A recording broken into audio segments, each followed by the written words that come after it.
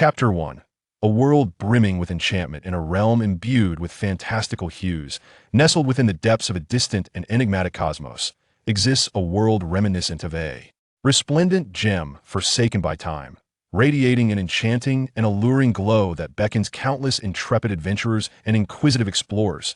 Armed with reverence and yearning for the unknown, they embark upon this magical land to unveil its layers of mystery. The sky of this world is not the monotonous blue we know, but rather a splendid tapestry of vibrant colors, ever-changing in its display. During the day, colossal clouds, reminiscent of cotton candy, yet shimmering with peculiar light, drift across the heavens. These clouds seem to be imbued with life by sorcery, morphing into myriad shapes and shades in accordance with the passage of time and the whims of the weather. At times, they coalesce to form a magnificent aerial castle, with its walls, towers, and banners clearly visible, as though casting a shadow of some mystical kingdom upon the sky. At other moments, they disperse, transforming into a galloping herd of steeds, their manes billowing, hooves stirring the air, as they thunder across the sky, leaving behind trails of vibrant light. As night descends, the sky is adorned with a dazzling array of stars, more luminous and densely clustered than those on Earth, weaving intricate patterns and constellations. One can behold the majestic dragon constellation, its serpentine form glistening with a cold light as it soars through the heavens, alongside the enchanting fairy constellation, draped in a splendid gown, wand in hand, smiling as if bestowing blessings upon the world. The night sky often hosts mysterious shooting stars and radiant auroras, the former trailing elongated tails and emitting melodious sounds, as if recounting ancient legends, while the latter dances in a myriad of shapes and colors, enveloping the land in a dreamlike ambience. On the enchanting terrain of this world, diverse landscapes abound, brimming with endless surprises and challenges.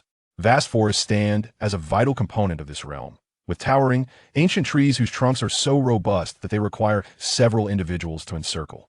The trees vary in species, some bear golden leaves that glimmer in the sunlight, appearing as though forged from gold, while others yield enormous fruits, delectable and imbued with miraculous properties that enhance strength, heal ailments, and even bestow fleeting magical abilities. Among these woods reside an array of extraordinary creatures. Delicate fairies, adorned with transparent wings that radiate a gentle glow, flit harmoniously through the trees, adept in the art of nature magic, coaxing flowers to bloom, and facilitating the growth of trees while communicating with animals through telepathy. There are also formidable unicorns, their bodies as pristine as snow, adorned with spiraled horns shimmering with arcane runes. These majestic beings wield tremendous magical power. Their horns can dispel malevolence and heal wounds, yet they remain elusive, appearing only to those of genuine purity and kindness. Beyond the forest lies an expansive desert, where the sands are not mere ordinary grains, but rather a vibrant, luminescent mosaic. Under the sun's embrace, the desert transforms into a kaleidoscope of colors, resembling an immense tapestry spread across the earth. Hidden within are countless mysterious relics and treasures, drawing numerous adventurers to seek their fortunes. However, dangers lurk within this arid expanse, including colossal sandworms that can swiftly traverse the sands, their gaping maws capable of devouring any creature that dares approach. Additionally, sandstorms can erupt, unleashing ferocious winds and blinding dust, plunging the desert into chaos and obscuring one's sense of direction. At the heart of this world towers a magnificent mountain, piercing the clouds, its summit eternally cloaked in ice and snow. The ice here is not ordinary, it consists of enchanted crystals, utilized to forge formidable magical weapons and armor, making this peak a coveted sanctuary for wizards and blacksmiths alike.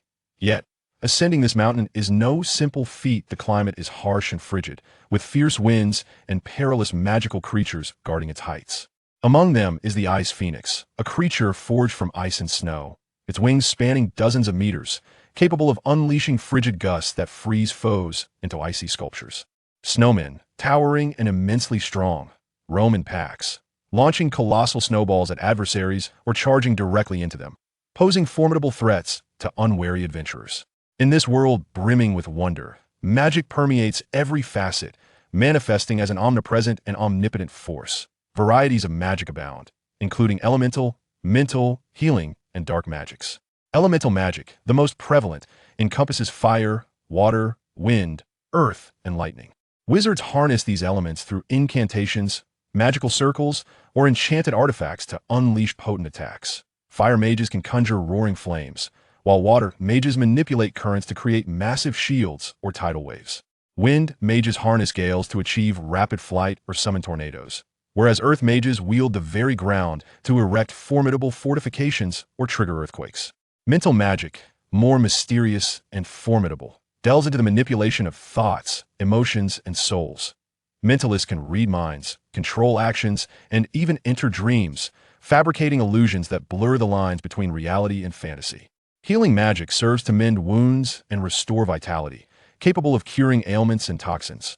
Conversely, dark magic, often prohibited, is associated with malevolence, death, and destruction. Dark mages summon demons and specters, wielding curses and plagues to sow chaos and suffering. This realm is also home to myriad enigmatic races and civilizations. Beyond humanity, one finds elves, dwarves, orcs, and dragons.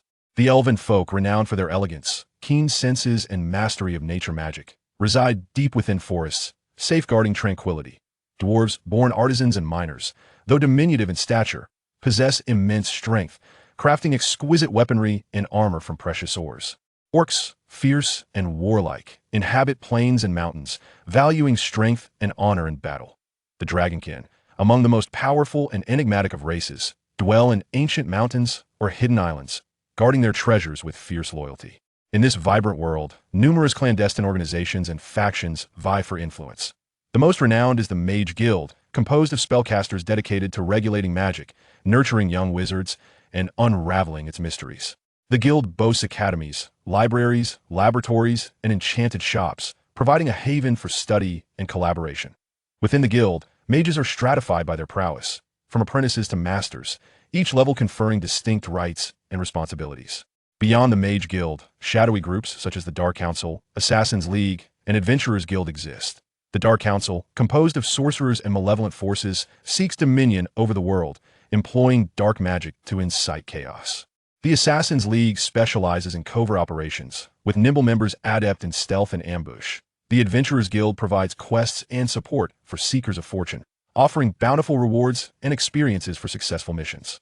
This enchanting world serves as a grand stage upon which myriad captivating tales unfold. From the rise and fall of heroes to the bittersweet nature of love, the loyalty and treachery of friendship, and the stark realities of war, every individual who enters this realm pens their own legend. Whether they be valiant adventurers, astute mages, benevolent elves, or audacious orcs, each leaves their mark, becoming an indispensable part of this extraordinary tapestry. The allure of this world's mystery and wonder will forever entice others to explore and discover, ensuring its tales endure, vibrant and alive. Chapter 2. The strong shall prevail and radiant. It is said that this sword possesses the power to pierce through the darkness and bring forth light. To Su Yao, the dean gifted a mystical water pendant, said to enhance her affinity with water magic, allowing her to manipulate elements with even greater precision and finesse. With their hearts full of determination and gratitude, Lin Feng and Su Yao set forth from the hallowed halls of Sheng Yao Academy, embarking on a journey that would not only test their strength but also forge their destinies. As they traversed the vast expanse of the continent, they encountered trials that challenged their abilities and tested their resolve. In the face of adversity, they remained steadfast, their bond growing stronger with each challenge they overcame. As they delved deeper into the mysteries of the world, they discovered ancient ruins, encountered legendary beasts, and forged alliances with other powerful beings. Each encounter enriched their experiences, molding them into formidable warriors. Yet, the shadow of the Shadow Society loomed ever closer, their ambitions relentless. Lin Feng and Su Yao's reputation as rising stars attracted the attention of not only allies but also adversaries, each vying for power in a world where the strong thrived and the weak perished. Through the crucible of conflict, they understood that strength was not merely a reflection of physical prowess, but also the embodiment of wisdom, compassion, and resilience. Their journey was not just about personal growth, but also about protecting the innocent and standing against the encroaching darkness. As they ventured forth, the legends of Lin Feng and Su Yao began to take shape, echoing across the lands, inspiring others to rise against tyranny and injustice. They would become beacons of hope in a world where the strong wielded power, but where the true measure of strength lay in the courage to fight for what was right. Thus, their saga began, a tale woven with valor, friendship, and the indomitable spirit of those who dare to challenge fate. Chapter 3. The Power of Martial Souls in the Mystical and Enchanting Realm of Douluo Continent. The power of martial souls shines like a brilliant star. Suspended in the firmament of every living being, radiating a unique and captivating light that governs the destinies of countless creatures, weaving grand and moving legendary tapestries. The martial soul, as an innate and extraordinary ability on Douluo Continent, finds its origins deeply rooted in the ancient and mysterious history of this land. According to legend, in the primordial era when the heavens and earth were newly formed, chaos reigned supreme, and the energies of the universe flowed freely, intertwining and converging. After a cataclysmic transformation of the world, a mysterious and potent force, akin to a seed brimming with boundless vitality and potential, was quietly buried beneath every inch of Douluo Continent. As time gently unfolded, this force, nurtured by the earth in the passage of years, gradually gave rise to the wondrous existence known as the martial soul. The forms of martial souls are diverse and myriad, encompassing the myriad shapes and qualities of all things in existence, from the vast and boundless starry skies to the expansive and majestic mountains and rivers, from the lively and vibrant creatures of the air and land to the flourishing flora and fauna, and even to the abstract and enigmatic elemental forces in the fantastical spirits of objects. All can manifest as martial souls. Some martial souls resemble the fiercely burning flames, their blazing inferno capable of reducing the world to ashes. Their wielders can command the power of fire to unleash devastating fiery assaults, incinerating foes in searing heat. Others may take the form of a howling tempest, intangible yet possessing the capacity to unleash cataclysmic power, summoning raging winds and surging tides to sweep away all that stands in their path. Some martial souls stand tall and unyielding like towering mountains, providing their bearers with the strength to erect impenetrable barriers against external attacks. Others, akin to agile birds, soar gracefully through the skies, endowing their masters with extraordinary speed and dexterity, allowing them to dart through battle like phantoms, striking foes with unexpected lethal precision. Still, other martial souls evoke the deep and mysterious night sky, dotted with countless stars, harboring infinite secrets and unknowns. Their possessors can wield various unfathomable skills, plunging adversaries into confusion and dread beneath the weight of the celestial expanse. The awakening of the martial soul marks a pivotal moment in the lives of every child on Douluo Continent, akin to a ray of dawn piercing the darkness of the night sky, illuminating their path ahead and determining their starting point and destiny in this world. When a child reaches the age of 6, they will partake in a sacred ritual to welcome the awakening of their martial soul. Within a solemn and reverent martial soul hall, intricate and mysterious magical arrays are inscribed upon the ground, shimmering with a faint glow, as if resonating with some enigmatic force of nature. The awakening ceremony is typically presided over by an experienced and powerful soul master, adorned in resplendent robes and wielding a staff embedded with dazzling gems, their gaze exuding authority and solemnity. Before the commencement of the ceremony, the children are ushered to the center of the magical array, their eyes brimming with anxiety, anticipation, and curiosity. The soul master intones an ancient and arcane incantation, and as the resonant words reverberate through the vast hall, the magical array begins to emanate a gentle luminescence. Beams of light, akin to ethereal serpents, surge forth from the intricate patterns, entwining around the children. Bathed in this radiant glow, the children's bodies tremble slightly, as if undergoing a profound spiritual baptism. Suddenly, a brilliant beam of light erupts from one child's being, gradually revealing a nebulous figure or object, signifying the awakening of their martial soul. Some children awaken formidable beast martial souls, such as the awe-inspiring white tiger, its immense form roaring with a deafening ferocity that causes the entire soul hall to tremble. Others manifest elemental martial souls, like the resplendent rainbow soul, where 7 colors intertwine, reminiscent of the most beautiful rainbow descending from the heavens, while some awaken weapon martial souls, such as the razor-sharp sword soul, its blade glinting ominously, exuding a fierce aura that commands respect. Upon the awakening of their martial souls, the children embark on the arduous journey to becoming soul masters. The path of cultivation for a soul master resembles a towering, perilous mountain, each step fraught with challenges and hardships, demanding countless sweat, effort, and sacrifice. Throughout their training, soul masters must continually refine their abilities through rigorous practice and combat, elevating their soul power levels, while also hunting soul beasts to acquire soul rings, thereby augmenting the strength and skills of their martial souls. The levels of soul power range from the novice soul scholar to the exalted title Douluo, encompassing 10 tiers, each subdivided into 10 stages. As soul power levels ascend, the soul master's prowess undergoes a transformative evolution. At the soul scholar stage, the newly initiated soul masters possess relatively feeble strength, capable of executing only the most elementary martial soul skills, such as emitting a faint energy wave or briefly summoning a fragment of their martial soul's power for attack or defense. Upon reaching the soul master stage, their abilities significantly amplify, allowing them to adeptly wield martial soul skills and perform rudimentary martial soul fusion techniques, collaborating with allies to unleash greater strength. As they progress to the Great Soul Master stage, their unique capabilities begin to manifest, enabling them to materialize their martial soul's true form, maximizing its inherent power and enhancing both their offensive and defensive capacities in battle. Advanced Soul Masters, beyond the Soul Sovereign level, face monumental challenges and opportunities with each elevation in soul power, granting them the ability to execute even more potent and intricate martial soul skills, alongside mastering specialized domain techniques that create advantageous combat environments, thereby dominating the battlefield. Hunting soul beasts for soul rings is a pivotal and perilous aspect of a soul master's cultivation journey, representing one of the most treacherous and daunting challenges. Soul beasts, as enigmatic creatures imbued with immense power, inhabit the expansive forests, profound mountains, tumultuous oceans, and those seldom-trodden mysterious realms of the Douluo continent. Their strengths vary from feeble to formidable, classified by their age into different tiers: 10-year soul beasts, 100-year soul beasts, 1,000-year soul beasts, 10,000-year soul beasts, and 100,000-year soul beasts. Each tier of soul beast possesses distinct powers and intellect.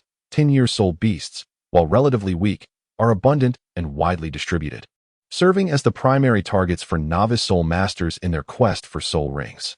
100-year soul beasts exhibit a certain level of offensive and defensive capabilities, necessitating caution from intermediate soul masters. 1,000-year soul beasts are potent, endowed with unique skills and wisdom, presenting a challenge only senior soul masters can undertake. 10,000-year soul beasts are deemed sovereigns of their domain, with the power to obliterate a city, daring only the elite teams of soul masters or formidable title Douluo to encroach upon their territory. The 100,000-year soul beasts are legendary entities, possessing near-human intelligence and cataclysmic power. Their emergence would undoubtedly reverberate across the entire Douluo continent. When soul masters prepare to hunt for soul rings, they must venture deep into the habitats of soul beasts, meticulously seeking those suited to their needs.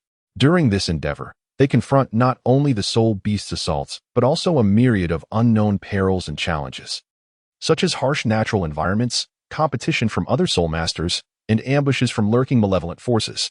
Upon locating their target soul beast, the soul master must employ their intellect and strength to engage in a heart-pounding life-and-death struggle.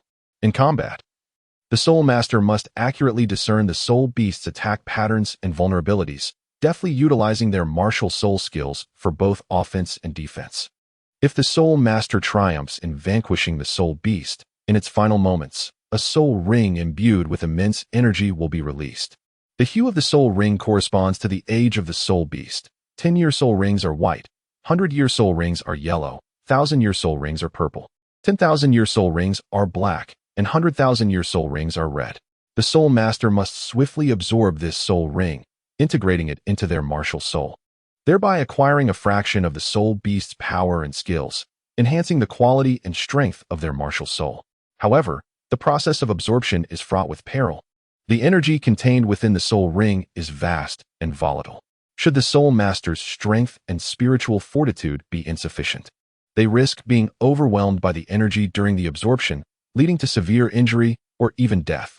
Thus, every endeavor to procure a soul ring serves as a rigorous trial of the soul master's strength and fate. On the Douluo continent, the power of martial souls can be further elevated and manifested through martial soul fusion techniques. This rare and formidable skill necessitates a profound synergy and coordination between two or more soul masters, whose martial souls must exhibit complementary attributes or characteristics. When these conditions are met, the soul masters can merge their martial soul powers through a unique flow of soul energy and combat cooperation, creating a novel and unparalleled form of power. For instance, there exists a martial soul fusion technique called Dragon and Phoenix, presenting auspiciousness. which requires a soul master with a dragon martial soul and another with a phoenix martial soul to execute in unison. As the two soul masters unleash their respective martial spirits, the dragon spirit spirals gracefully through the air while the phoenix spirit soars majestically alongside it. The powers of these two martial spirits intertwine and resonate, gradually coalescing into a magnificent ethereal image of a dragon and phoenix. This majestic apparition possesses a formidable strength that transcends that of a singular martial spirit, capable of unleashing cataclysmic energy attacks such as Dragon Phoenix Flames and Dragon Phoenix Storms, instantly engulfing adversaries in a torrent of overwhelming energy.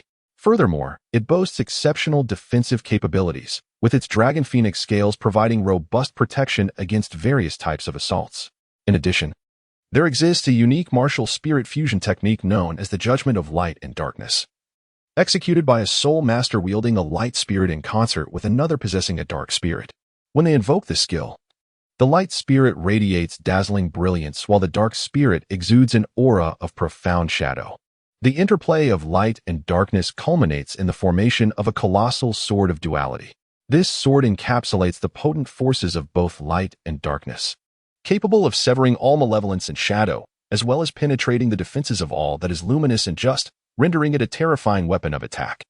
The advent of martial spirit fusion techniques not only equips soul masters with formidable means of achieving victory in battle, but also enriches the combat system and strategic tactics on the Douluo continent, rendering confrontations ever more spectacular and unpredictable. Beyond fusion techniques, certain exceptional martial spirits possess unique evolutionary paths, enabling them to transcend their limits, achieving a qualitative leap to become even mightier entities. These extraordinary martial spirits typically exhibit remarkable growth potential, and under specific conditions, such as absorbing rare celestial treasures, undergoing life and death trials, or receiving the blessing of mysterious forces, they may undergo astonishing transformations, embarking on a journey of evolution. For instance, a plant-type martial spirit known as the Blue-Silver Emperor initially exists merely as an ordinary blue-silver grass spirit, commonly found throughout the Douluo continent, with relatively weak power. However, as the soul master with the Blue-Silver Emperor spirit diligently explores and cultivates during their training, they gradually uncover the secrets and potential of this martial spirit. By absorbing substantial life energy, such as practicing in the vibrant ancient forests or consuming celestial herbs imbued with potent vitality, they activate the conditions for the Blue-Silver Emperor's evolution. In a fortuitous encounter, the bearer of the Blue-Silver Emperor spirit discovers a seed radiating a golden glow within a mysterious valley. This seed contains an ancient and enigmatic life essence, and upon its absorption, the Blue-Silver Emperor spirit undergoes a transformative metamorphosis.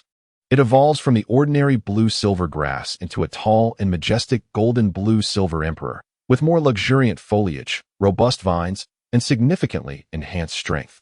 The evolved Blue-Silver Emperor martial spirit not only possesses formidable offensive and defensive capabilities, but also harbors unique abilities, such as the capacity to unleash a golden realm of life. Within this realm, the vitality recovery rate of all allies is significantly enhanced, while the life force of adversaries is gradually diminished. It can also summon powerful Blue-Silver Emperor guardian spirits, which boast remarkable combat prowess and assist soul masters in battle, serving as invaluable allies. Throughout the annals of Douluo continent's history, those endowed with potent martial spirits shine like brilliant stars, etching countless radiant legends upon this land. Some, through their strength and wisdom, have ascended to become sovereigns, ruling vast territories and establishing formidable empires or clans. Others have valiantly fought against the forces of evil to safeguard justice and peace, etching magnificent heroic ballads with their very lives. Still, others have relentlessly pursued the zenith of martial spirit power, exploring and innovating, discovering numerous new martial spirit skills, cultivation methods, and secrets of soul beasts, thereby making significant contributions to the culture and martial arts of Douluo continent. For instance, in ancient times, there existed a powerful soul master named Tangchen, who possessed the Haotian hammer martial spirit, lauded as the mightiest weapon spirit in the world. With the immense power of the Haotian hammer and his unparalleled talent, Tang Chun ascended to the pinnacle of titled Douluo, becoming one of the most formidable beings on Douluo continent. He led his clan to establish the Grand Haotian sect, which, under his leadership, flourished and became a preeminent force among various soul master sections. Tang Chun fought countless battles throughout his life, having once single-handedly infiltrated the lair of malevolent forces, vanquishing their leader with the overwhelming might of the Haotian hammer, thus making monumental contributions to the peace and tranquility of Douluo continent. However, in his quest for higher realms, Tang Chen faced numerous setbacks and challenges. He had heard whispers of a power in a distant, mysterious land that could transcend the limits of tidal Douluo, and thus he resolutely embarked on an exploratory journey. Throughout this arduous expedition, he encountered countless tribulations and faced assaults from formidable soul beasts and evil entities, yet he never wavered. Ultimately, he discovered clues regarding the breakthrough of realms within a mysterious ruin, yet this also led him into a formidable crisis. Although Tang Chen ultimately did not succeed in surpassing the limits of tidal Douluo, his legendary tale continues to inspire generations of soul masters, becoming an immortal saga upon Douluo continent. The power of martial spirits, as the core system of strength on Douluo continent, not only shapes the unique social structure, cultural traditions, and values of this land, but also profoundly influences the fate and choices of every being. In this world, where martial spirits reign supreme, each individual strives diligently for the pursuit of stronger martial spirit power, continuously exploring, growing, and challenging themselves on their path of cultivation, thus inscribing their own legendary narratives. Whether it be those nascent soul masters, brimming with dreams, or the unparalleled powerhouses who stand atop the pinnacle of martial spirits, instilling across the realms, they all comprehend that the might of their martial souls is the very essence of their existence and growth in this world. It serves as the cornerstone for realizing their aspirations and pursuing glory. The Douluo continent, a land imbued with fantasy and mystery, shall continue to unfold countless captivating legendary tales under the radiance of martial soul power, its brilliance and splendor forever enduring. Chapter 4. The Bloodbath Beyond Dimensions and the Distant and Enigmatic Depths of the Universe, amidst a vast expanse known as the Outer Domain. A heart-stopping and fiercely brutal bloodbath is fervently unfolding.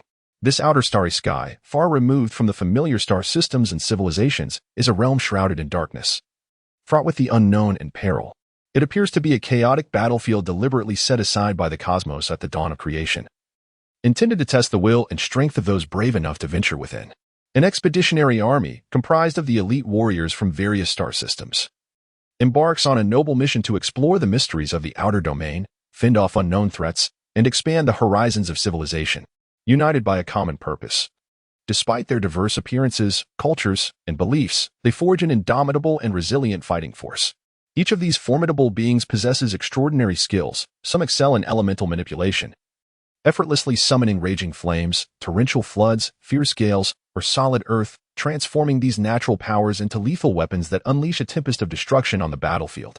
Others are adept in psychic abilities, their minds sharp as blades, capable of penetrating the mental defenses of their foes, reading thoughts, controlling actions, or unleashing devastating psychic shocks that plunge enemies into chaos, fear, and despair.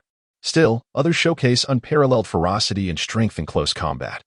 Wielding immense physical power and refined fighting techniques, their every strike seemingly imbued with the force to tear through the very stars, instilling dread in the hearts of their adversaries.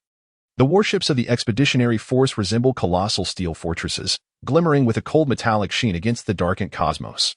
These vessels are equipped with the most advanced technological achievements from various star systems, incorporating formidable energy shields, powerful particle cannons, precise navigation systems, and efficient energy supply devices. The ship's designs vary. Some are streamlined, akin to great whales traversing the starry expanse, capable of swift navigation across the cosmos, rapidly reaching every corner of the battlefield. Others stand as towering mobile fortresses, fortified with heavy armor and potent firepower, capable of withstanding fierce assaults in the heat of battle while delivering powerful counterattacks. Inside the warships, an array of instruments radiates with vibrant hues as diligent crew members navigate between their posts, meticulously monitoring the vessel's data and operational status. In the command room, the fleet commanders gazed gravely at the vast display screen before them, which flickered with an array of battlefield information and the movements of the enemy fleet. Utilizing this data, they swiftly formulated strategies and issued commands, orchestrating the actions of the entire fleet on the battlefield.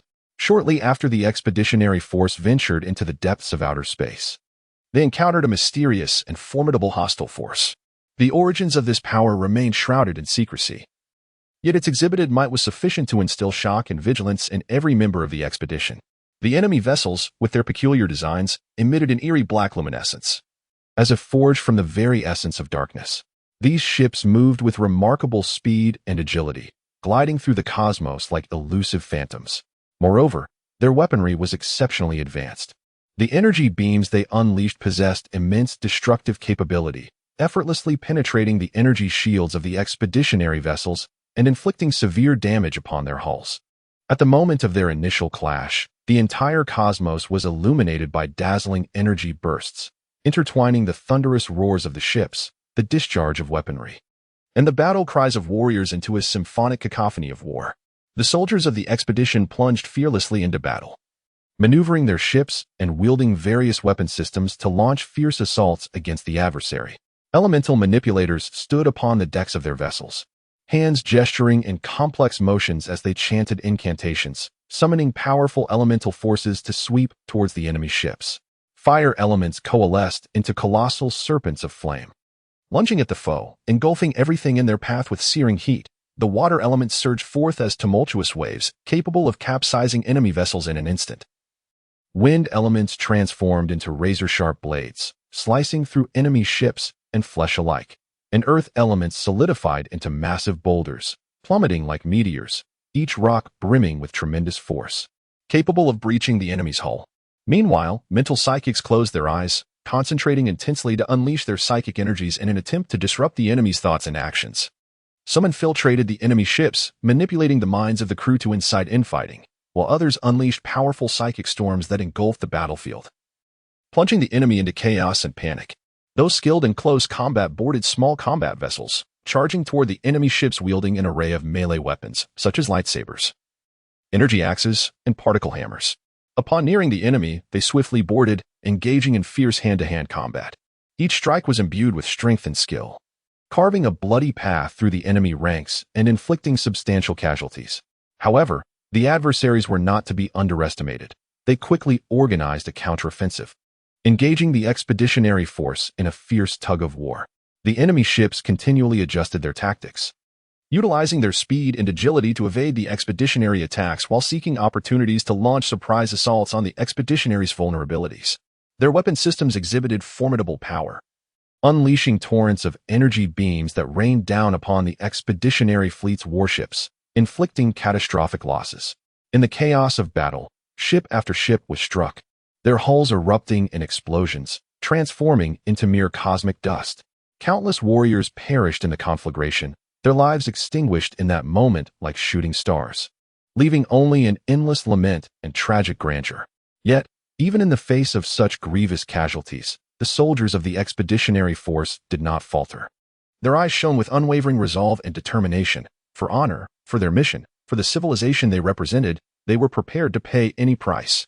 As the battle raged on, the strength of both sides waned, yet the conflict remained stalemated.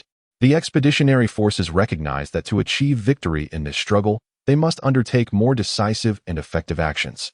Consequently, after an urgent consultation, the fleet commanders resolved to deploy an elite strike team to penetrate enemy lines and launch an assault on the adversary's flagship or critical installations. This strike team was composed of the foremost warriors from various races, endowed with extraordinary combat abilities and extensive experience. They were the expeditionary force's last trump card. Approaching the enemy stronghold aboard a specially modified stealth warship, the strike team stealthily advanced. As they neared the enemy flagship, they encountered formidable defenses. Yet through exceptional piloting skills and overwhelming combat prowess, they repeatedly breached the enemy's lines. Upon reaching the vicinity of the enemy flagship, they launched their assault without hesitation. The stealth warship instantly disengaged its cloaking mechanism, unleashing a barrage of weaponry upon the enemy flagship. Powerful energy beams sliced through the dark expanse of space, striking true at the enemy vessel. Under the sudden onslaught, the flagship's energy shields flickered and fractured. Immediately, the strike team members piloted their combat craft, akin to a flock of ravenous falcons, charging toward the enemy flagship. In their aerial maneuvers, they deftly avoided enemy fire and successfully boarded the ship. Once aboard, the strike team quickly initiated their operations, engaging in fierce close-quarters combat with the enemy crew. They navigated the narrow corridors, utilizing the terrain and environment to launch ambushes and surprise attacks. Elemental manipulators unleashed their powers within the ship, sowing chaos and panic. Psychic warriors infiltrated the minds of the enemy, creating advantageous conditions for their comrades. Close combat specialists wielded their weapons with deadly efficiency, systematically dispatching foes. Amidst the valiant efforts of the strike team, the interior of the enemy flagship descended into turmoil. However, the adversary was not to be outdone. They swiftly organized a counteroffensive to encircle the strike team. A brutal struggle unfolded within the flagship, blood-staining every inch of the ship's interior. Faced with immense pressure and peril, the strike team members refused to yield, cooperating and supporting one another as they engaged in a desperate fight for survival. In a pivotal moment of combat, a valiant assault team member, endowed with formidable elemental powers, resolutely sacrificed himself, amalgamating all his elemental energy to instigate a colossal explosion. The tremendous force unleashed by this detonation instantaneously engulfed the entire enemy flagship, utterly annihilating its core. With the adversary's flagship incapacitated, their fleet descended into chaos, providing the expeditionary forces with a golden opportunity to launch a comprehensive counteroffensive. They piloted their warships like a pride of enraged lions, charging towards the enemy and achieving a decisive victory. This fierce battle in the expanse culminated in the arduous triumph of the expeditionary forces. Yet, the cost of this victory was steep. Countless warriors perished in the fray, their blood staining the vast cosmic expanse. Exhausted and wounded, the expeditionary forces slowly returned to their civilized star system, where they were met with fervent welcomes and profound respect from their entire civilization. Grand funerals were held for the brave soldiers who had made the ultimate sacrifice, their names etched into the annals of history, immortalized as eternal heroes. The experience of this battle would become an invaluable legacy for the civilization, inspiring future generations to relentlessly explore the mysteries of the universe and face the unknown challenges with courage, striving for the advancement and progress of their civilization. Chapter 5, Pursued by Family in that bustling yet tumultuous realm of fantasy, the family, which should have been a sanctuary of blood ties and a bastion of honor and legacy, had, for him, Aoteon, transformed overnight into a terrifying nightmare. Thus began a gripping and life-threatening pursuit, mercilessly drawing him into the tumultuous waves of fate. Aoteon was born into the prestigious and influential Ling family, a lineage that has stood tall on this continent for centuries. The Ling family, with its profound heritage and a lineage of formidable warriors, commands abundant resources and vast territories. Their ancestral mansion resembles a grand and magnificent castle, nestled within a bustling metropolis, adorned with intricate carvings and splendid decorations, exuding boundless majesty and opulence. The scions of the family undergo rigorous training and education from a young age, with the hope that they will inherit the family's glory and perpetuate the brilliance of the Ling clan. As a member of this esteemed lineage, Aoteon demonstrated extraordinary talent for cultivation from an early age. His unique physique and keen spiritual roots endowed him with an understanding of martial arts and techniques that far surpassed his peers. The family regarded him as a dazzling star of the future, placing great expectations upon him, nurturing his potential with care, and aspiring for him to become the pillar of the family, leading the Ling clan towards a more prosperous future. However, the wheels of fate turned unexpectedly. During a mysterious expedition organized by the family to explore ancient ruins, Aoteon inadvertently acquired an ancient artifact radiating a strange luminescence. This object, resembling an archaic ring inscribed with obscure runes and patterns, imbued him with a powerful and enigmatic force the moment he made contact. This surge caused his body to tremble slightly, and his mind was flooded with vague images and information, hinting at a colossal secret. Yet, Aoteon chose not to disclose this matter to anyone in the family, acutely aware of the artifact's significance and instinctively sensing that its revelation could lead to endless troubles. Nevertheless, secrets have a way of escaping into the world. For reasons unknown, news of Aoteon's possession of the mystical artifact spread, reaching the ears of the greedy and ambitious within the family. Lured by the artifact's mysterious power, they were consumed by an intense desire for possession. Covertly, they conspired, forming a nefarious faction intent on seizing the treasure from Aoteon's grasp. One fateful night, under the cover of darkness, this faction launched a sudden assault on Aoteon. Exploiting the moment he was engrossed in his practice within his residence, they dispatched a cadre of well-trained assassins, clad in black and masked, armed with razor-sharp weapons, who stealthily infiltrated Aoteon's chamber. Sensing the imminent danger, Aoteon became alert, swiftly rising to confront the threat. Drawing upon his keen instincts and exceptional martial prowess, He engaged in a fierce battle with the assassins. Despite his considerable strength, the sheer number of assailants, each skilled in their own right, overwhelmed him, plunging him into a desperate struggle. During the fray, Ao Tian gradually discerned that the assassins seemed to anticipate his every move, as if guided by an unseen hand, sending a chill through him and making him realize that this attack was no mere coincidence. After a protracted struggle, Ao Tian seized an opportunity to unleash his signature technique, the Phantom Gale Step, an advanced lightness skill he had acquired through serendipitous means, enabling him to unleash an extraordinary burst of speed, rendering his form as elusive as a wisp. Utilizing this technique, Ao Tian successfully broke through the encirclement of the assassins and escaped the confines of the family mansion. Yet he was acutely aware that his troubles had only just begun, for the pursuers within his family would not easily relent. After Ao Yin fled his family estate, he embarked on a perilous journey of escape. He was acutely aware that he must swiftly enhance his strength to survive the relentless pursuit of his kin. Thus, he set forth on a path fraught with hardships and challenges in his quest for cultivation. He scoured the land for resources to aid his training, delving into desolate mountains and remote valleys in search of hidden spiritual herbs and medicines. He infiltrated ancient ruins, striving to glean insights and techniques from the murals, ancient texts, and treasures within. Engaging in fierce battles with formidable magical beasts, he honed his martial skills and combat techniques, extracting the cores from these beasts to bolster his own power. Throughout this arduous journey, he encountered countless dangers and adversities. In the wilds, he frequently faced ferocious beasts. These creatures, massive in size and possessing tremendous strength, harbored a deep-seated animosity towards Ao Yin, attacking him on sight. Ao Yin had to remain perpetually vigilant, engaging in life-and-death struggles with these beasts. During one such encounter with a colossal black bear, the creature's paw could summon a tempest with a mere swipe, its might rendering Ao Yin's resistance nearly futile. However, Ao Yin did not falter. He observed the bear's attack patterns with a calm demeanor, searching for its vulnerabilities. Ultimately, he discerned that the bear's abdomen was relatively soft. Seizing the opportunity, he unleashed his martial technique, the Gale Fist, channeling all his strength into a single blow that struck the bear's midsection, forcing it back several paces. While the bear was still reeling, Ao Yin unleashed a flurry of attacks, ultimately slaying the beast and claiming its core.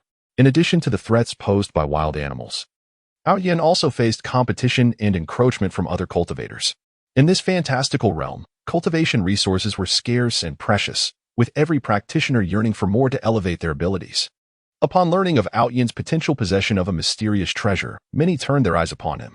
A group of cultivators banded together, intent on seizing his belongings during a moment of weakness. While on his quest to a mystical valley in search of spiritual herbs, Ao Yin encountered such a group. Comprising 3 practitioners, their strength surpassed his own. They obstructed his path, their eyes gleaming with greed and malice. One of them scoffed, "Hand over your treasure, boy, or this day shall mark your end." Ao Yin felt a surge of trepidation. He knew that confronting the trio head-on would likely lead to his defeat. Thus, he attempted to negotiate. "Esteemed brothers, I truly have no knowledge of any treasure. I am merely an ordinary cultivator seeking some herbs." Yet, the trio was evidently unconvinced, advancing menacingly towards him.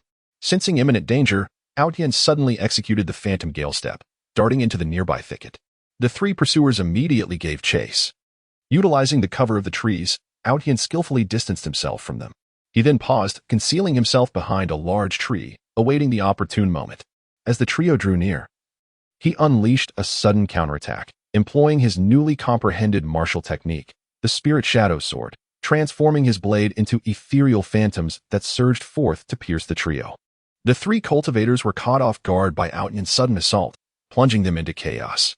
Seizing the opportunity, Ao Yin employed his Phantom Gale Step once more to escape the scene. During his flight and cultivation, Ao Yin forged alliances with like-minded companions. Among them were disheartened scions pursued by their families, as well as righteous souls he encountered along his journey. These friends offered him invaluable support and solidarity during his most arduous times, standing by his side to confront various dangers. Notably, there was a woman named Su Yao, a prodigy skilled in water magic. With a gentle and kind disposition, she possessed a pure heart. When Ao Yin found himself besieged by a horde of magical beasts, she intervened, utilizing her formidable water magic to repel them. From that moment, a profound friendship blossomed between Ao Yin and Su Yao. They trained together, exchanging insights and experiences in cultivation. Yin imparted to Su Yao certain martial techniques, while she, in turn, enhanced his perception and mastery of elemental forces. During one encounter with the pursuers from his family, Su Yao played a pivotal role.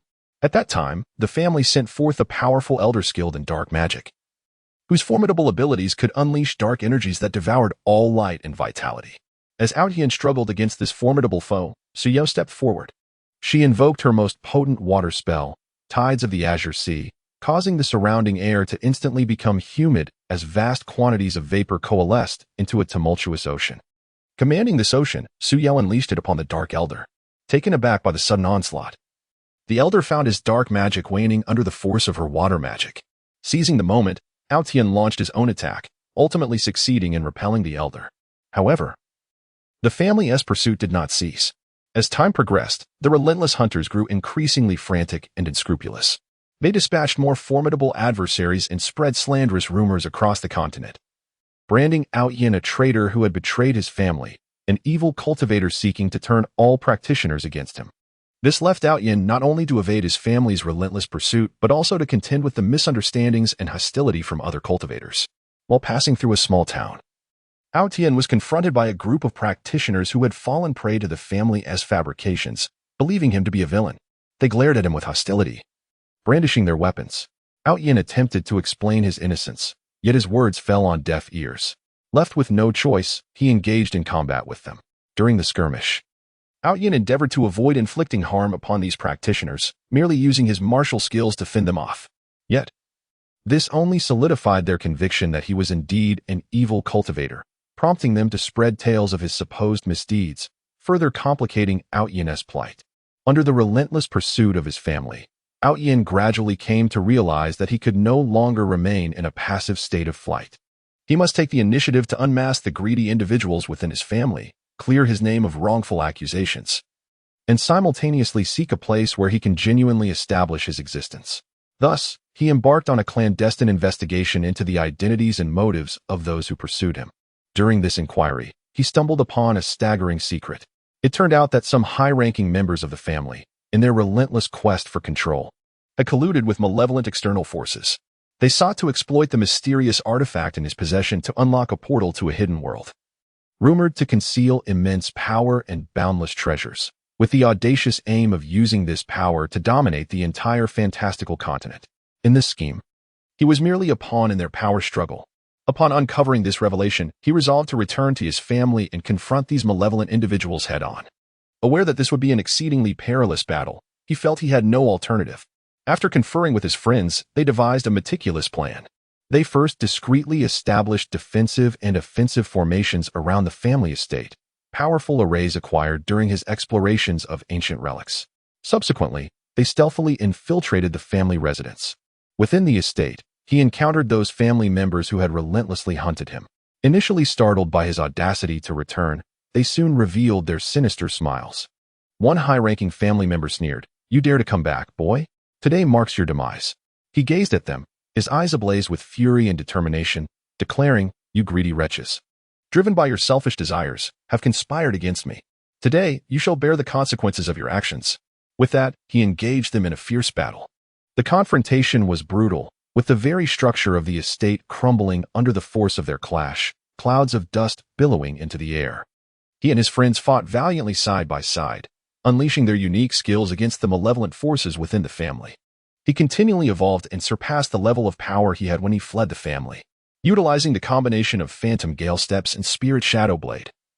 He moved like lightning, weaving through enemy lines as foes fell before him. Su Yao, equally resolute, unleashed her water magic, conjuring massive tsunamis and cascading water displays within the estate, engulfing their adversaries. Other friends showcased their strengths, some launching formidable magical assaults, while others engaged in close combat with expert martial prowess. In a pivotal moment of the battle, he finally seized an opportunity to charge towards the high-ranking figures colluding with the external malevolence. Upon seeing him approach, they were seized by terror and attempted to flee. But it was too late. He unleashed his most potent technique, the wind-splitting slash, an ultimate skill forged through countless battles and rigorous training, channeling all his might into a single strike. This formidable sword energy could rend space itself, obliterating all that stood in its path. The brilliance of the sword in Yin's hand radiated magnificently as a colossal sword aura surged towards the high-ranking individuals. Those dignitaries beheld the impending onslaught with trepidation, desperately attempting to fend it off with their defensive measures. Yet, in the face of such formidable sword energy, all efforts proved futile. The sword aura swiftly cleaved through their forms, extinguishing their lives on the spot. With the demise of these esteemed family members, the remaining kin gradually awakened to the realization of their duplicitous plight, cast aside their weapons in unison. Yin gazed upon these family members, his heart brimming with reflections. He understood that despite the upheaval the family had endured, with the wisdom gleaned from this ordeal and a concerted effort to reorganize, they could indeed reclaim their former glory. He resolved to extend his forgiveness towards these kin, vowing to assist them in the resurrection of their lineage. Meanwhile, he himself had evolved into a true powerhouse through this conflict with the family's pursuers, his name echoing across the mystical continent, solidifying his status as a legend. Chapter 6. A web of crises in that mysterious and vast mystical continent, teeming with innumerable unknowns and challenges, Yin found himself ensnared in a perilous predicament. As if every step he took treaded perilously close to the brink of death, poised to be consumed by the encroaching darkness at any moment. In his desperate flight from the relentless pursuit of his family, Yin finds himself not only contending with the formidable experts dispatched to hunt him down, but also remaining ever vigilant against the myriad dangers lurking in the outside world. The realm he traverses, known as the Shadowy Forest, is an ancient woodland shrouded in darkness and mystery. Towering trees loom overhead, obscuring the sun, allowing only fragmented patches of light to filter through the dense canopy, rendering the entire forest an eerie and sinister domain. Within the thick underbrush lie various unknown threats, ranging from venomous serpents to cunning fox spirits adept at ambush. With each cautious step, Yin extends his senses to their fullest, acutely aware of every subtle movement in his surroundings. Even the faintest rustle of leaves can heighten his alertness. Suddenly, a faint rustling sound emanates from the left. In an instant, Yin pivots, his sword drawn, glimmering coldly in the dim light. Emerging from the thicket is a massive python, its girth akin to that of a barrel, its scales reflecting a chilling metallic sheen. The serpent's eyes, like twin green lanterns, fixate on Yin, its tongue flickering as it emits a hissing sound, seemingly warning him to keep his distance. Yin is acutely aware of the python's lethal capabilities. Its venom is potent enough to paralyze his nerves in an instant, rendering him defenseless. Daring not to launch a reckless assault, he maintains a stalemate, searching for an opening. The python, sensing Yin's resilience, suddenly strikes, its enormous body launching towards him like a released arrow. Yin swiftly evades the attack, employing the Mirage Wind Step to narrowly escape the serpent's lunge. Seizing the fleeting moment, he thrusts his sword toward the python's vulnerable underbelly. However, the serpent reacts with remarkable speed, twisting its body to deflect the strike with its tail, while simultaneously opening its gaping maw to bite down on him. Yin retreats hastily, creating distance once more. As the battle rages fiercely between Yin and the python, a sharp cry pierces the air above. Glancing upward, he spots a flock of ominous black birds soaring towards him. These monstrous avians, with wingspans stretching several meters, possess beaks as sharp as curved hooks and claws akin to iron talons. A sense of foreboding washes over Yin. He recognizes these creatures as the malevolent shadow ravens of the Shadowy Forest. Renowned for their ferocity and penchant for group attacks, they are swift and difficult adversaries. Realizing he is now besieged on two fronts, Yin understands he must swiftly eliminate the python or evade the pursuit of the shadow ravens, lest he face dire consequences. Resolute, he decides to focus his efforts on the python. Drawing a deep breath, he channels his inner energy, causing his sword to radiate a dazzling brilliance once more. He unleashes the ultimate technique of the Spirit Shadow Sword, conjuring a flurry of sword images that bloom forth like a cascade of blossoming petals, enveloping the python. The serpent, sensing the magnitude of Yin's assault, retaliates fiercely, spewing forth a stream of black venom that corrodingly pits the ground beneath it. Yin deftly maneuvers to avoid the toxic spray while continuing to close the gap on the python. After an intense battle, Yin finally discovered a flaw in the python, and with a swift thrust of his sword, he struck its vital point. The python writhed in agony for a moment before crashing to the ground. However, before Yin could catch his breath, the shadow ravens swooped down upon him. The ravens, with their sharp beaks and talons, dived at him relentlessly. Yin wielded his sword fiercely, attempting to fend off their assaults. Yet the sheer number of the shadow ravens left him with several wounds, staining his garments with blood. Realizing that continuing in this manner was untenable, he devised a plan to break free. Suddenly struck by inspiration, he decided to use the python's carcass to lure the ravens. He hurled the lifeless body of the python far away, and indeed, the shadow ravens were drawn to it, flocking towards the corpse. Seizing the opportunity, Aotion employed the phantom gale step and sprinted deep into the forest. After racing through the woods for what felt like an eternity, Aotion finally eluded the pursuit of the shadow ravens. Exhausted, he leaned against a sturdy tree, the pain from his wounds causing him to grimace. He retrieved some healing herbs from his pocket and tended to his injuries as best as he could. As the twilight deepened, the temperature in the forest plummeted. Aotion understood that the eerie woods were even more perilous at night, and he must find a safe haven to rest. Braving the pain, he continued his search through the forest. At last, he stumbled upon a cave. Cautiously, Aotion ventured inside, remaining vigilant of his surroundings. The cave was enveloped in a damp atmosphere, with moss covering the walls. He found a dry patch within the cave and settled down, preparing to rest. Unbeknownst to him, this cave was not a sanctuary. Deep within its confines lurked a formidable beast, the rock-armored bear, a creature of the earth element. The rock-armored bear possessed a body as hard as stone and immense strength. Typically, it slumbered within the cave, but if disturbed, it would become exceedingly ferocious. As Aotion rested within the cave on the brink of slumber, he was suddenly struck by an overwhelming aura emanating from the depths of the cavern. Startled, he sprang to his feet, gripping his sword firmly. Emerging slowly from the shadows was a colossal rock-armored bear. Upon spotting Aotion, fury ignited in its eyes, and it let out a thunderous roar that reverberated through the cave, leaving Aotion's ears ringing. A fierce battle was inevitable, and Aotion inhaled deeply, steeling himself for the confrontation. The rock-armored bear launched the first assault, swinging its massive paw toward Aotion with tremendous force, creating a gust of wind in its wake. Knowing he could not withstand the blow, Aotion deftly executed the phantom gale step, swiftly evading to the side. The bear's paw struck the ground with a resounding crash, sending dust flying. Seizing the moment of the bear's missed attack, Aotion aimed a thrust at its eye. The bear reacted with remarkable speed, blocking the strike with its arm, while its other paw swept toward Aotion. He quickly retreated, narrowly avoiding the onslaught. As the battle unfolded, Aotion discerned the creature's vulnerabilities. Despite its formidable strength and impenetrable hide, the bear's movements were relatively sluggish. He resolved to exploit this weakness. With agility, he danced around the bear, unleashing the techniques of the shadow blade, creating flashes of swordplay to distract its vision. Agitated by Aotion's relentless assaults, the bear's attacks grew fiercer, yet increasingly erratic. At the opportune moment, Aotion unleashed the Windbreaker Slash, sending forth a powerful wave of sword energy toward the bear. Caught off guard, it was struck in the abdomen, emitting a pained roar as a deep crack marred its rocky armor. Seizing the advantage, Aotion executed the Phantom Gale step once more, closing in on the bear to stab at its wound.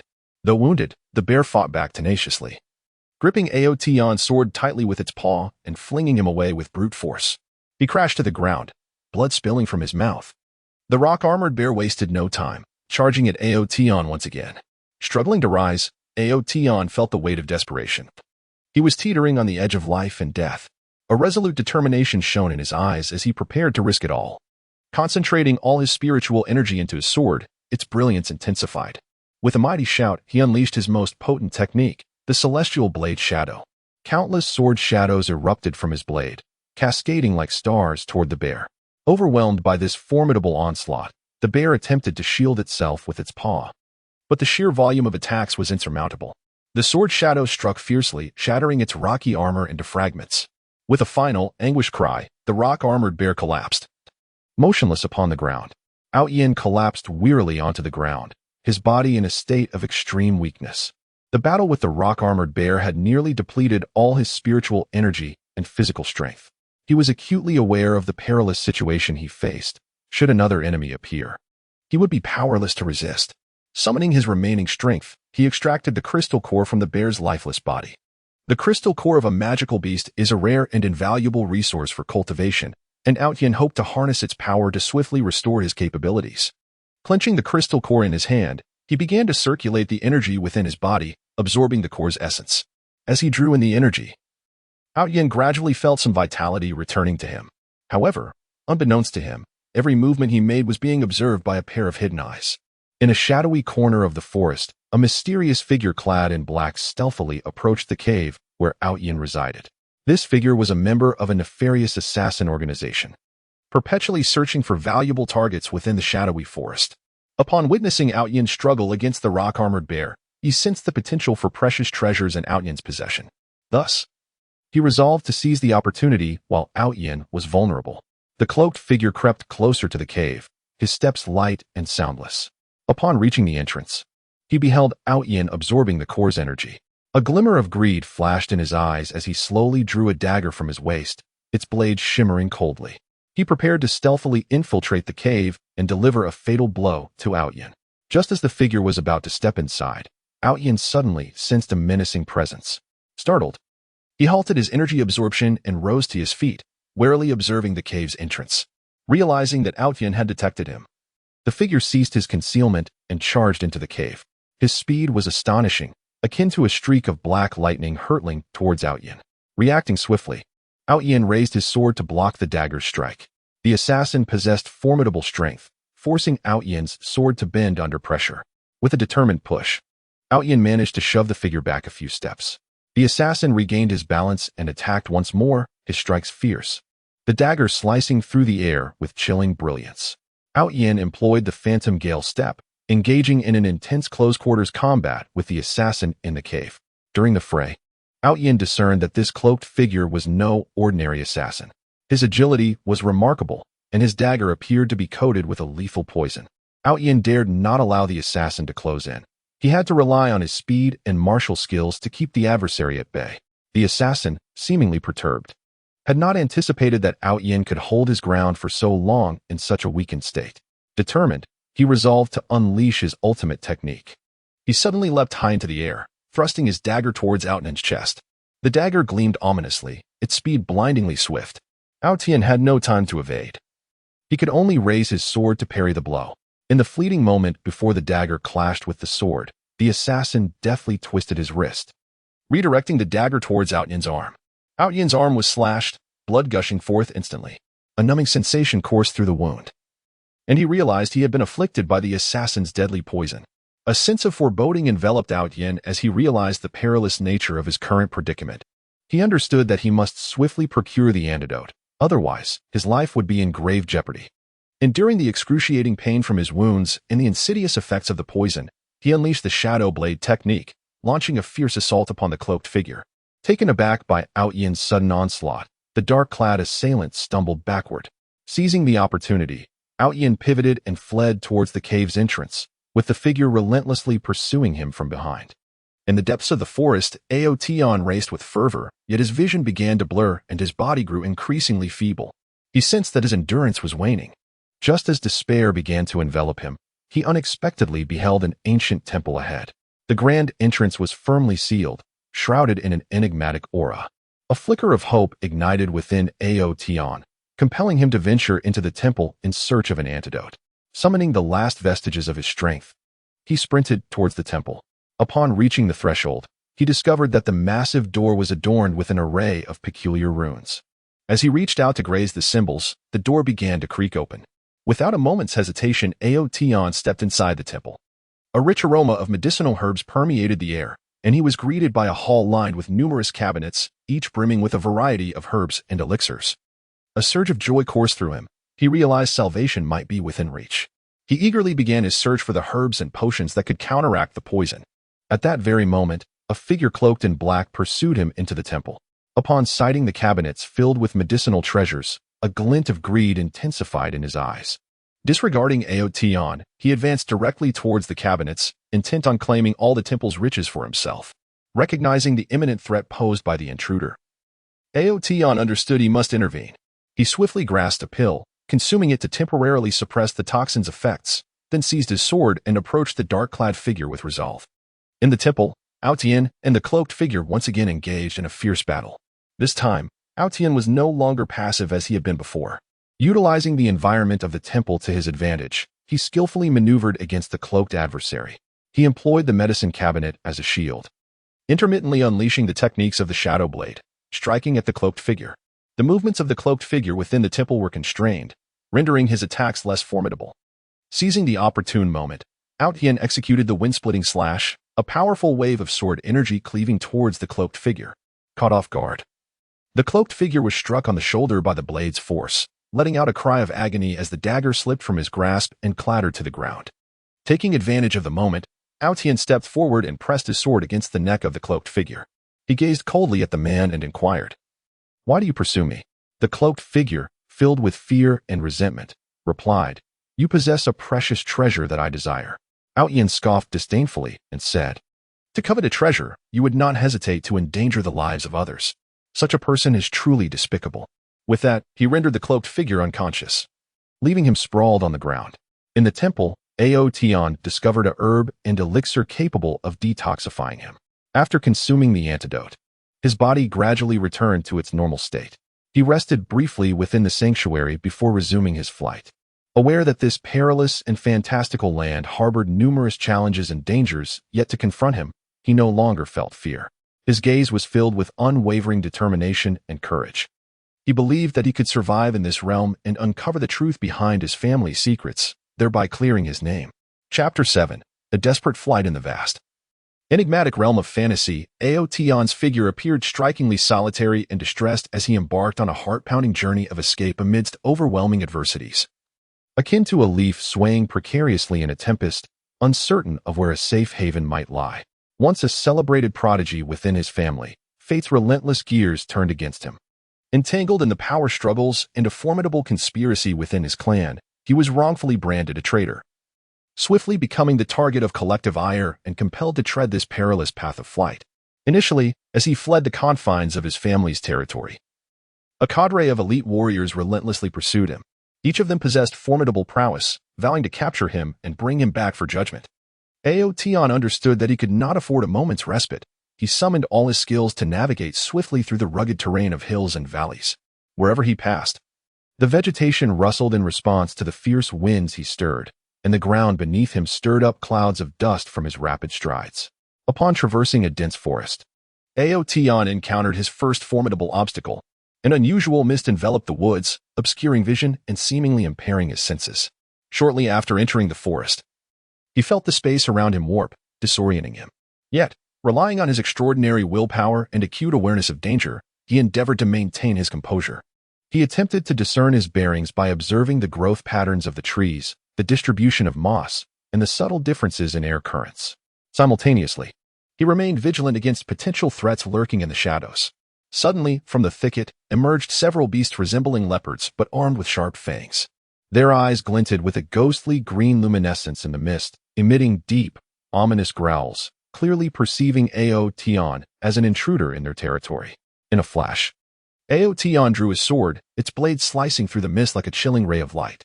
He swiftly advanced towards the beasts, employing the phantom sword technique, where his swordplay danced like blossoming silver flowers among the horde of monsters.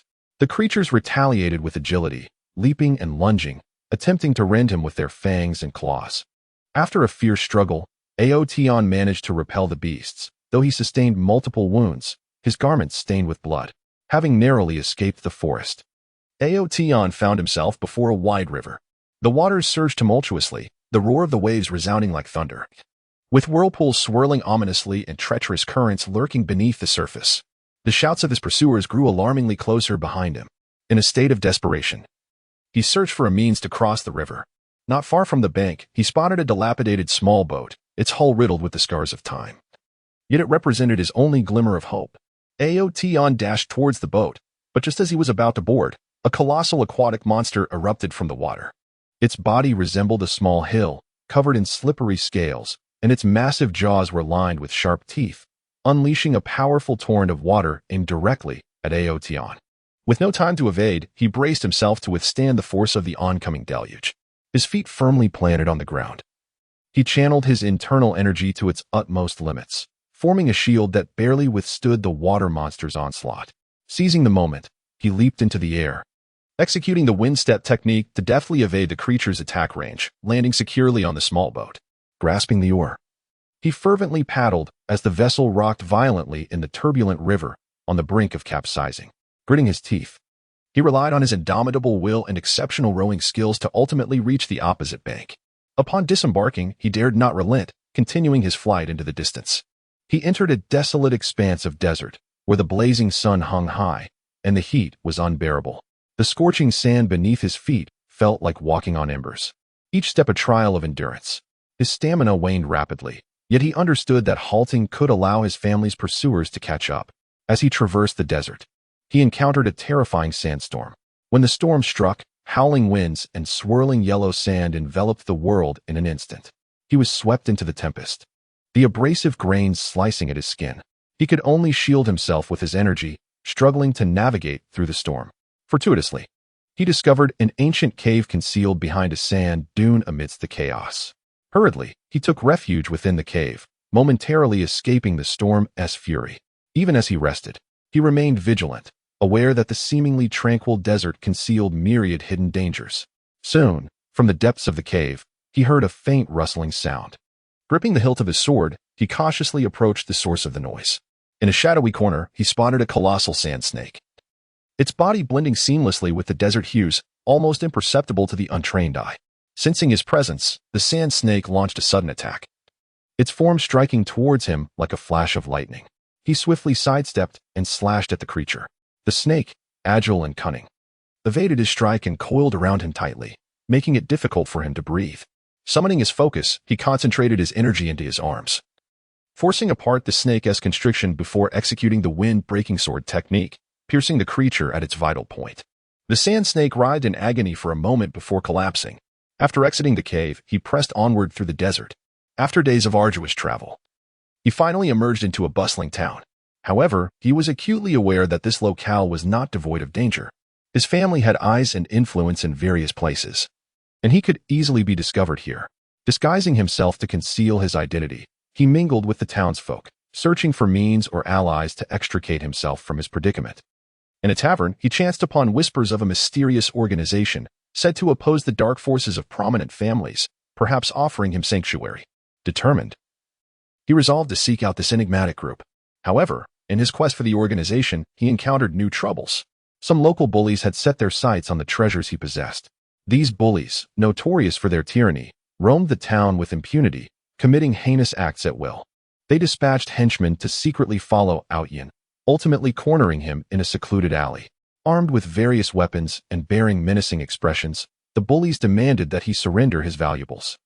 Although Outyin wished to avoid trouble in the town, he was resolute in his refusal to submit easily. He attempted to reason with the bullies, but they paid no heed and lunged at him without warning. With no other choice, Outyin drew his sword in self-defense. He unleashed a fluid sword technique, engaging the bullies in a fierce battle within the confines of the alley. Despite their numerical advantage, the disparity in strength between them and Outyin was vast. He effortlessly repelled them, yet the commotion attracted the attention of the town guards, who mistakenly believed Outyin was the instigator of the unrest and moved to apprehend him. Once again, Outyin had to employ his swift windsteps to make a hasty escape from the town. After leaving the town, Outyin continued on his path of evasion, finding himself amidst a treacherous mountain range. The peaks were adorned with bizarre formations, and craggy cliffs loomed ominously. The trails were rugged and perilous, often littered with loose stones. Outyin navigated the mountains with caution, his fingers grazed by sharp rocks that drew blood, yet he persevered through the pain. During his ascent, he encountered a band of robbers who had claimed the mountain pass, preying upon unwary travelers. Spotting Outyin alone, they mistook him for an easy target and blocked his path. Armed with long knives and clubs, the robbers glared menacingly at him. Outyin realized that reasoning with them would be futile. Only by demonstrating his strength could he compel their submission. Drawing his sword, he exuded unwavering determination. The robbers were the first to strike. Charging at Outyin in a frenzied assault, he executed a fusion technique of mirage swordplay and windbreaking swordplay, weaving through their attacks with precision and delivering powerful counterstrikes.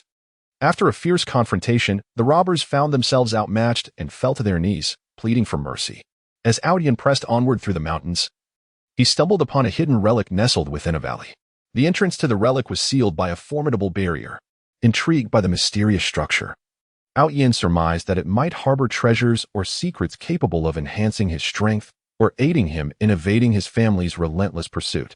He resolved to attempt to unravel the barrier and gain entry to the relic. drawing upon his knowledge of formations and spiritual energy. He began the arduous task of dispelling the seal. After considerable effort, he succeeded in breaking the barrier and stepped into the relic. Inside, an ancient and enigmatic atmosphere enveloped him. Yin cautiously explored the relic, discovering numerous ancient murals and inscriptions that seemed to narrate an ancient tale intertwined with the history and mystical powers of the continent. Deep within the relic, he uncovered a spirit orb radiating a peculiar light. The orb contained immense spiritual energy, and Yin sensed that this power would greatly aid his cultivation. As he reached out to grasp the orb, an alarm suddenly blared throughout the relic. Originally, this spiritual orb served as the guardian treasure of the ruins, and its activation would trigger the defensive mechanisms within. In an instant, various traps and mechanisms were set into motion, unleashing beams of energy directed towards Yin. He swiftly evaded, employing the wind step technique to navigate through the ruins with remarkable agility, while simultaneously wielding his sword to deflect the oncoming energy attacks. During his evasion of the traps, he uncovered clues regarding secret passages and concealed chambers within the ruins. Following these leads, he sought to discover a means of escape or perhaps unearth additional treasures. After enduring a series of arduous explorations and battles, Yin finally located the exit of the ruins, successfully escaping with the spiritual orb in his possession. He was acutely aware of the orb's significance, recognizing it as a potential asset in his flight. However, he also understood that the pursuit from his family would not cease, necessitating heightened caution and vigilance. As he continued his escape, Yin arrived at a mysterious swamp, rife with mud pits and marsh gas, where a moment's inattention could lead to entrapment. Treading carefully along the swamp's edge, he employed a branch to probe the terrain in search of a secure footing. Yet, the swamp was also home to a perilous beast known as the marsh venom crocodile. This creature, colossal in size, possessed skin as tough as iron, filled with sharp teeth that harbored potent venom. As Yin advanced through the mire, a deep, resonant roar suddenly echoed around him. He looked up to see several marsh venom crocodiles gliding towards him with deliberate intent. Yin's heart raced. He knew a fierce battle was inevitable. Drawing his sword with haste, he infused it with spiritual energy, causing a faint luminescence to shimmer along the blade. The marsh venom crocodiles initiated their assault, their massive jaws agape as they lunged toward Yin. He executed the phantom sword technique, allowing sword shadows to flicker amidst the crocodile swarm in an attempt to halt their advance. However, the crocodiles, with their formidable bulk, showed no fear of his strikes. They continued their advance, and one seized the opportunity to sweep its tail, catching Yin off guard and knocking him off balance towards a nearby mud pit. In a critical moment, he plunged his sword into the ground, stabilizing himself. Enduring the searing pain in his leg, he unleashed the wind-shattering sword technique, piercing one of the crocodiles in the eye. The creature howled in agony, thrashing violently. The others, witnessing their comrade's injury, became even more frenzied in their assault.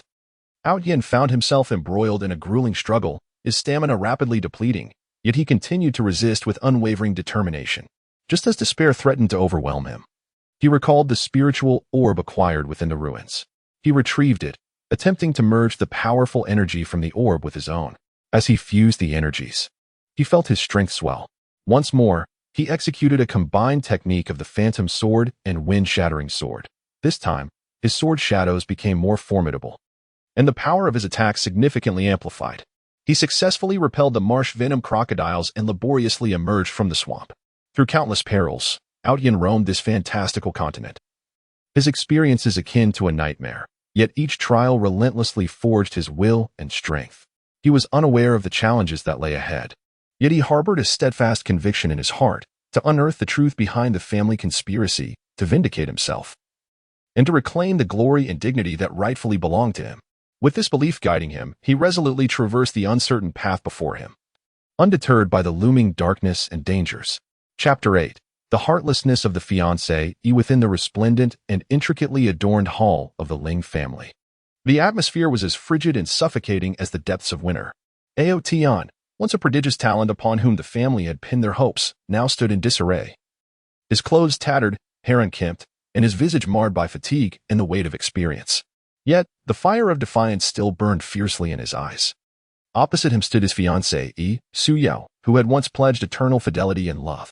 Dressed in an opulent silk gown embroidered with exquisite golden patterns, Su Yu radiated nobility and luxury under the brilliant lights of the hall.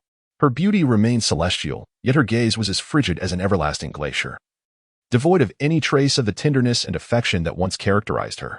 The slight upward curve of her crimson lips hinted at a disdainful indifference, as if she were regarding a mere insect. Gazing at this familiar yet alien woman, Aotion's heart was a tumult of emotions, memories of their once sweet moments flooding back. They had strolled through the family garden, where Suyao nestled in his embrace, whispering dreams of a shared future. The breeze had been gentle, the flowers vibrant, and they believed they would remain together for eternity. Yet now, all of that had been shattered, obliterated by Suyao's heartlessness. Suyao, why do you treat me this way? Were all our moments together mere fabrications? Aotion's voice was hoarse and trembling, laced with disbelief and profound anguish. Suyao's cold laughter echoed through the vast hall, jarring in its harshness. Aotion, spare yourself the sentiment. Perhaps I was once naive, captivated by your so-called talent, but I have now seen your true colors. You are but a traitor to your family, a pariah scorned by all. How could I, Suyao, ever share my life with someone like you? Her words pierced Aotion's heart like daggers. I am wronged. Do you not know me? How could I betray my family? Aotion cried out in anguish, his eyes reddened and bloodshot, fists clenched tightly, his body trembling with rage. Humph, you claim to be wronged. Yet who can attest to your innocence? The elders of the family have condemned you. What defense do you have left? Suyu replied disdainfully, her head held high, her eyes brimming with contempt. Suyao, how can you so easily believe the allegations of others, disregarding the years of affection we shared? Aotion's voice held a note of desperation as he sought to awaken the remnants of love within her heart. Affection? In the face of family interests and honor. What does affection amount to? As a vital member of the family, I, Suyao, must stand united with them. Yet you will only bring shame and disaster upon me and my family. Suyao's tone remained icy, unwavering in the slightest. At that moment, a cacophony erupted from outside the grand hall. The family's pursuers had arrived. Brandishing their weapons, they stormed into the hall, encircling Aotion menacingly. Aotion, you have nowhere left to flee. Surrender and accompany us back to face the family's judgment, and perhaps you may yet be granted a complete corpse, declared a formidable family expert coldly. Aotion surveyed the encircling pursuers and then glanced at Suyao, his heart heavy with despair. He understood that escaping unscathed today was impossible. Yet, he refused to be falsely accused. He would fight for his innocence. Suyao, since you are so merciless, I have no words left to say, but I will prove my innocence, even at the cost of my life. A flicker of resolve ignited in Aotion's eyes as he slowly drew his sword from his waist, its blade glinting ominously under the light. Suyu regarded Aotion's act of defiance with indifference, icily responding, Do you believe you can withstand the family's might? This is merely a path to your own demise. Ignoring Suyao, Aotion concentrated fully on the encroaching pursuers. He unleashed the phantom sword technique, the sword shadows resembling blooming silver flowers, flickering and weaving through the grand hall. The pursuers, witnessing this, brandished their weapons and charged at Aotion. In an instant, the hall became a tempest of blades and battle cries. Aotion maneuvered deftly among the throng of enemies, his swordplay fierce and unrelenting, each strike infused with his fury and indignation. At times, he executed the wind-breaking sword technique, the gust from his blade dispelling his foe's attacks. At others, he employed the swift wind steps, his figure darting like lightning, artfully evading the onslaught. However, the sheer number of pursuers, each possessing formidable skills, gradually overwhelmed him. Amidst the fray, memories of his past with Suyao flooded his mind, the moments spent training together, the nights spent gazing at the moon. Those cherished recollections now pierced his heart like the sharpest of thorns. He could not comprehend why Suyao had become so callous. Could love truly be so fragile under the weight of familial pressure? Suyao, you will regret this. Aotion roared, channeling all his inner energy into his sword, executing his most potent move, Skyward Sword Shadows. Countless sword phantoms erupted from his blade, cascading like stars upon the adversaries. The pursuers, taken aback by the sheer force of the attack, stumbled back, though many still fell wounded. Yet, Aotion, having exhausted his internal energy with that strike, found himself weakened. Kneeling on one knee, gasping for breath, Suyao looked upon the feeble Aotion with no trace of compassion, coldly stating, This is the fate of opposing the family. Seize him. The pursuers closed in once more, ready to capture Aotion. In that instant, Aotion recalled the spirit pearl he had obtained during his flight. Summoning every ounce of strength, he retrieved the pearl, attempting to merge his waning energy with the formidable power contained within it. As the energies fused, Aotion felt his strength restoring and amplifying. He rose to his feet, once again gripping his sword tightly, determination rekindled in his eyes. "I shall not allow you to succeed," he bellowed, charging back into the fray. This time, his swordsmanship was sharper, his attacks more ferocious. Harnessing the power of the spirit orb, he gradually turned the tide of battle, forcing his pursuers to retreat step by step. Seeing Aotion grow so formidable with the orb's assistance, Suyo felt a flicker of surprise. However, she quickly regained her composure and resolved to take matters into her own hands. She advanced slowly, a longsword emanating a soft glow appearing in her grasp. This sword, a treasured heirloom of her family, possessed extraordinary power. "Aotion, today marks your demise," Suyo declared coldly, swinging her longsword towards him. The strike appeared gentle, yet it harbored immense spiritual energy, swift and nearly impossible to evade. Aotion sensed the might of Suyo's blow and dared not underestimate it. He focused intently, executing a fusion of the Phantom Sword technique and the Windbreaker Sword technique in an attempt to parry her assault. However, Suyo's prowess far exceeded his expectations. Though his technique intercepted her strike, he was still driven back by the overwhelming spiritual force. "Suyo, do you truly intend to kill me?" Aotion gazed at her, his eyes filled with anguish and despair. "You must die," Suyo responded without a hint of hesitation, launching another fierce barrage with her longsword. Aotion understood that a life-or-death battle with Suyo was inevitable. He took a deep breath, channeling his internal spiritual energy to its utmost limit. Bracing himself for her onslaught, no longer did his gaze reflect pain and despair, it was replaced by determination and resolve. He resolved that even in death, he would maintain his dignity. In the midst of this fierce conflict, Aotion and Suyo's figures flickered through the grand hall. Each strike and maneuver they executed was imbued with formidable spiritual energy, wreaking havoc upon their surroundings. Deep cracks marred the walls, and columns trembled under the reverberations of their clashes. As the battle raged on, Aotion gradually discerned flaws in Suyo's swordplay. Seizing the moment, he unleashed a variant of the sword shadow shattering the sky technique, concentrating his spiritual energy at the tip of his blade before thrusting it towards her vulnerable point. Suyo sensed the impending danger, but it was too late to evade. She could only barely deflect Aotion's strike with her sword. Yet the powerful spiritual force still sent her hurtling backward, crashing heavily to the ground. Gazing at the fallen Suyo, Aotion felt no joy in his victory. Instead, his heart was filled with bitterness. He approached her slowly and said, "Suyo, why? We once loved each other so deeply. Why have you chosen this path against me?" Suyo lifted her gaze to meet his, her eyes devoid of any tenderness. "I have said that in the face of family interests, emotions are worthless."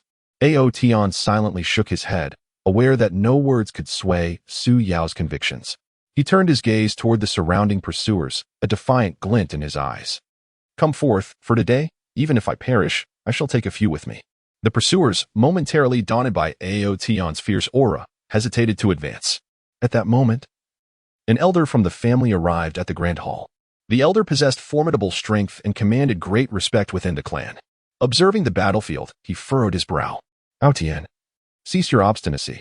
Lay down your weapons and return to the clan with me. Perhaps there remains a glimmer of hope." The elder spoke slowly. "Aotion, I am innocent," he replied resolutely. "I will not return with you unless my name is cleared." "Humph, you still dare to be defiant. It seems that unless I teach you a lesson today, you will not comply," the elder retorted coldly, raising his hand as a powerful surge of spiritual energy began to coalesce within it. Aotion sensed the elder's overwhelming power and understood that he was no match for him. Yet, he stood his ground, prepared to face the impending attack. Just as the elder was about to unleash his assault, a melodious flute sound resonated from outside the hall. The haunting and mysterious notes seemed to harbor a potent force, instilling tranquility within the hearts of those who heard it. As the music filled the air, the pursuing soldiers halted their actions, their expressions turning vacant. The elder, too, was momentarily distracted, furrowing his brow as he bellowed, "Who dares to cause a disturbance in the Ling family's hall?" Before he could finish, a mysterious figure clad in flowing white robes stepped gracefully into the hall. With a strikingly handsome visage and enigmatic eyes, he held a jade flute that emanated an otherworldly glow. "Who are you?" the elder asked warily. "My identity is of little consequence. What matters is that you cannot harm him," the mysterious figure declared, pointing at Aotion. "Why do you protect this traitor?" the elder demanded angrily. "Whether he is a traitor remains uncertain. Do you not fear wrongly condemning an innocent man in your indiscriminate pursuit? The mysterious figure replied calmly. This is a matter for our clan. It is not for an outsider to interfere, the elder asserted. Since I have intervened, I shall not withdraw easily. The mysterious figure stated, his tone steady yet resolute. At this moment, Su Yao rose and addressed the mysterious figure, do not meddle in our affairs, or you too will become an enemy of the Ling family. The Ling family? I fear it not. I only believe in the truth, the mysterious figure countered. Ao Tian regarded the stranger with a mixture of confusion and curiosity. He was uncertain why this enigmatic figure chose to assist him. Yet he recognized this might be his only chance for salvation. Why do you wish to help me? Ao Tian inquired. Because I know you are innocent. I have been investigating this matter in secret and have uncovered some clues, the mysterious figure responded. What clues? Ao Tian asked eagerly. Now is not the time. First, come with me. I will reveal everything in due course, the mysterious figure insisted. Ao Tian glanced around at the pursuing soldiers and Su Yao, then back at the mysterious figure. Hesitating briefly, ultimately, he resolved to place his trust in the stranger and nodded, saying, Very well, I shall go with you. The mysterious figure smiled faintly, raising the jade flute once more. A powerful wave of spiritual energy surged forth, enveloping Ao Tian. Together, they gradually exited the hall, vanishing from the onlooker's sight. Su Yu watched Ao Tian's retreating figure, her heart stirred with a subtle emotion. She was uncertain whether her decision today was the right one. Yet she understood that there was no turning back. She could only continue to stand with her family, confronting the challenges that lay ahead. Meanwhile, Ao Tian, aided by a mysterious figure, embarked on a new journey to uncover the truth and clear his name. He remained unaware of what awaited him in the future. But the conviction in his heart grew stronger. He was determined to unveil the conspiracy and reveal the truth to the world. Chapter 9. Heart Like Ashes. In the once glorious hall of the Ling family, where honor and splendor had reigned, the smoke of battle gradually dissipated, leaving behind a scene of devastation and silence. Ao Tian stood alone amidst the crumbling ruins, his figure appearing desolate and diminutive, as though forsaken by the entire world. His garments were tattered beyond repair, and the ragged fabric fluttered gently in the breeze, mirroring the precariousness of his current fate. Blood-stained and battered, his face bore a pair of hollow eyes, gazing vacantly ahead towards the direction in which Su Yao had departed. Once, these eyes sparkled with fervent light, brimming with dreams of the future, loyalty to his family, and an unwavering devotion to love. Yet now, all brilliance had extinguished, leaving only the abyss of despair. Memory surged forth like a relentless tide, completely engulfing Ao Tian. He recalled the moment he first encountered Su Yao at a grand family banquet. At that time, she wore a delicate pink gown, her graceful steps reminiscent of a fairy emerging from a painting. Her smile radiated warmth akin to the spring sun, instantly illuminating Ao Tian's heart. From that day onward, they often wandered together in the family garden, enveloped by a riot of blossoms, sharing their innermost thoughts. Su Yao would gently pluck a vibrant flower and nestle it in Ao Tian's hair, stifling laughter that rang like crystal chimes. Ao Tian, in turn, would clasp her hand tightly, vowing to walk beside her through life, savoring the world's splendor and weathering the passage of time together. Those days of cultivation became Ao Tian's most cherished memories. They discovered a serene spot in the family's rear mountain, where, with the dawn's first light, they began their rigorous training. While Ao Tian practiced his swordplay, Su Yao would quietly observe, occasionally offering insightful suggestions that greatly benefited him. Conversely, during Su Yao's spellcasting, Ao Tian would remain vigilant, protecting her from any potential danger. In moments of rest, they would sit side by side on the grass, exchanging insights on their practices and dreaming of the splendid life that awaited them as the pillars of their family. At that time, they firmly believed that love and familial honor could coexist, destined to be the most envied couple in this fantastical realm. Alas, the capricious hand of fate proved to be cruel. The ruthless whirlpool of familial power struggles ensnared Ao Tian, who was falsely accused of treachery, rapidly transforming from the family's favored son to a target of scorn. And Su Yao, the woman who had once pledged her undying love, unhesitatingly severed ties with him under the weight of familial pressure. Her gaze turned from tender to icy, her words shifted from sweet to callous, each syllable piercing Ao Tian's heart like a sharp dagger, shattering his beautiful illusions of love. Why, Su Yao, why did you so easily abandon our love?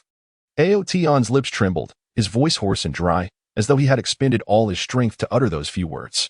Yet, the only response he received was an overwhelming silence. Su Yao had long since departed, leaving him to confront the chilling reality alone.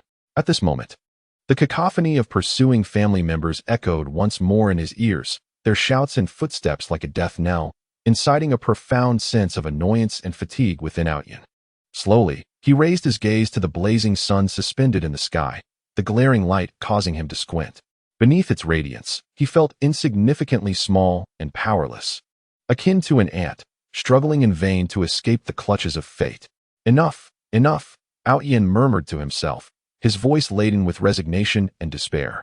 He gently lowered the sword that had once accompanied him through countless battles. Its blade struck the ground with a dull thud, reminiscent of the final sigh of his shattered heart. He harbored no desire for resistance nor any glimmer of hope. To him, having lost the trust of his family and the love of Su Yao, life had become devoid of meaning. The pursuing family members swiftly encircled him, their gazes devoid of compassion, replaced instead with the satisfaction of fulfilling their duty. One of the pursuers stepped forward, roughly binding Outyin's hands behind his back before forcefully pushing him onward.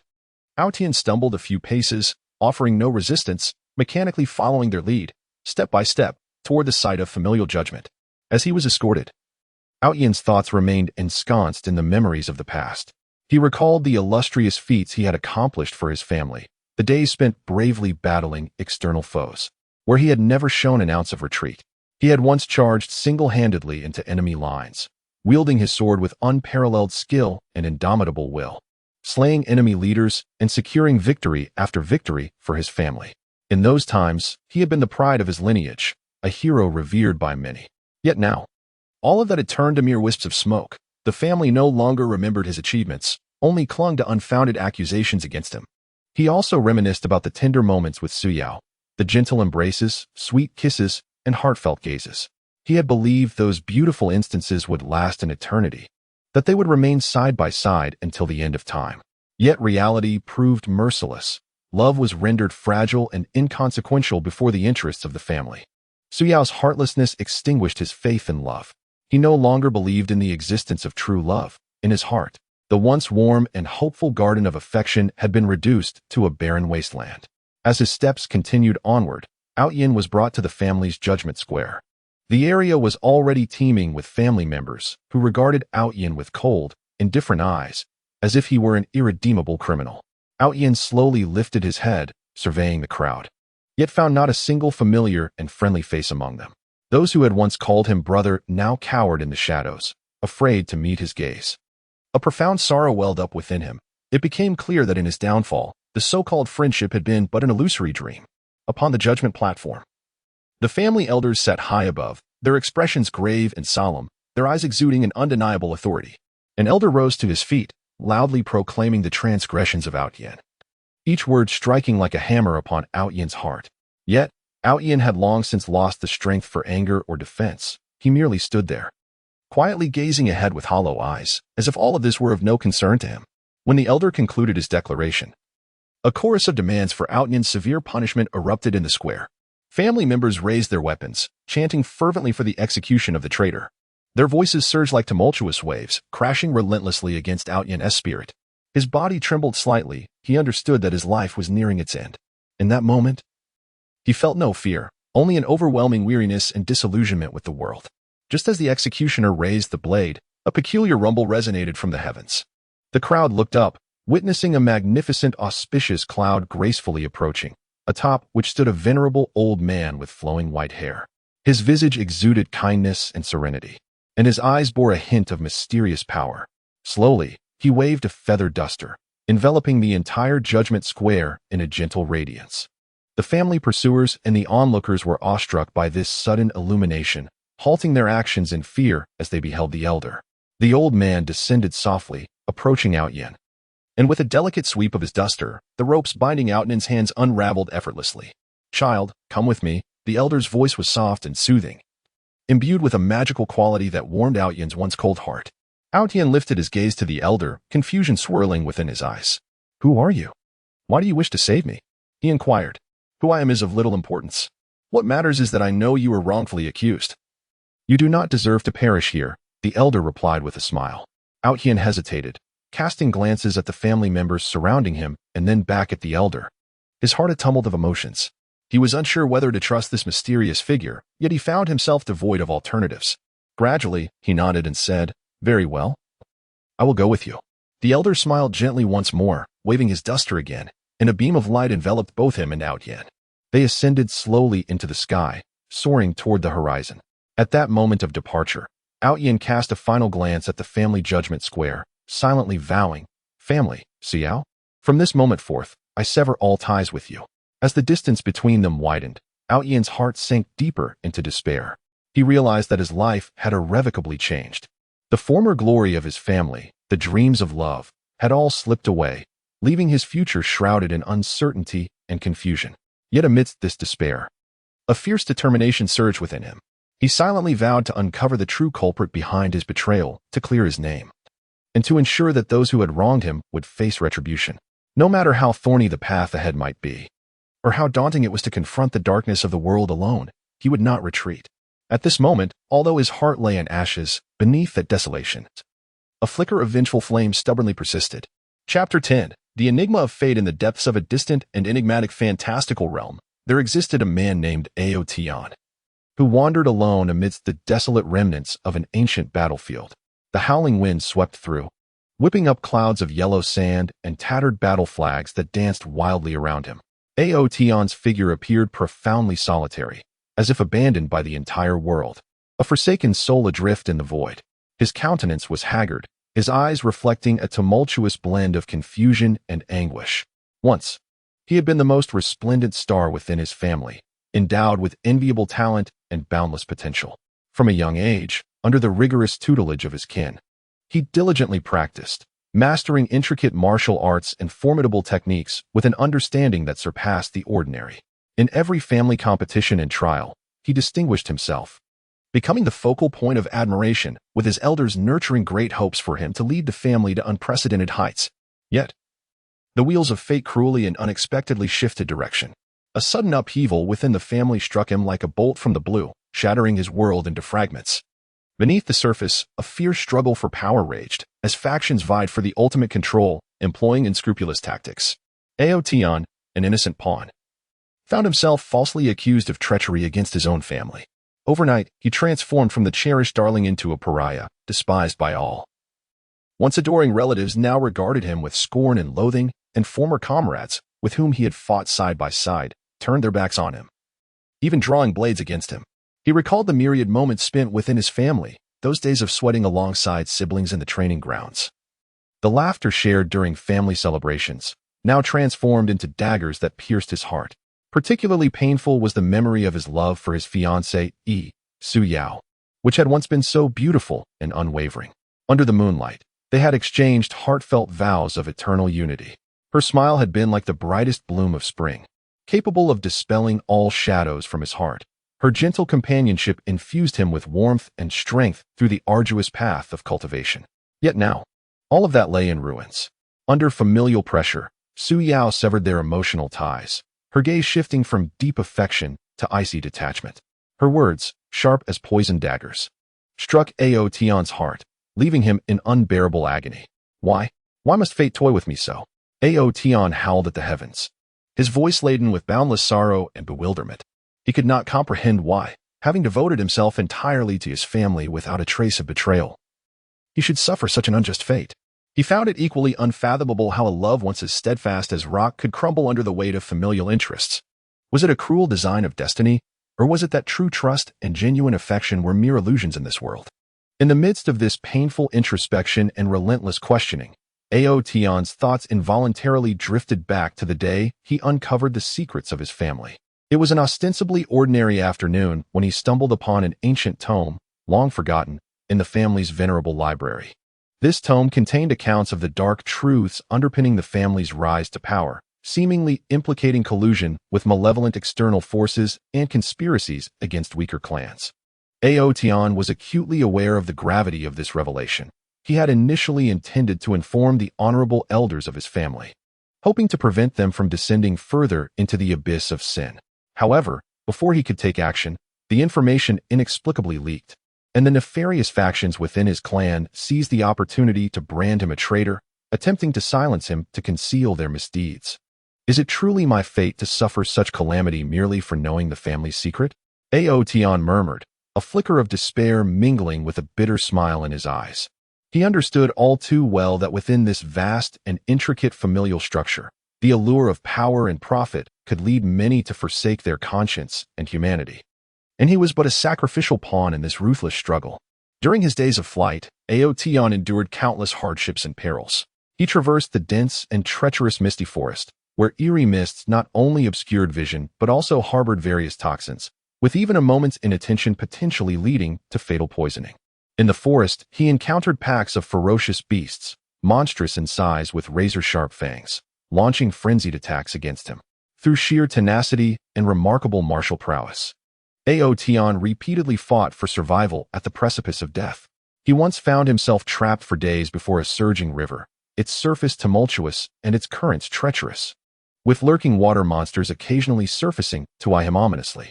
He attempted numerous methods to cross the river, each culminating in failure, narrowly escaping the river's voracious grasp each time. Throughout this arduous journey, he also forged bonds with fellow souls similarly striving for existence. One such friend was Lin Feng, a wandering swordsman who had been forced to roam after offending a powerful sect. Lin Feng, known for his generous and righteous nature, despite his own tribulations, did not hesitate to extend a helping hand when he witnessed Aotian being pursued by his family. Together, they fought side by side, supporting each other through adversity, forging a profound friendship. Another companion was Ling Er, a mysterious spirit master adept at manipulating various ethereal entities. Her origins were equally enigmatic, as she seemed to be evading the pursuit of formidable forces. Moved by Aotian's resilience and kindness, she chose to accompany him on his journey. With their companionship, Aotian experienced a glimmer of warmth and hope amidst his dark escapade. Yet, the betrayal of his family and the loss of love remained an unshakable burden in his heart. "O fate, what kind of invisible hand do you wield, so recklessly manipulating the course of my life?" Aotian gazed up at the luminous moon hanging high in the sky, tears shimmering in his eyes. He recalled every full moon night spent within his family, surrounded by kin and beloved, his heart brimming with happiness and contentment. Yet now, he finds himself alone in this desolate wilderness, confronting the cold moonlight, his heart brimming with reflections on the capriciousness of fate. By a serendipitous turn of events, Aotian learned of an ancient and enigmatic temple of destiny at the edge of this continent. According to legend, this temple harbors the power to unveil the mysteries of fate, accessible only to those truly destined and courageous enough to venture within and seek the truth of destiny. A flicker of hope ignited within Aotian. He resolved to embark on a journey to the Temple of Destiny, undeterred by the unknown dangers and challenges that lay ahead. He yearned to uncover the reasons behind fate's cruel treatment of him. Thus, Aotian bid farewell to his friends and set forth alone on the long journey to the Temple of Destiny. He traversed scorching deserts, where the searing heat threatened to scorch him dry, and the sand beneath his feet was unbearably hot, each step akin to walking upon embers. He ascended treacherous snow-capped mountains, where biting winds and blizzards posed the constant threat of avalanches. Throughout this arduous trek, he faced myriad dangers and hardships, yet he persevered unwaveringly. At long last, after enduring countless trials and tribulations, Aotian stood before the Temple of Destiny. The edifice loomed grand and majestic, exuding an aura of ancient mystery. The heavy doors were tightly shut, adorned with intricate and strange runes and patterns, seemingly narrating the enigmatic tales of fate. Taking a deep breath, Aotian slowly approached the temple's entrance. The moment his hand grazed the door, a blinding light erupted from it, enveloping him in its embrace. Aotian felt his body become weightless, as if he had entered a peculiar realm. Within this space, vivid scenes flashed before his eyes. He beheld the origins and evolution of his family, witnessing their gradual descent into corruption under the temptations of power and greed. He discovered that his destiny had long been manipulated by certain forces within his family, who, in their quest for personal gain, were willing to sacrifice everything he held dear. He also glimpsed Su Yao, tormented and struggling under familial pressure, ultimately opting for the family's interests over her own. These revelations unraveled the mysteries that had plagued Aotian's heart, yet simultaneously filled him with anguish and fury. It was all a design of fate. But he would never submit. Aotian roared, his eyes ablaze with an indomitable spirit. He resolved to no longer be swayed by destiny. He would shatter the chains of fate through his own strength, reclaiming justice and reshaping his life. Upon emerging from the Temple of Destiny, Ao Tian underwent a profound transformation. No longer was he a lost and tormented fugitive.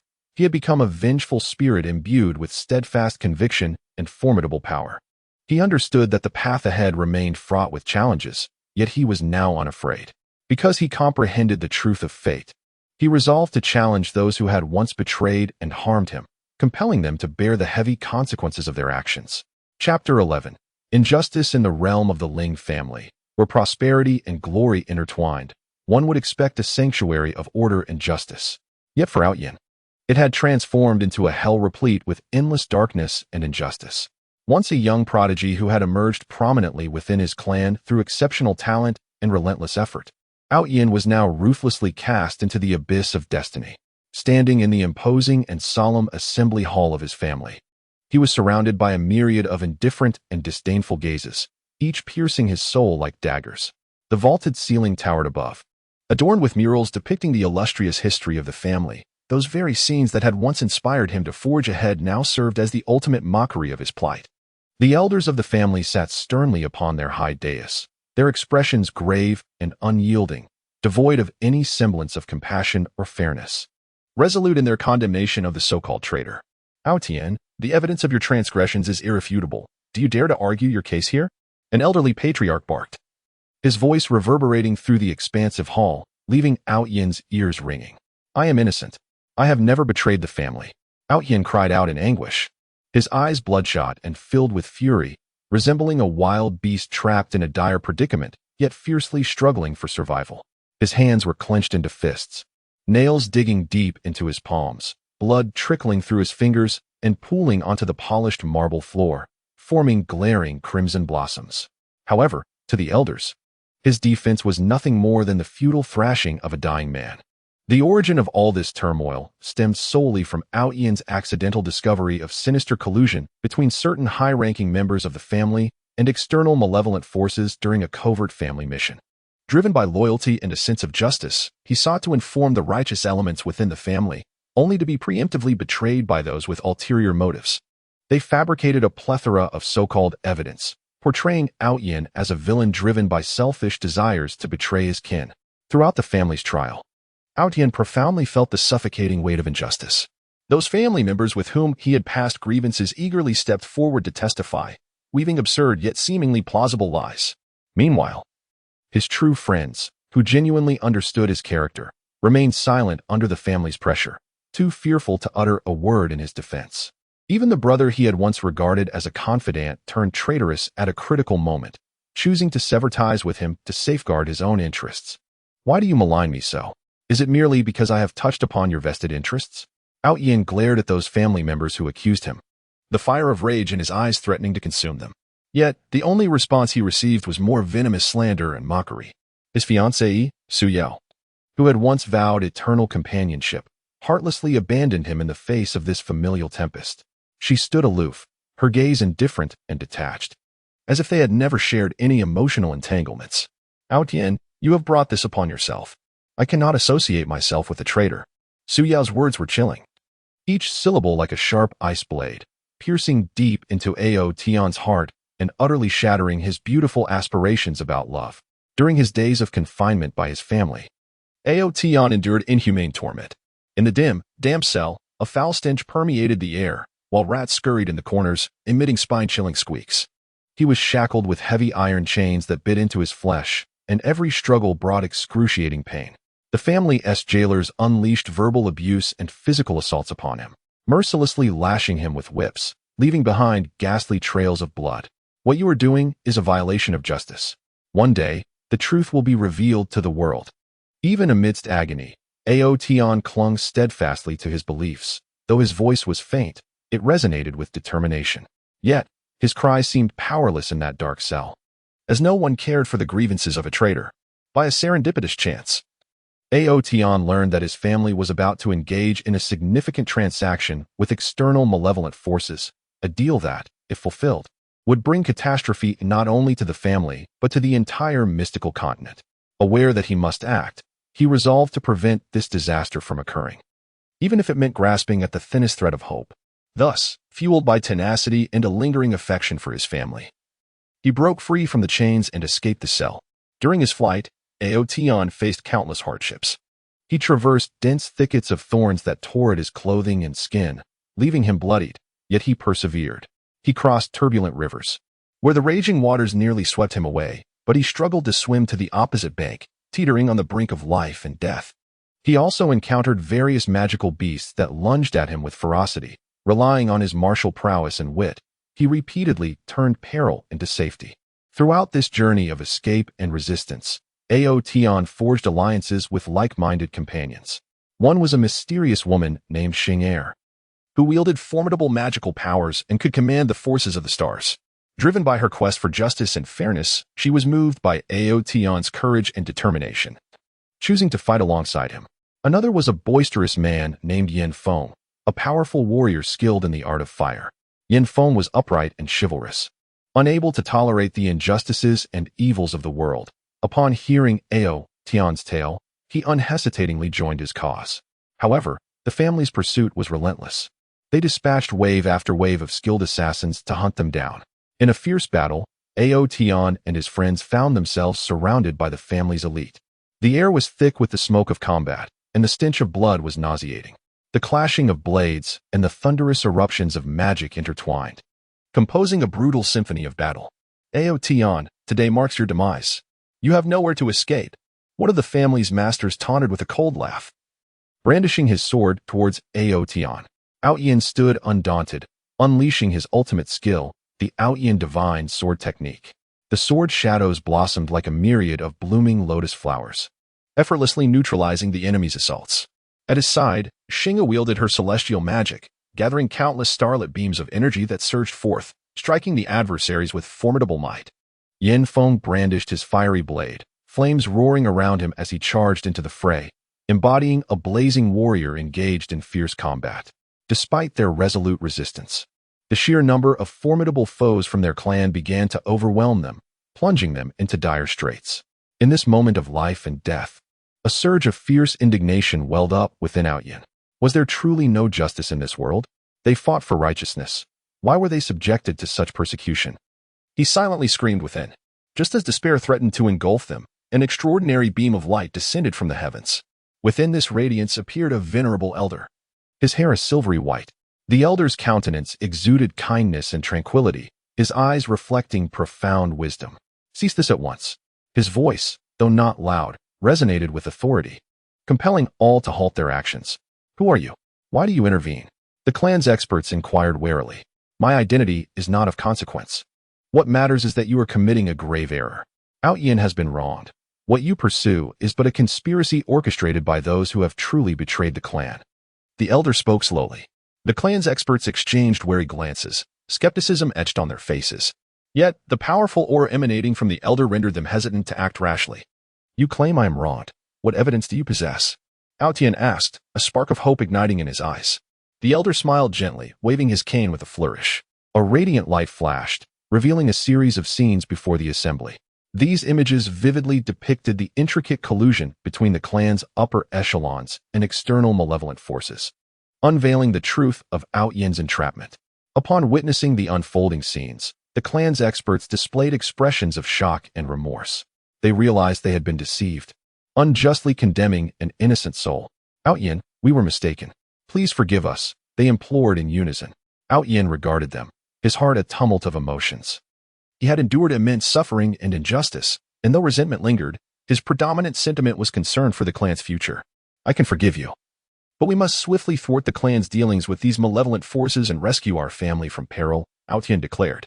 Thus, Outyin, alongside his companions and the clan's masters, joined forces to meticulously devise a plan to avert the impending catastrophe. They were acutely aware that the path ahead remained fraught with danger and challenges. Yet fear no longer gripped them, for they believed that with justice and fairness in their hearts, they could overcome all adversities, bringing light and hope to their clan in this fantastical realm. Chapter 12. The former glory in that vast and enigmatic land of fantasy. The Ling clan shone like a resplendent star, elevated above countless families, radiating an awe-inspiring brilliance. As Aotion, a remarkably gifted and spirited member of the Lin family, once basked in unparalleled glory, his name resonated like a legend, celebrated both within the family and beyond. becoming an object of admiration and envy for countless individuals. From a tender age, he exhibited astonishing talent for martial cultivation, as though the heavens had specifically favored the Lin clan, bestowing upon him extraordinary aptitude. While other children were still learning to walk and speak, Aotian was already displaying basic martial skills with impressive finesse in the family's training arena. His gaze revealed a fortitude and focus beyond his years, with every punch and kick. He embodied a profound yearning for strength and an understanding of the essence of martial arts.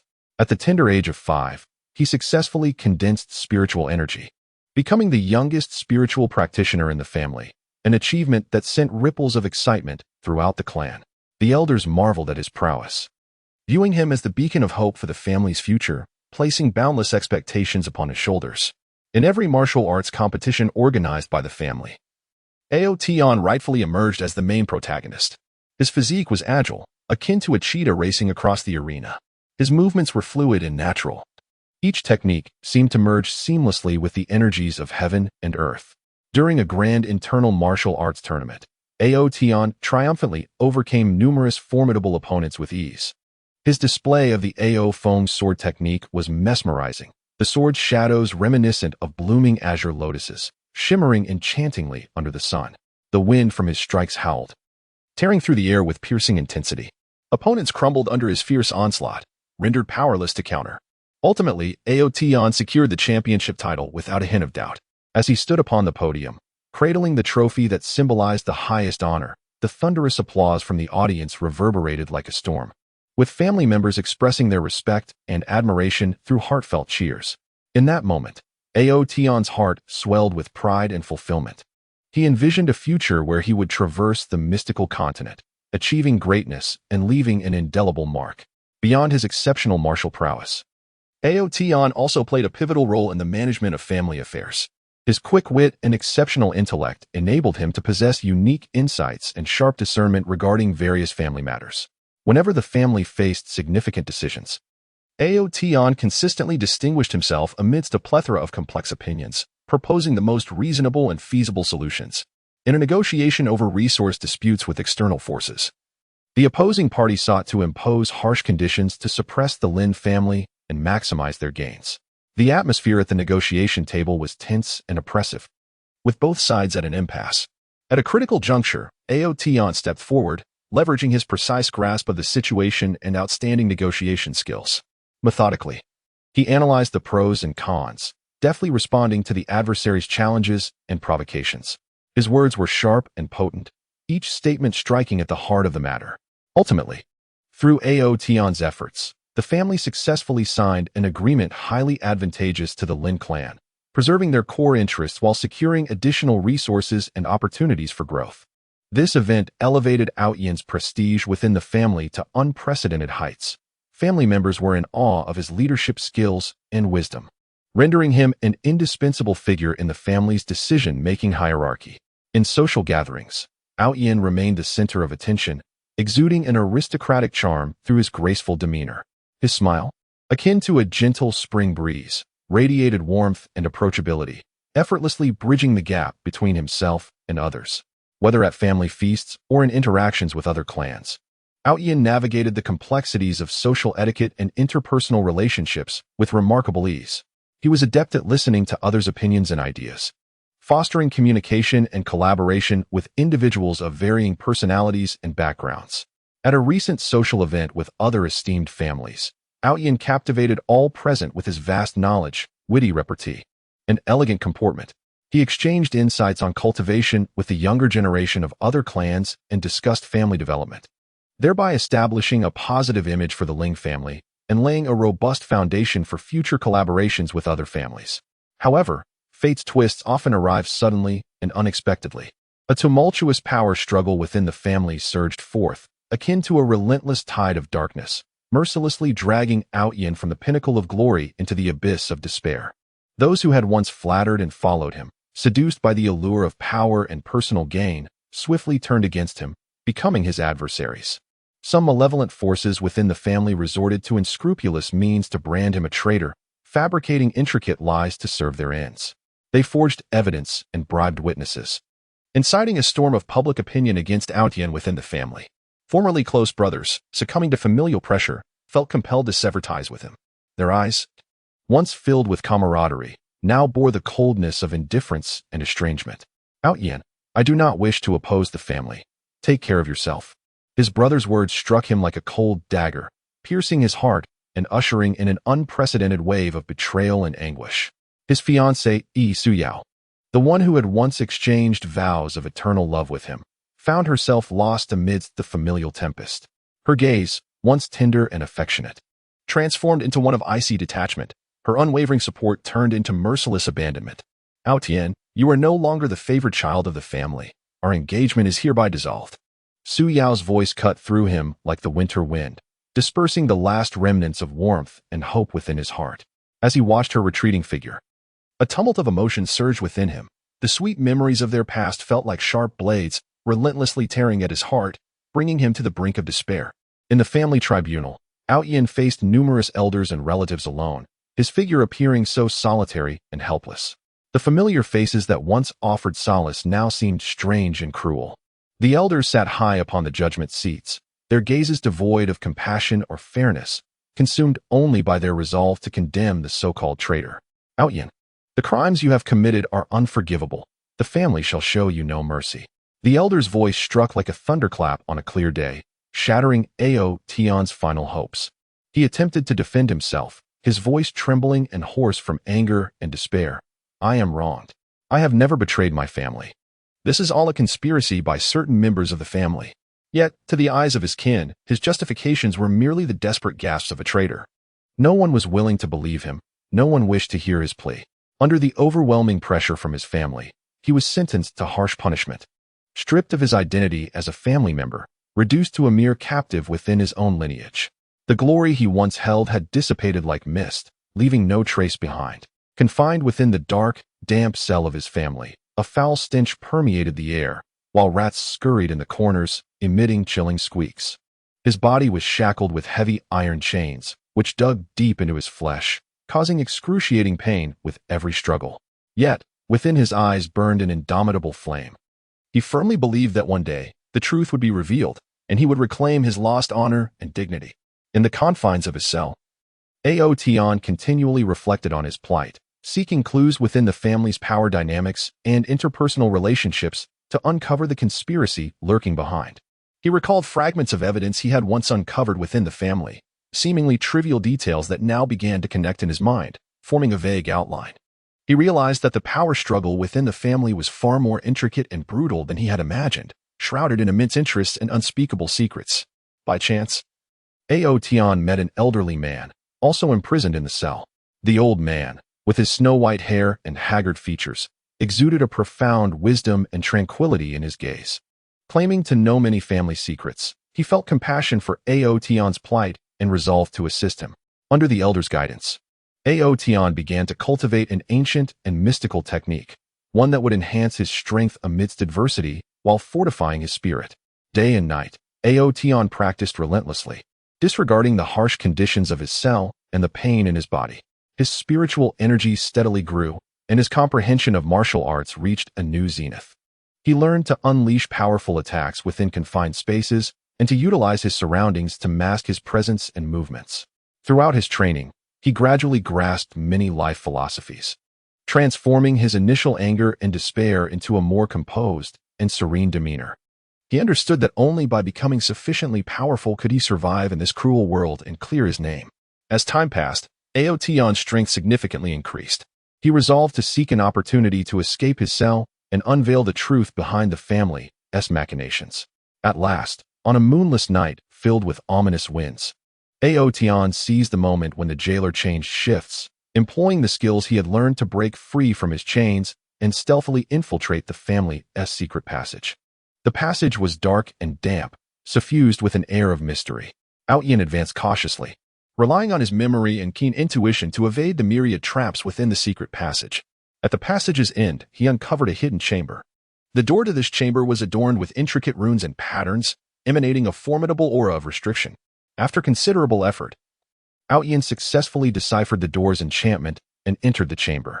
Within, he beheld an array of precious ancient tomes and treasures. among which he discovered a diary chronicling his family's history and secrets. The diary meticulously documented evidence of collusion between certain high-ranking family members and malevolent external forces, as well as the entire scheme to frame Outyin. Holding the diary, Outyin was filled with a tumult of anger and elation. He had finally unearthed proof of his innocence. Yet he was acutely aware that his perilous situation remained unchanged. He knew he must expeditiously depart from his family's domain and expose this evidence to the world to fully clear his name. Thus, with the diary in hand, he stealthily left the family's territory, embarking on a path fraught with uncertainty and danger. Throughout his flight, Outyin encountered relentless pursuit from his family.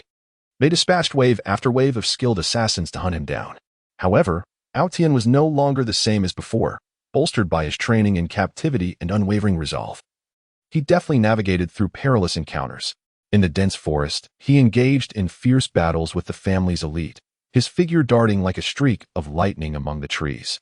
He unleashed an upgraded version of the Alfing sword technique, the Outyin Divine Sword Strike, with powerful sword strikes resembling meteors streaking across the night sky, hurtling towards his foes. The family's experts found themselves wounded and retreating before his onslaught. During one such confrontation, Outyin fortuitously encountered a young woman named Xinger, who had once crossed paths with him within the family. Xinger was a kind-hearted and courageous girl. Upon learning of Outyan's plight, she felt a deep sympathy for him and resolved to assist. She possessed a unique ability to sense surrounding dangers and concealed presences. With her aid, Outyin successfully evaded multiple attempts on his life by the family, and together they embarked on a quest for truth and vindication. As time passed, Outyin and Xinger gradually uncovered that the conspiracy behind the family extended beyond mere internal power struggles. It was intricately linked to the safety of the entire fantastical continent. They discovered that those within the family colluding with external malevolent forces were orchestrating a grand scheme to upend the order of the fantastical realm and establish a dark world under their dominion. In order to thwart this nefarious plot, Outyin and Xinger resolved to rally all available forces. They traversed far and wide, seeking out righteous individuals and those persecuted by the family. Along their journey, they encountered many like-minded allies, powerful warriors, enigmatic sorcerers, and sagacious strategists, among others. Together, they formed an organization known as the Justice Alliance, united in their struggle against the malevolence within the family and the encroaching darkness from without. Through the tireless efforts of the Justice Alliance, they gradually unveiled the truth behind the family's conspiracy and brought the evidence to light. The entire fantastical continent was astounded, and the malevolent forces within the family swiftly became the targets of public outrage. Under the relentless pursuit of righteous forces, the malevolent elements within the family were ultimately eradicated. With the assistance of Outyin and the Justice League, the family underwent a profound transformation, embarking anew on the path of justice and light. Outyin, having endured countless trials and tribulations, reclaimed the glory that was rightfully his. His name once again radiated brilliance across the mystical continent, solidifying his status as a hero in the hearts of the people. Yet, he understood that such honor was hard-won, and he vowed to cherish it dearly, using his strength to safeguard the peace and justice of this land, ensuring that past tragedies would not be repeated. Chapter 13. Happiness in a tranquil town caressed gently by the passage of time. Sunlight cascaded like shards of gold upon the ancient alleyways, while a soft breeze wove through the whitewashed walls and dark-tiled roofs, carrying with it the delicate fragrance of flowers and freshly turned earth. This place served as a haven of bliss for Outyin and Su Ran, seemingly ordinary, yet imbued with warmth and sweetness. As dawn broke, the first playful rays of sunlight filtered through the sheer curtains, casting mottled shadows upon the wooden floor of the bedroom. Outyin stirred awake in this gentle light, while Su Ran remained ensconced in a sweet slumber, her serene visage akin to a blooming flower in spring. Her long lashes cast faint shadows upon her cheeks, and the corners of her lips curved into an almost imperceptible smile. Outyin gazed at her quietly, his heart swelling with boundless tenderness and love, as if the entire world had frozen in that moment, leaving only the woman he adored before him. He rose softly, careful not to disturb her dreams, and tiptoed into the kitchen. Though modest in size, it was impeccably organized, with gleaming cookware sparkling in the morning light. Outyin deftly tied on an apron, opened the refrigerator, and retrieved fresh ingredients, preparing to craft a heartfelt breakfast for Su Ran. His movements were light and fluid, akin to an unspoken artistic performance. Soon, the eggs in the pan began to sizzle joyfully under the gentle caress of the oil, and the bread in the toaster transformed into a golden crisp, filling the air with an enticing aroma. When Su Ran awoke to this delightful scent and stepped out of the bedroom, she beheld Out Yin bustling at the dining table. The table was adorned with exquisite plates, brimming with steaming fried eggs, toasted bread, and glasses of freshly squeezed orange juice. Hearing her approach, Out Yin turned, his face illuminated by a gentle smile, his eyes filled with affection. "Good morning, my dear. Come, breakfast is ready." A warm current surged within Su Ran as she hurried to his side, wrapping her arms around his waist and resting her head against his back. "Darling, how wonderful it is to have you." These simple words, akin to the most enchanting love declarations, filled Out Yin's heart with profound joy and contentment. After breakfast, they strolled hand in hand through the streets of the town, where shops were opening one by one, and the proprietors greeted them warmly. They entered a flower shop, vibrant with blossoms competing for attention in a riot of colors. Out Yin carefully selected a bouquet of Su Ran's favorite pink tulips and presented them to her. "These flowers are as beautiful as you." Su Ran accepted the bouquet, her cheeks tinged with a delicate blush, her eyes sparkling with the light of happiness. They lingered for a moment in the flower shop, savoring the fragrant ambience that seemed to pause time in honor of their love. After departing the shop, they arrived at a park on the outskirts of the town. The park was a verdant paradise, with lush trees and a crystal-clear brook gently flowing, willows swaying gracefully by the water's edge in the breeze. They strolled leisurely along the path beside the stream, occasionally pausing to admire the playful fish beneath the surface. Aotian retrieved some breadcrumbs from his pocket and scattered them into the water. The fish quickly gathered, competing for the morsels and splashing droplets of sparkling water. Watching this delightful scene, Su Ran couldn't help but burst into joyful laughter, her laughter ringing like silver bells, echoing in the air. Aotian gazed at her, his heart brimming with joy. He gently took her hand, drawing her close, and placed a tender kiss upon her forehead. At midday, they visited a familiar little restaurant. The air was filled with the comforting aroma of home-cooked meals. Upon seeing them, the owner warmly approached. "Aotian, Su Ran, it's been a while. What would you like to eat today?" They ordered several signature dishes and settled at a table by the window, quietly anticipating the arrival of their food. The restaurant was not crowded, creating a serene and cozy atmosphere, as the sunlight poured through the window, enveloping them in a golden glow. Soon, the dishes arrived, each a feast for the senses. As they relished the delectable cuisine, they shared amusing anecdotes from their lives, their laughter and conversation intertwining in a harmonious melody of happiness. In the afternoon, as the sun took on a languid quality, they returned home. Su Ran sank into the living room sofa, opening a beloved book and immersing herself in its pages. Aotian, meanwhile, prepared a rich cup of coffee for her, then picked up his guitar, sitting across from her and strumming gently. The notes flowed melodiously, like a clear spring trickling through the room, harmonizing with the soft rustle of pages as Su Ran read. Occasionally, she would glance up at Aotian, her eyes filled with love and admiration. In this moment, they reveled in the tranquil and beautiful atmosphere, cherishing the bliss of each other as company. As evening approached, they made their way to the town square. The square was aglow with lights, and people had gathered to dance, stroll, and converse. Aotian and Su Ran joined the lively dancers, moving gracefully to the upbeat rhythm. Aotian's steps were light yet assured, while Su Ran fluttered beside him like an elegant butterfly. Their eyes met, exchanging profound love and understanding. The surrounding crowd was captivated by their joy, casting envious glances their way. When night fully enveloped the sky, they walked hand in hand along the path home. The moonlight cascaded like water, illuminating their figures with a silvery outline. They walked in silence, savoring the moment's tranquility and the warmth of each other as presents. Once home, they washed up together and then embraced as they laid down on the bed. Out Yin held Su Ran tightly in his embrace, whispering softly in her ear, "My dear, today has been truly delightful. I love you." Su Ran nodded gently within his arms, replying, "I love you too. Good night." In this warm atmosphere, they gradually drifted into a sweet slumber, their dreams filled with the cherished images of each other's companionship. However, the blissful times were not always smooth sailing. One day, Out Yin's company faced a significant crisis, threatening his job security. This news loomed over them like a dark cloud, casting a shadow on their hearts. Out Yin was engulfed in deep anxiety and concern, fearing that he would be unable to provide Su Ran with a stable life. and that their happiness might be jeopardized. Seeing Out-Yin's worn visage, Su Ran was filled with compassion. She grasped his hand tightly, encouraging him, "My dear, do not worry. No matter what happens, we will face it together. As long as we are united, there is no challenge we cannot overcome." Bolstered by Su Ran's encouragement, Out-Yin regained his resolve.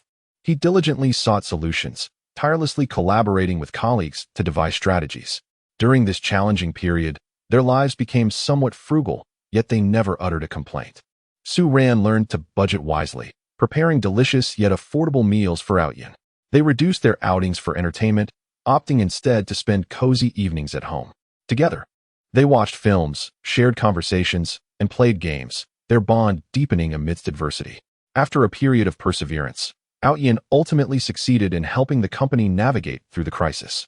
Not only did he secure his position, but he also gained a promotion.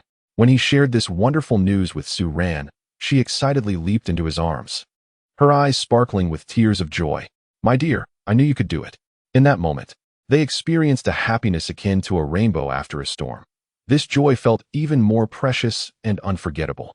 As time passed, their lives gradually returned to tranquility and happiness. They began to plan for their future, yearning for a child to complete their family. Together, they selected furniture for their future home, adorned their rooms, and envisioned their child growing up in this warm environment. Every detail was imbued with their hopes and dreams, each discussion filling their hearts with sweet happiness. On a sunlit day, Su Ran discovered she was pregnant. This news filled them with ecstatic joy as Out-Yin excitedly lifted Su Ran, spinning her around the room several times. They immediately began preparing for the arrival of their baby, carefully purchasing infant supplies and arranging the nursery, each task infused with love. As Su Ran's belly grew day by day, Out-Yin showered her with even greater care. He accompanied her on daily walks, offered massages, and told her jokes to keep her spirits high. Surrounded by this exceptional affection, Su Ran's face radiated a perpetual smile, a countenance reminiscent of the most exquisite scenery in the world. At long last, on a morning brimming with hope and joy, they welcomed the fruit of their love, a delightful new life. When Aotion cradled the baby for the first time, his hands trembled slightly, his eyes glistening with tears of excitement and happiness. He gazed at Su Ran, his heart overflowing with gratitude and love. "My dear, thank you. You have worked so hard." Weary yet blissful, Su Ran smiled in return. "My love, this is our cherished creation. Every effort is worth it." From that moment onward, their lives were infused with new hues of joy and delight. Together, they nurtured their baby, witnessing each milestone, rolling over, sitting up, crawling, walking, and speaking. Every fleeting moment of growth filled them with immense happiness and pride. They strolled through the quaint town with their child, allowing the little one to bask in the wonders of nature. They recounted stories, sang lullabies, and shared countless enchanting evenings. Within the confines of their modest abode, happiness bloomed like spring flowers, increasingly vibrant and fragrant. They understood that this was the happiness they had long sought, simple yet pure, ordinary yet magnificent. It would accompany them through every season of their lives, becoming the most treasured gem within their hearts. Chapter 14. Aotion's every attempt to evade pursuit each time Out-Yin evaded his pursuers. The boundless wilderness of that fantastical realm was filled with howling winds and sharp grains of sand. His figure, amidst such chaos, appeared particularly disheveled, yet radiated an unwavering resilience. Every pursuit by his family felt akin to a nightmare, and within this torment, he struggled for survival time and again. The first encounter with the elite assassins dispatched by his family found him concealed deep within an ancient forest. Towering, ominous trees surrounded him, their dense foliage obscuring much of the sunlight, creating a stifling atmosphere. Crouching behind a massive tree, Out-Yin pressed his ears against the trunk, striving to catch any sound of movement. He discerned the faint footsteps of the assassins, each step resounding like the countdown to death, drawing ever closer. His heart raced. Cold sweat beaded on his forehead, yet his gaze remained resolute. Gripping his sword tightly, its blade trembled not from fear, but from the thrill and tension of impending combat. As the assassins encroached within his awareness, he sprang forth, executing the phantom gale step, his form darting like a specter through the trees. His sword flickered amidst the interplay of light and shadow, each strike imbued with an indomitable spirit, unleashing a breathtaking battle against the assassins. Branches splintered beneath his sword's might, leaves swirled through the air, and blood splattered across the dappled ground, staining it red. Ultimately, leveraging his familiarity with the terrain and his unexpected assaults, he successfully repelled the assassins, albeit sustaining severe injuries himself, forcing him to painstakingly seek herbs for healing amidst the forest, each step accompanied by excruciating pain. On another occasion, he fled into a treacherous mountain range. The craggy cliffs and steep precipices were ubiquitous, with narrow, rugged paths that threatened to plunge him into the abyss with the slightest misstep. Outyin cautiously traversed the mountainside, his fingers digging into the crevices of the rock, his body pressed against the slope as fierce winds threatened to cast him down. Just as he struggled to ascend, his family's pursuers appeared, mounted on flying beasts. They circled above, launching attacks from their aerial vantage point.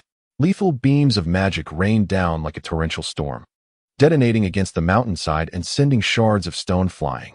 Outyin could only evade the onslaught while desperately searching for a place to hide. He spotted a narrow cave and leaped towards it with all his might. Mid-air, a spell struck his back, a searing pain coursing through him. Yet he gritted his teeth and managed to roll into the cave. Inside, the darkness and dampness enveloped him, a fetid odor pervading the air. He concealed himself deep within the cave, clutching his wound tightly to stifle any sound, listening to the shouts of his pursuers and the roars of the beasts outside, silently praying for their swift departure. In an expansive desert, the sun blazed mercilessly, the heat nearly melting the soles of his shoes. Outyin trudged laboriously through the sands, a trail of dust billowing behind him. The family's hunters, mounted on desert beasts, pursued him with alarming speed, gradually closing in. Aware that escape was futile on the flat expanse of the desert, he scanned his surroundings and suddenly noticed a sandstorm brewing in the distance. Without a moment's hesitation, he resolutely raced towards the tempest. The sandstorm loomed like an enraged beast, engulfing the golden grains and emitting a deafening roar. In the midst of the raging sandstorm, Aotion plunged forward, instantly engulfed by the howling winds and swirling sands. With his eyes tightly shut, he relied on his formidable spiritual sense and indomitable will to navigate through the tempest. The relentless barrage of sand and stone struck against his body, lacerating his skin and causing blood to seep forth. Yet he pressed on without faltering. In stark contrast, his pursuers, confronted by the ferocity of the storm, mostly chose to retreat, with only a few daring souls recklessly charging into the fray. Within the storm, Aotion engaged them in a desperate battle. The chaos of the tempest served as his best ally, allowing him to launch unexpected assaults on his foes. Ultimately, he managed to evade his hunters but found himself lost in the vast desert, where he could only rely on the stars for guidance, taking measured steps in search of an escape. On another occasion, he fled to a bustling town. The streets were teeming with people, buildings rose high, and a cacophony of shouts and noise intertwined in the air. Aotion sought to blend into the crowd, altering his appearance and aura to masquerade as an ordinary passerby.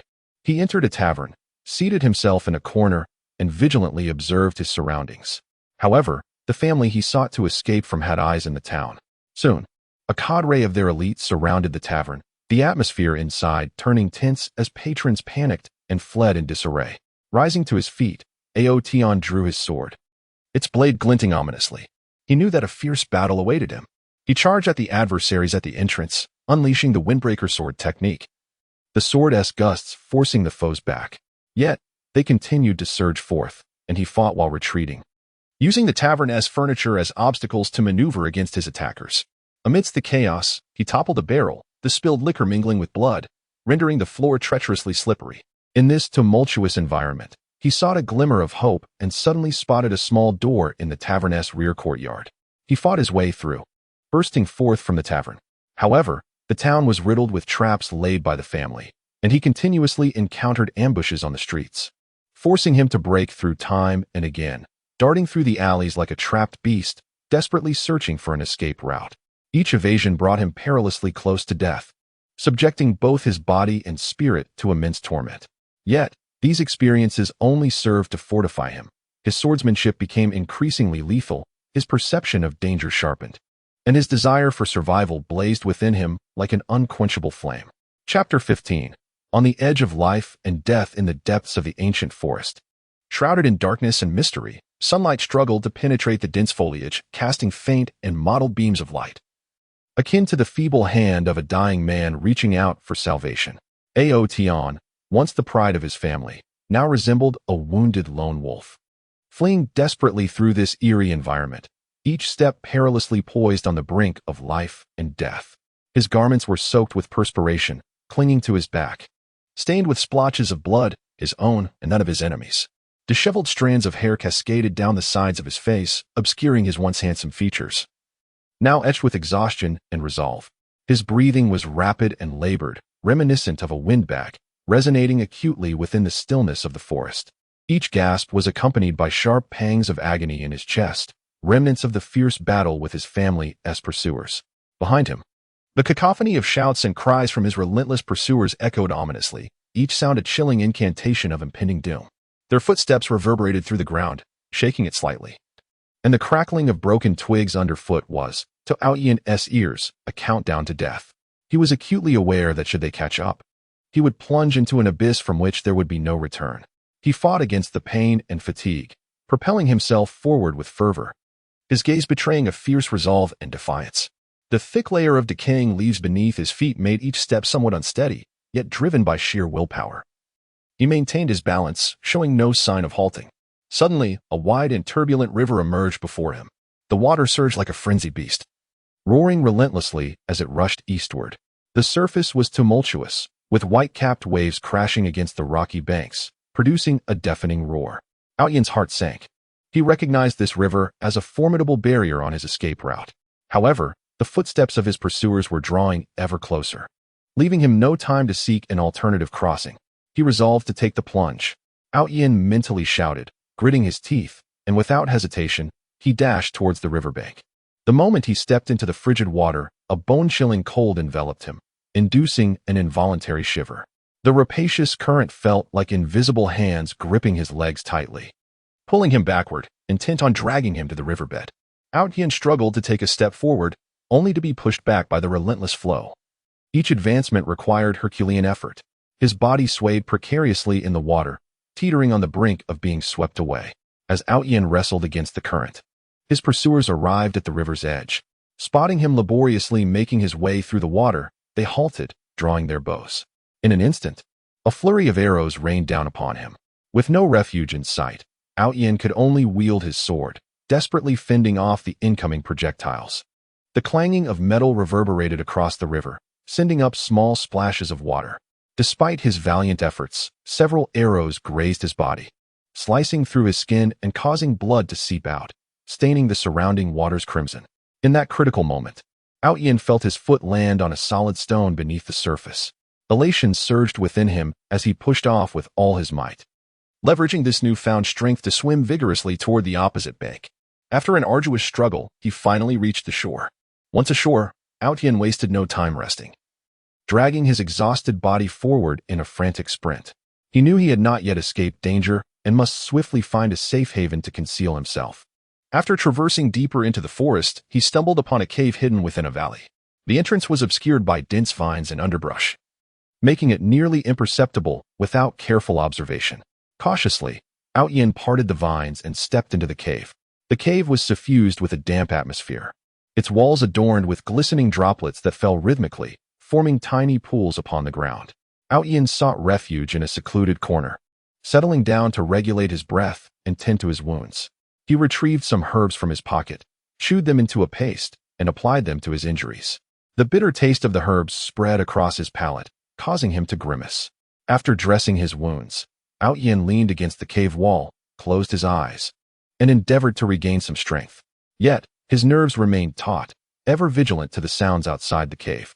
Time slipped away unnoticed, and Ao Yan drifted into a hazy slumber. In his dreams, he seemed to return to his family, encountering familiar faces, the loving gaze of his parents, the laughter of his brothers, the tender warmth of his fiancée. All was so beautiful, lulling him into bliss. Suddenly, a cacophony of footsteps jolted him awake. He snapped his eyes open, gripping his sword tightly and rising to his feet.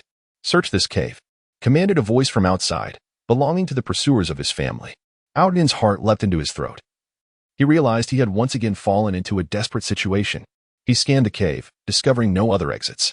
Left with no choice, he concealed himself behind a massive boulder. preparing to confront his pursuers in a final stand. The family pursuers cautiously entered the cave, their eyes darting around in search of any signs of life. As they reached the center of the cave, Out Yin surged forth from behind the boulder, unleashing the phantom sword technique. The shadows of his sword danced like blooming silver flowers, enveloping the pursuers in an instant. Taken aback by Out Yin's sudden assault, they scrambled to defend themselves. The cave erupted into a chaotic flurry of flashing blades and battle cries. Out Yin was acutely aware of his disadvantage in numbers. He needed to break through swiftly.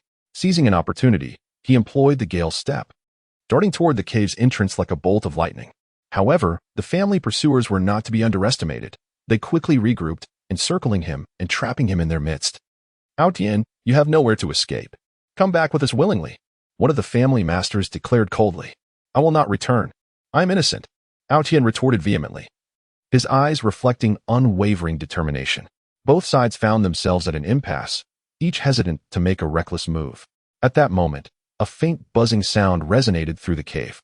Initially subtle and nearly imperceptible, the sound gradually intensified, reminiscent of a swarm of bees buzzing nearby. What is that noise? The faces of the family pursuers turned pale with fear. Out Yin sensed an unsettling shift in the atmosphere, alertly scanning his surroundings. Suddenly, he noticed an array of tiny holes appearing on the cave wall, from which a multitude of black venomous bees poured forth like a tidal wave, rushing toward them. Venomous bees. Everyone, be cautious, Out Yin shouted. The bees, small yet swift, glimmered with a deadly sheen at their stingers, evidently harboring potent venom. The family pursuers descended into chaos, frantically wielding their weapons in an attempt to fend off the oncoming swarm. However, the number of venomous bees was overwhelming, and they could not withstand the onslaught. Seizing the opportunity, Out Yin unleashed the Windbreaker sword technique, fiercely carving a bloody path through the encirclement. He recklessly sprinted towards the cave's exit. Behind him, a cacophony of chaotic shouts and the buzzing of the poisonous bees. Upon escaping the cave, Out Yin continued to dash through the forest.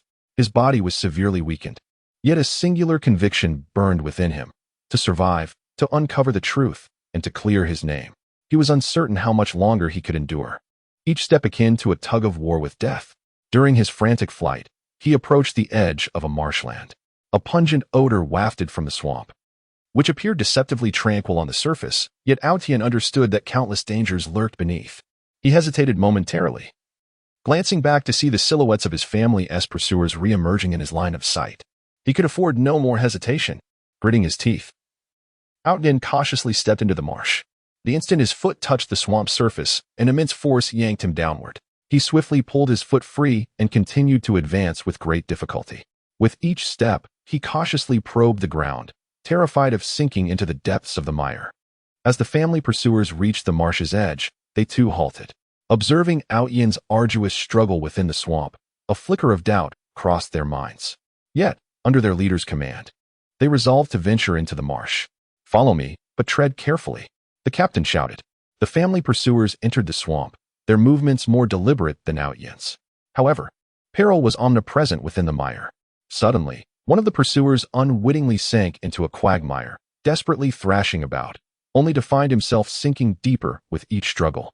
Witnessing this, the others extended their hands for assistance, yet they too found themselves in jeopardy. A chorus of cries for help echoed through the swamp. Hearing the desperate pleas behind him, Out Yin felt a pang of emotion. However, he recognized that his own survival was paramount, and he could not turn back to save them. He pressed on, hoping to escape the marsh swiftly. After laboring through the mire for what felt like an eternity, Out Yin finally glimpsed the edge of the swamp. A surge of joy filled his heart, and he quickened his pace. Upon emerging from the marsh, he collapsed to the ground, gasping for breath. His body had reached its limits, yet he understood that rest was not an option.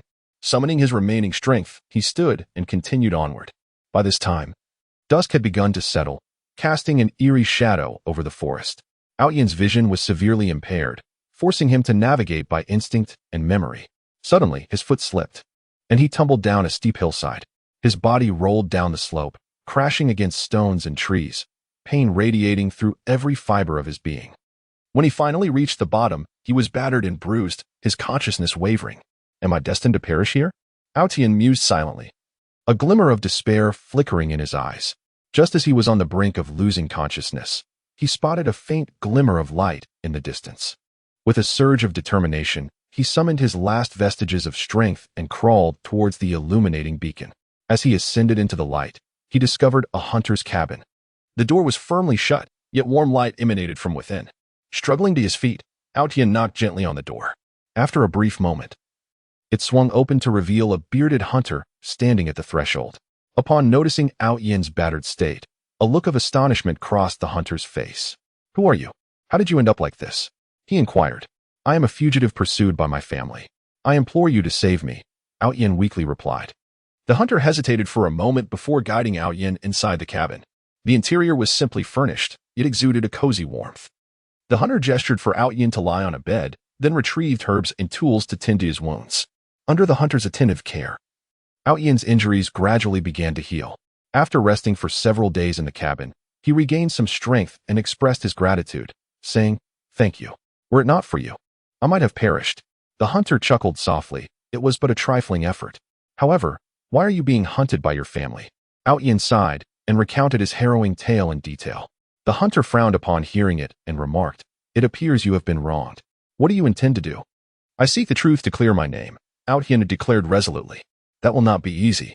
You must confront not only the pursuit of your family, but also many unknown dangers," the hunter cautioned. "I understand, yet I have no alternative." Aotian clenched his fists. With the hunter's assistance, Aotian departed from the cabin, resuming his journey. He was acutely aware that the path ahead remained fraught with hardship and peril. Yet fear no longer gripped him. Having danced with death on numerous occasions, his resolve had only strengthened. He believed that if he persevered, the truth would ultimately be revealed, and he would reclaim his honor and dignity within his family. Chapter 16. Vigilant of surroundings in that ancient forest, rife with peril. Every rustle of leaves and whisper of the wind concealed potential threats. Aotian, the relentless fugitive, now concealed himself among the dense branches of a towering tree, his form melding into the shadows of nature. Only his bright, keen eyes sparkled with vigilance amidst the dappled light, ever watchful of the slightest movement around him. The first rays of morning sun struggled to pierce the layered foliage, casting a faint glow, while a gentle mist enveloped the forest, rendering everything hazy and enigmatic. Aotian had spent the entire night concealed in the tree, refusing to allow even a moment of complacency. Despite his extreme fatigue and the ache in his muscles from prolonged tension, he was acutely aware that a single misstep could lead him into the snares set by his family's pursuers. He lay silently on the branch, akin to a poised cheetah, ready to confront any looming danger. His breathing was even and soft, nearly imperceptible, each inhalation and exhalation meticulously controlled, fearful of producing even the faintest sound that might disturb the seemingly tranquil forest. His garments, thoroughly drenched by the dewdrops, clung tightly to his skin, offering a subtle chill. Strands of hair fell in disarray about his cheeks, adorned with a few leaves and blades of grass, remnants of his hasty retreat the previous night. His visage bore a trace of weariness, yet his eyes remained resolute, akin to a profound, still pool, calm yet exuding an unsettling chill. He narrowed his gaze slightly, peering through the gaps in the foliage, meticulously scrutinizing the movements beneath the trees. Though his field of vision was limited, he overlooked no corner where an adversary might lurk. He observed a wild hare darting from the underbrush, swiftly followed by a fox pursuing it from another direction. This seemingly ordinary scene heightened the tension within Aotian. He understood that in this forest, the unusual behavior of animals often heralded impending peril. Suddenly, a faint rustle of footsteps echoed from afar, so subtle they were almost imperceptible. Yet in the stillness of the woods, they resonated in Aotian's ears like thunder. His body tensed instantaneously, muscles coiling like a drawn bowstring, and his hand instinctively tightened around the hilt of his sword at his waist. He held his breath, intently listening to the direction and rhythm of the footsteps. The sounds were soft and irregular, rendering it impossible for Aotian to ascertain the number or identity of the approaching figures. His heart raced uncontrollably, blood coursing through his veins as if striving to burst forth. He pondered his next move. If it were pursuers from his family, how could he evade them? Should he confront them directly or leverage the terrain of the forest to conceal himself once more? As the footsteps drew nearer, Aotian finally discerned the silhouettes of the newcomers. A group of strangers clad in black attire, their expressions austere, emanated an air of menace. Armed with various weapons, they cautiously scoured the forest, evidently in search of someone. A sense of apprehension gripped Aotian. He could not ascertain whether these individuals were sent by his family, yet he dared not take the risk. Quietly, he adjusted his posture, pressing himself closer against the branches to avoid detection. His eyes remained fixated on the strangers, observing their every move. They halted beneath the trees, scanning their surroundings as if seeking some clue. One of them crouched down, inspecting the footprints on the ground, then stood and gestured toward Ao Tian's direction. An icy dread surged within him. He realized he had been discovered. Without a moment's hesitation, he leapt from the tree, akin to a flash of black lightning, launching himself towards the group of strangers. In midair, he drew his sword, its blade glinting coldly in the sunlight. He unleashed the phantom sword technique, the sword's shadows blossoming like silver flowers, enveloping the strangers in an instant. Clearly unprepared for Ao Tian's sudden onslaught, the strangers were momentarily taken aback. However, being seasoned warriors, they quickly regained their composure, raising their weapons to fend off Ao Tian's assault. In an instant, the forest was alive with flashing blades and the thunderous cries of battle. In the midst of the throng, Ao Tian surged forth with formidable agility, his swordsmanship strikingly lethal, each thrust imbued with a deadly menace. His figure glided like a wraith, weaving effortlessly through the encircling foes, rendering him nearly elusive. At times, he leapt high into the air to launch an assault. At others, he crouched low to target the enemy's foundations. Utilizing his nimble physique and exquisite swordplay, he gradually gained the upper hand. However, these unfamiliar adversaries were no mere amateurs. They quickly regained their composure and began to orchestrate a counterattack. In a synchronized effort, they formed a tight encirclement, intent on ensnaring Ao Tian within their grasp. Throughout the fierce skirmish, Ao Tian maintained an acute vigilance. While engaging his foes, he remained attuned to his surroundings, wary of any lurking threats. His eyes, sharp as a hawk's, could detect the slightest movements of his enemies in an instant. He soon noticed one adversary stealthily maneuvering behind him, poised to strike from the rear. Without turning, he relied on his keen intuition to execute a swift counterattack. Thrusting his sword backward, the blade cut through the air like a meteor, accurately piercing the foe's chest. With a pained cry, the enemy collapsed to the ground. As the battle raged on, Ao Tian gradually felt his strength waning. He recognized the urgency of his situation. He could not persist in this manner and needed to break free swiftly. Seizing an opportunity, he unleashed the windstep technique, propelling himself like lightning towards a vulnerable section of the encirclement. His speed was astonishing, leaving his foes unable to intercept him. He successfully breached their barrier and dashed into the depths of the forest. The unfamiliar pursuers followed closely, yet Ao Tian, familiar with the terrain, managed to widen the distance between them.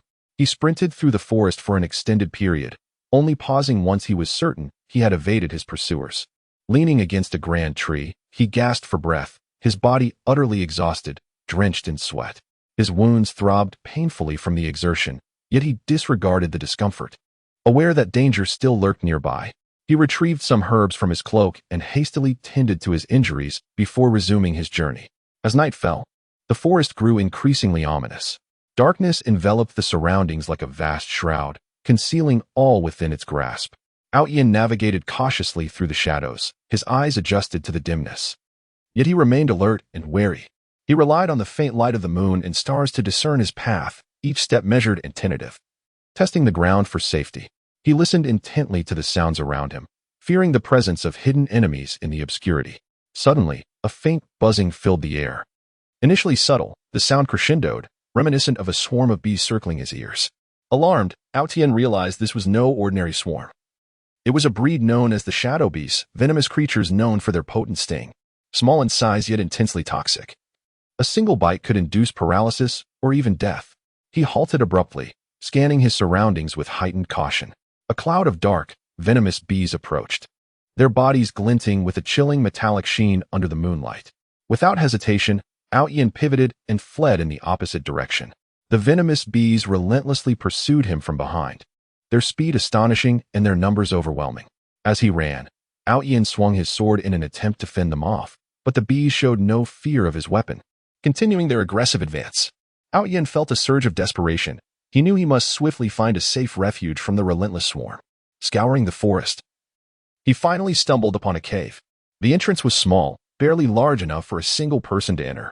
Without hesitation, Ao Tian dashed into the cave. Inside, a damp atmosphere enveloped him, and the walls glistened with droplets of water falling rhythmically. He settled into a corner of the cave, keeping a vigilant eye on the entrance. The bees circled the mouth of the cave for a time, seemingly unwilling to abandon their pursuit, before gradually dispersing. Outyin exhaled a sigh of relief, realizing he was momentarily safe. However, he dared not sleep, apprehensive of other lurking dangers. He sat in the cave, silently attuned to the sounds outside. He could hear the rustling leaves stirred by the wind, the calls of night owls, and the distant sound of flowing water. These sounds pierced through the stillness of the night, amplifying his unease. He remained in the cave throughout the night, only emerging at dawn, continuing his journey through the forest. His vigilance remained undiminished. He understood that danger could strike at any moment in this treacherous woodland, and he must remain alert to grasp a chance at survival.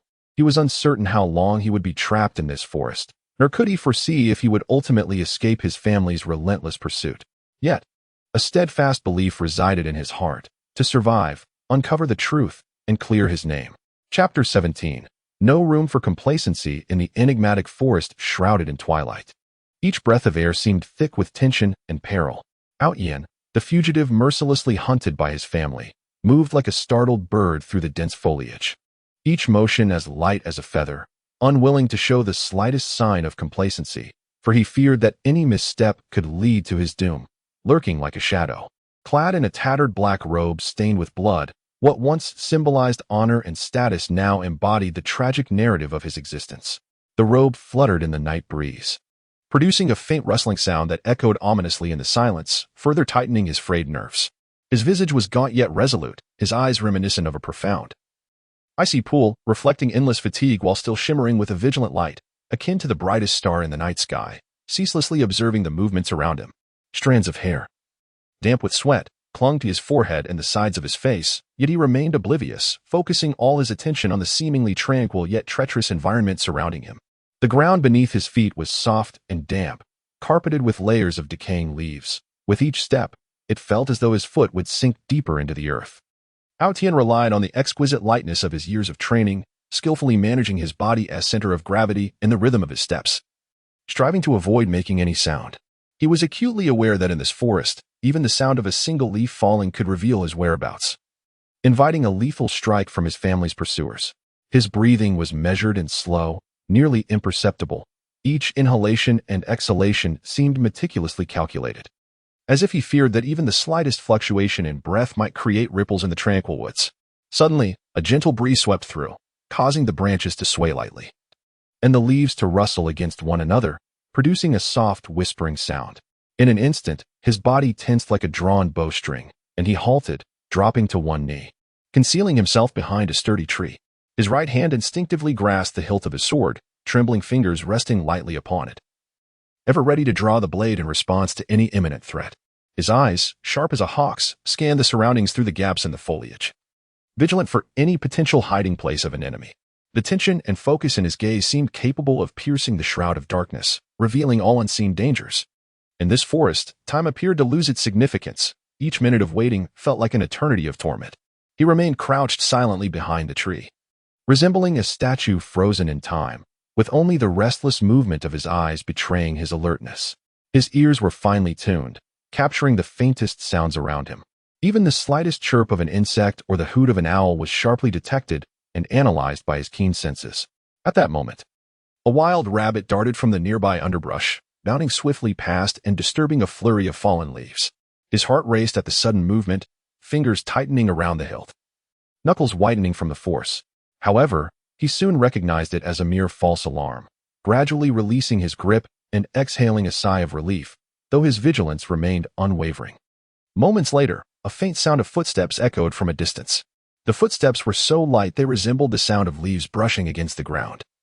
Yet in the stillness of the forest, they resonated like thunder in his ears. His body tensed once more, muscles coiling like hardened stone, each sinew seemingly brimming with latent energy, poised for explosive action. He rose slowly, pressing his body against the trunk of the tree, striving to meld into the shadows. His gaze fixed intently in the direction of the approaching footsteps, attempting to pierce the veil of darkness to discern the identity of the newcomer. As the footsteps drew nearer, he finally caught sight of the figures approaching. They were a group of family pursuers clad in black, their expressions severe, eyes glinting with a chilling intent to kill. Armed with an array of sharp weapons that glimmered coldly in the moonlight, They resembled harbingers from the depths of hell. The pursuers fanned out in a semicircle, cautiously scouring the forest, leaving no potential hiding place unchecked. Their movements were graceful and agile, clearly the result of rigorous training, each step taken with utmost care, lest they trigger any traps hidden within the woods or disturb their quarry. A knot tightened in his chest as he realized he was facing a life-or-death test. His mind raced, strategizing his next move. Should he choose to confront the enemy head-on, relying on his exceptional martial prowess to carve a bloody path? Or should he exploit the intricate terrain of the forest, skillfully evading the relentless pursuit of his foes? A flicker of hesitation glimmered in his eyes, swiftly supplanted by resolute determination. He understood all too well that whichever path he chose, complacency would be his undoing, leading to irrevocable consequences. In this critical moment, Yin made a decisive choice to utilize the forest's geographical advantages to conceal his movements. He unleashed the phantom gale step, his form becoming a spectral shadow, deftly weaving through the trees. His steps were as light as if traversing a tranquil lake, each footfall landing silently upon branches and leaves. Skillfully utilizing the cover of the trees, he continuously shifted his position, rendering his pursuers unable to discern his whereabouts. However, the family's pursuers were not to be underestimated. They soon caught on to Yin's intentions. Intensifying their search, they coordinated their efforts with newfound synergy. One of the pursuers spotted Yin's fleeting silhouette among the trees and immediately emitted a sharp whistle, alerting his companions. Upon hearing the signal, the other pursuers quickly converged towards Yin's direction. Realizing his cover had been compromised, Yin's heart sank. He knew he had to escape the encirclement swiftly. No longer concealing his strength, he unleashed his ultimate technique, the Yin divine sword art. In an instant, his sword erupted with a blinding radiance, its blade shimmering like a blooming lotus, casting a brilliant glow against the night sky. He charged towards the pursuers, each strike infused with formidable sword energy, as if capable of rending the very air. In that moment, the forest became alive with flashing sword strikes and the thunderous cries of battle. Yin dashed through the throng, his swordplay extraordinarily fierce, each thrust aimed with deadly precision at the enemy's vital points. At times, he leapt high into the air, launching fierce assaults from above. At others, he crouched low, executing unexpected strikes to undermine his foes. His movements resembled a bolt of lightning, darting through the encirclement, leaving his enemies bewildered. Yet, the family's pursuers, outnumbering him, quickly formed a tight ring, intent on trapping Yin within it. Amidst the fierce struggle, Yin remained acutely vigilant. While he relentlessly attacked his foes, he attentively monitored his surroundings, wary of any opportunistic ambushes. His gaze was as penetrating as a searchlight, constantly scanning for any lurking threats beyond the encirclement. He noticed one adversary stealthily maneuvering behind him, poised to deliver a lethal strike. Without a moment's hesitation, he pivoted swiftly, delivering a counterattack with lightning speed. The strike was executed with impeccable precision, piercing the enemy's chest. The foe let out a cry of agony before collapsing to the ground. As the battle wore on, Yin began to feel the toll of exhaustion. He realized he could not persist in this manner and needed to break free promptly. Seizing an opportunity, he performed the gale-piercing step, propelling himself like a cannonball towards a vulnerable point in the encirclement. His speed was astonishing, leaving the enemies unable to intercept him. He successfully broke through the encirclement and sprinted deep into the forest. The family's pursuers relentlessly chased him, but with his familiarity with the forest terrain and his indomitable will, he gradually increased the distance between them. He ran through the woods for quite some time, only stopping when he was certain he was no longer being followed. Leaning against a large tree, he gasped for breath, his body utterly fatigued and drenched in sweat, as if he had just emerged from the water. His wounds throbbed painfully from the exertion, yet he paid them no mind, acutely aware that danger still lurked nearby. He retrieved some herbs from his pocket to tend to his injuries and then pressed on. In the days that followed, as he fled, he traversed countless perilous mountains and rivers, enduring various hardships. Neither steep cliffs nor raging waters could impede his progress. He scavenged for food and water in desolate wilderness, often going hungry and parched, his lips cracked from thirst. Yet, he dared not let his guard down. Each time he rested, he chose a concealed spot to set up simple traps, ever wary of a sudden attack from his enemies. Once, while sheltering from a torrential downpour in a cave, he unexpectedly encountered a ferocious bear. The massive creature, brimming with strength, glared at him with fury upon sensing his intrusion into its territory, letting out a thunderous roar. Without hesitation, he drew his sword and engaged in a heart-pounding battle with the bear. Utilizing the cave's confined space, he deftly evaded the bear's assaults while searching for an opening. After an intense struggle, he finally found his chance and delivered a decisive blow, driving the beast back. As he crossed a marshland, he proceeded with utmost caution. A pungent odor hung in the air, and though the surface appeared calm, countless dangers lurked beneath. With each step, he tested the ground with a branch, fearful of sinking into the abyss of mud. His eyes remained fixed on the ground beneath him while he stayed alert to the surrounding movements, wary of any poisonous creatures that might strike from the marsh. Despite enduring countless trials and dangers, a steadfast belief resided within him: to survive, to uncover the truth, and to clear his name. He knew that as long as he lived, hope remained. Thus, regardless of how dire the circumstances became, he maintained unwavering vigilance, fiercely resisting his fate. Chapter 18.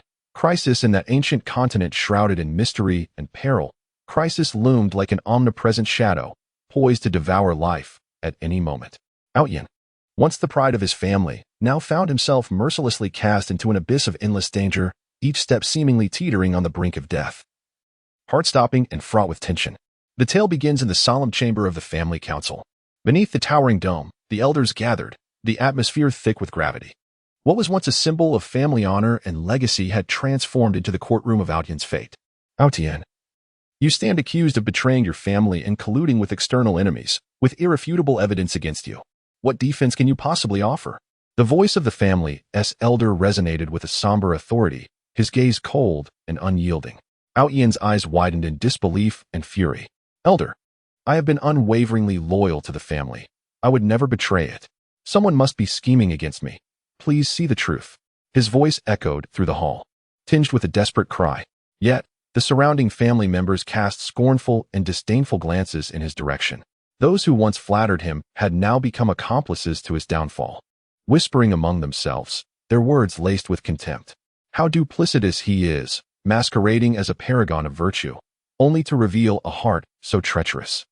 The family had placed great expectations upon him, yet he had committed such a heinous act, deserving of the gravest punishment. Outyan felt an overwhelming sense of injustice and helplessness. He sought the eyes of those who had once fought by his side, whom he had considered brothers, hoping they might speak in his defense. However, they averted their gazes, retreating into the crowd, remaining silent. Even his closest confidant lowered his head, unable to meet his gaze. In this moment of betrayal, Outyan's sole glimmer of hope lay with his fiancée, Suyao. He turned to her with pleading eyes, wishing she would believe in him. Yet, Suyao's expression was filled with disappointment and indifference. Outyan, I never imagined you could become such a person. Our engagement is hereby annulled. Her words struck him like a cold arrow, piercing through his heart and extinguishing the last flicker of warmth and hope within him. At that moment, the enforcers of the family began to close in, clad in dark attire, wielding glinting weapons, their eyes betraying a ruthless intent to kill. Outyan understood that if he did not resist, he would meet his doom. He slowly drew his sword, its blade shimmering faintly under the light, as if echoing his resentment and fury. If you intend to condemn me, then present your true evidence. Outyan roared, charging first towards the enforcers. He unleashed the family's ultimate sword technique, the Alfing sword art, with sword shadows blossoming like azure lotuses, swirling wildly through the hall. The enforcers, unwilling to yield, coordinated their efforts to form a tight encirclement, seeking to trap Outyan within. The clash of battle erupted instantaneously.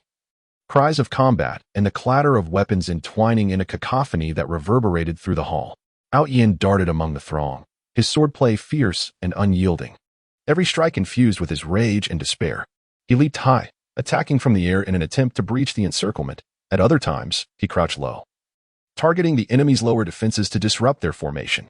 However, the enforcers, numerous and well-trained, gradually regained their composure and began organizing a counterattack. As the fierce battle raged on, Outyan felt his strength waning. He bore multiple injuries, blood staining his garments. Yet, he continued to resist with unwavering determination, his only belief being that he could not perish unjustly. Just as Outyan found himself on the brink of despair, a mysterious shadow suddenly surged into the hall like a bolt of lightning. The shadow moved with astonishing speed. Before anyone could react, it was already at Outyan's side. Armed with a long black staff, the shadow waved it gently, sending the surrounding enforcers staggering back several steps. Follow me, the shadow murmured to Outyen, its voice carrying an undeniable command. Though Outyen felt a surge of confusion within, he recognized that this was his only chance for survival. Without hesitation, he followed the shadow as they swiftly fled the conference hall. The shadow led Outyen through the family's complex of buildings, deftly evading the guards and patrols. Outyen soon realized that the shadow possessed an intimate knowledge of the family's layout, clearly having devised a meticulous plan for his rescue. Who are you? Why are you helping me? Outyen could not contain his curiosity. The shadow did not answer his inquiry but quickened its pace, heading towards the rear mountains of the estate. Upon reaching a concealed cave in the mountains, the shadow finally halted.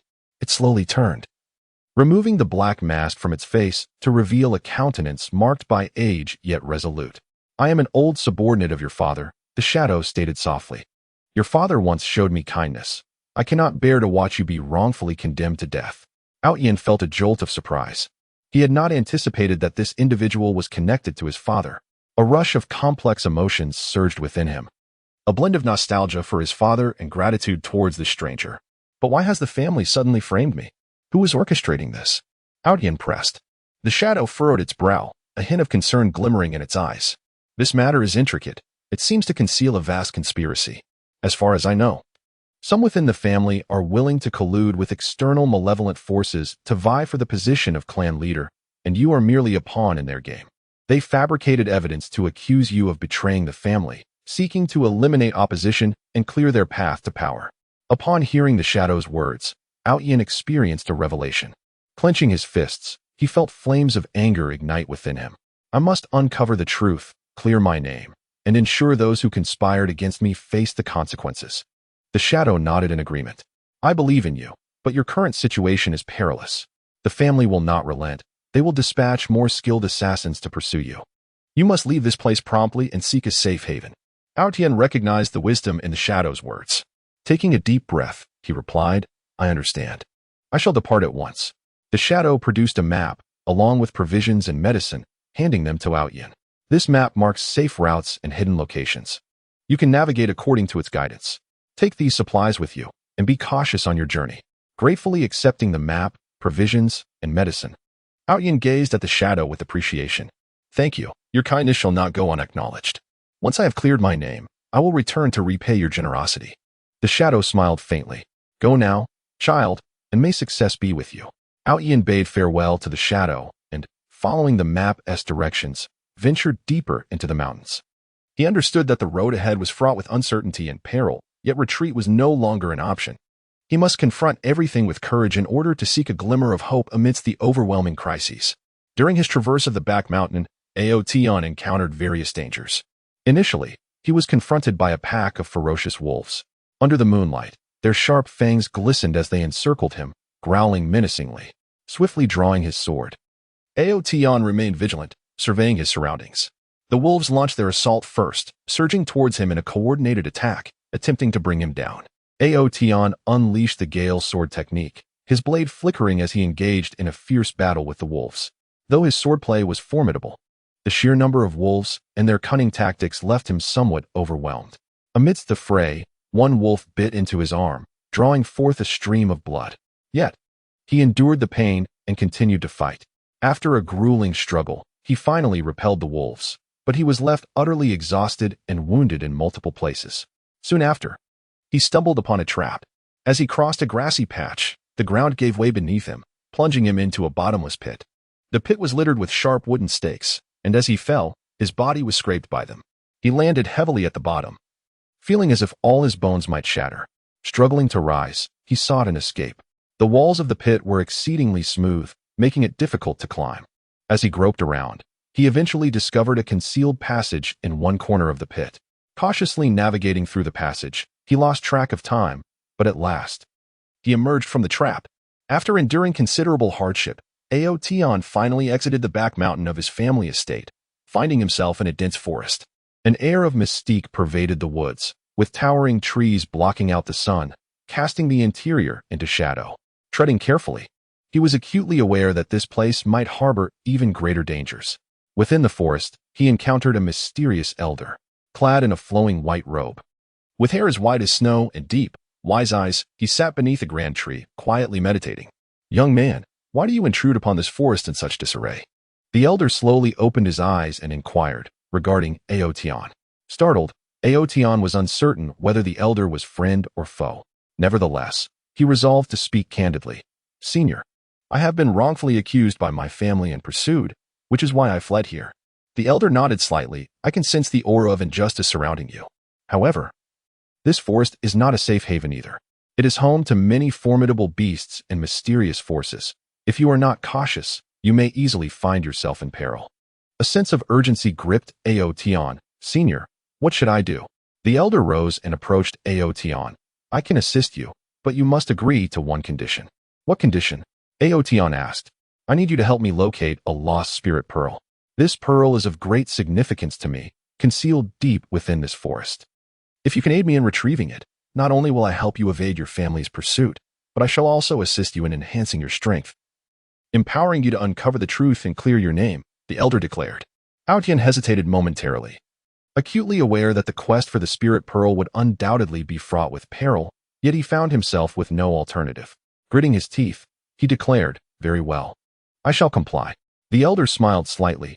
Excellent. Let us commence our journey forthwith. Thus, Aotian trailed the elder into the forest, embarking on their quest for the spirit pearl. They traversed a winding path flanked by an array of peculiar flora and creeping vines. As they walked, the elder enlightened Aotian about the forest's intricacies and the precautions necessary for their survival. This forest teems with formidable magical beasts, each possessing unique powers. Some can unleash flames. Others command ice and snow, while yet others are capable of exuding toxins. You must exercise caution when encountering them. Do not provoke them lightly, the elder advised. Aotian listened intently, his mind brimming with vigilance. He understood that he was on the brink of an unprecedented challenge, yet he felt resolute and prepared. After a considerable duration, they reached the heart of the forest, where the atmosphere grew even more enigmatic and treacherous, saturated with a potent energy fluctuation. The spirit pearl lies within the valley ahead, yet it is guarded by a formidable beast. We must proceed with utmost caution, the elder warned.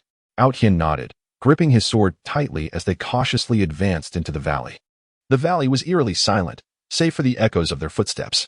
Suddenly, a thunderous roar resonated from the depths of the valley, followed by the emergence of a colossal beast before them. Its form resembled a small hill, covered in impenetrable scales that gleamed like metal. Its eyes shone like two massive lanterns, radiating a fierce light, and its mouth was lined with razor-sharp fangs, dripping with a virulent green venom. This was the flame demon beast, the guardian of the spirit pearl. Its power is immense. We must tread carefully, the elder cautioned. Aotian gazed at the flame demon beast, a surge of apprehension coursing through him. Yet, he recognized that retreat was not an option. Drawing a deep breath, he unleashed the Alfing sword technique, charging at the flame demon beast. As the beast noticed Aotian's advance, it opened its cavernous maw and unleashed a torrent of flames. The flames surged forth like a roaring inferno, hurtling towards Aotian. He swiftly evaded to the side, the flames grazing his form and incinerating the trees behind him into mere ash. The elder, undeterred, formed intricate hand seals and intoned incantations. A white light materialized in his hands, coalescing into a radiant sword. He wielded the light sword and launched an assault on the flame demon beast. The beast pivoted, swiping its massive claws towards the elder. With a deft movement, the elder evaded the attack and retaliated with a thrust aimed at the beast's eye. The flame demon beast howled in pain, its body thrashing violently, causing the ground beneath to tremble. Seizing the opportunity, Aotian executed the ultimate move of the Alfing sword technique, the Alfing cloud-cutting slash. He leapt high into the air, his sword bursting forth with a blinding radiance, resembling a colossal blade of light as it descended towards the crown of the flame demon beast. The inferno beast sensed an imminent threat above, raising its head to shield itself with its formidable brow against the onslaught of Aotian. The clash of the luminous blade against the beast's forehead resonated with a thunderous sound, sending sparks flying into the air. Under the combined assault of Aotian and the elder, the inferno beast gradually exhibited signs of fatigue. Yet, it tenaciously resisted, refusing to relinquish its duty of guarding the spirit pearl. We must swiftly conclude this battle. Otherwise, if it unleashes a more powerful attack, we shall be in peril, the elder remarked. Aotian nodded in agreement, concentrating his energy and channeling all his spiritual power into his sword. The blade glowed ever more brilliantly, resembling a blazing sun. Alfing obliteration sword, Aotian shouted, executing his most potent technique. With sword in hand, he charged at the Inferno Beast with all his might. The blade, infused with formidable spiritual energy, pierced toward the heart of the Inferno Beast like a streak of lightning. The creature attempted to evade, but its massive form hindered its agility. The sword struck true, piercing the heart of the Inferno Beast, which let out a roar of anguish as its colossal body slowly toppled, stirring up a cloud of dust. "We have succeeded," Out-Yin exclaimed with exhilaration. The elder smiled with satisfaction, saying, "Indeed, you have shown great courage. Now, let us seek the Spirit Pearl." Within the lair of the Inferno Beast, they discovered the long-lost Spirit Pearl, emanating a gentle radiance akin to a beautiful gem. The elder took the pearl, his expression one of contentment. "Young man, you have been of immense assistance to me. As per our agreement, I shall help you evade your family's pursuit and aid in enhancing your strength," the elder declared. Out-Yin gazed at the elder with gratitude. "Thank you, senior." The elder led Out-Yin to his dwelling nestled in the forest. The abode was a modest cabin concealed within a valley, surrounded by numerous defensive formations, ensuring its security. The elder instructed Out-Yin to rest within the cabin while he began concocting potions to bolster Out-Yin's strength. With the elder's guidance, Out-Yin's prowess saw remarkable enhancement. He not only mastered new sword techniques and spells, but also gained a deeper comprehension of spiritual energy utilization. However, tranquility was short-lived. The family's pursuers eventually tracked them to the forest, scouring the area and drawing ever closer to the elder's domicile. "They are coming. Are you prepared to fight?" the elder inquired, gazing at Out-Yin. Out-Yin nodded, gripping his sword tightly, determination shining in his eyes. "I am ready. This time, I shall not flee. I will make them understand that I am innocent." The elder smiled faintly. "Very well, let us confront them together." Out-Yin and the elder stepped out of the cabin, awaiting the arrival of the family pursuers. Soon, the pursuers appeared before them, their faces contorted into sinister smiles upon spotting Out-Yin. "Out-Yin, do you think you can escape? Today is your day of reckoning," one of the pursuers shouted. Out-Yin remained silent, directly unleashing the Alfing sword technique as he charged toward them. The elder also cast spells alongside him, assisting in the battle. The clash erupted once more, the sounds of battle, shouts, the clanging of weapons, and the explosions of spells, intertwined, echoing throughout the forest. In the midst of battle, Out-Yin demonstrated his formidable prowess. His swordsmanship was extraordinarily fierce, capable of repelling a pursuing adversary with each strike. The elder's spells were equally powerful, emanating a radiant barrier that shielded Out-Yin from enemy assaults. Amidst the fierce skirmish, Out-Yin identified a leader among his family's pursuers. This leader's strength was markedly superior to that of the others, exhibiting masterful swordplay and incisive techniques. Out-Yin resolved to defeat the leader first, intending to disrupt the enemy's formation. He unleashed the Alfing Breakthrough Slash, charging towards the leader with all his might. Upon seeing Out-Yin approach, the leader swiftly raised his weapon in defense. Their weapons clashed with a resounding impact, igniting a shower of sparks. In the midst of this intense confrontation, Out-Yin gradually gained the upper hand. Seizing an opportunity, he executed the Alfing Annihilation Sword, successfully vanquishing the leader. As the leader collapsed to the ground, the remaining pursuers, witnessing their leader's defeat, faltered in disarray. They began to retreat, seeking to escape the battlefield. "Thinking of fleeing? It's not that simple," Out-Yin proclaimed. Alongside the elder, he repelled the remaining pursuers entirely. Following this encounter, Out-Yin had successfully driven back his family's pursuers. He understood that his peril was not yet averted, yet fear no longer gripped him. He believed that as long as he persevered, he would undoubtedly uncover the truth and vindicate himself. At the Elder's Council, Out-Yin resolved to depart from the forest in search of more allies and clues.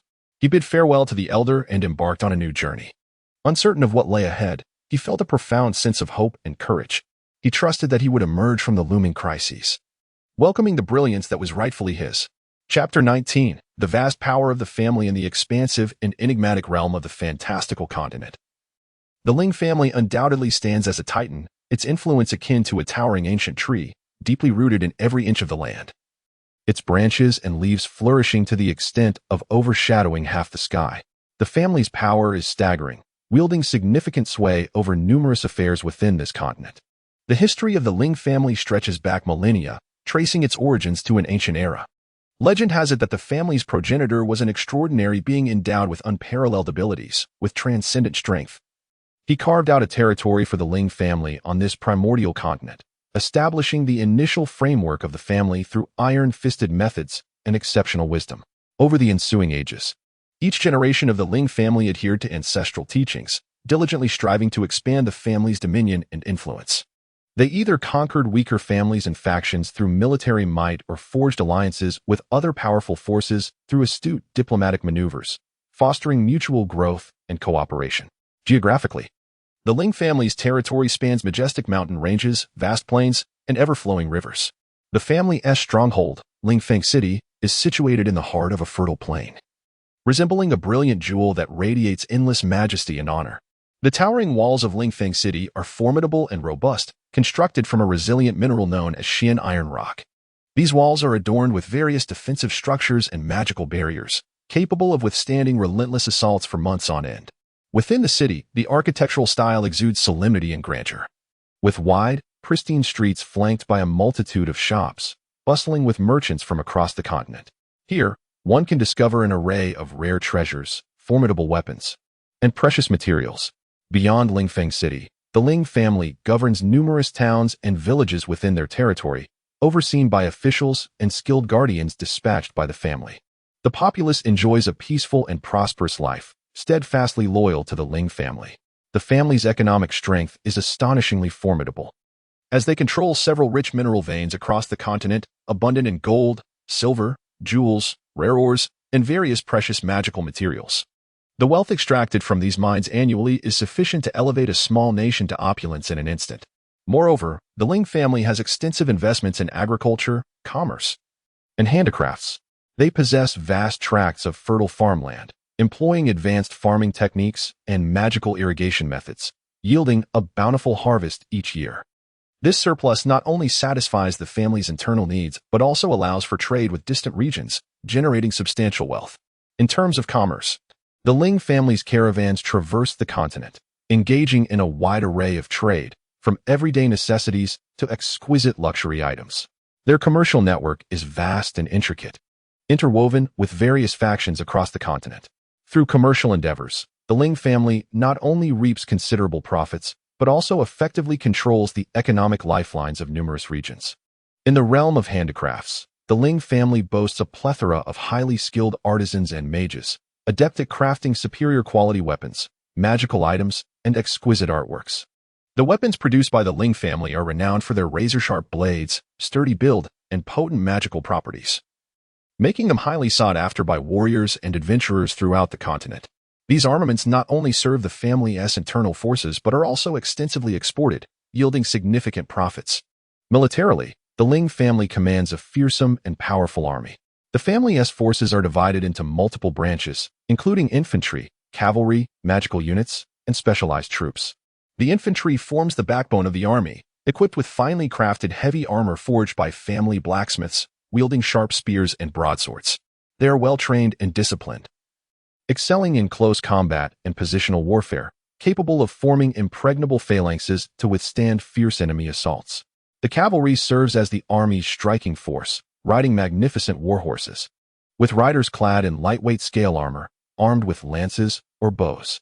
The cavalry's swift maneuvers and mobility enable them to navigate the battlefield with agility, launching sudden assaults on the enemy's flanks and rear, instilling chaos and terror among their adversaries. The Wizard Battalion stands as the elite force of the Ling family's army. These wizards undergo rigorous selection and training within the family, endowing them with formidable magical prowess. They are capable of casting a variety of offensive, defensive, and supportive spells. On the battlefield, the Wizard Battalion can strike enemies from a distance, unleashing devastating magical storms that obliterate enemy defenses in an instant. They can also invoke defensive spells, erecting sturdy magical shields to protect their comrades from enemy spells and arrows. Furthermore, they wield supportive magic to enhance their force's combat capabilities, augmenting attributes such as strength, speed, and endurance, or healing injured soldiers. Specialized units represent the elite within the Ling family's army, comprising assassins, spies, and beast tamers. Assassins excel in stealth operations and assassination techniques, infiltrating enemy camps undetected to eliminate key figures, thereby inflicting severe damage on the adversary's command structure. Spies are tasked with intelligence gathering and subversion, embedding themselves within various factions to provide the Ling family with crucial information aiding in strategic decision-making and crisis management. Beast tamers have the ability to subdue powerful magical beasts, training them as combat companions to fight alongside soldiers on the battlefield. These beasts possess immense strength and unique abilities, such as fire-breathing, venom-spitting, and flight, delivering unexpected blows to foes. The Ling family boasts an abundance of formidable martial artists and wizards. Among the martial artists, the family has cultivated numerous top-tier experts, each mastering profound and distinctive martial techniques. Some excel in robust, overwhelming fist techniques capable of shattering mountains. Others are adept in agile, ethereal swordplay, striking with lightning speed. While certain practitioners specialize in enigmatic and unpredictable knife techniques, their blades flashing with lethal precision, rendering defense nearly impossible. These martial artists have achieved remarkable success in grand martial arts tournaments across the continent, garnering countless honors and prestige for the Ling family. In the realm of magic, the Ling family similarly possesses a cadre of exceptionally skilled wizards, whose command over magical elements has reached extraordinary heights. Some wizards specialize in manipulating fire, summoning raging flames to incinerate their foes. Others adeptly control water, creating powerful water shields or launching devastating floods. Some harness the winds, enabling rapid flight or executing razor-sharp wind blades, while others command the earth, instigating earthquakes or erecting formidable earthen barriers.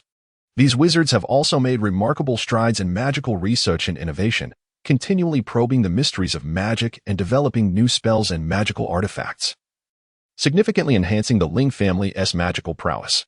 Beyond their substantial influence in their homeland, the Ling family has established a broad impact across other regions of the continent. They have forged diplomatic relationships with numerous powerful families, sects, and empires, serving as allies, partners, or rivals. In terms of alliances, the Ling family has forged close alliances with several like-minded clans and sects to collectively confront external threats and challenges. These allies provide mutual support and assistance, engaging in extensive collaboration in resource sharing, intelligence exchange, and military cooperation. In the realm of partnerships, the Ling family has established cooperative relationships with numerous commercial organizations, magical guilds, and adventuring teams. They collaborate in the fields of trade, magical research, and exploratory adventures, achieving a mutually beneficial outcome. In the sphere of competition, the Ling family also finds itself in rivalry with several equally formidable clans and sections. They engage in fierce contests over territorial expansion, resource acquisition, and talent competition, a rivalry that drives the Ling family to continually enhance its strength and competitiveness.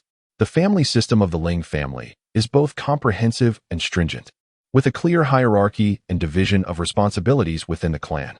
The highest authority resides with the family patriarch, a venerable elder of considerable strength and prestige, who oversees all family affairs, formulates development strategies, and makes significant decisions.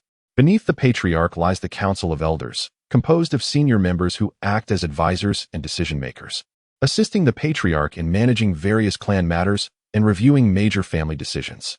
The offspring of the family are categorized into different ranks and tiers based on their talents, abilities, and merits, enjoying varied treatments and resource allocations. The family provides an excellent training environment and educational resources, nurturing martial skills, magic, and diverse knowledge from a young age. Furthermore, a stringent reward and punishment system is implemented.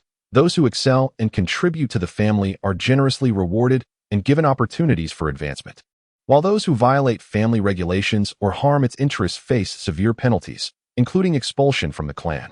In terms of cultural heritage, the Ling family possesses a unique cultural identity and traditions.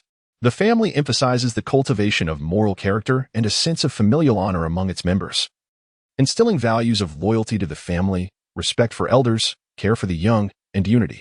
The family also upholds its own teachings, regulations, and historical records, which serve as vital carriers of its culture.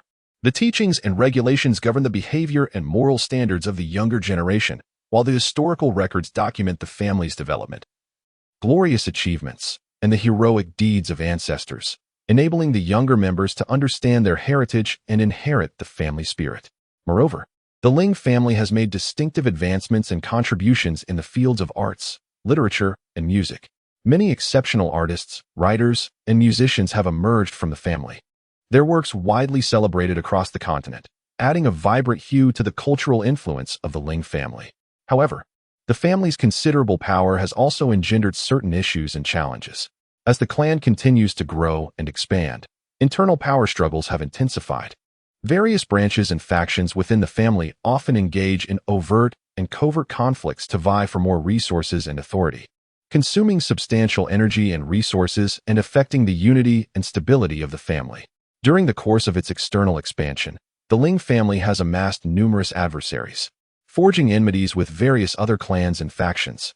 These foes frequently unite in their assaults against the Ling family, posing a significant threat to its development. Furthermore, the family's vast enterprises and intricate affairs necessitate a considerable pool of talent for management and operation. The selection and nurturing of exceptional managerial personnel thus represent a critical challenge confronting the Ling family. Despite the multitude of issues and obstacles it faces, the Ling family remains steadfast on this fantastical continent, bolstered by its illustrious history, robust economic strength, formidable military power, a plethora of skilled practitioners, as well as a comprehensive family system and a unique cultural heritage. Its influence is so extensive that it commands the attention of the entire continent, establishing itself as an indomitable force that cannot be overlooked. Chapter 20. A dire predicament. His circumstances grow increasingly dire. Deep within the enchanted continent, shrouded in darkness and chaos, Outyen, once a paragon of hope for his family, now finds himself ensnared in an unprecedented crisis, his plight becoming ever more harrowing. As if he were suspended in an endless abyss, devoid of any glimmer of hope. From the moment he was falsely branded a traitor by his family, Outyen's life was irrevocably upended. He lost the protection and trust of his kin, and those who once flattered and followed him instantly transformed into indifferent bystanders or even ruthless adversaries. He was compelled to flee his family's territory, embarking on a long and arduous journey of escape. Initially, he sought refuge in a dense, ancient forest. The forest was eerie and damp, permeated by a fetid odor, its thick foliage obscuring most of the sunlight and casting the surroundings into a twilight gloom. Outyen concealed himself within the hollow of a colossal ancient tree, a cramped and restrictive space where he could only curl up and endure the pain in his body and the torment in his heart. The occasional roars of wild beasts and the unsettling sounds of unknown creatures heightened his tension to its utmost limit. He dared not kindle a fire for warmth, nor venture out in search of sustenance, relying solely on the scant provisions he carried to sustain his existence. The limited supply of food compelled him to deliberate extensively before each morsel, as he remained uncertain when or where his next meal might materialize. However, the family's pursuers swiftly tracked him to this forest. They were like hounds with an acute sense of smell, leaving no potential hiding place unexamined. Outyen peered through the crevice of the tree hollow, catching sight of those familiar yet alien figures weaving through the woods. Clad in the family's specially crafted black attire and wielding sharp weapons, their eyes glinted with a cold, lethal intent. Outyen understood all too well that discovery would spell an irrevocable doom for him. He gripped his sword tightly, the very blade that had once brought him glory in family competitions, now his sole instrument of survival. In his mind, he meticulously devised an escape plan, scrutinizing every detail. For he recognized that this was a contest against death, allowing for no missteps. Seizing the opportunity while the pursuers had yet to scour his vicinity, Outyen resolved to take a daring leap towards freedom. He executed the phantom gale step, his figure gliding like a specter through the woods. The decaying leaves and brittle branches beneath his feet crunched audibly, piercing through the stillness of the forest with an unsettling clarity. He strove to control his movements, attempting to minimize the sound, yet the tension coursing through him rendered his actions somewhat frantic. The pursuing family members soon detected the disturbance, swiftly converging towards the source of the noise. "Arrogant Tian, you have nowhere to escape. Surrender willingly," one of the pursuers bellowed, his voice resonating through the trees. Imbued with an undeniable authority, Tian offered no reply. His mind was singularly focused on one conviction: survival. He quickened his pace, utilizing the cover of trees to continuously shift his position.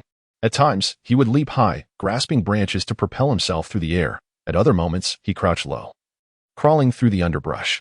His eyes remained fixed on the path ahead, vigilant of any movements around him, fearful of being encircled by his foes.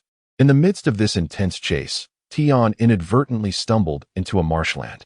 The air was thick with a noxious scent, the surface appearing deceptively tranquil while concealing great peril beneath.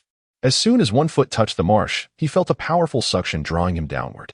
Alarmed, he attempted to wrench his foot free, only to have the other leg sink deeper into the mire. He struggled, his body swaying within the swamp, finding that the more he fought, the faster he became ensnared. At this moment, the family pursuers reached the edge of the marsh, halting to witness Tion's plight. Smug expressions gracing their faces. "Huh, arrogant Tion, this shall be your grave," one taunted. Despair welled within Tion, yet he refused to surrender. Taking a deep breath, he endeavored to calm himself.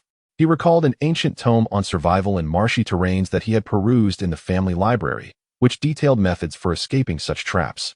Following its guidance, he gradually lowered his body onto the surface of the swamp, striving to increase his contact area to mitigate the speed of his descent. Cautiously, he began to explore the marsh with his hands, searching for a more solid foothold. After considerable effort, he finally found a sturdy branch.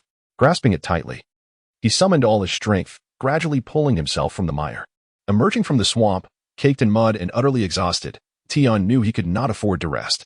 He pressed onward into the depths of the forest, pursued relentlessly by the footsteps of his family.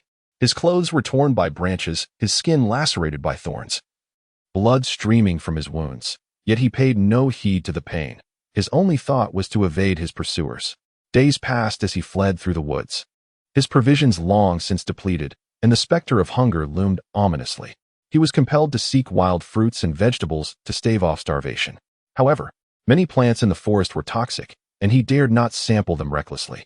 Relying on the herbal knowledge he had gleaned from his family, he meticulously identified which flora might be safe for consumption. Each attempt felt like a gamble between life and death for him, for the peril of consuming a toxic plant could lead him to the brink of oblivion. After numerous trials, Yin finally discovered some edible wild fruits and vegetables. He devoured them ravenously. Although the taste was far from delightful, to him, it was the most exquisite cuisine in the world. With his hunger somewhat satiated, he experienced a modicum of strength return, yet he remained acutely aware of the extreme danger surrounding him. As time elapsed, the search radius of his family's pursuers expanded, rendering Yin's situation increasingly precarious. He was compelled to abandon the forest and venture into a desolate desert. In this arid expanse, the sun blazed high overhead, and the heat was unbearable, with the sand scorching enough to almost melt the soles of his shoes. Yin trudged through the desert, each step demanding tremendous exertion. His lips cracked, and his throat felt parched as if it were about to ignite. His body grew weak from dehydration. His vision blurred, forcing him to rely solely on instinct and memory as he pressed deeper into the desert. In this inhospitable landscape, Yin was beset by a ferocious sandstorm. The tempest roared like an enraged beast, engulfing him in a blinding cloud of yellow sand. The howling winds lashed at him, the grain slicing against his skin with excruciating intensity. He sought refuge from the gale, but the flat terrain offered no shelter. With no alternative, he wrapped his clothing tightly around his head and lay flat against the ground, surrendering to the storm's wrath. The tempest raged on for what seemed like an eternity. And when it finally subsided, Yin found himself mostly buried beneath the golden grains. He struggled to claw his way out, his visage altered and body battered, nearly devoid of the strength to move. Yet fate seemed unwilling to grant him respite. Before he could recover from the trauma of the sandstorm, a band of desert marauders set their sights on him. These brigands, seasoned in the art of ambush, were ruthless and merciless. Spotting Yin, weakened and alone, they perceived him as an easy target. "Boy, hand over everything of value, or today marks your end," growled the bandit leader, brandishing his sword menacingly. Yin couldn't help but smirk bitterly. He was penniless, with nothing of worth to offer. Nevertheless, he understood these brigands would hardly take his word at face value. Summoning his strength, he rose to his feet, clutching his sword tightly, and declared, "I possess nothing of value. Do not force my hand." The robbers erupted in derisive laughter at his words. "Nothing of worth? Then your life shall suffice," they taunted, lunging toward him. With no other option, Yin was compelled to engage in a desperate struggle for survival. He unleashed his Alfing swordsmanship. Despite his frailty, his technique remained formidable. He wielded his blade, clashing fiercely with the marauders in the sands.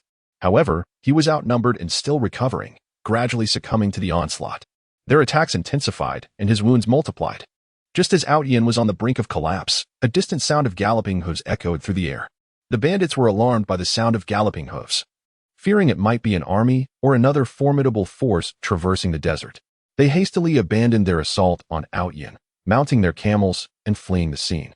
Outyin exhaled in relief, aware that he had once again narrowly escaped peril. Nevertheless, he understood that his predicament had not improved. Gazing into the distance, he was engulfed by feelings of confusion and helplessness. He was uncertain how many more tribulations he would endure on this path of flight, or whether he would ever clear his name and return to his family. Yet, within him burned an unwavering conviction. No matter the odds, he would not relent. He would struggle against fate to the very end. After several arduous days of traversing the desert, Outyin finally emerged into a bustling town. The streets were alive with the clamor of vehicles and the throngs of people, a scene of vibrant activity. Outyin had hoped to find assistance and refuge within the town, but soon realized the naivety of his expectations. His family wielded considerable influence in this locale, having long established a network of spies who closely monitored any potential leads related to Outyin. Barely had he entered the town when he was spotted by his family's informants. They promptly alerted the pursuing members of his family, who swiftly made their way toward the town. Sensing the impending danger, Outyin sought a place to conceal himself. He navigated the narrow alleyways, desperately searching for a secluded corner to hide. However, the townsfolk, witnessing his bloodied and disheveled appearance, cast suspicious glances his way, some even alerting the authorities. Outyin found himself ensnared in a precarious situation, his circumstances increasingly dire. He took refuge in a dilapidated inn, where the air was thick with the pungent odors of alcohol and sweat. He chose a remote room to hide in, sitting in a corner, anxiety and unease gnawing at him. He knew he could not remain there for long, yet he was uncertain of his next destination. Just as he wavered in indecision, a knock resounded at the inn's door. Outyin's heart raced, and he gripped his sword tightly, cautiously inquiring, "Who goes there?" "Esteemed guest, it is I, the innkeeper's assistant. I have brought you water," came the reply from outside. After a moment's hesitation, Outyin slowly opened the door. The assistant entered, carrying a basin of water. Noticing Outyin's tense demeanor, he felt a flicker of curiosity but refrained from probing further. He set the water down and began to turn away. In that instant, Outyin caught sight of a family insignia peeking from the assistant's waist. Alarm surged within him. He realized that this assistant was an undercover agent sent by his family. Without a moment's hesitation, he struck with the hilt of his sword, rendering the assistant unconscious.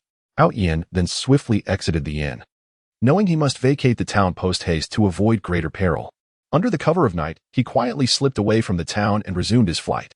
In the days that followed, Outyin's situation grew increasingly desperate. He faced a multitude of dangers in the wilderness, ferocious beasts, inclement weather, treacherous terrain, and relentless pursuit from his family, along with the covetous gaze of other forces. His body and spirit endured tremendous torment, yet he never relinquished hope. In the face of adversity, he persistently struggled for survival, striving to uncover opportunities to clear his name. He held steadfastly to the belief that as long as he persevered, fate would one day smile upon him, guiding him out of this darkness and into the light once more. Chapter 21. Unwavering Faith. In Aotion's heart resides but a singular conviction, the unwavering resolve to protect his daughter. In the fantastical continent shrouded in mist and uncertainty, the perilous environment looms like a ferocious beast, poised to devour Aotion at any moment. Yet, amidst this ceaseless darkness and adversity, a blazing flame of steadfast belief ignites within him, akin to a brilliant star illuminating the inky sky, guiding his path forward, bestowing upon him indomitable courage and resilient strength, enabling him to persist unyieldingly through tribulations.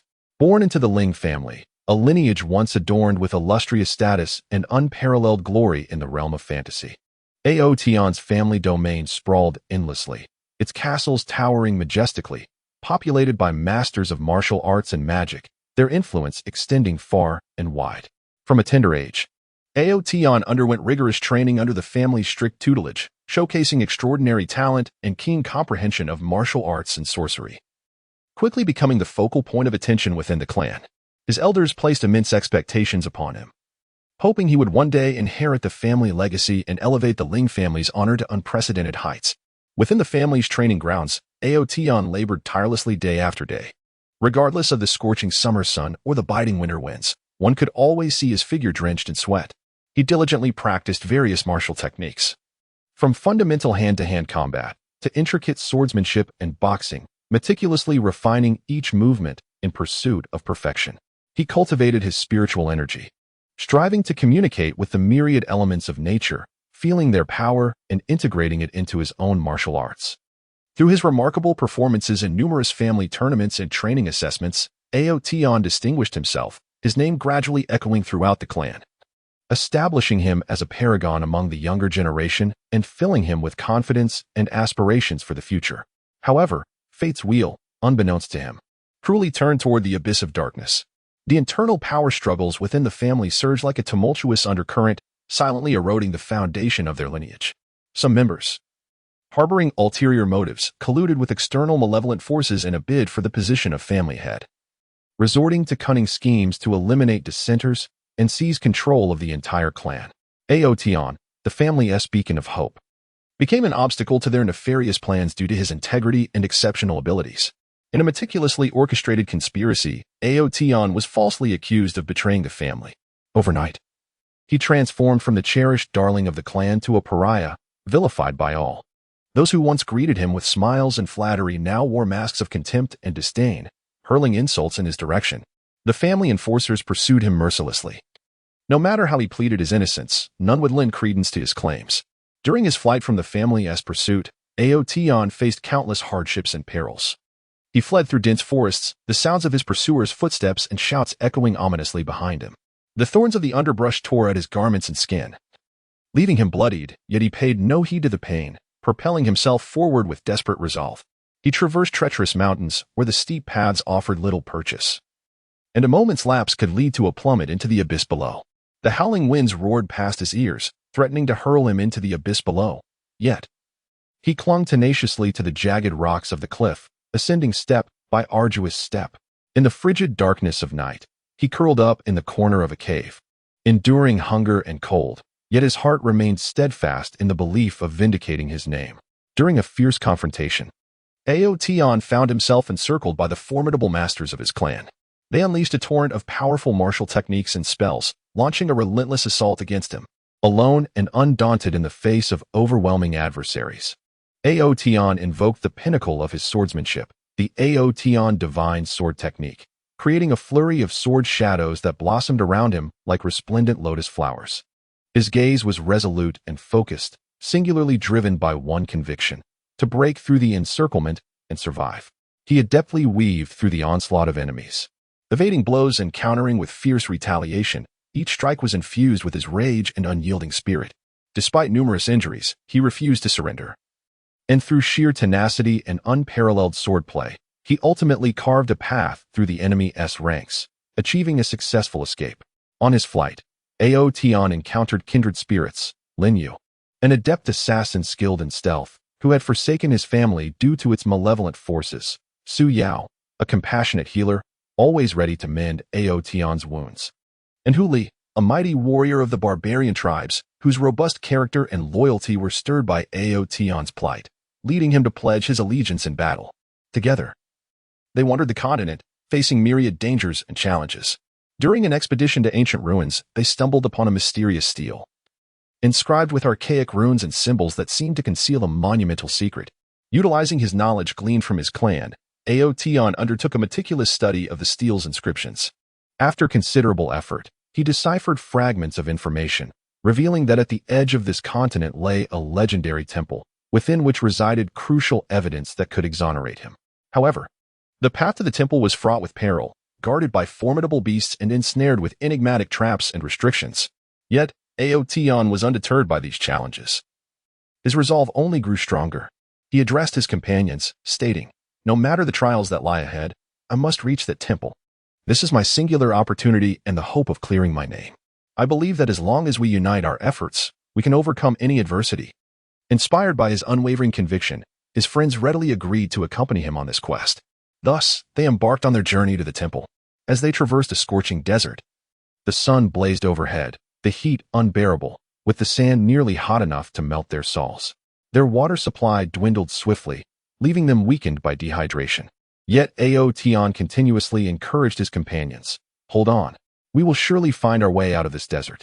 Supporting one another with unwavering determination, they ultimately discovered an oasis amidst the sands, replenishing their water and food supplies, restoring their strength. Upon entering a mysterious valley, they were beset by a pack of formidable beasts. These creatures were colossal and fearsome, launching a fierce assault upon them. Outyin led his companions into a fierce battle against the monstrous beasts. He unleashed the upgraded version of the Outyin sword technique, the AOC Chaos Sword, with powerful sword energy slicing through the air, repelling the beasts one after another. Lin Yu, utilizing his stealth abilities, quietly maneuvered behind the creatures to launch a surprise attack. Meanwhile, Su Yao cast healing spells from the sidelines, mending the wounds of her injured allies. Hu Li wielded a colossal battle axe, engaging the beasts head-on, each of his strikes resonating with immense power, instilling fear in the hearts of their adversaries. Through their collective efforts, they ultimately triumphed over the monsters and continued their journey towards the temple. As they approached the temple, the dangers they encountered grew increasingly formidable. They faced a terrifying magical storm, infused with elemental forces, lightning, fire, and frost intertwined, posing a grave threat to their safety. Outyin, with his acute perception of elemental powers, guided his companions in navigating through the tempest in search of a safe path. He directed them to utilize the terrain and their inherent skills to evade and resist the storm. Though the endeavor was arduous, they remained undaunted. At long last, they arrived at the fabled temple. The monumental structure emanated an aura of mystery. However, the entrance was obstructed by a formidable barrier. Outyin meticulously examined the runic structure of the barrier, seeking a means to dismantle it. After countless attempts and failures, he finally discerned a flaw within the barrier, successfully breaching the entrance. Once inside the temple, they discovered an ancient tome deep within its recesses. The book contained a detailed account of the internal power struggles within the family and the entire process of Outyin's wrongful accusation. It revealed that an elder within the family, driven by selfish desires, had colluded with external malevolent forces to orchestrate this series of conspiracies, all with the intent of eliminating Outyin as a rival to seize the position of the family head. Holding the tome, Outyin's heart surged with a tumult of anger and joy. He was enraged that someone within his family would resort to such unscrupulous tactics to frame him. Yet he was exhilarated to have finally found the evidence to prove his innocence. He realized that his suffering was nearing its conclusion. He would return to his family with this proof, exposing the conspirators' schemes, restoring his honor, and guiding the family back onto the righteous path. Through this arduous journey, Outyin gained a profound understanding of the power of conviction. It was his unwavering belief in vindicating his name that had sustained him through countless dire situations, allowing him to persevere until the end. This conviction not only propelled him through his challenging odyssey, but also inspired his friends to unite in their quest for justice. Now, with hope and evidence in hand, he embarked on the path back to his family, confident that justice would ultimately prevail over evil, and that his belief would once again illuminate the legacy of his family. Chapter 22. Guardian of the Daughter. In a mysterious town long forgotten by time, there lived a man named Outyin. Once an intrepid adventurer, he had traversed a continent brimming with wonder and peril, enduring countless trials of life and death, which forged his indomitable spirit. Now, he has shed the brilliance of his former days, leading a tranquil and serene life in the small town, where the most significant person in his life is his beloved daughter, Xiaoxian. Xiaoxian is an innocent and vivacious 6-year-old girl. Her long, lustrous black hair cascades like a waterfall over her tender shoulders. Her eyes resemble bright stars, shimmering with boundless curiosity and yearning for the world around her. With a dainty nose and rosy lips, she perpetually wears a sweet smile, as if capable of dispelling all the shadows of the world. Her laughter is crisp and melodious, echoing through the air like the chime of silver bells, bringing joy to all who hear it. Outyin is acutely aware of the myriad hidden dangers that lurk within this world. Although the small town appears tranquil and harmonious, he has never allowed himself a moment of complacency, steadfastly regarding the protection of his daughter as the most significant mission of his life. Each morning, as the first gentle rays of sunlight filter into the room, Outyin rises early to prepare a nutritious breakfast for Xiaoxian. He meticulously selects fresh ingredients and lovingly cooks each dish, and when he observes his daughter enjoying her meal with delight, his heart swells with happiness and warmth. After breakfast, Outyin takes Xiaoxian by the hand and escorts her to the town schoolhouse. Along the way, he patiently recounts various fascinating stories, whether they be tales of legendary heroes from ancient lore or the lesser-known historical anecdotes of their town. Xiaoxian listens intently, her curious eyes sparkling with wonder, occasionally posing innocent questions, to which Outyin responds with care. Their laughter resonates through the streets of the town. At the school, Tian earnestly reminds Xiaoxian to study diligently and to foster amicable relations with her classmates. He stands at the school gate, watching her skip joyfully into the classroom, only departing once her figure fades from view, reassured. During her lessons, Tian remains industrious, wandering through the town, engaging in casual conversations with neighbors while remaining vigilant for any signs of unusual occurrences. He inspects the town's defensive structures, ensuring preparedness for any potential threats.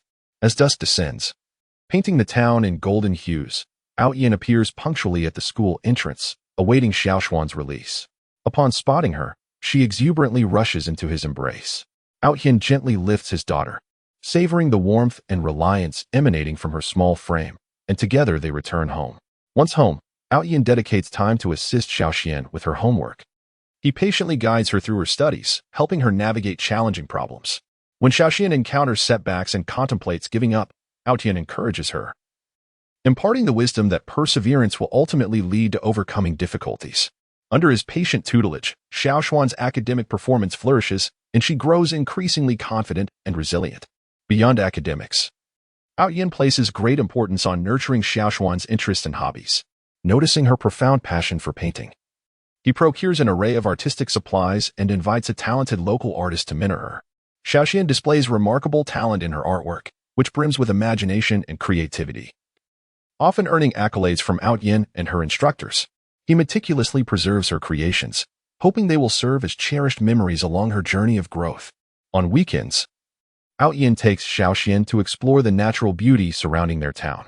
They catch small fish and shrimp by the creek, feeling the cool water flow through their fingers. They gather wild fruits in the forest, savoring nature's bounty, and they fly kites in the meadows, watching them soar amidst the blue sky and fluffy clouds, while Xiaoxuan's laughter dances through the air. In these splendid moments, Tian not only allowed Xiaoxian to experience the allure of nature, but also fostered a deeper bond between father and daughter. However, the tranquility of their lives was destined to be disrupted by unforeseen events. One day, a group of enigmatic figures clad in black appeared in the town. Their movements were shrouded in mystery, and their eyes betrayed a malevolent aura. Tian, with his keen instincts, sensed the imminent danger. He was acutely aware that these individuals were far from benevolent and could pose a grave threat to both the town and his beloved daughter.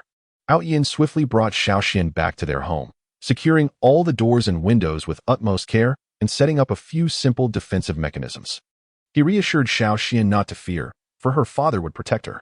Though still quite young, Xiaoxian harbored profound trust in her father. She nestled closely against Tian, her eyes revealing a flicker of anxiety, yet predominantly reflecting her reliance on him.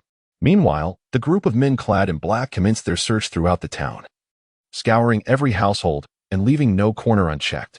As they approached Tian's residence, a knot of apprehension tightened in his throat. He gripped his sword firmly, a loyal companion from his past adventures that had seen him through countless life and death battles. Now, it was poised once more to unsheath itself in defense of his daughter. Tian quietly concealed himself behind the window, observing the movements of the cloaked figures with keen vigilance. He witnessed them rummaging through his neighbor's home, seizing valuables, and even inflicting harm upon those who dared to resist. A surge of indignation welled up within him.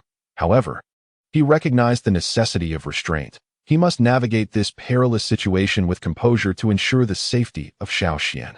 Suddenly, one of the assailants detected the defensive mechanism of Tian's residence. He shouted to his companions, and a band of dark-clad intruders swiftly converged upon the scene. They endeavored to forcibly breach the defenses and gain entry into Tian's home. Aware that conflict was imminent, Tian inhaled deeply, seeking to steady his emotions. He then discreetly tucked Xiaoxian away in a hidden corner, instructing her to remain silent, no matter the circumstances, and to stay put. Tian stepped out of the room and into the courtyard, confronting the group of cloaked figures before him. His gaze was imbued with unwavering resolve. "Who are you? Why do you wreak havoc in this town?" Tian demanded loudly. The leader of the black-clad men let out a disdainful sneer. "Humph, we are in search of something. It is said that this item resides within this very town. If you know what is good for you, hand it over promptly. Otherwise, today shall mark your demise. I know not of what you speak. Leave this place at once, or I shall not be merciful." Tian replied, unflinching in his stance. Refusing an invitation to drink is tantamount to seeking punishment. "Attack."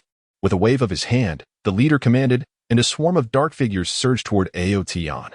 Aotion swiftly unsheathed his sword, confronting his adversaries with unwavering resolve. He executed his exquisite swordsmanship, each stroke resembling a blooming lotus, gracefully dancing through the courtyard. Every thrust was precise and powerful, targeting the vital points of his foes. Though outnumbered, the cloaked assailants underestimated Aotion's prowess. In the heat of battle, he deftly maneuvered, artfully evading their assaults while delivering lethal counterattacks. Throughout the fierce confrontation, Aotion remained composed, driven by a singular conviction: to safeguard Xiaoxian. He continuously refined his strategy, leveraging the terrain and defensive structures of the courtyard to gain the upper hand. However, the dark-clad adversaries were no mere trifles. They soon discerned Aotion's intentions and began to alter their tactics, encircling him in a concerted assault.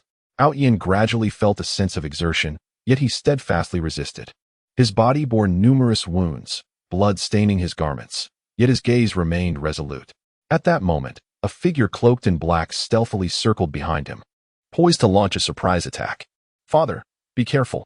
Just as the assailant was about to strike, Xiaoxian suddenly emerged from the shadows, calling out loudly. A sudden shock coursed through Aotion as he swiftly turned around, raising his sword to deflect the attack from the cloaked assailant. However, his momentary distraction revealed a weakness, and he was struck on the arm by another figure clad in black. Gritting his teeth against the pain, Aotion pulled Xiaoxian behind him. "Xiaoxian, why did you not obey? Did I not instruct you to remain there?" he said with a hint of frustration. "Father, I cannot bear to see you harmed," Xiaoxian cried, tears streaming down her face. A surge of emotion washed over Aotion as he gently stroked Xiaoxian's head. "My dear daughter, do not be afraid. Your father is here and will not allow them to harm you." At that moment, the cloaked figures, upon spotting Xiaoxian, exchanged glances of intrigue. "So, you have hidden the item within this little girl. Surrender her at once," the leader of the black-clad men commanded. "You shall not have her," Aotion exclaimed. Clutching Xiaoxian tightly, his heart ablaze with fury, he understood that these individuals must have misunderstood something, but he would never permit them to lay a finger on a single strand of her hair. Aoyan resolved to no longer withhold his true power, unleashing his ultimate technique, the Phantom Sword Dance. In an instant, his figure transformed into a myriad of illusions, the sword shadows swirling like a tempest, sweeping towards the cloaked figures. Caught off guard by this sudden onslaught, the black-clad adversaries found themselves wounded and collapsing to the ground. Observing the dire turn of events, the leader of the black-clad figures hastily retreated, leading the remnants of his cohort away from the scene. Aotion gazed at the retreating figure of the cloaked man. Exhaling a sigh of relief, he slowly sheathed his sword and then crouched down, looking at Xiaoxian. "Xiaoxian, are you unharmed? Have you sustained any injuries?" Aotion inquired with concern. Xiaoxian shook her head. "Father, I am fine, but you are injured. Allow me to tend to your wounds." Aotion gazed at his daughter's understanding demeanor, his heart brimming with solace. He recognized that this peril was merely the inception of greater challenges, compelling him to exercise heightened vigilance in order to safeguard Xiaoxian. From that moment forth, Aotion intensified his protective measures for her. He imparted upon Xiaoxian some basic self-defense techniques, empowering her with the ability to protect herself in times of danger. Furthermore, he rallied several townsfolk to establish a self-defense unit, collectively ensuring the safety of their community. Through Aotion's relentless efforts, the town gradually reclaimed its former tranquility. Yet, he remained acutely aware that threats could resurface at any moment. He vowed to stand resolutely by Xiaoxian's side, dedicating his very life to her protection, so that she might flourish in a secure and joyous environment. Regardless of the multitude of difficulties and challenges that the future may hold, his conviction would remain unwavering. For in his heart, his daughter was his everything. Chapter 23. The most important person. Aotion is acutely aware that his daughter is the most significant person in his life within this world. Aotion was acutely aware that his daughter was the most significant person in his life. Amidst the ever-changing tumult of the fantastical continent, Aotion, a man once plunged into despair by familial conspiracies and betrayals, had, after enduring countless trials, found a radiant and precious light in his life, his daughter, Ling. He would forever cherish the moment of her birth. It occurred deep within a remote valley, in a modest wooden cabin, where his wife, Su Yao, endured hours of excruciating pain and torment. Amidst a blend of sweat and blood, she summoned every ounce of strength to bring Ling into this world. When that faint yet vibrant cry resonated, Ao Tian's heart was instantly filled with an unprecedented emotion. With trembling hands, he gently cradled the tiny, delicate form. Gazing upon her wrinkled little face, tightly shut eyes, and the breath that came as softly as a whisper, tears involuntarily blurred his vision. In that moment, he silently vowed that no matter how rugged and treacherous the path ahead might be, he would devote everything to safeguarding this precious life.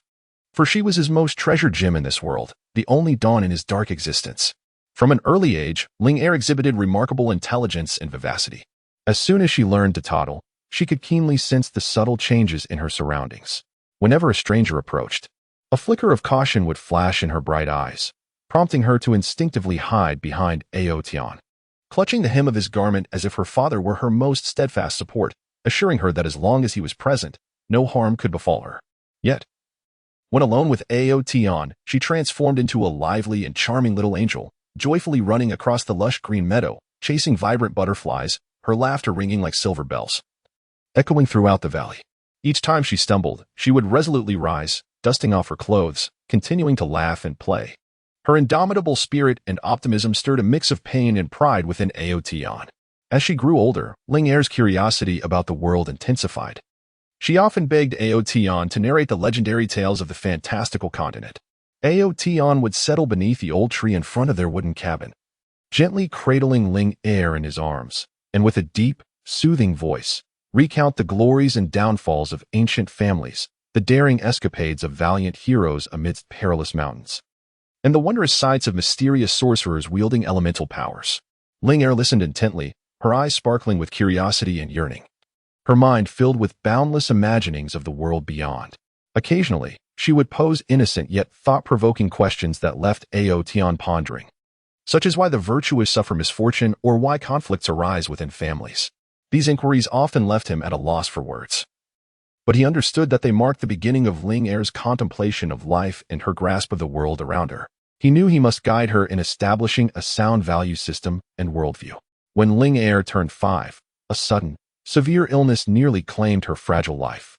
During those harrowing days, she suffered from a relentless high fever, her small face flushed with heat, her body in a state of unconsciousness, occasionally murmuring in pain. Ao Yin was in a state of desperation as he held Ling Er close, sprinting through the torrential storm for several miles in search of a physician in town. The rain had drenched him to the bone, and the muddy path made each step treacherous. He stumbled but rose again, daring not to pause even for a moment. When he finally located the doctor, Ao Yin was utterly exhausted, yet his eyes remained resolute and filled with urgency. During the days of Ling Er's illness, he kept vigil by her bedside, never allowing his gaze to stray from her delicate face. He personally prepared her medicine, meticulously concocting and brewing each bowl with the utmost care. Gently lifting Ling Er, he would cool the medicine with his breath, patiently feeding it to her, his eyes brimming with tenderness and affection. Under his devoted care, Ling Er gradually began to recover. In that moment, Ao Yin profoundly understood that his daughter's health and happiness constituted the entirety of his existence. If it were possible, he would willingly sacrifice everything for her safety. However, Ao Yin was acutely aware that the world was fraught with peril. Though his family had once wronged him, their power remained formidable, with their spies scattered across the continent. He feared that one day, they might uncover his and Ling Er's whereabouts, posing a threat to her safety. To protect his daughter, he resolved to impart some self-defense techniques to her. In the tranquil valley, he set aside time each day to teach Ling Er how to cultivate her spiritual energy. He began with the most fundamental breathing exercises, patiently guiding her to sense the spiritual energy in the air and draw it into her being for her own use. Ling Er approached her studies with utmost seriousness, rising early each morning to meditate in the valley. With her eyes tightly shut and her face taut, she diligently controlled her breathing and the flow of her spiritual energy. Despite the arduous and monotonous nature of her training, she harbored no thoughts of surrender. She understood that only by becoming strong could she protect herself in this treacherous world and alleviate her father's worries. In addition to cultivating her spiritual energy, Ao Tian also taught Ling Er the art of swordsmanship. He crafted a delicate sword tailored for her, its hilt adorned with a sparkling gem that shimmered alluringly in the sunlight.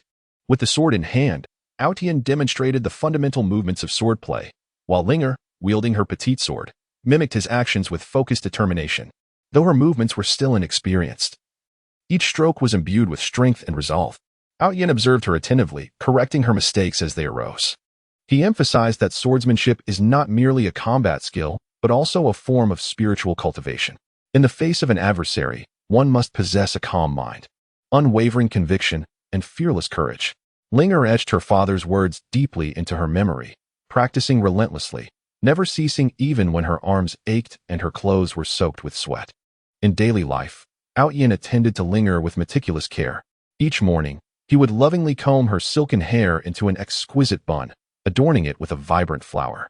He would sew beautiful garments for her, pouring his love into every stitch. Together, they would venture to the stream in the valley to fish. Rolling up their pant legs and stepping into the cool waters, father and daughter united in their shared moments. Tian, wielding a harpoon, gazed intently at the water's surface. Poised to strike the moment he detected the presence of fish. Ling, brimming with excitement, cheered joyfully for each of her father's successful catches. They would return to their wooden cottage with the fish, where Tian would showcase his culinary prowess, transforming the catch into delectable dishes. Observing Ling savoring each bite filled his heart with profound happiness and contentment. On the occasion of Ling 8th birthday, Tian meticulously orchestrated a surprise for her. He adorned a secluded valley with a splendid scene, festooning the surrounding trees with vibrant flowers and colorful ribbons. He crafted a beautiful birthday cake by hand, topped with 8 candles symbolizing Ling age. As night descended and the stars twinkled, Tian brought Ling to this enchanting locale. She stood in awe, her eyes shimmering with tears of emotion and joy. Under the soft glow of candlelight, Ling made her birthday wish, hoping for her father's eternal presence by her side and a life of peace and beauty in their tranquil valley. However, Tian bore the weight of guilt as he watched Ling acutely aware that he could not provide her with a complete home or the carefree urban life enjoyed by other children. Yet, he vowed to devote all his strength to create a safe and happy world for her. Fate, it seemed, relished in its cruel twists. One day, while Tian and Ling were in town procuring supplies, he suddenly sensed a familiar and ominous presence. Alarmed, he instinctively pulled Ling behind him, scanning their surroundings with vigilance. At that moment, a group of men clad in dark, tight-fitting attire appeared before them, assassins dispatched by Tian's family to hunt him and his daughter. Tian, did you think you could evade your fate? Today marks the end for both of you, the leader of the assassins declared coldly. A flicker of anger and resolve ignited in Tian's eyes. You shall not harm my daughter, he retorted, swiftly drawing his sword, its blade glinting ominously in the sunlight. The assassins, too, brandished their weapons, lunging towards Tian and Ling Shielding Ling behind him, Tian faced the multitude of attackers alone. He unleashed his unparalleled sword technique, the Tian divine sword art, causing sword shadows to bloom like exquisite lotus flowers around him. Each strike radiated immense power and unparalleled speed, momentarily thwarting the assassins' advances. Yet, outnumbered, they relentlessly varied their assault, attempting to breach Tian's defenses.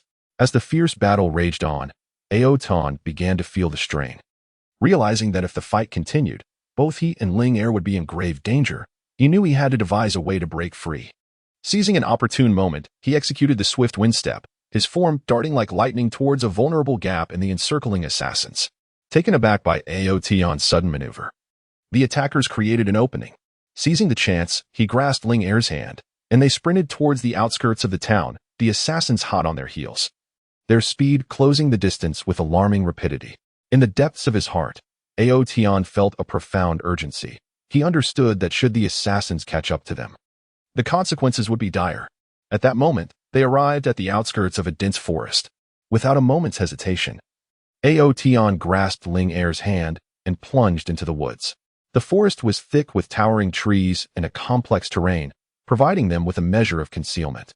Tian navigated through the forest with Ling skillfully utilizing the cover of the trees to continually alter their escape route.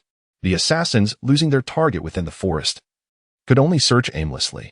After a prolonged flight through the woods, Tian and Ling finally evaded their pursuers. They sought refuge in a secluded cave, where Tian held Ling tightly, feeling the rapid beat of her heart. Guilt and fear surged within him, had it not been for his negligence. Ling would not have found herself in such peril. From that moment on, Tian took greater care to protect Ling He was acutely aware that the family's pursuit would not cease, and they must remain ever vigilant to survive in this treacherous world. In the days that followed, Ao Tian and Ling Er evaded the relentless hunt of their family. They sought hiding places in desolate mountains and wild terrains, leading a life of constant upheaval. Yet, no matter how arduous their circumstances, Ao Tian never wavered in his commitment to safeguard his daughter. With his unwavering love and strength, he provided Ling Er with a protective canopy. He assured her that no matter the challenges they faced, they must confront them bravely. For they were each other's most significant companions in this world. Under her father's guidance and protection, Ling Er gradually blossomed into a strong and courageous young girl. She knew that as long as her father was by her side, she had nothing to fear.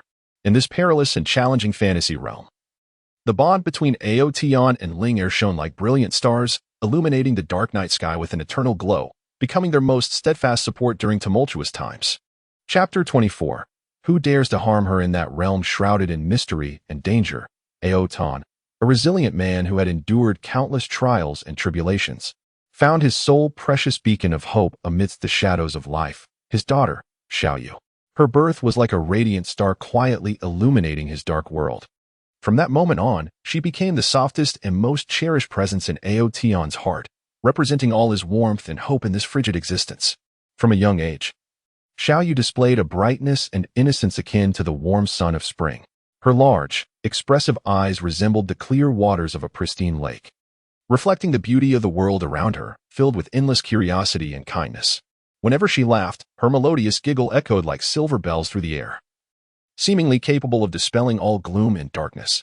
One spring afternoon, when she was 5 years old, the gentle sunlight bathed their small courtyard. Dressed in a pink floral dress, Xiaoyu gleefully chased after colorful butterflies among the blossoms. Her petite figure danced like a flower swaying in the breeze, light and agile. The butterflies fluttered gracefully amidst the flowers, and Xiaoyu called out excitedly behind them, "Butterflies, wait for me." Her delicate face flushed with a rosy hue from running. Tiny beads of sweat glistened on her forehead, yet her eyes sparkled with an extraordinary brightness. Ao Tian sat quietly on a stone bench nearby, observing his daughter at play.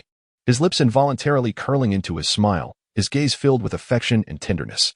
In that moment, he felt that all the suffering and trials of the world dissipated in the sound of his daughter's laughter. As Xiaoyu grew, her insatiable curiosity about the world intensified. She would often cling to Ao Tian, eager to hear him recount the legendary tales of the mystical continent, the enigmatic magic, and the valiant hero's exploits.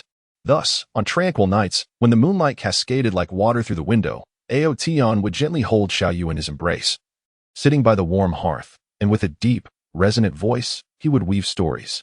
He spoke of ancient sorcerers commanding mighty elemental forces to create astonishing miracles, of courageous knights charging forth on perilous battlefields to defend their homes and honor, of the mysterious elves living in harmonious coexistence with nature within lush forests. Captivated, Xiaoyu fixated on her father's face, her eyes widening in tension during the suspenseful moments of the tales, and beaming with joy at the hero's victories. Through these narratives, the seeds of bravery and kindness were sown in Xiaoyu's tender heart, igniting a desire to possess the formidable strength of the heroes in the stories, to explore this wondrous world, and to aid those in need. However, Ao Tian was acutely aware of the world's cruelty and dangers. His family, once powerful, had cruelly banished him due to a conspiracy and betrayal, thrusting him into a prolonged life of evasion. The family's influence was like a colossal beast lurking in the shadows, vast and menacing, with their spies scattered across every corner of the continent.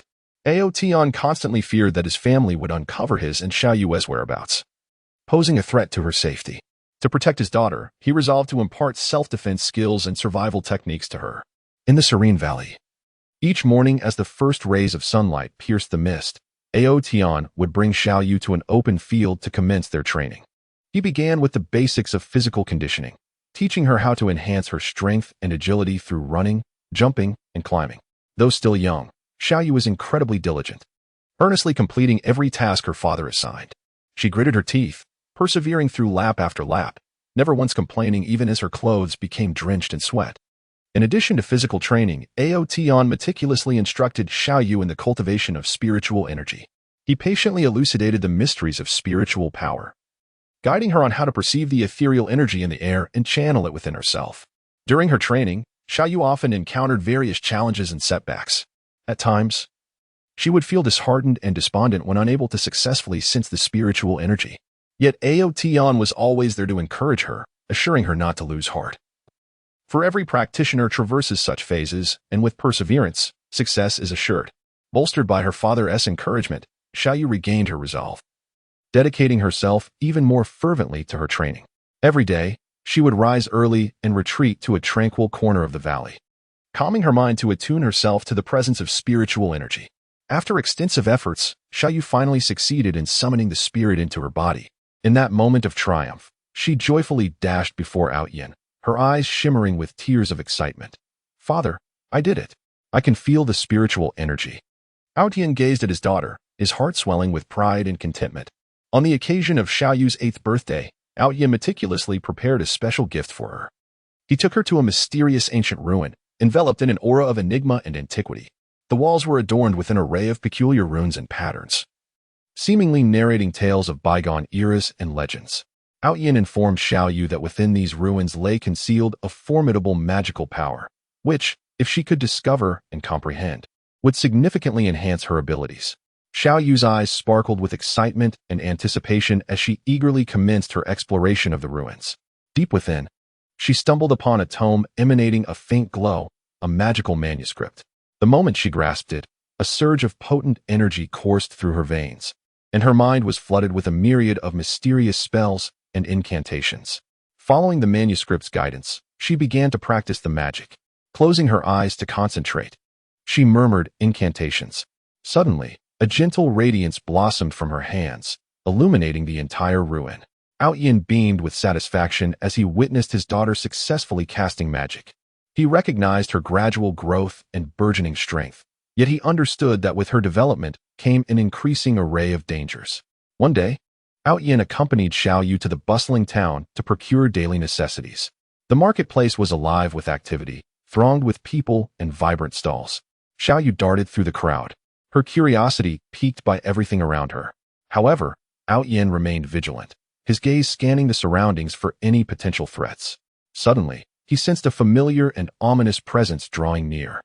Alarmed, he instinctively grasped the sword at his waist and swiftly pulled Xiaoyu behind him. At that moment, a group of men clad in black appeared before them. These were assassins dispatched by Outyin's family, their eyes icy and weapons gleaming, exuding an overwhelming aura of malice. "Outyin, how long do you think you can hide? Today marks the end for you and your daughter," the leader of the assassins declared coldly, his voice dripping with malice and derision. Outyin's expression hardened, his gaze turning as sharp and frigid as stars in a wintry night. He fixed his eyes on the assassins, his teeth clenched in defiance. "Dare to harm her, and you shall pay a grievous price." With that, he unsheathed his sword without hesitation, its blade shimmering with a dazzling light under the sun. The assassins, sensing his resolve, brandished their weapons and lunged toward Outyin and Xiaoyu. Outyin shielded Xiaoyu behind him, confronting the multitude of attackers alone. He unleashed his ultimate technique, the Outyin Divine Sword Art, with sword shadows blooming around him like a garden of blossoming lotuses. Each of his strikes was imbued with formidable power and unparalleled speed, the blade's wind howling past as if it could rend the very air. The assassins found it difficult to close the distance, yet outnumbered, they continuously altered their tactics in an attempt to breach Outyin's defenses. Amidst the fierce battle, Outyin gradually felt overwhelmed. He understood that if this continued, both he and Xiaoyu would soon find themselves in peril. He had to devise a means of escape. Seizing a fleeting opportunity, he executed the swift wind step, his figure darting like lightning towards a vulnerable point in the encircling assassins. Taken aback by Outyin's sudden maneuver, the assassins inadvertently created an opening. Outyin seized this moment, grasping Xiaoyu's hand, and they fled towards the outskirts of the town. The assassins pursued relentlessly, their speed daunting, closing the gap between them and Outyin and Xiaoyu with alarming rapidity. Outyin's heart raced with anxiety. He knew the consequences of being caught by the assassins would be dire. Just then, they arrived at the edge of a dense forest. Without a moment's hesitation, Outyin pulled Xiaoyu into the woods. The thick trees and intricate terrain provided them with a modicum of cover. Outyin navigated through the forest with Xiaoyu, utilizing the trees as shields while constantly altering their escape route. The assassins, losing sight of their targets, could only search aimlessly through the woods. After what felt like an eternity of running, Outyin and Xiaoyu finally eluded their pursuers. They found refuge in a secluded cave, where Outyin held Xiaoyu tightly, feeling the rapid rhythm of her heartbeat. His heart brimmed with guilt and apprehension had it not been for his negligence. Xiaoyu would not have been thrust into such a precarious situation. From that moment forth, Outyin became even more vigilant in safeguarding Xiaoyu. He realized that the family's vendetta would not cease, and they must remain ever watchful to survive in this perilous world. To better equip Xiaoyu for her own defense, Outyin resolved to seek out a reclusive master residing deep within the mountains. This master was renowned across the continent for his exceptional martial arts and profound magical prowess. Under his tutelage, Xiaoyu's strength would undoubtedly flourish. After an arduous journey, they finally arrived at the master's dwelling, a quaint abode perched atop a mist-shrouded peak. Surrounded by lush bamboo groves, the environment serene and tranquil, Outyin and Xiaoyu respectfully approached the master to express their intent. The master regarded Xiaoyu, a glimmer of approval flashing in his eyes. He decided to take her as a disciple, to impart upon her more advanced martial skills and magical knowledge. In the ensuing days, Xiaoyu diligently studied under the master's guidance. Each morning, she practiced her swordsmanship in the bamboo forest, striving for precision in every movement. Under the master's tutelage, her swordplay improved remarkably, gradually evolving into a distinctive style of her own. Simultaneously, she delved deeply into various magical disciplines, mastering numerous powerful spells. She learned to manipulate the element of fire, unleashing fierce flames to assail her foes. She discovered how to harness the element of water, conjuring formidable water shields for defense. And she acquired the ability to utilize the element of wind, achieving swift movement and even flight. Xiaoyu's strength experienced a rapid enhancement. Yet she understood that all that she had learned was solely for the purpose of safeguarding herself and her father to survive in this perilous world. As time passed, Xiaoyu gradually blossomed into a formidable young woman, endowed not only with exceptional martial skills and exquisite magic, but also with a resilient and courageous spirit. However, the looming threat from her family persisted like a shadow. On her 15th birthday, her family dispatched an even more powerful team of assassins to pursue them. This time, the assassins were not only numerous but also possessed remarkable strength, each one an elite expert from the clan. When the assassins appeared before them, Aotian and Xiaoyu did not waver in the slightest. Aotian gripped his sword tightly, his gaze radiating unwavering resolve. Xiaoyu, do not fear. We shall face them together. Xiaoyu nodded, and in her hand appeared a magic staff radiating blue light. Taking a deep breath, she concentrated her spiritual energy into the staff, preparing for the impending battle. The assassins launched the first strike, unleashing an array of powerful martial techniques and spells that cascaded toward Aotian and Xiaoyu. Aotian executed the most formidable move of the Aotian Divine Sword technique, the Aoshur Chaotic Sword, as powerful sword energy crisscrossed like a surging torrent, rushing toward the enemy. Meanwhile, Xiaoyu wielded her magic staff, reciting incantations as she unleashed waves of potent magical attacks. Flames, frost, and lightning intertwined under her command, culminating in a dazzling and lethal magical tempest. The battle was fiercely intense, with both sides engaging in a relentless exchange. Through their remarkable synergy and formidable strength, Aotian and Xiaoyu gradually gained the upper hand. However, the assassins refused to yield, initiating a sinister formation in an attempt to ensnare Aotian and Xiaoyu within its grasp. Once the formation was activated, the surrounding space seemed to warp, and an overwhelming pressure bore down upon them. What shall we do, father? Xiaoyu inquired anxiously. Aotian, maintaining his composure, pondered a strategy, his gaze fixed intently on the formation's vulnerabilities. Suddenly, he discerned a weak point within the array. He shouted to Xiaoyu, concentrate your power and strike the northeast corner of the formation. Heeding her father's command, Xiaoyu channeled all her strength into her magic staff and launched the most powerful attack towards the northeast corner of the formation. A brilliant light streaked across the sky like a shooting star, striking the formation's weak point with immense force. With a tremendous roar, the formation shattered instantly, and the assassins were thrown to the ground by the overwhelming power. Seizing the opportunity, Aotian and Xiaoyu executed their final assault, eliminating the remaining assassins. Once the battle concluded, they embraced each other in tears, fully aware that this was but one of many confrontations against their family's relentless pursuit. Yet, they firmly believed that as long as they stood united as father and daughter, nothing could obstruct their progress. Those who dared to harm either of them would inevitably pay a grievous price for their audacity. In this perilous and challenging realm of fantasy, the bond between father and daughter shall endure as an immortal legend, destined to be passed down through the ages. Chapter 25. Paying a bitter price deep within the enigmatic and treacherous expanse of the fantasy continent lies the ancient and majestic city of Lingyang. Once, the Ling family reigned as the unassailable sovereigns of this territory, their influence vast and their prowess unmatched, with their enterprises scattered across every corner of the continent. The head of the Ling family, Ling Alfeng, was a renowned and formidable figure, his name enough to instill fear in the hearts of countless individuals. Ling Alfeng had a son named Ling Xian, who displayed extraordinary talent for cultivation from a tender age, viewed by the family as a beacon of hope for the future. In the spacious and opulent training grounds of the Ling family, the 10-year-old Ling Xian could effortlessly execute the rudimentary sword techniques of his lineage. The flickering shadows of his blade already exuding a hint of formidable vigor, he dedicated himself to relentless training. Undeterred by the scorching heat of summer or the biting cold of winter, his resolve unwavering. His eyes radiated a steadfast determination, as if declaring to the world that he was destined to become a legendary figure on this continent. As the years passed, Ling Xian's strength grew ever more formidable.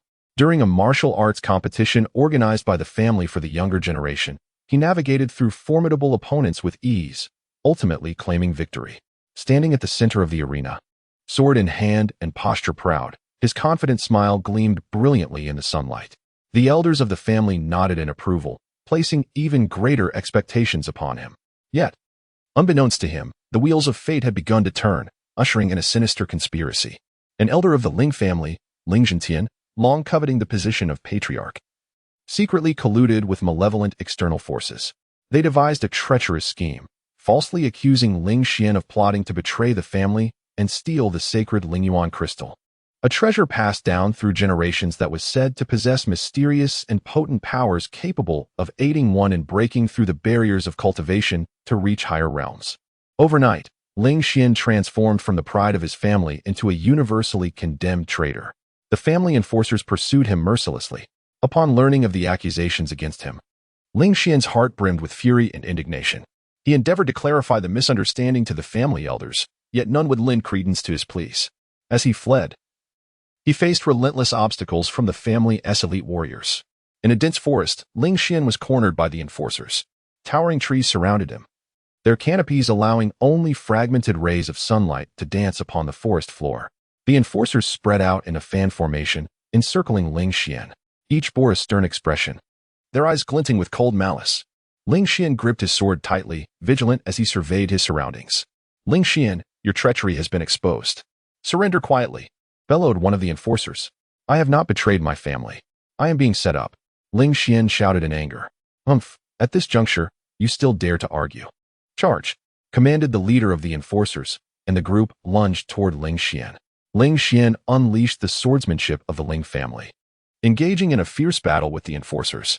His sword technique was incredibly fierce, each strike infused with formidable power and precise angles. He dashed through the throng, striving to carve out a bloody path. However, the enforcers, numerous and well-coordinated, gradually constricted Ling Xian's range of movement. During the skirmish, he was inadvertently struck in the back by one of the enforcers, causing him to spit out a mouthful of blood. His body swayed, yet he gritted his teeth against the pain and continued to fight. He understood that capture would mean certain death. Seizing an opportunity, he executed the Phantom Gale Step, his figure darting like lightning towards a vulnerable point in the encirclement.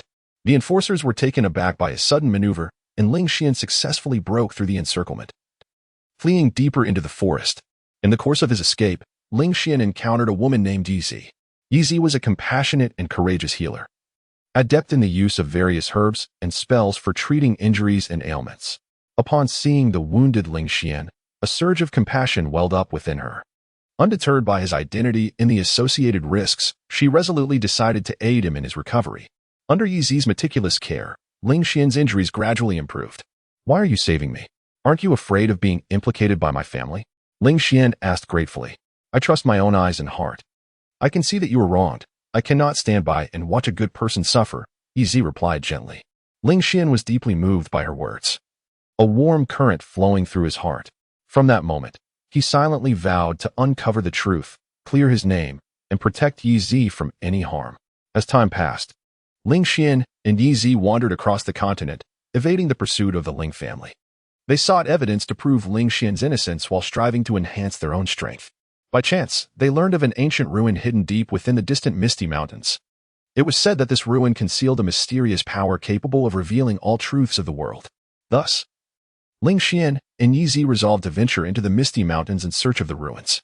The mountains were shrouded in thick mist, with visibility severely limited. The paths were treacherous, lined with steep cliffs and bottomless valleys. They proceeded cautiously, ever vigilant for potential dangers. Within the mountains, they encountered various ferocious beasts.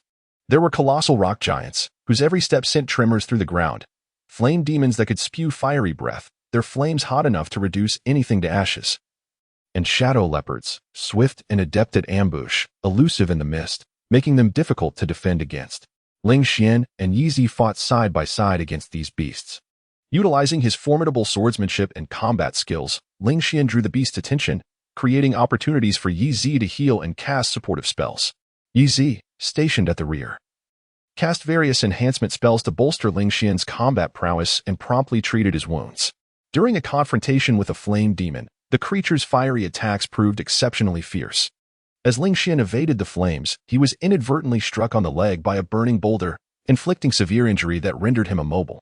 Observing this, Yi Zi rushed forward without hesitation, casting healing spells to mend Ling Xian's wounds. Her gaze was imbued with unwavering determination and concern, while the magical light in her hands flickered incessantly. Through Yi Zi's diligent efforts, Ling Xian's injuries were stabilized, yet they found themselves ensnared in a perilous predicament. The flame demon, noticing Yi Zi tending to Ling Xian's wounds, seized the opportunity to launch a more ferocious assault. It opened its gaping maw, unleashing a colossal pillar of fire aimed directly at Ling Xian and Yi Zi. Fully aware of the devastating power behind this strike, Ling Xian disregarded his own injuries. Forcing himself to stand and shield Yi Zi behind him, he unleashed the ultimate move of the Ling family sword technique, the Ling Tian Divine Sword Break. Concentrating all his spiritual energy into his longsword, which erupted in a dazzling radiance. Charging toward the pillar of flames, he swung his sword, and the formidable sword aura collided with the inferno, producing a thunderous roar that shook the heavens. In Ling Xian's valiant resistance, the flame demon's fiery assault was temporarily repelled. However, the toll of his grievous injuries and the immense expenditure of spiritual energy left him on the brink of collapse. Yi Zi hurriedly supported him, tears glistening in her eyes. Ling Xian, why must you be so foolish? I cannot allow you to be harmed, if I cannot protect you. What kind of man am I? Ling Xian replied weakly. After a grueling battle, Ling Xian and Yi Zi ultimately triumphed over the flame demon. They pressed onward through the misty mountains, facing countless challenges until they finally unearthed the ancient ruins. Within the ruins lay an array of mysterious mechanisms and traps. They cautiously navigated the site, deciphering one mechanism after another. Deep within, they discovered a massive crystal orb emanating a gentle glow. As Ling Xian approached the orb, it suddenly flickered to reveal a series of images. These images clearly depicted Ling Zhentian colluding with external malevolent forces to frame Ling Xian. Finally found it. I can prove my innocence at last, Ling Xian exclaimed with excitement. However, just as they prepared to leave the ruins, Ling Zhentian arrived with a group of experts. It turned out he had been secretly tracking them, fearing Ling Xian would uncover evidence, and thus decided to eliminate them within the ruins. Ling Xian, do you really think you can find evidence? Today marks your demise. Ling Zhentian spat venomously. Ling Xian glared at Ling Zhentian, fury blazing in his eyes. Ling Zhentian, your schemes will not succeed. With that, Ling Xian and Yi Zi launched into a life-and-death battle against Ling Zhentian and his associates. Ling Xian executed his most formidable sword techniques, clashing fiercely with Ling Zhentian, while Yi Zi cast spells from the sidelines to aid him in combat. The battle was fiercely contested, with both sides refusing to yield. Ling Xian understood that this fight determined his life and innocence. He could not afford to retreat, even slightly. He maximized his internal spiritual energy, infusing every strike with his rage and resolve. Ling Zhentian was equally relentless, employing a variety of insidious tactics to try to defeat Ling Xian. During the skirmish, Yi Zi was struck by one of Ling Zhentian's subordinates while attempting to protect Ling Xian. Her body was hurled backward, crashing heavily to the ground. Upon witnessing Yi Zi's injury, Ling Xian felt an intense pang of pain in his heart. With a fierce roar, he unleashed an unprecedented surge of power, instantly defeating several of Ling Zhentian's subordinates. Ling Zhentian, seeing Ling Xian's formidable might, felt a flicker of fear within him. He resolved to resort to his ultimate technique, the shadow demon art. Instantly, a shroud of black mist enveloped his body, significantly augmenting his strength. He charged towards Ling Xian, launching a deadly assault. Faced with Ling Zhentian's final gambit, Ling Xian displayed no sign of trepidation. He focused intently, channeling his loyalty to his family, his love for Yi Zi, and his unwavering pursuit of the truth into a single strike. He executed his self-created sword technique, the Sword of Justice, its blade shimmering with a brilliant golden light. This strike encompassed all his power and conviction as it cleaved towards Ling Zhentian. A resounding clash echoed as Ling Xian's sword met Ling Zhentian's attack. A powerful wave of energy radiated outward, shaking the entire relic. Under the illumination, Ling Zhentian's form gradually began to dissipate, his face betraying expressions of terror and despair. He could hardly fathom that Ling Xian was capable of wielding such formidable strength. Seeing their leader defeated, Ling Zhentian's subordinates scattered in disarray. Ling Xian did not pursue them. Instead, he hurried to Yi Zi's side. Her complexion was pale, her breath faint. Ling Xian's heart raced with anxiety as he cradled her in his arms, channeling his spiritual energy to heal her wounds. Yi Zi, you must hold on, he implored urgently. With Ling Xian's efforts, Yi Zi's condition gradually stabilized. Yet, her body remained exceedingly frail, requiring an extended period of recuperation. Ling Xian carried Yi Zi away from the relic and returned to Lingyang City. Armed with the evidence he had uncovered, he sought out the elders of his family. The elders were astounded upon viewing the evidence, never having anticipated that Ling Zhentian could commit such treachery. They exonerated Ling Xian from the accusations and set about purging Ling Zhentian's remnants. Though Ling Xian returned to his family, he was acutely aware that this victory came at a grievous cost. He had lost precious time, endured countless trials and dangers, and Yi Zi had been injured because of them.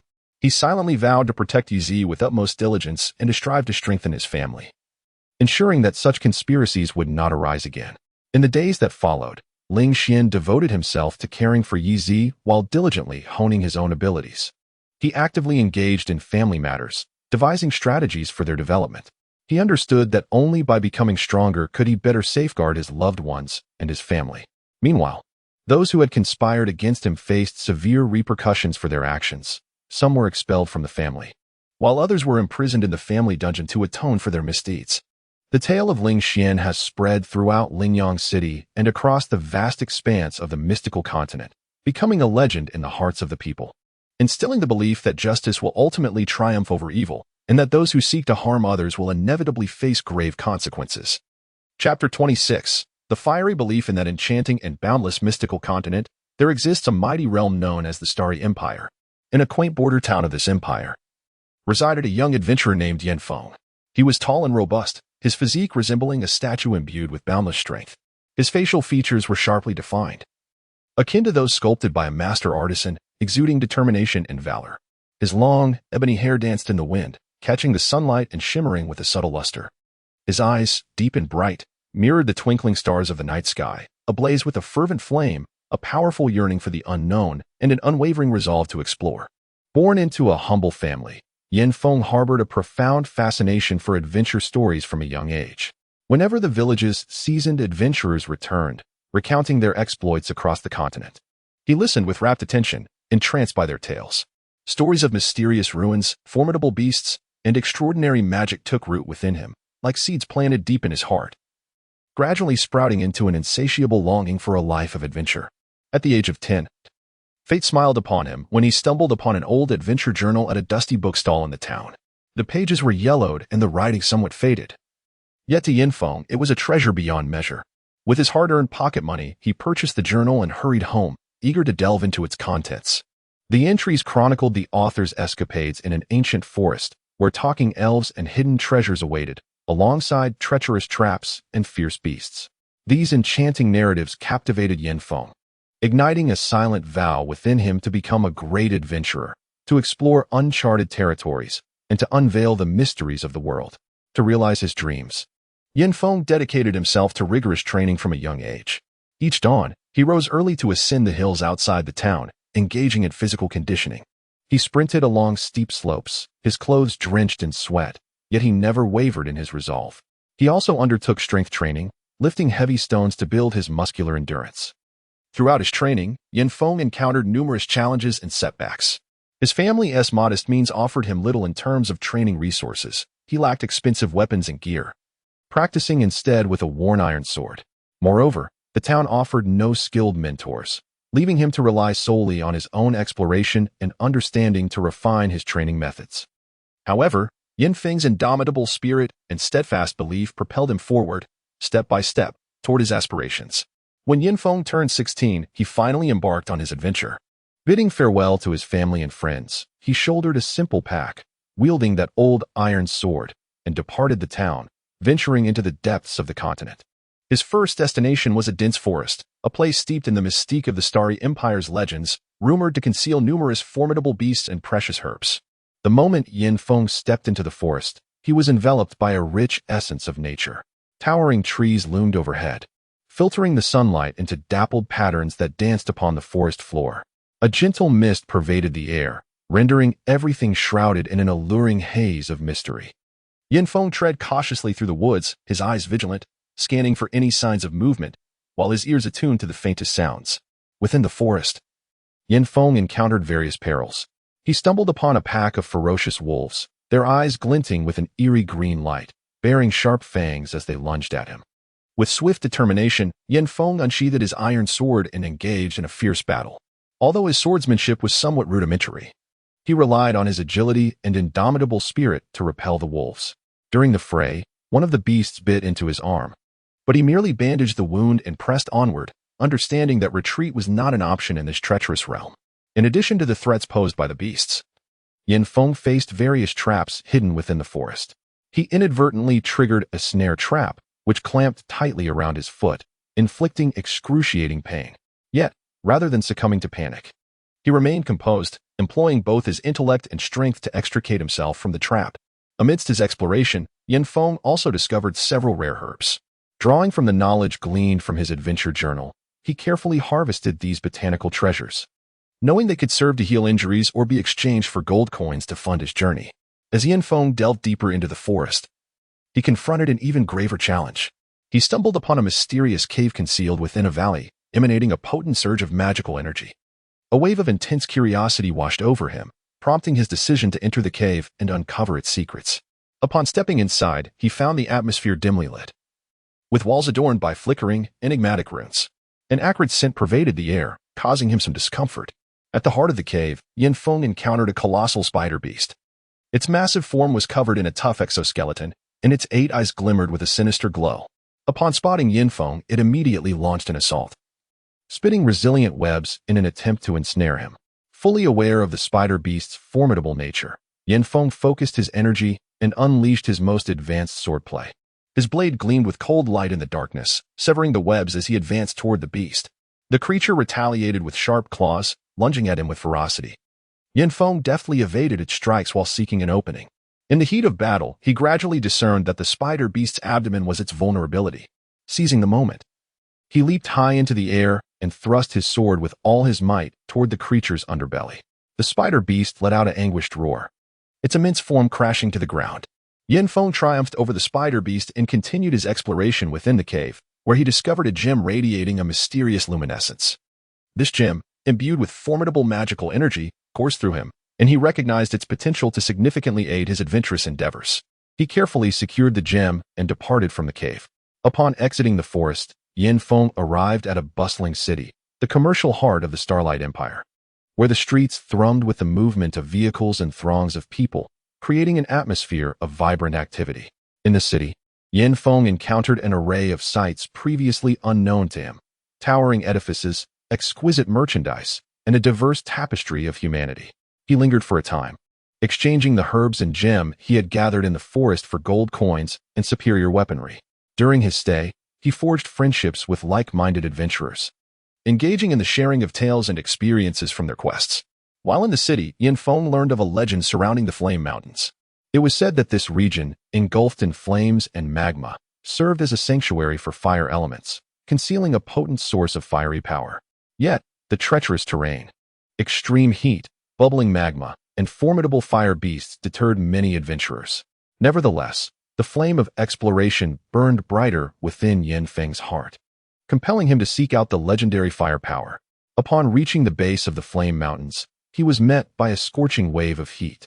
The mountains erupted with streams of lava, and thick smoke filled the sky, rendering the entire landscape akin to a blazing inferno. Undeterred by the daunting spectacle, Yanfeng resolutely pressed onward into the mountains. Within this perilous realm, he faced the trials of extreme temperatures. The sweltering air made breathing laborious, sweat evaporated instantly, and his skin reddened from the heat. Yet, through sheer tenacity, he persevered. As he journeyed deeper into the flame mountains, Yanfeng encountered numerous formidable fire beasts. There were fire lizards capable of unleashing torrents of flames, their heat sufficient to reduce anything to ash. Fire phoenixes, ablaze with fiery plumage, swooped through the air, emitting piercing cries while launching attacks, and colossal fire giants whose heavy footsteps shook the ground as they wielded massive flaming hammers against him. Yanfeng engaged in thrilling battles against these fire beasts, employing the swordsmanship he had honed throughout his adventures and harnessing the power of the flame gem in his desperate confrontations. In his clash with the fire phoenix, he summoned the gem's energy to form a protective shield of flames around himself, deflecting the phoenix's fiery onslaught. Seizing the moment, he unleashed a powerful strike, piercing the phoenix and causing it to emit a mournful cry before it took flight. However, in his confrontation with the fire giant, Yanfeng found himself in a precarious situation. The giant's immense strength rendered his attacks nearly futile, and every swing of its flaming hammer left Yanfeng scrambling to evade with great difficulty. Flame Wind was acutely aware that if things continued this way, his defeat was inevitable. He began to contemplate his strategies with a calm demeanor and soon realized that the legs of the flame giant were pivotal to its mobility. Thus, he resolved to take a daring risk. Employing the Phantom Gale step, he darted towards the flame giant's legs like a bolt of lightning. The flame giant attempted to strike him with its fiery hammer, but Flame Wind skillfully evaded the attack. He successfully approached the giant's legs and unleashed a powerful strike aimed at its knee. The flame giant's leg sustained a devastating blow, causing its colossal frame to crash to the ground, raising a cloud of dust. Within the Flame Mountains, Flame Wind relentlessly challenged himself, overcoming one obstacle after another. His strength surged dramatically in battle, deepening his comprehension of the fiery powers. In the heart of the mountains, he finally discovered the legendary source of fire energy, a vast pool of flames, ablaze with an intense fire that harbored immense energy. Flame Wind felt the call of the flames and gradually approached the fiery pool.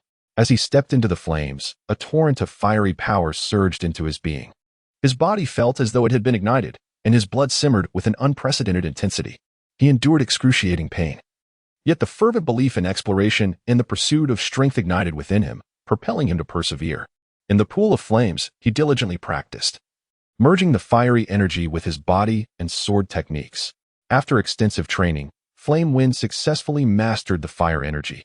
A searing layer of flames enveloped him, and his swordplay became increasingly formidable, each strike infused with the power of fire, significantly amplifying its might. Departing the Flame Mountains with formidable fire energy, his reputation gradually spread throughout the Radiant Empire. He became a legendary adventurer in the eyes of many, with numerous young souls aspiring to follow in his footsteps on the path of adventure. However, Flame Wind remained humble, acutely aware that his journey was far from over, with countless uncharted realms awaiting his exploration. The fervent flame of belief within him would continue to guide him as he penned his own legendary tale across this mysterious and vast fantasy continent. Chapter 27. Plummeting down the cliff in that boundless and enigmatic fantasy realm, the night enveloped the ancient and dense shadow forest like a vast expanse of black silk. Pressing heavily upon it, moonlight struggled to penetrate the intricate layers of foliage, casting fragmented shadows that did little to dispel the inky darkness and foreboding atmosphere. Deep within this forest, a heart-stopping chase was unfolding quietly.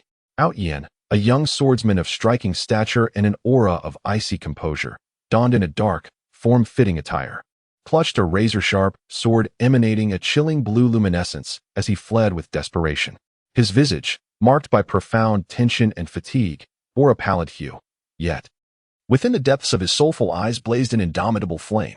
In pursuit behind him, a cadre of enigmatic assassins clad in black robes and masked faces relentlessly chased him like specters. Their swift movements stirred the fallen leaves beneath their feet, creating a cacophony that resonated harshly in the stillness of the forest. Ao Tian, an esteemed disciple of the prestigious Qing sword sect, inadvertently stumbled upon a staggering secret that jeopardized the safety of the entire continent. Consequently, he became the target of a malevolent organization intent on world domination. This nefarious group dispatched their most elite assassins, vowing to silence Aotion and obliterate any future threats. Fully aware of the immense responsibility resting upon his shoulders, Aotion understood that he could not succumb to an untimely demise. He must convey this critical secret, for otherwise, the entire continent would be ensnared in an abyss of darkness and calamity. As he raced through the forest, the terrifying secret replayed incessantly in his mind. It was revealed that this wicked organization had been covertly seeking a long-lost ancient artifact, the Chaos Demon Crystal. According to legend, the Chaos Demon Crystal possessed the cataclysmic power to devastate the world. If wielded by evil hands, it could unlock the gates to the demon realm, unleashing countless demons upon the earth, leading to unspeakable suffering for all living beings. During a recent expedition, Aotion had fortuitously uncovered clues regarding the whereabouts of the Chaos Demon Crystal within an ancient ruin.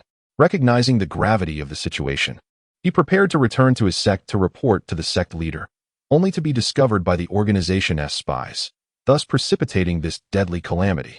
In the depths of the forest, Aotion navigated with agility, striving to utilize the trees as his shield to evade the relentless pursuit of the assassins. He executed the phantom step, his form darting like lightning through the thickets. However, the assassins were no ordinary foes. They were skilled and well-coordinated. One of them retrieved a black orb from within his cloak and hurled it into the air with great force. The orb erupted instantaneously, releasing a dense cloud of ebony smoke that swiftly enveloped the surrounding woods. Aotion immediately lost his sense of direction, his vision obscured by the smoke, compelling him to continue running guided solely by instinct. Seizing the cover of the smoke, the assassins hastened their pursuit, gradually closing the gap between themselves and Aotion. Their weapons glimmered ominously, poised to deliver a fatal strike at any moment. A profound anxiety gripped Aotion. He understood he could no longer flee blindly. He halted, inhaling deeply to regain his composure. Closing his eyes, he summoned the spiritual energy within him, striving to perceive his surroundings. After a brief moment, he opened his eyes, determination flickering within them. Guided by his spiritual energy, he charged with resolve in a specific direction. Ahead of him loomed a towering cliff, its summit lost amidst the clouds. The abyss below was unfathomable, shrouded in thick mist, obscuring any view of what lay beneath.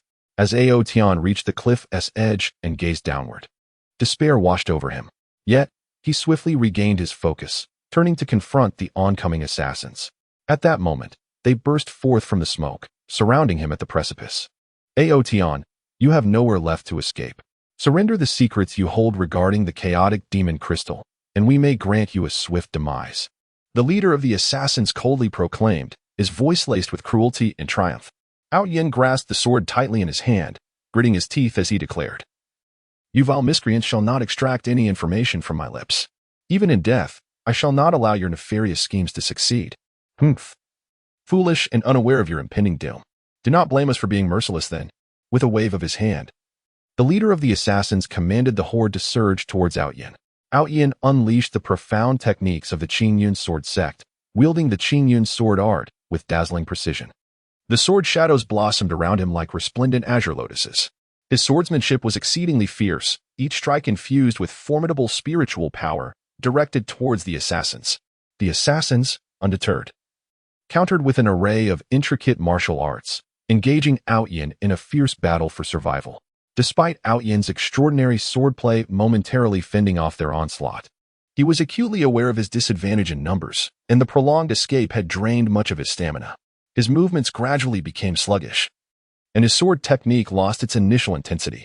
The assassins, sensing his fatigue, intensified their assaults, eager to conclude the conflict swiftly.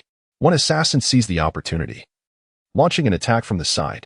Aotion, unable to evade in time, could only weakly parry with the blade. The assassin's weapon struck his shoulder with tremendous force, sending a jolt of excruciating pain through him, nearly causing him to drop his precious sword. Gritting his teeth against the agony, he staggered back a few steps until his back pressed against the precipice. At that moment, the leader of the assassins capitalized on the opportunity and executed a lethal move. He leapt high into the air, his weapon gleaming with a sinister black light, descending toward Aotion's head. With no avenue for escape, Aotion braced himself to absorb the blow. Gripping his sword tightly with both hands, he strained to defend himself. A thunderous crash echoed as Ao Yin was propelled backward by the overwhelming force, his feet slipping, and he plummeted towards the abyss below. As Ao Yin plummeted, his heart brimmed with a mixture of resentment and despair. Memories of his master and brothers in arms flooded his mind, along with the weight of his unfinished mission. He was unwilling to perish in such a manner. He yearned to survive, to unveil the secrets of the chaotic magic crystal to the world. Yet, reality proved to be ruthlessly unforgiving, his body spiraling downwards like a meteor. Hurtling towards the dark abyss beneath the cliff, time became an abstract concept as he lost track of it, until he gradually opened his eyes. To his astonishment, he found himself alive, having landed amidst a dense thicket at the cliff's base. He attempted to move, only to be met with excruciating pain coursing through his body, a clear indication of his severe injuries. Struggling to rise, he surveyed his surroundings. The space beneath the cliff was far more expansive than he had anticipated. Towering stone walls encircled him, adorned with creeping vines and moss. Not far from where he lay, a crystal-clear stream meandered, its waters gurgling melodiously, producing a harmonious sound. Ao Tian, with his injured body, made his way towards the babbling brook. Upon reaching the water's edge, he stooped down, cupping his hands to scoop up the cool water, splashing it on his face to regain some clarity. Subsequently, he retrieved a few healing elixirs from his bosom and swallowed them. The moment the elixirs touched his tongue, they dissolved instantly, unleashing a gentle warmth that spread throughout his body, providing him with a measure of relief from his wounds. Ao Tian was aware that he was temporarily safe, yet he could not linger here for long. The assassins would undoubtedly descend to the base of the cliff in search of his whereabouts. He must swiftly find a means of escape. He proceeded cautiously along the brook, remaining vigilant to the sounds around him while seeking a possible exit. During his journey, Ao Tian stumbled upon a cave concealed behind a massive rock. The entrance was obscured by vines and underbrush, making it difficult to detect without careful observation. With utmost caution, Ao Tian stepped into the cave, where a damp atmosphere enveloped him, and water droplets clung to the walls, falling rhythmically to the ground. He explored the cave, discovering no immediate dangers, but regrettably, he found no exit. Ao Yin resolved to take a moment's respite within the cavern, seeking to restore his vitality. He discovered a dry spot, settled himself, and commenced his meditative healing. During this process, he discerned that the spiritual energy within the cave was exceptionally potent, surpassing that of the training grounds in his sect. A spark of realization ignited within him, revealing the potential of this locale as a favorable site for cultivation. He decided to harness the abundant spiritual energy here to expedite his recovery and augment his power. Thus, Ao Tian calmed his mind and devoted himself entirely to his practice. Following the cultivation methods of the Qingyan Sword sect, he guided the spiritual energy within him to circulate through his meridians, diligently mending his damaged channels and organs. As time progressed, his injuries gradually healed, and his strength saw a notable enhancement. During his training, Ao Yin also stumbled upon a cache of ancient sword manuals and martial arts treatises concealed within the cave. These texts contained long-lost sword techniques and martial arts, which he treasured dearly. He began to study these manuals earnestly, learning the intricate swordplay and combat skills contained within. He understood that to survive in this perilous world and fulfill his mission, he must continuously elevate his prowess. After a period of dedicated cultivation and study, Ao Yin's abilities experienced a remarkable transformation. Not only had his injuries completely healed, but he had also mastered several formidable sword techniques and martial arts. With newfound confidence in his future, he believed that through perseverance, he could evade his pursuers, unveil the secrets of the chaos magic crystal, and ultimately save the entire realm of fantasy. Ao Tian emerged from the cave, continuing his quest to find a way to escape the depths of the cliff. He cautiously traversed along the rocky wall until he stumbled upon a narrow path concealed behind a tangle of vines. The path was steep and rugged, barely wide enough for a single person to pass. With utmost care, Ao Tian ascended the trail, gripping the rocks and vines tightly, advancing step by arduous step. During his climb, he encountered several perils. At one point, his foot slipped, nearly sending him plummeting once more into the abyss. Yet, through sheer determination and remarkable agility, he managed to steady himself and continued his ascent. After a strenuous effort, Ao Tian finally emerged from the precipice. Standing atop the cliff, he gazed upon the forest before him, both familiar and alien, his heart swirling with myriad emotions. He understood that his tribulations were far from over. Yet he was no longer the pitiful figure relentlessly pursued. His strength had been bolstered, and his resolve had solidified. Gripping the sword in his hand, He strode forth into the forest, intent on locating the lair of the malevolent organization to thwart their nefarious schemes and fight for the peace and tranquility of the entire fantasy realm. Chapter 28. A fierce pursuit amidst the shadows in that realm shrouded in mystery and peril. The faint light of dawn struggled to penetrate the dense foliage of the shadowy forest, casting a few weak and hazy beams that failed to dispel the inky darkness. Within this seemingly tranquil forest, a heart-stopping, life-and-death pursuit erupted like a tempest, ruthlessly shattering the existing calm. Aotian, a tall and stoic young warrior, clad in flowing black garments that billowed in the wind, clutched a long sword emanating a chilling gleam as he desperately fled through the forest. Beads of sweat adorned his forehead, cascading down his cheeks, while his eyes reflected an overwhelming sense of tension and fatigue. Yet, deep within the abyss of his gaze, a fierce and indomitable flame burned brightly, akin to a lighthouse that never extinguishes, defiantly illuminating the darkness. Hot on his heels were a cadre of enigmatic assassins, clad in blood-red attire and donning fearsome masks. Their movements were swift, their footsteps nearly a blur, rustling the fallen leaves beneath them like the ominous beat of a death knell, echoing through the hushed woods, each step seemingly heralding the imminent approach of mortality. Aotian was an outstanding disciple of the prestigious Lingyun sect, endowed with exceptional talent and a diligent spirit, earning him considerable attention within the sect. During an unexpected opportunity for training, he inadvertently stumbled upon an ancient relic concealed deep within the mountains. This relic emanated an aura of mystery and antiquity, its walls adorned with an array of intricate and peculiar runes and patterns, as if silently narrating the profound and enigmatic tales of a bygone era. Drawing upon the extensive knowledge acquired at Lingyun sect and his own keen insight, Aotian meticulously explored the relic. After much arduous effort, he gradually deciphered some of the rune's meanings, uncovering a staggering secret that pertained to the balance of good and evil forces across the continent, linked to the long-lost ancient artifact. The Chaos Demon Crystal. The Chaos Demon Crystal, it was said, possessed the formidable power to upend the world, should it fall into the hands of malevolent forces. It could open the gates to the demon realm, unleashing countless demons and plunging the world into an abyss of suffering and despair. Aware of the gravity of this matter, Aotian felt a burning urgency and resolved to return to his sect immediately to report this critical news to the sect leader. However, fate dealt a cruel hand, for his whereabouts were detected by the spies of the Blood Demon Palace, marking the commencement of a merciless pursuit. As Aotian fled for his life through the forest, vivid scenes of his discovery replayed in his mind. He vividly recalled the mysterious and oppressive aura of the relic and the profound shock and exhilaration he felt upon deciphering the runes. At that moment, he was filled with joy, believing he had made a significant contribution to his sect and the entire continent, unaware that this very revelation would ignite the flames of his persecution. In the heart of the forest, Aotian darted left and right, attempting to utilize the cover of the trees to evade the relentless pursuit of his assailants. He executed the exquisite technique of Lingyun sect, the Phantom Gale Step, renowned for its remarkable speed and elusive form. Like a flash of black lightning, he swiftly weaved through the thickets, vanishing in an instant, leaving the assassins momentarily unable to pinpoint his precise location. With each light touch upon the ground, he leveraged the elasticity of the branches, continuously altering his direction mid-air. Each leap seemed to meld him with the forest, artfully employing the natural surroundings to obfuscate his foe's vision. However, the assassins from the Blood Demon Hall were no ordinary opponents.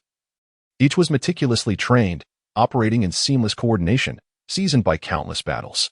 One assassin swiftly drew a black orb from his garments and, without hesitation, hurled it skyward with great force.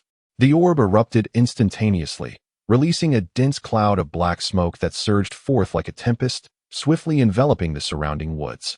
This smoke was not mere vapor. It was a meticulously crafted disorienting mist, infused with a unique toxin capable of severely impairing one's senses and spiritual awareness. Aotian found himself in dire straits as his vision was wholly obscured by the smoke, rendering everything before him a blur. He could only rely on his vague sensations and memories to continue his flight.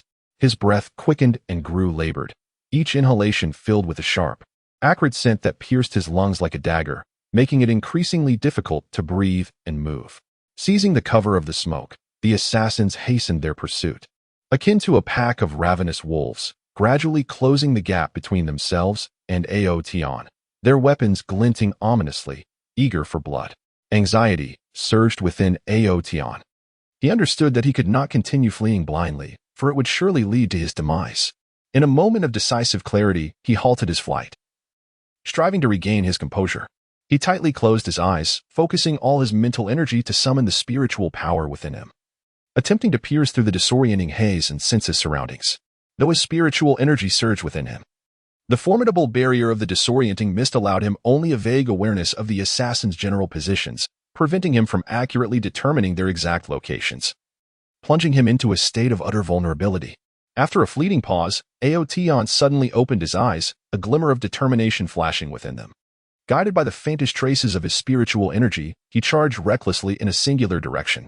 While running, he consciously adjusted his breathing rhythm and stride frequency, striving to minimize the expenditure of his spiritual energy.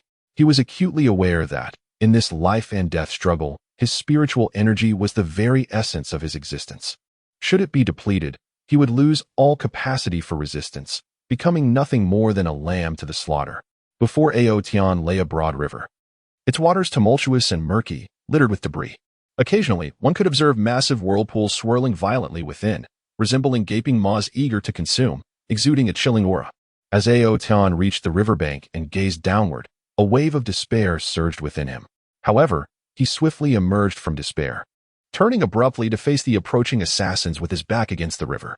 At that moment, the assassins surged forth from the haze, enveloping Aotion like a relentless tide, forming an impenetrable circle around him.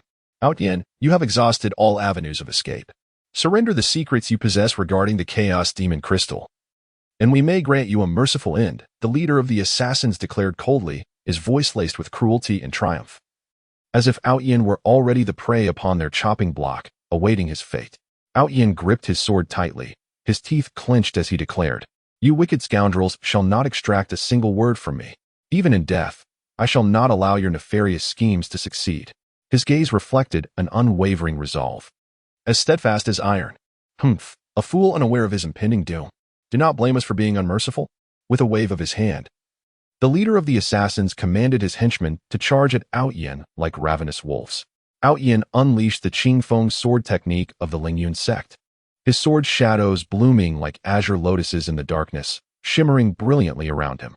Although this technique is considered foundational within the sect, Aotion wielded it with extraordinary prowess. His swordsmanship was fierce and relentless, each strike imbued with potent spiritual energy, akin to a swift and agile serpent, lunging toward the assassins with lethal intent. The assassins, undeterred, retaliated with a myriad of sinister and cunning martial arts techniques, resembling phantoms in the shadows, engaging Aotion in a fierce life-or-death struggle. In the heat of battle, Aotion initially managed to fend off the relentless onslaught of the assassins with his exceptional swordplay and nimble movements. Yet, he was acutely aware of his disadvantage in numbers, and the prolonged escape had drained much of his stamina, rendering his body heavy and his movements less agile than at the outset.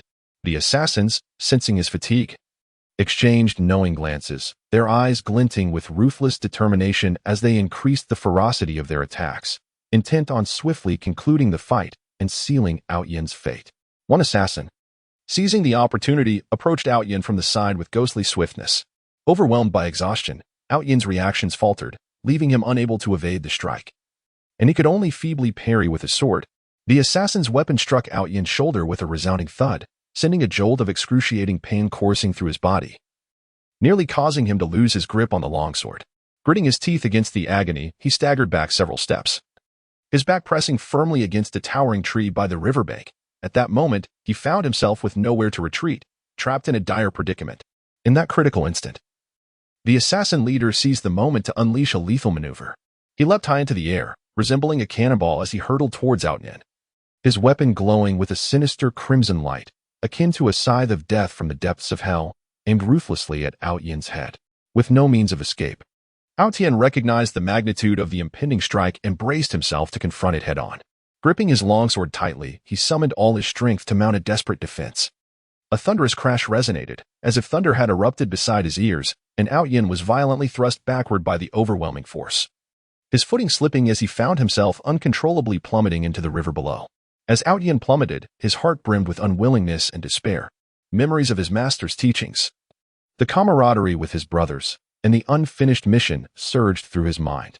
He could not resign himself to death. He fervently cried out within, "I must survive. I shall unveil the secrets of the chaos magic crystal to the world.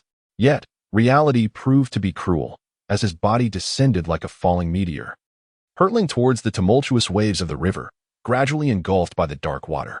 After an indeterminate period, Outyin slowly opened his eyes. To his astonishment, he was not dead, but had been swept downstream to a riverbank. He attempted to move, only to be met with excruciating pain throughout his body, a grim reminder of his severe injuries. Struggling to rise, he surveyed his surroundings. The riverbank was strewn with stones of various sizes and sand, and not far from him lay a dense grove, where the faint sound of birdsong echoed, seemingly narrating the vitality and tranquility of this land. With a wounded body, Aotion trudged laboriously towards the woods. Upon entering the forest, he sought a secluded corner, where he gradually seated himself and commenced the healing of his injuries through meditation. During this process, he was pleasantly astonished to discover that the spiritual energy within the woods was exceptionally dense, far surpassing that of his training grounds in the sect. A spark of realization ignited within him, as he recognized this as a divinely bestowed opportunity for cultivation. He resolved to fully harness the abundant spiritual energy here to expedite his recovery and enhance his strength. Thus, Aotion cast aside all distractions, calming his mind and immersing himself wholeheartedly in his training. Following the cultivation techniques of the Lingyun sect, he guided the spiritual energy within his body to circulate gently through his meridians, akin to a trickling stream, continuously mending his damaged channels and organs. As time elapsed, his injuries gradually healed, and his power experienced a notable augmentation. During his cultivation, Aotion unexpectedly stumbled upon ancient sword manuals and martial arts tomes concealed within the woods. These texts contained intricate sword techniques and formidable martial arts that had long been lost to time, and he treasured them as priceless gems, filled with joy and excitement. With great care, he picked up the manuals and began to diligently study their contents, ravenously absorbing the sword techniques and martial arts within. He understood that to survive in this perilous and challenging world, and to fulfill his mission, he must relentlessly elevate his prowess and master greater powers. After a period of rigorous training and devoted study, Aotion's strength experienced a remarkable enhancement. Not only had his injuries completely healed, but he had also successfully acquired several powerful sword techniques and martial arts skills. These newfound abilities filled him with confidence for the future. He firmly believed that as long as he persevered in his efforts, he would surely escape the clutches of his pursuers, unveil the secrets of the chaotic magic crystal, and contribute his strength to uphold peace and tranquility across the entire fantastical continent. Outyin emerged from the forest, resuming his quest to uncover the whereabouts of the Blood Demon Palace. He proceeded cautiously along the river, attentively observing the surroundings while delving into profound thoughts on how to counter the relentless pursuit of the Blood Demon Palace. He was acutely aware that they would not easily relinquish their hunt. They were likely to lay intricate traps and establish watchful eyes throughout various locales, creating an invisible web that awaited his unwitting entrapment. As he journeyed, Outyin fortuitously encountered an elder, clad in a flowing white robe. With hair as white as snow and eyes imbued with depth and wisdom, he seemed capable of perceiving the essence of all things. Seated upon a stone by the riverbank, the elder fished in tranquil silence, seemingly indifferent to the world around him, immersed in his own realm, savoring the serenity and detachment. Outyin, feeling a sense of caution, tightened his grip on the longsword in his hand and approached the elder with care, ever vigilant for any potential threat. "Young man, why do you appear so anxious?" The elder inquired slowly, lifting his gaze to regard Outyin with calm composure. Outyin hesitated for a moment before recounting the harrowing tale of his pursuit by the Blood Demon Hall to the elder. The elder, upon hearing this, nodded slightly and remarked, "The secret of the Chaos Demon Crystal pertains to the safety of the entire continent. You have acted wisely. However, if you wish to contend with the Blood Demon Hall, you will require a more formidable power." As he spoke, the elder slowly retrieved a tome from his bosom and handed it to Outyin. "This manuscript is the culmination of my years of dedication, containing the teachings of a powerful sword technique known as the Taiji sword technique. This method emphasizes the principle of yielding to overcome force and the harmony of yin and yang. It may prove beneficial to you." Aotion received the secret manual, filled with immense gratitude. He hurriedly expressed his thanks to the elder, who smiled and waved his hand, saying, "Go forth, young man, and may success be yours." Aotion bid farewell to the elder and resolutely embarked on his arduous journey, fraught with challenges. He understood that his path was long and treacherous, laden with unknown perils and formidable trials. Yet, A steadfast belief blazed within him, akin to an eternal flame that would never extinguish, no matter the obstacles he encountered. He would not yield. Amidst this intense pursuit, he would ceaselessly evolve and transform, ultimately triumphing over malevolence to safeguard the peace and tranquility of the entire fantasy realm. Chapter 29. Aotion driven to the brink in the fantasy continent. In a realm shrouded in mystery and peril, the night unfurls like a vast expanse of black silk, heavily draping over the ancient and dense shadowy woods. The moonlight struggles to penetrate the layers of leaves, casting mottled shadows that fail to dispel the ink-like darkness and chilling atmosphere. Deep within this forest, a breathtaking struggle for survival quietly unfolds without Yin. Once a spirited young swordsman, now cornered in desperation, akin to a wounded lone wolf grappling in the shadows. Yin was the illustrious disciple of the esteemed Qingyan sword sect. Endowed with an exceptional spiritual vein and an extraordinary comprehension of the sword path. From a tender age, he aspired to reach the pinnacle of swordsmanship. On the sword peak of Qingyun, regardless of the biting cold or scorching heat, he could be seen tirelessly honing his skills, beginning with the most fundamental sword techniques. He meticulously refined each movement, striving for precision, pouring his entire focus into every surge of spiritual energy. As time elapsed, his swordsmanship flourished. He not only mastered the various sword styles of his sect, but also innovatively infused his own insights. His name gradually resonated throughout the sect, becoming a figure of admiration and emulation among many disciples. However, the tides of fate often shift unexpectedly. An expedition organized by his sect irrevocably altered the course of his life. Within an ancient ruin, Yin stumbled upon a staggering secret capable of upending the balance of good and evil across the continent. It was revealed that the nefarious blood demon Hall sought the long-lost ancient artifact, the Chaos Demon Crystal. Legend held that this crystal harbored cataclysmic power, and should it fall into evil hands, it could unlock the gateway to the demon realm, unleashing an onslaught of malevolence upon the world, plunging it into endless calamity and chaos. Yin, acutely aware of the gravity of this revelation, was consumed with urgency to return to his sect and inform the sect master. Unfortunately, the blood demon Hall had already set its sights on him, and a brutal pursuit ensued. The assassins dispatched by the blood demon Hall were ruthlessly trained and merciless. Like relentless phantoms, they shadowed Yin, and no matter how he concealed his whereabouts, he could not escape their grasp. Throughout his arduous flight, Yin faced innumerable trials. In a desolate desert, he fell victim to an ambush by the assassins. The scorching sand swirled violently, obscuring his vision and making it difficult to discern the enemy's location.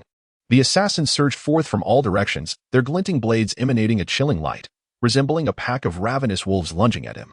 Undeterred by the imminent danger, Yin swiftly drew his treasured sword, unleashing the Qingyun sect's ultimate technique, the clear breeze sword technique. Amidst the flurry of sword shadows, they bloomed like azure lotuses amidst the yellow sands, radiating a fierce sword aura. Each strike brimmed with potent spiritual energy, valiantly repelling the assailant's onslaught.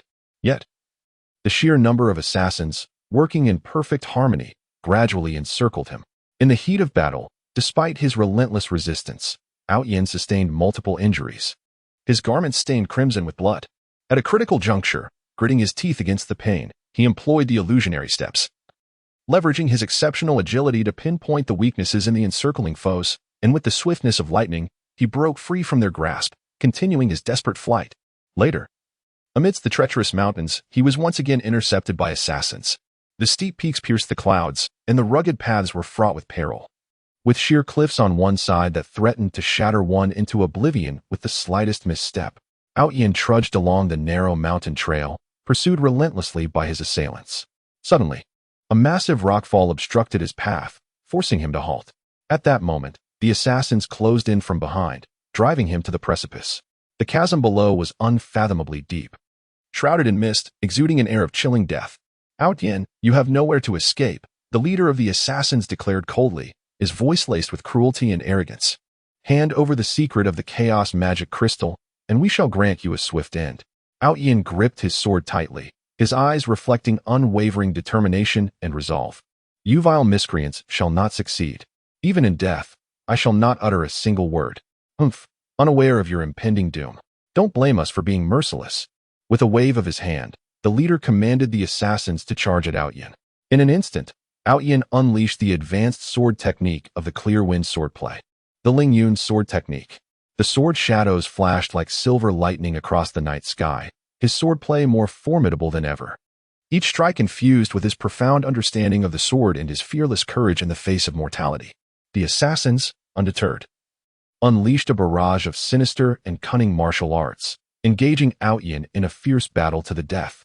Although Outyin initially held his ground with his exceptional sword skills, the prolonged escape had severely drained his stamina. His movements gradually slowed, and the potency of his swordplay waned. The assassins, keenly aware of his fatigue, intensified their assault, seeking to conclude the battle swiftly. One assassin seized the opportunity to launch a surprise attack from the side. Caught off guard, Outyin could only barely parry with his sword.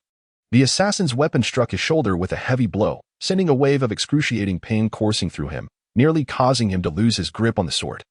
Enduring the agony, Outyin staggered backward, his back pressed against the edge of the cliff, with no retreat left, the abyss yawning beneath him. The shadow of death looming ever closer. In that life and death moment, a myriad of memories flashed through Outyin's mind like a revolving lantern. He recalled his formative years at the Qingyun sword sect, the sage teachings of his master echoing in his ears, the camaraderie shared among his brothers warming his heart, and his unwavering pursuit of the sword path, alongside the unfinished mission that lay before him. A fervent flame of justice ignited within him, and he realized that now was the time to take a desperate gamble for survival. Drawing a deep breath, Outyin gathered the remnants of his spiritual energy and channeled it into his sword. In an instant, the sword blazed with radiant light, its blue aura dazzling and resplendent. He unleashed the ultimate move he had never employed in battle, the Breaking Heaven Sword. This strike was the culmination of countless hours of training and insight. Merging his peak comprehension of the sword with his resolute courage in the face of life and death, he leaped high into the air, like a meteor hurtling toward his foes. The sword, imbued with cataclysmic power, descended upon the assassins. The assassins, momentarily stunned by the sudden onslaught of overwhelming force, quickly regained their composure and raised their weapons to defend themselves.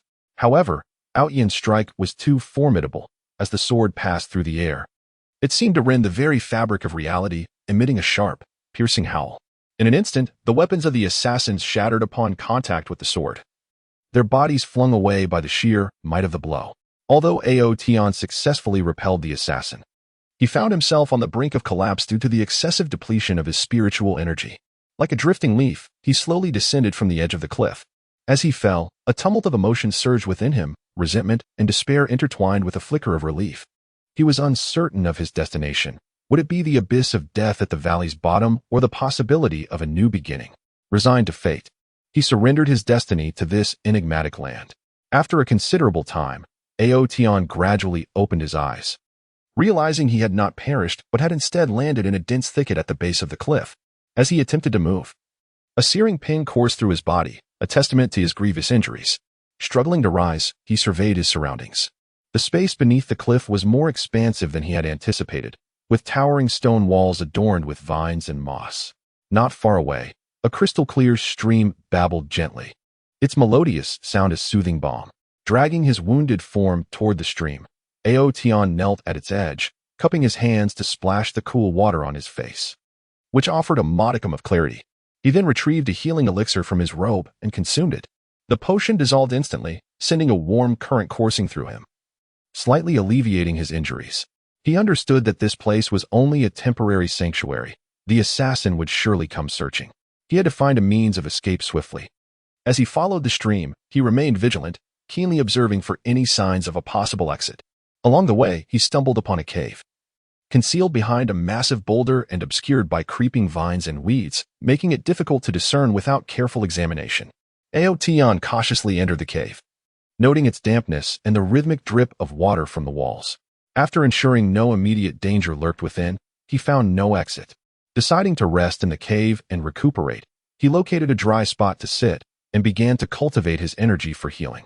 During his practice, he was pleasantly surprised to discover that the cave was suffused with a rich spiritual energy, far surpassing that of his sect's training grounds. This realization sparked a thought in him. It was an extraordinary opportunity to enhance his strength. Thus, he cast aside distractions and devoted himself entirely to his cultivation. Following the methods of the Qingyun sword sect, he guided his spiritual energy to circulate through his meridians, repairing his damaged pathways and organs.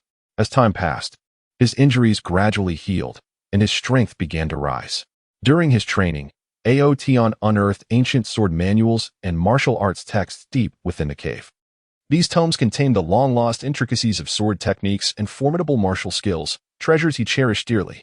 He diligently studied and practiced the techniques contained within. Fully aware that to survive in this perilous world and fulfill his mission, he must continuously elevate his power. After a period of rigorous training and study, Aotian's strength surged significantly. His injuries healed completely, and he had mastered several potent sword techniques and martial arts. Renewed confidence surged within him. He firmly believed that through perseverance, he could evade his pursuers and unveil the secrets of the chaotic magic crystal, safeguarding the peace and tranquility of the fantastical continent. Emerging from the cave, Aotian continued his quest for a path away from the cliff's base, progressing cautiously along the stone wall. He finally discovered a narrow path hidden behind the vines. The path was steep and rugged, barely wide enough for a single individual. With utmost caution, Aotian began his ascent, gripping the rocks and vines tightly as he painstakingly climbed upward. As he ascended, danger lurked at every turn. At one point, his foot slipped, threatening to send him plummeting once more into the abyss. Yet, through sheer determination and remarkable agility, he steadied himself and pressed on. After enduring immense hardship, Aotian finally succeeded in climbing out of the abyss. Standing atop the precipice, gazing at the forest that was both familiar and foreign, he was overwhelmed with emotions. He was acutely aware that the trials were far from over. However, he was no longer the wretched figure who had once been relentlessly pursued. His heightened strength and unwavering conviction compelled him to grasp his sword firmly and resolutely stride toward the forest's edge. He was determined to seek out the lair of the Blood Demon Palace, thwart their sinister schemes, and fight for peace and tranquility in the fantasy continent. Vowing that he would not retreat an inch, even though the path ahead was fraught with thorns. Chapter 30. The Fall from the Cliff. In that vast and enigmatic fantasy continent, there exists a realm known as the Realm of Illusions, where perilous mountains and breathtaking wonders coexist. Among these, the Soul Destruction Cliff stands as a formidable chasm, stretching across the land, its depths unfathomable and shrouded in mist. As if it were a gateway to an unknown world beyond, Aotian, a young and intrepid adventurer, embarked on a perilous journey in search of the legendary spirit fruit. With a lithe physique and eyes gleaming with determination and resolve, he donned a flowing black garment that danced in the wind, enhancing his charismatic and unrestrained demeanor. Since his youth, Aotian had heard tales of the spirit fruit's extraordinary powers, capable of enhancing one's spiritual abilities, healing countless ailments, and potentially aiding individuals in transcending their training limitations to reach greater heights. Undeterred by the concerns of others, he resolutely set forth on this voyage into the unknown. Aotian has traversed the ethereal realm for many days, enduring countless trials and tribulations along the way. He has encountered ferocious beasts, colossal in stature, with razor-sharp fangs and claws, belching forth flames or venom, relentlessly assaulting him. Yet, through his exceptional martial prowess and nimble agility, he has repeatedly turned peril into safety. He has also found himself ensnared in enigmatic labyrinthine traps, where the surrounding walls shifted incessantly and the paths became a tangled web, disorienting all who dared to enter. However, armed with keen intuition and a composed mind, he ultimately discovered the way out. Yet, as he approached the precipice of the soul-fragmenting cliff, the true peril began to unfold. The terrain here was exceedingly treacherous, with steep cliffs rising almost perpendicularly and loose rocks that threatened disaster with the slightest misstep. Aotian cautiously navigated the edge of the cliff, fully aware that the sacred fruit of the spirit source might be concealed in some nearby nook. Just as he concentrated intently on deciphering clues, the ground suddenly shook violently, revealing a massive rock golem emerging from the depths below, towering several meters high. This golem was composed entirely of solid stone, each step it took reverberating through the earth. Its eyes glowed with a menacing red light. As if ignited by a furious flame, and without uttering a word, it swung its colossal stone arm towards Aotian. A sudden shock coursed through Aotian, yet he swiftly regained his composure. He unsheathed the treasured sword at his waist, which glimmered with a chilling light under the sun's rays. He executed his renowned sword technique, the Gale swordplay, with sword shadows swirling around him like a tempest. Aotian's figure flickered, akin to a streak of black lightning, as he charged towards the rock golem. Each strike was aimed with precision at the golem's vital points, but the creature's body was too resilient, leaving only faint marks from Outyan's onslaught. Enraged by the assault, the rock golem unleashed a thunderous roar, its arms swirling in unison to conjure a formidable storm of attacks. Caught off guard, Outyan was struck by one of the golem's blows, his body soaring backward like a kite severed from its string. In that critical moment, he found himself plummeting towards the abyss of souls. As Outyan plummeted, his heart brimmed with an overwhelming sense of resentment and despair. He gazed helplessly as the height of the cliff receded further from him, while below lay an abyss of unfathomable darkness. Memories of his homeland flooded his mind, along with thoughts of the comrades who once shared in his adventures and the dreams he had yet to fulfill. Reluctant to succumb to death in such a manner, he desperately attempted to grasp the vines or protruding rocks along the cliff face, yet the swiftness of his descent rendered him powerless to do so. Time seemed to stretch infinitely until Outyan finally crashed heavily into a dense thicket at the foot of the soul-severing cliff. A searing pain coursed through his body, as though every bone within him had shattered upon impact. With great effort, he managed to open his eyes, discovering that he had been cushioned by a tangle of branches and vines, sparing him a direct fall to the ground.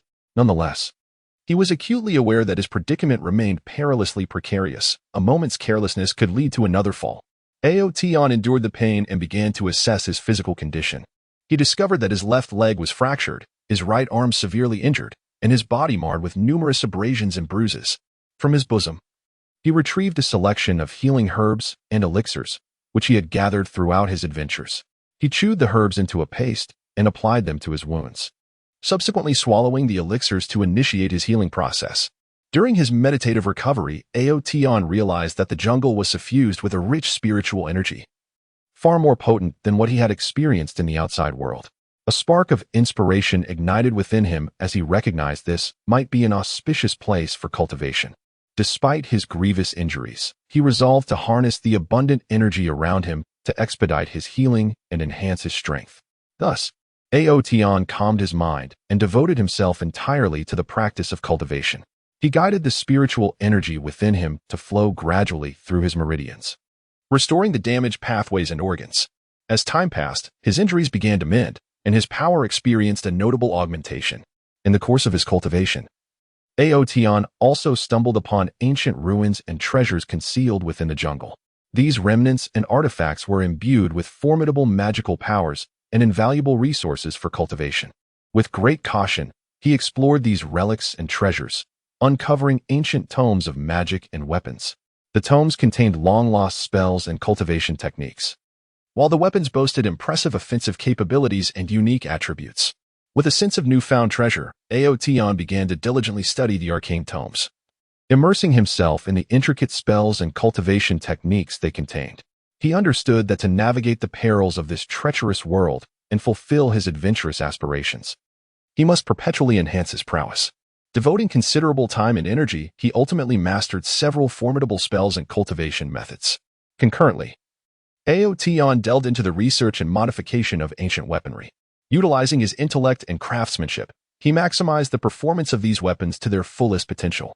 He forged a brand new sword, one that was not only exceptionally sharp but also possessed the ability to absorb and release spiritual energy, thereby amplifying the might of his strikes.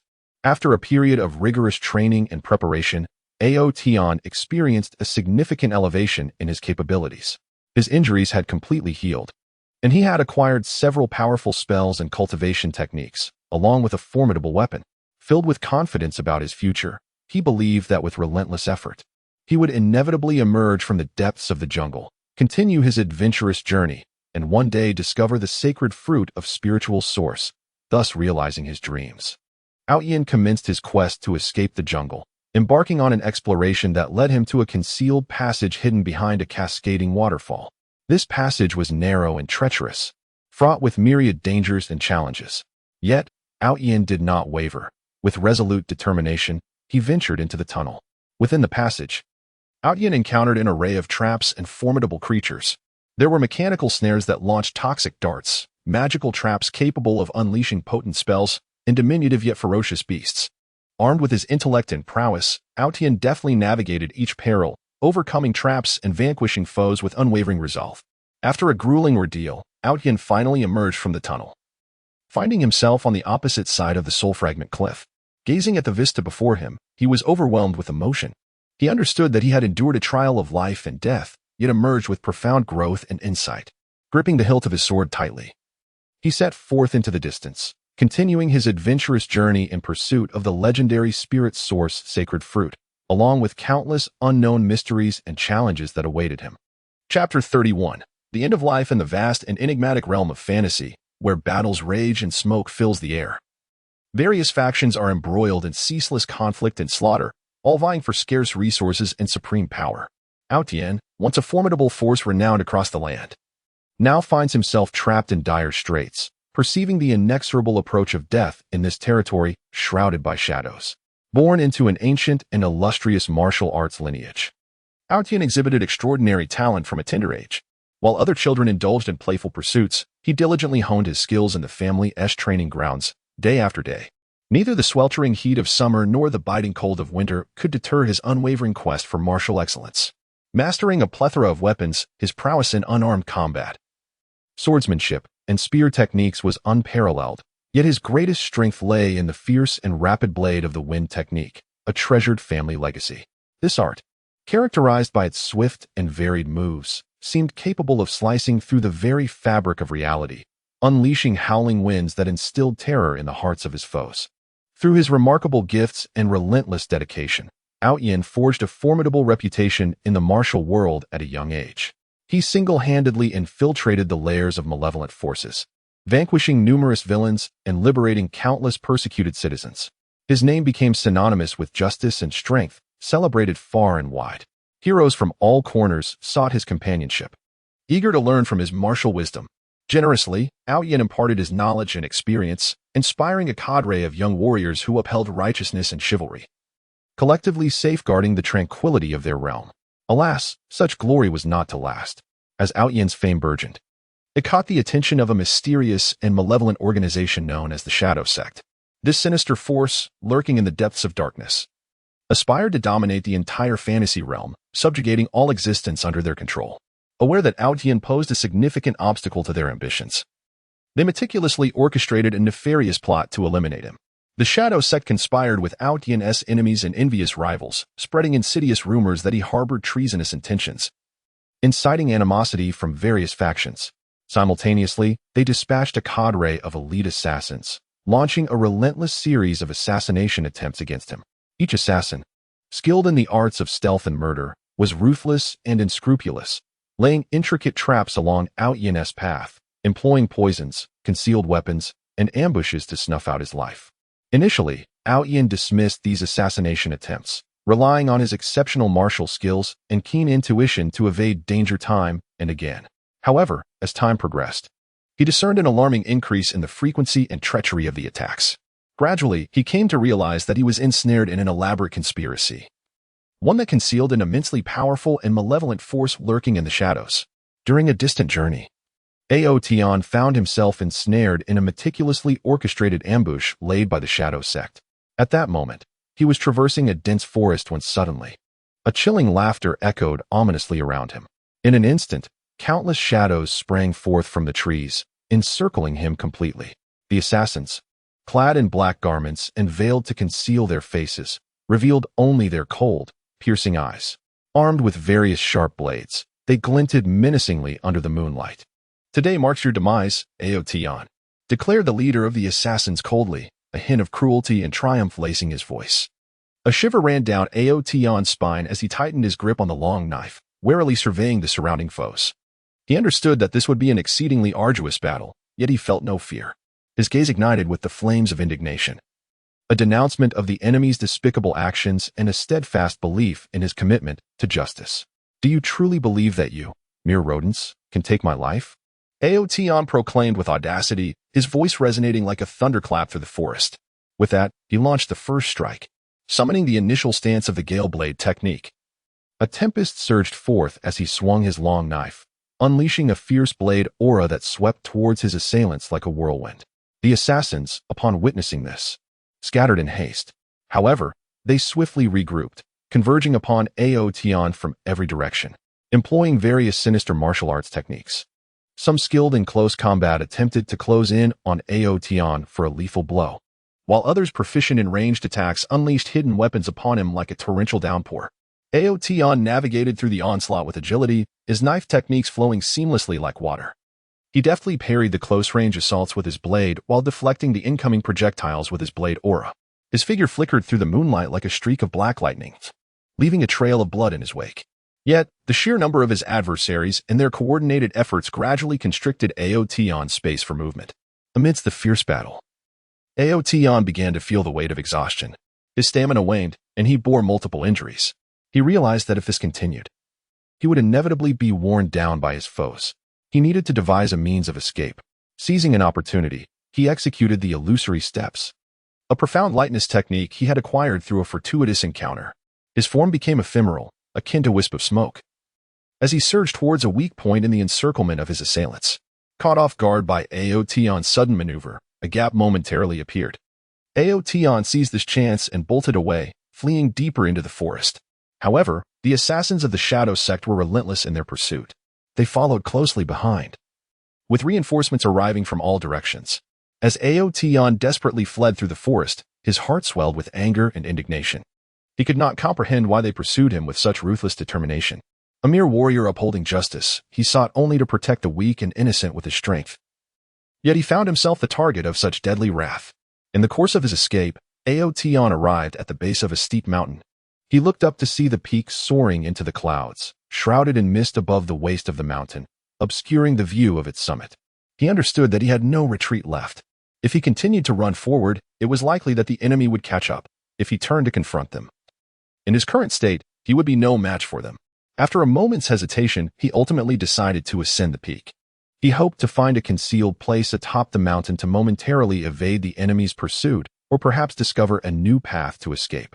With great difficulty, Aotion clawed his way up the mountain, his hands gripping the rocks and vines tightly as he ascended step by step. Blood flowed from the wounds on his body, and his strength rapidly diminished. Yet, driven by indomitable willpower, he refused to surrender. However, the assassins of the Shadow Sect soon closed in on him, climbing the same route with ghostly swiftness. When Aotion reached the edge of a cliff on the peak, he realized he had nowhere left to go. The abyss below was unfathomably deep, shrouded in mist that exuded a chilling aura. As he turned to look back, he found himself encircled by the assassins at the cliff's edge. Aotion, you cannot escape. Submit to your fate, the leader of the assassins declared, his voice brimming with triumph. Aotion gazed at his adversaries, his heart heavy with despair. He knew that his chances of escape today were slim. His life was drawing to a close. Memories of his family and friends flooded his mind, recalling the beautiful moments he had experienced in the martial world. A profound sense of reluctance surged within him. Yet, he understood that he could not simply surrender. As a warrior, he must meet death with dignity. You vile miscreants! Even if I perish here today, I shall not grant you victory. Aotion bellowed, his voice reverberating through the valley, a defiant stand against fate. With that, he summoned every ounce of his strength to unleash the ultimate technique of the Gale Blade, the wind-shattering strike. This move represented the culmination of his lifelong martial understanding and all his spiritual power, manifesting in a singular, formidable blow. As he swung the blade, a massive wave of sword energy surged forth like a brilliant flash, hurtling towards the enemy. The assassins, sensing the immense power of the strike, recoiled in terror. Yet, the might of the blade was overwhelming, and several assassins were struck down instantaneously. However, Aotion, too, had exhausted all his physical and spiritual strength with that attack. His body swayed precariously, and the world before him began to blur. He knew that his life was nearing its end. Slowly, he closed his eyes, awaiting the arrival of death. In the fading moments of his consciousness, he envisioned himself as a child, diligently practicing in his family's martial arts courtyard, and recalled his valiant deeds in the martial world alongside the smiling faces of friends and family who had fought by his side. A faint smile graced his lips, a semblance of comfort. Though he was on the brink of death, he felt that he had lived a life true to his beliefs, just and honorable in the name of righteousness and chivalry. Chapter 32. The Daughter's Concern in a Fantastical Realm Ravaged by War and Strife. Aotion, a once mighty hero renowned throughout the martial arts world, now finds himself ensnared in dire circumstances, his heart heavy with profound longing for his distant daughter. Aotion hails from a prestigious family, celebrated for producing martial prodigies across generations. From a tender age, he embarked on a grueling journey of martial training under the strict guidance of his family. Rising with the dawn, he toiled tirelessly in the practice arena, mastering fierce and formidable fist techniques, elusive swordplay, and the art of wielding a staff with finesse and strength. After countless days and nights of relentless dedication, Aotion perfected his extraordinary martial skills, emerging as a paragon among the younger generation of his clan and carving out his own niche within the martial world. His daughter, Ling Er, was born on a sun-drenched spring day. The moment Aotion cradled the delicate infant in his arms, his heart was instantly enveloped by an unprecedented tenderness and love. Ling Er inherited her mother's vibrant, sparkling eyes, clear and bright as if they concealed the vastness of the cosmos. She also bore Aotion's resolute features, displaying an innate heroism even at such a tender age. Throughout Ling Er's upbringing, Aotion endeavored to remain by her side as much as possible. He would stroll with her through the sea of blossoms on the family's mountainside, regaling her with tales of the martial world, legends of heroic figures, and the lore of mystical techniques and extraordinary treasures, planting the seeds of boundless curiosity and yearning for the outside world within her young heart. He would meticulously guide her through the basics of martial arts, and as he observed her earnest attempts to emulate each move, Aotion's eyes brimmed with pride and hope. However, the tranquil days were not destined to last. A tempest of bloodshed unexpectedly erupted in the martial realm as a nefarious force stealthily rose, intent on dominating the entire fantastical continent and ruthlessly eliminating all obstacles in their path. As a champion of justice, Aotion naturally found himself a target of their malevolence. To safeguard the peace of his family and the martial world, he had no choice but to step forth and engage in a harrowing battle against this evil power. On the eve of his departure, he entered Ling Er's room, gazing at her serene sleeping face, his heart a tumult of emotions. Softly, he pressed a kiss upon her forehead, his eyes filled with reluctance and concern. Ling Er, father must undertake an important task and may be away for some time. You must be obedient and listen to your mother and elders. Aotion spoke gently, his voice trembling slightly. The following morning, Aotion resolutely set forth on his journey. Standing shoulder to shoulder with valiant heroes, he fought fiercely in numerous battles, repelling enemies time and again with his exceptional skills and indomitable spirit. Yet, the malevolent force proved cunning, continuously dispatching stronger adversaries and laying intricate traps. In a fierce confrontation, Aotion found himself ensnared within a mysterious illusionary array. Surrounded by thick fog and swirling phantoms, he faced relentless assaults from all directions. Struggling within the array, despite his utmost resistance, he gradually succumbed to overwhelming peril. Meanwhile, his concern for Lingo grew increasingly intense. He feared he might not survive to return, troubled by the thought that his daughter would be heartbroken at the loss of her father. Linger, your father will never abandon you. You must hold on, Aotion silently vowed. Despite the agony and exhaustion weighing upon him, he endeavored to find a way to break the formation. After countless attempts and struggles, Aotion, drawing upon his profound understanding of martial arts and unwavering belief, finally discerned the flaw in the illusionary array and successfully broke through. However, he emerged gravely injured and physically weakened. During his recovery, Aotion received news from home that Linger had gone missing during an outing. This news struck him like a bolt from the blue, igniting a frantic urgency within him. Ignoring his still healing wounds, he immediately embarked on the journey to find his daughter. He inquired about Linger's whereabouts, traversing towns and villages, questioning countless passers-by. His eyes reflected a blend of anxiety and fatigue, yet he never relinquished a glimmer of hope. Throughout his search, he encountered numerous hardships. On one occasion, he found himself beset by a pack of ferocious beasts in a desolate mountain. Though injured, Aotion, driven by the urgency to find his daughter, endured the pain and engaged in a fierce battle with the creatures. Linger, where are you? Father is coming for you, he called out amidst the fray, as if her name were the very source of his strength. After a grueling fight, Aotion managed to fend off the beasts, yet sustained further injuries. Dragging his weary body forward, he pressed on. At last, in a remote village, he uncovered a lead regarding Linger. Someone had seen a girl resembling her being taken by a group of mysterious figures toward the northern mountains. Without hesitation, Aotion set his course toward the northern range.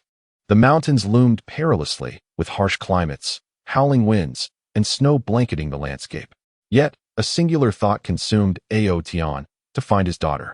He navigated the rugged terrain, scaling steep peaks and traversing deep ravines, overcoming one challenge after another. Deep within the mountains, Aotion stumbled upon a hidden cave nestled in a valley. emanating an eerie aura. Cautiously, he ventured inside. At the cave's end, he beheld a group of malevolent individuals encircling Linger, whose face was etched with terror and helplessness. Upon seeing her father, a flicker of surprise ignited in her eyes. "Father!" Lingo cried out. In that instant, Aotion's fury ignited like a raging lion. Charging toward the nefarious figures, he unleashed his ultimate skills, engaging in an intense battle with his adversaries. In the heat of the conflict, Aotion disregarded his own safety, intent solely on rescuing his daughter. Each strike he delivered was imbued with strength and determination, forcing the enemies to retreat. Ultimately, Aotion triumphed over his foes and saved Linger. He held her tightly in his embrace, tears streaming down his face. "Linger, do not fear. Your father is here, and I will never allow you to leave my side again," Aotion choked out. Through this ordeal, he cherished even more the moments spent with Linger. He was acutely aware that amidst the tumultuous and unpredictable realm of fantasy, the safety of his daughter was his foremost concern. Regardless of the challenges and dangers that awaited them in the future, he was resolute in his commitment to safeguard her with his very life, accompanying her through the journey of growth, allowing her to flourish under the benevolent rays of love. Chapter 33. Reluctance to surrender in that perilous and enigmatic land of spiritual illusions. Every inch of terrain seemed to harbor unspoken secrets and latent dangers. In the far northern reaches of this realm lay the majestic Frostbite Mountains, perpetually cloaked in snow and ice.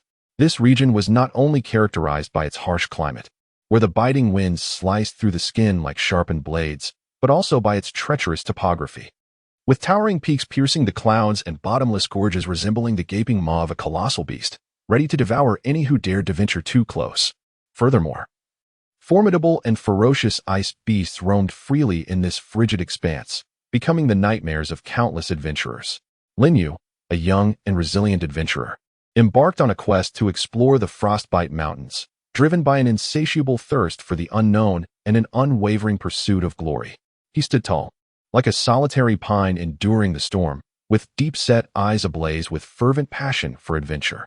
Clad in specially crafted cold-resistant leather armor, which bore the marks of erosion from ice and snow yet remained tightly fitted, it offered him a modicum of protection against the biting cold.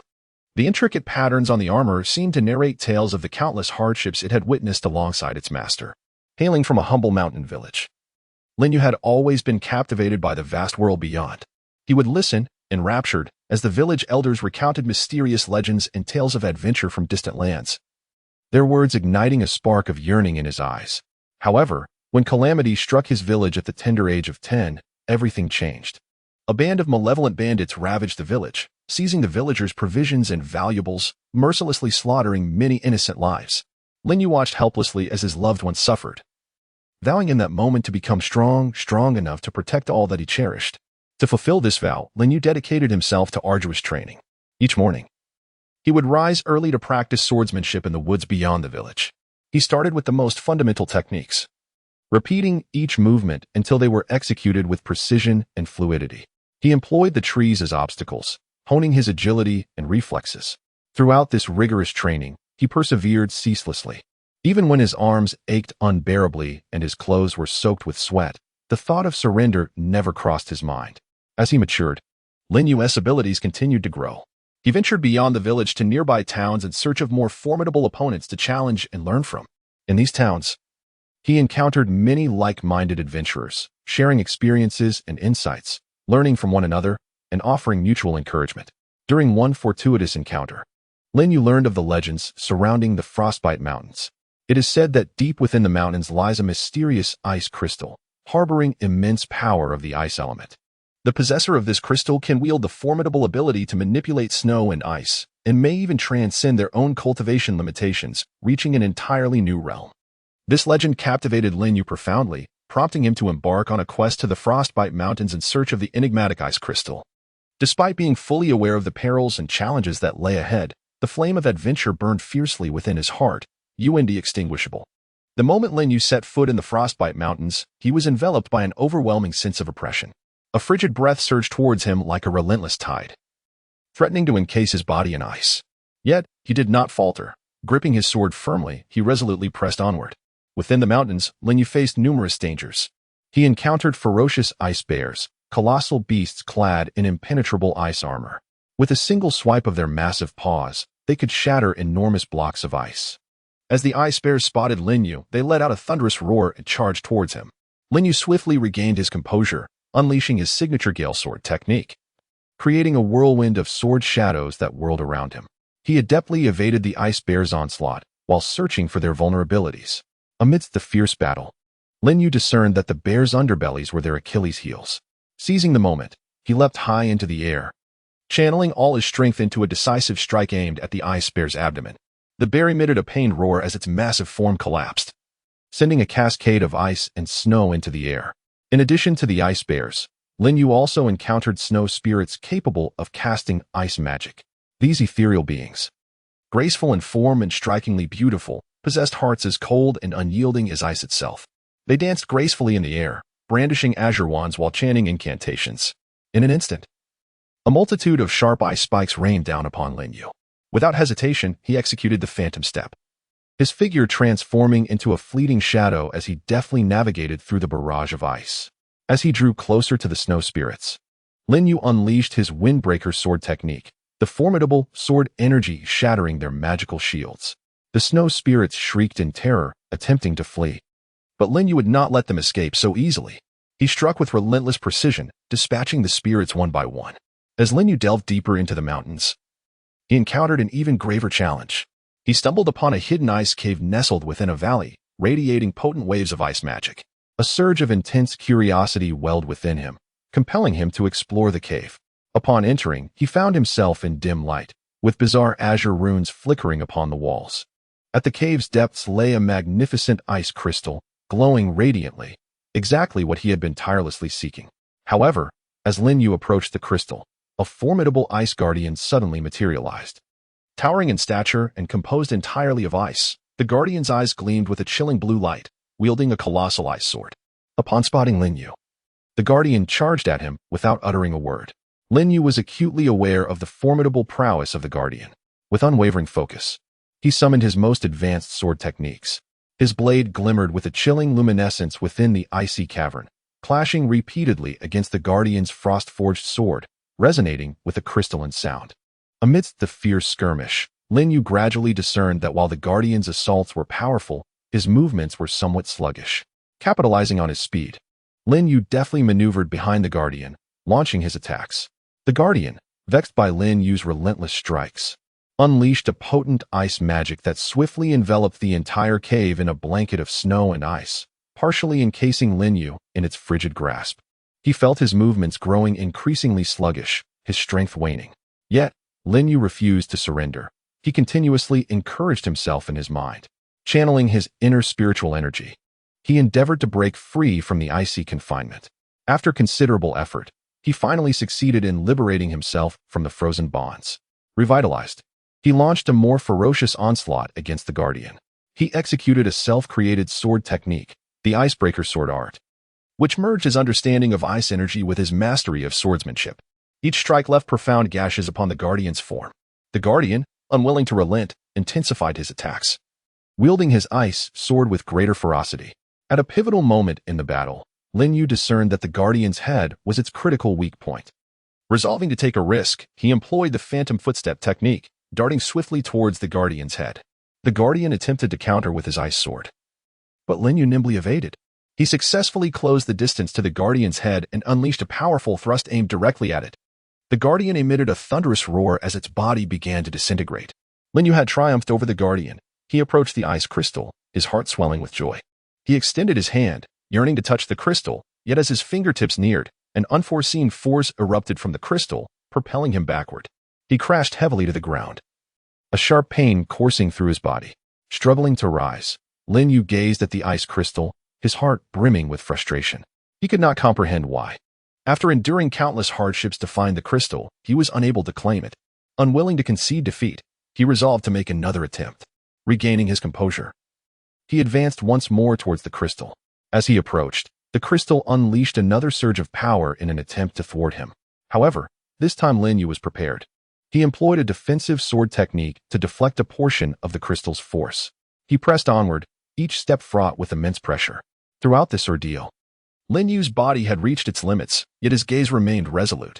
He recalled his village, the suffering endured by his loved ones and friends, and the arduous journey he had traversed.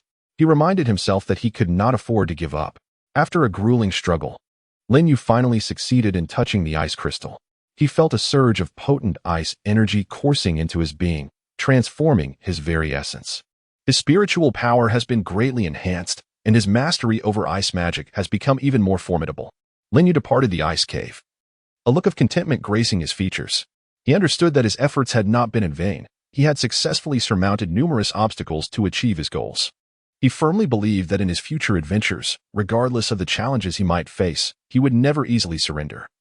For the flame of adventure that burned within him would eternally flicker. Chapter 33. The body plummets rapidly in the vast, enigmatic realm of the spirit illusion continent. The cloud sky peak stands majestically, its grandeur unmatched, and its steep cliffs rising almost vertically from the earth, resembling a colossal barrier thrusting skyward. The mists that swirl around the mountain, akin to delicate veils or soft cotton, drift languidly, sometimes thick enough to engulf the entire peak. At other times so sparse that only wisps remain, adding a dreamlike aura of mystery. Yet beneath this enchanting facade lurks an endless array of deadly perils. Xiaofeng, a young adventurer, shines like a blazing star, radiating courage and an insatiable curiosity for exploration. Upon hearing of the legendary spirit illusion relic, the starry divine stone, hidden atop Cloud Sky Peak, rumored to possess the power to alter the very fabric of reality and reshape the world's order, he resolutely embarked on this perilous journey, filled with uncertainties. His physique is agile and robust, each stride taken with unwavering determination, while his profound and bright eyes burn with a fierce longing for the unknown and an unwavering commitment to adventure. Xiaofeng began his ascent along the winding, treacherous mountain path. The sharp rocks jutted out like fangs, and loose stones seemed poised to tumble at any moment, necessitating careful searching for stable footholds with each step. The fierce winds roared like a ferocious beast, threatening to wrench his diminutive form from the mountainside. Gripping the vines nearby tightly, his fingers turned pale from exertion, while he clung resolutely to the protruding stones to steady his precarious stance. During this arduous climb, Xiaofeng encountered a series of fierce avian beasts launching frenzied attacks. The massive griffin, with wings spread wide like a dark cloud obscuring the sun, bore wickedly sharp claws that glinted menacingly in the light, resembling blades glimmering with frost. It circled ominously above him, emitting chilling shrieks, and occasionally dove toward him with the speed of an arrow, swift enough to seem capable of tearing through the very air. Xiaofeng reacted swiftly, drawing his sword from his waist in an instant. The blade shimmered brilliantly in the sunlight, akin to a flash of lightning piercing the darkness. He executed the agile and multifaceted phantom sword technique, and in a heartbeat, the sword's shadows danced like silver flowers blooming in an instant, weaving through the air in a dazzling yet deadly display. At times, he evaded the griffin's fierce onslaught with the grace of a wraith, skillfully sidestepping its attacks. At other times, he counterattacked with the ferocity of a battle god, every strike precisely aimed at the enemy's vital points, his movements fluid and seamless. After a harrowing and arduous battle, Xiaofeng ultimately repelled the assault of the griffin, drawing upon his indomitable will and exceptional swordsmanship.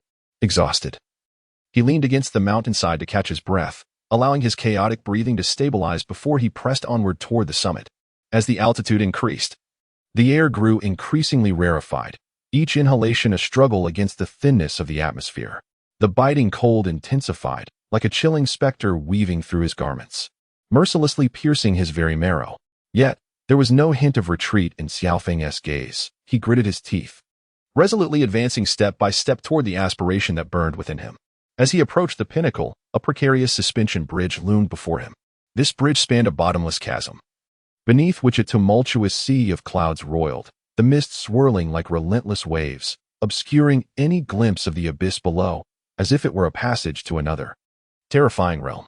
The bridge's frayed ropes, ravaged by time, were in a state of disrepair, with numerous sections worn and broken, and the wooden planks decayed in places, creaking eerily in the howling wind, reminiscent of a countdown to death. Gazing at the perilous bridge, a flicker of hesitation washed over Xiaofeng. Yet, he was acutely aware that to attain the starry divine stone, he must traverse this bridge. It was the sole path to his goal. Drawing a deep breath, he endeavored to dispel the fear and doubt swirling within, summoning immense courage as he cautiously stepped onto the bridge. His movements were as light as a feather, each step taken with meticulous care, fearful that his weight might become the final straw that would collapse the bridge. However, fate has a penchant for cruelty. Just as he reached the center of the bridge, a fierce wind, howling like a demon, swept through. The bridge trembled violently, akin to a fragile life struggling helplessly against the tempest. Xiao Feng lost his balance, his feet slipping desperately on the smooth planks, seeking any semblance of support to steady himself. Yet all was in vain. In that critical moment, where life and death hung in the balance, Xiao Feng plummeted rapidly, his heart filled with terror and despair. A myriad of thoughts flashed through his mind like lightning. He envisioned his warm hometown far away, his elderly parents with their white hair and kindly, wrinkled faces, his innocent and endearing younger siblings, and the unfulfilled dreams of adventure that still awaited him, the uncharted mysteries yet to be explored, and the formidable challenges yet to be conquered. He was unwilling to accept such an untimely demise. Desperately, he flailed his arms, reaching for anything within his grasp, even the most ephemeral of threads, but all that surrounded him was the empty, frigid air, mocking his despair with cruel indifference. Xiao Feng's body resembled a meteor, ablaze with the flames of desperation, hurtling toward the endless abyss. His hair danced wildly in the tempest, and his garments flapped like banners, as if heralding a terrifying symphony of death. His eyes were tightly shut, unwilling to gaze upon the terrifying spectacle below, a sight capable of devouring one's very soul. It felt as though a mere glance would plunge him into an abyss of unending dread. During his rapid descent, Xiao Feng's body collided violently with the jagged rocks and protruding branches of the mountainside.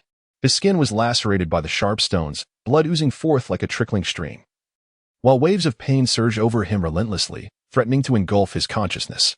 Yet, he had no time to dwell on the excruciating agony. A singular, unwavering thought persisted in his mind: survival at any cost.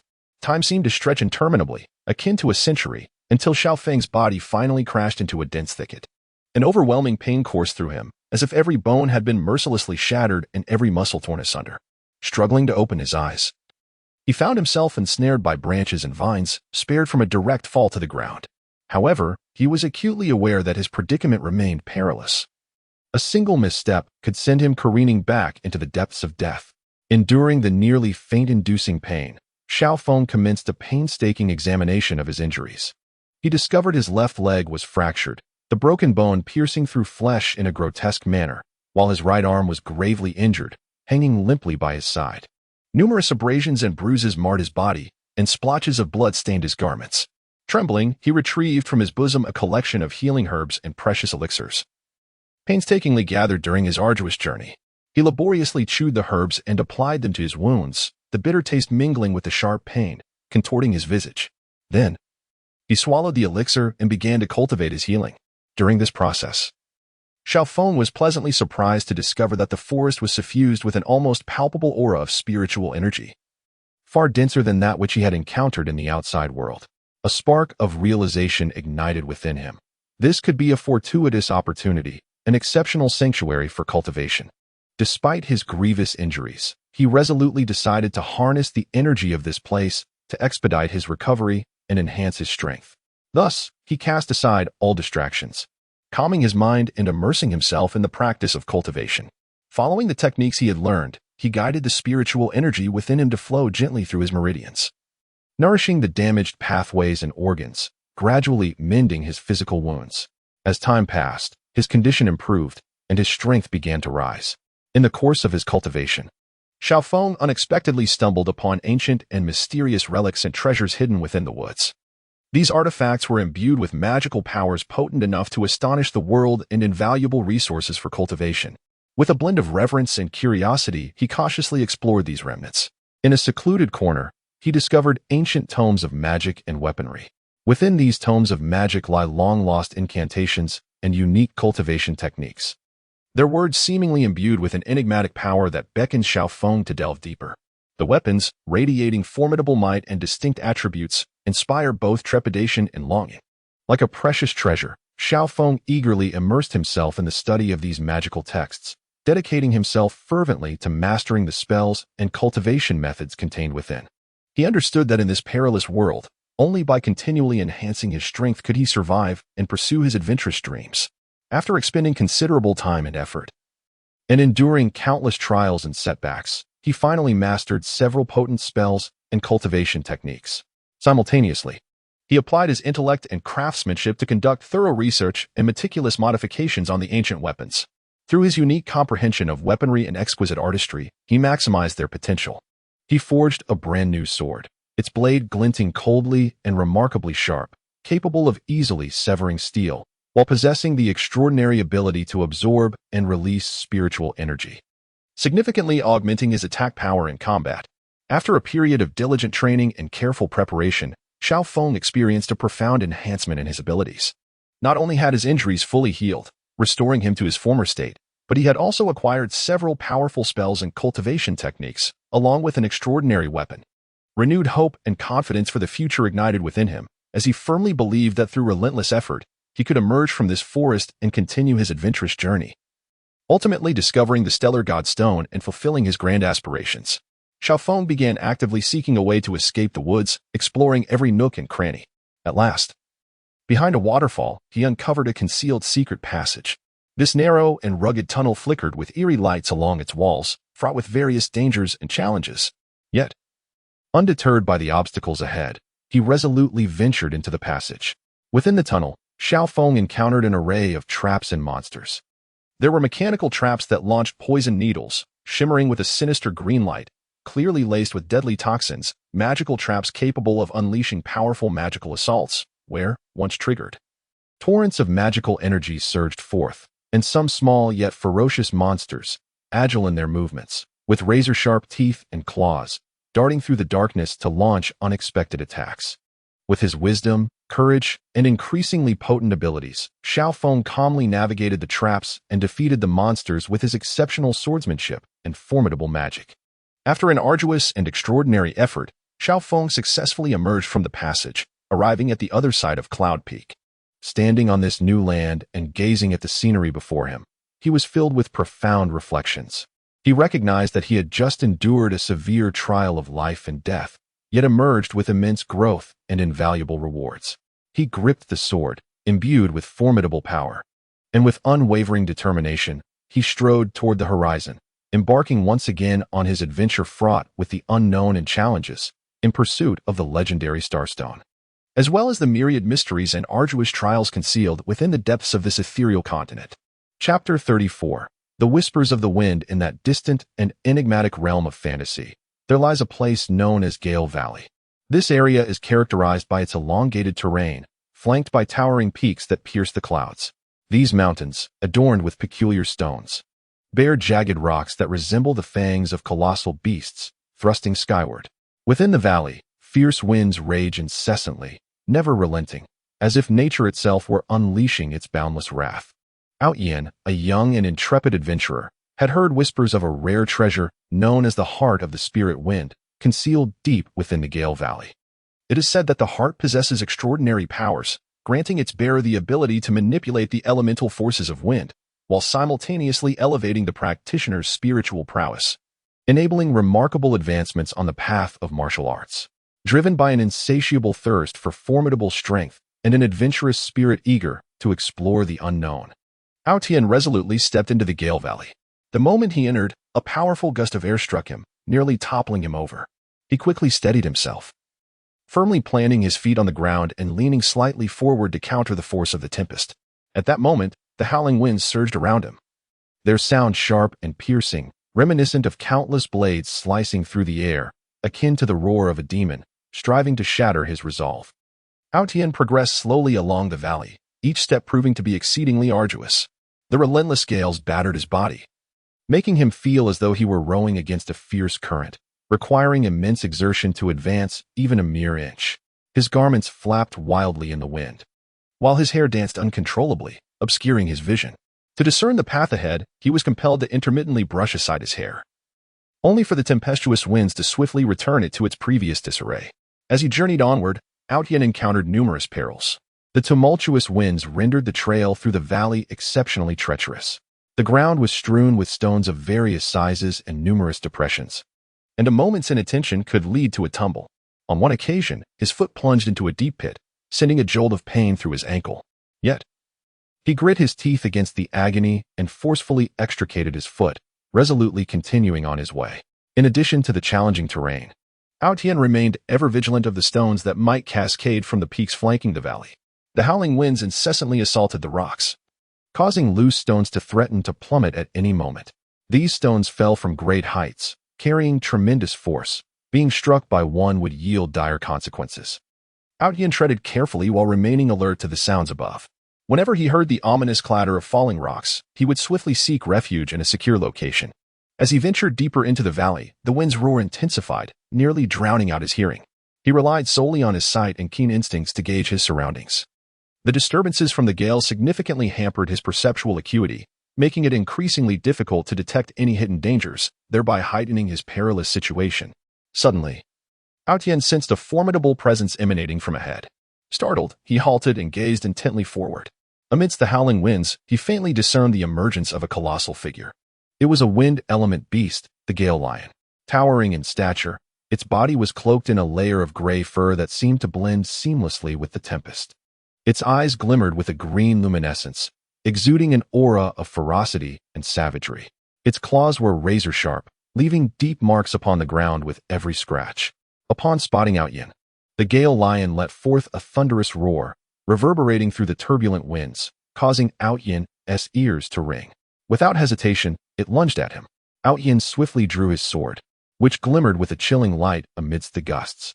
He unleashed the techniques of the clear wind sword art, the sword's shadows blooming like resplendent azure lotuses. Swaying gracefully in the gale, he endeavored to use these sword illusions to thwart the Gale Lioness' assault. However, the beast was remarkably swift, effortlessly evading Tian's strikes as its sharp claws slashed toward his chest. Tian sidestepped with agility, evading the onslaught of the Gale Lion. Seizing the moment while the beast was still disoriented, he launched a swift counterattack. Employing the illusory shadow step, his form transformed into a mere wisp, swiftly maneuvering behind the Gale Lion. With a powerful leap, he thrust his sword towards the creature's vulnerable back. Sensing the impending strike, the Gale Lion pivoted sharply, unleashing its tail in a sweeping motion towards Tian. Caught unawares, he was struck by the forceful sweep, hurtling through the air like a severed kite, landing heavily upon the ground with an agonizing thud.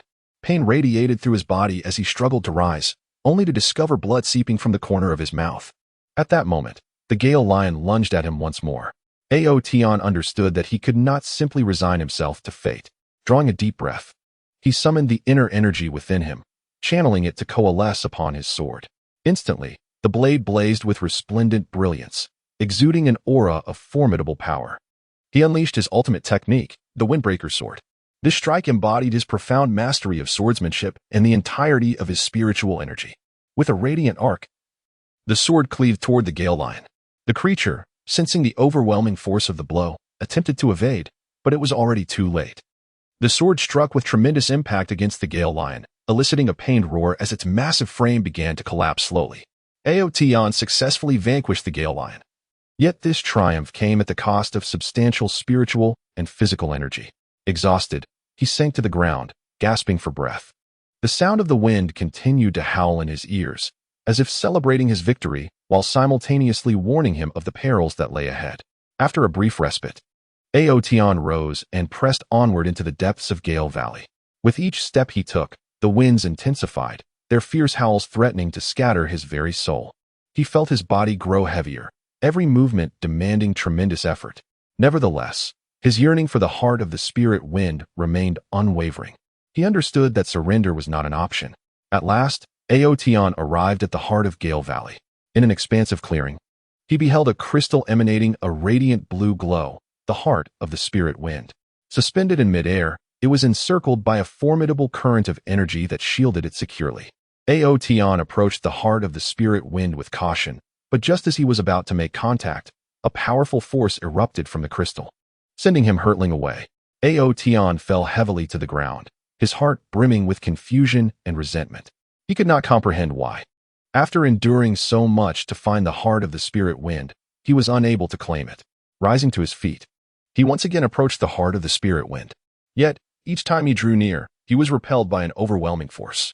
After numerous attempts, Tian finally discerned the crux of the issue. It became clear that in order to obtain the heart of the spirit wind, one must endure its trials. It would unleash a formidable torrent of wind elemental power, and only those who could withstand such an onslaught would earn its recognition. Aotion resolved to undertake the trial of the heart of the spirit wind. He adjusted his state, mobilizing the spiritual energy within him, preparing to confront the impending challenge. Suddenly, the tempest intensified, and countless blades of wind surged towards Aotion. He unleashed the clear wind sword technique, attempting to fend off the assault of the wind blades with the shadows of his sword. However, the sheer number of blades proved overwhelming, swiftly shattering his defenses. The wind blades struck Aotion's body relentlessly, tearing his garments and lacerating his skin, bloodstaining his attire. Yet, he persevered through gritted teeth, his eyes radiating unwavering determination. He continuously refined his swordplay, striving to discern the pattern of the wind blade's attack. After a fierce struggle, Aotion finally unveiled the rhythm of the onslaught. He began to counter the wind blades with precision, his swordsmanship growing more ferocious, each strike successfully intercepting the blades.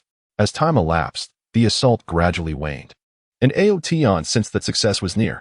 At last, the wind blades ceased their relentless barrage, and the heart of the spirit wind floated gently before him. Aotion extended his hand and delicately grasped the heart of the spirit wind. He felt a surge of formidable power coursing through him, his spiritual realm elevating to a new level in an instant. He had successfully obtained the heart of the spirit wind, becoming its master. Aotion departed from the Gale Valley, carrying within him the heart of the spirit wind. The moment he stepped beyond the valley's confines, the howling winds continued to echo in his ears. Yet his heart brimmed with joy and pride. He recognized that he had undergone a formidable trial, emerging from it with newfound strength. He believed that in the forthcoming adventures, he would harness this power to explore the unknown and embrace greater challenges.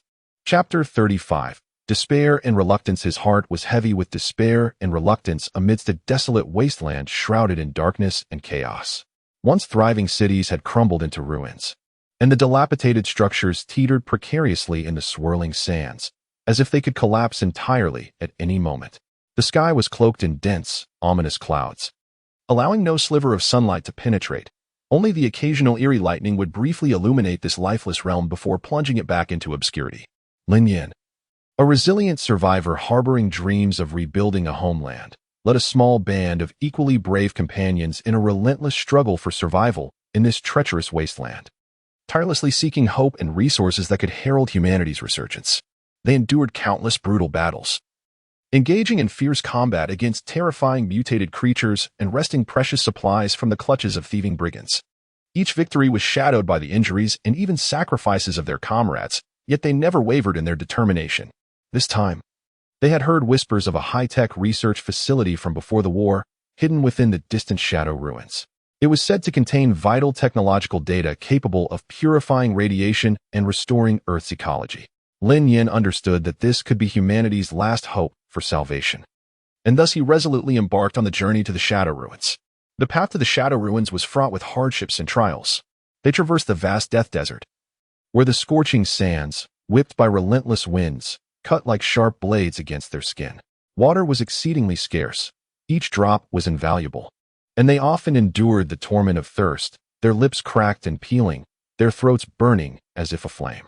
In the desert, they were also beset by colossal sandworms that could swiftly navigate beneath the surface, erupting from the ground with gaping maws and razor-sharp fangs, capable of devouring a person in an instant. Through steadfast teamwork and indomitable fighting spirit, Lin Yin and his companions repelled the sandworms' assaults time and again. Though several teammates were tragically swept away, forever lost to the desert. Having finally emerged from the Death Desert, they entered the toxic marshlands. Here, a pungent stench permeated the air, and the marsh exuded lethal gases that could claim lives with a mere misstep. The ground beneath their feet was soft and treacherous, each step fraught with the danger of being consumed by the mire. They could only cautiously navigate by stepping on protruding stones and dead wood, advancing with painstaking slowness. Within the toxic marshlands, they encountered a horde of mutated scorpions. These monstrous creatures, with shells as hard as iron and tails shimmering with a sinister green glow, posed a dire threat. A sting from one could spread venom throughout the body, leading to a torturous demise. Lin Yin and his companions engaged in a breathtaking battle against the venomous scorpions, wielding flamethrowers and improvised weapons in a desperate defense. Yet, despite their valiant efforts, some team members were stung, teetering on the brink of death. Though they fought with unwavering resolve to save them, their attempts proved futile. After enduring countless hardships, Lin Yin and his team finally arrived at the Shadow Ruins. The sight before them filled them with profound shock and despair. A thick aura of darkness permeated the ruins, with dilapidated structures twisted and contorted as if ravaged by a formidable force. An eerie fog enveloped the surroundings, obscuring the path ahead. Intermittent whispers and strange sounds sent shivers down their spines. Lin Yin took a deep breath, suppressing his inner fear, and led his companions cautiously into the ruins. They meticulously explored every corner of the desolation, leaving no potential hiding place for technological artifacts overlooked. Suddenly, a powerful surge of energy emanated from the depths of the ruins, followed by a swarm of mechanical puppets emerging from all directions, launching a fierce assault upon them. These towering automatons, constructed from robust metal, were armed with an array of advanced weaponry. Laser cannons and missile launchers unleashed a torrent of firepower, instantly transforming the area into a sea of flames. Lin Yin and his companions swiftly sought cover and retaliated fiercely, wielding their meager supply of energy guns and homemade explosives against the mechanical adversaries. With an energy sword in hand, Lin Yin charged into the throng of puppets like a bolt of lightning, displaying his exceptional swordsmanship, each strike leaving deep gashes upon the metallic foes. However, the sheer number of mechanical puppets proved overwhelming, their formidable defenses rendering Lin Yin's attacks far from fatal. As the fierce battle raged on, one by one, Lin Yin's companions fell. Some were incinerated by the puppets' laser cannons, reduced to ashes in an instant. Others were torn apart by missiles, their bodies mangled and scattered. Lin Yin helplessly witnessed the demise of his comrades, his heart swelling with anguish and rage. In a reckless surge of determination, he charged towards the puppet leader, a colossal and more sophisticated super puppet, its eyes glowing with a chilling red light, seemingly mocking Lin Yin's audacity. A breathtaking duel ensued between Lin Yin and the super puppet. He unleashed his most potent moves, channeling all his strength into the energy sword. Striking relentlessly at the super puppet, the Titan defended itself with its massive metallic arms while retaliating with powerful energy beams. As the battle wore on, Lin Yin's strength waned, and he sustained numerous injuries. His garments were charred by energy blasts, and his skin bore deep lacerations, blood flowing incessantly. Ultimately, Lin Yin summoned the last vestiges of his strength, successfully severing one of the super puppet's arms. However, just as he prepared to deliver a fatal blow, the super puppet unexpectedly activated its self-destruct sequence. Lin Yin watched in horror as the light emanating from the puppet intensified, realizing he had no time left to escape. With a resounding explosion, the colossal mechanical puppet detonated. The tremendous shockwave hurled Lin Yin through the air, and he crashed heavily to the ground. Feeling as though every bone in his body had been shattered, he struggled to rise, but his body betrayed him. His vision blurred, revealing a scene of utter devastation. The lifeless bodies of his comrades lay scattered around him, and the once legendary high-tech research base had been obliterated in the explosion. A profound sense of despair and indignation filled Lin Yin's heart. He gazed at the place that had once brimmed with hope, now reduced to ruins. Every effort dissipated in an instant. He could not accept that he and his companions had paid such a steep price only to see their dream of rebuilding their homeland slip away. Memories of fallen allies flooded his mind, recollections of shared laughter and battles fought side by side, and visions of a bright future now seemed like distant illusions. Reluctant to surrender, he endeavored to rise once more, yet the pain surged through him, forcing him back to the ground. Lying there, he stared into the dark clouds above, tears streaming down his cheeks. He understood that he might be one of humanity's last hopes, but now, everything felt irrevocably lost. A deep sense of helplessness and resentment towards fate enveloped him.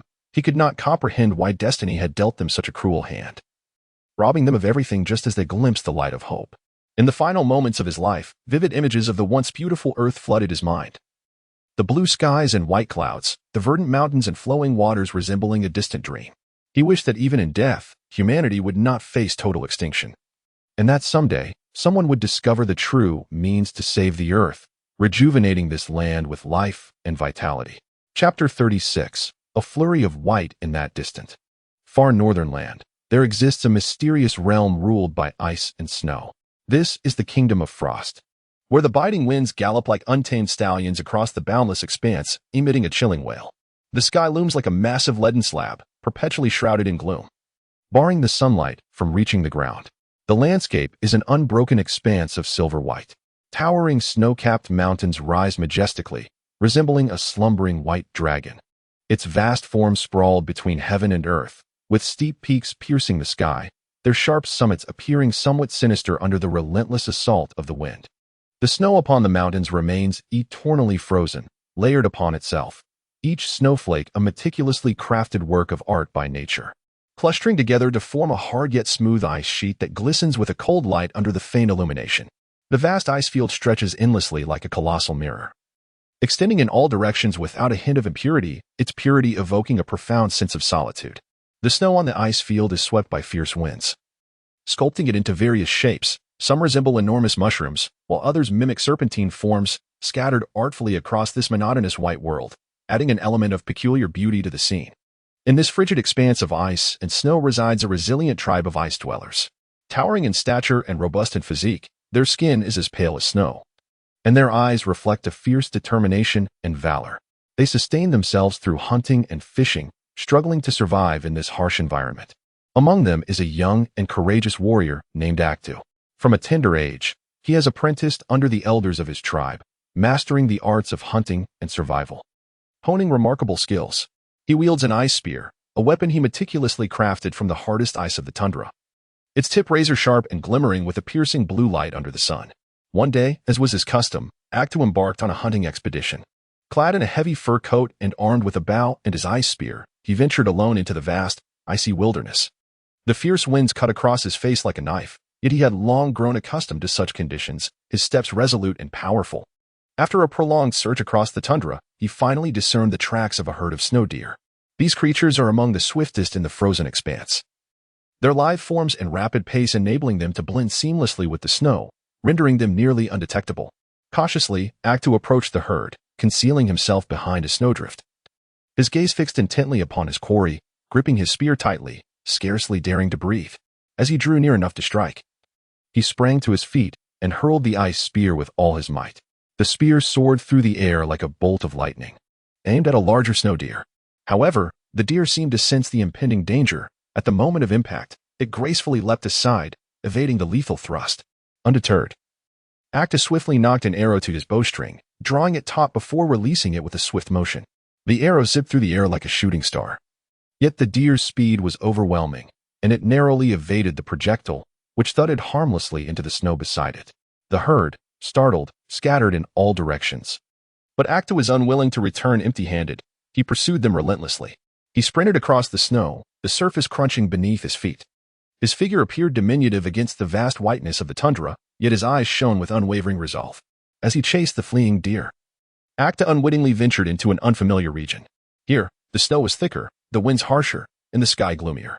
He halted, taking stock of his surroundings, only to realize he had lost his bearings. The landscape was a uniform expanse of white, devoid of any distinguishing landmarks to guide him. A flicker of unease welled up within him, but he quickly regained his composure. He understood that panic would only lead him deeper into peril in this icy realm. He resolved to seek shelter from the gale before devising a plan to find his way home. After a thorough search, he discovered a cave nestled at the base of a snow-covered mountain, partially concealed by a blanket of snow, making it difficult to detect unless one looked closely. Stepping into the cave, he found it dark and damp, with icicles hanging from the walls, dripping water rhythmically. He settled on a dry patch of ground, contemplating his predicament. He was acutely aware that his provisions and water were limited. If he could not swiftly navigate his way back home, he risked becoming trapped in this desolate place. As Aktu pondered his strategy, a deep growl suddenly echoed from outside the cave. Startled, he immediately rose to his feet, grasping his ice spear and vigilantly watching the cave entrance. The growling drew ever closer, and through the crevice, Aktu beheld a colossal white polar bear advancing toward the cave. The polar bear, the sovereign of the ice plains, was immense, possessing astonishing strength, with sharp claws and teeth capable of effortlessly tearing apart its prey.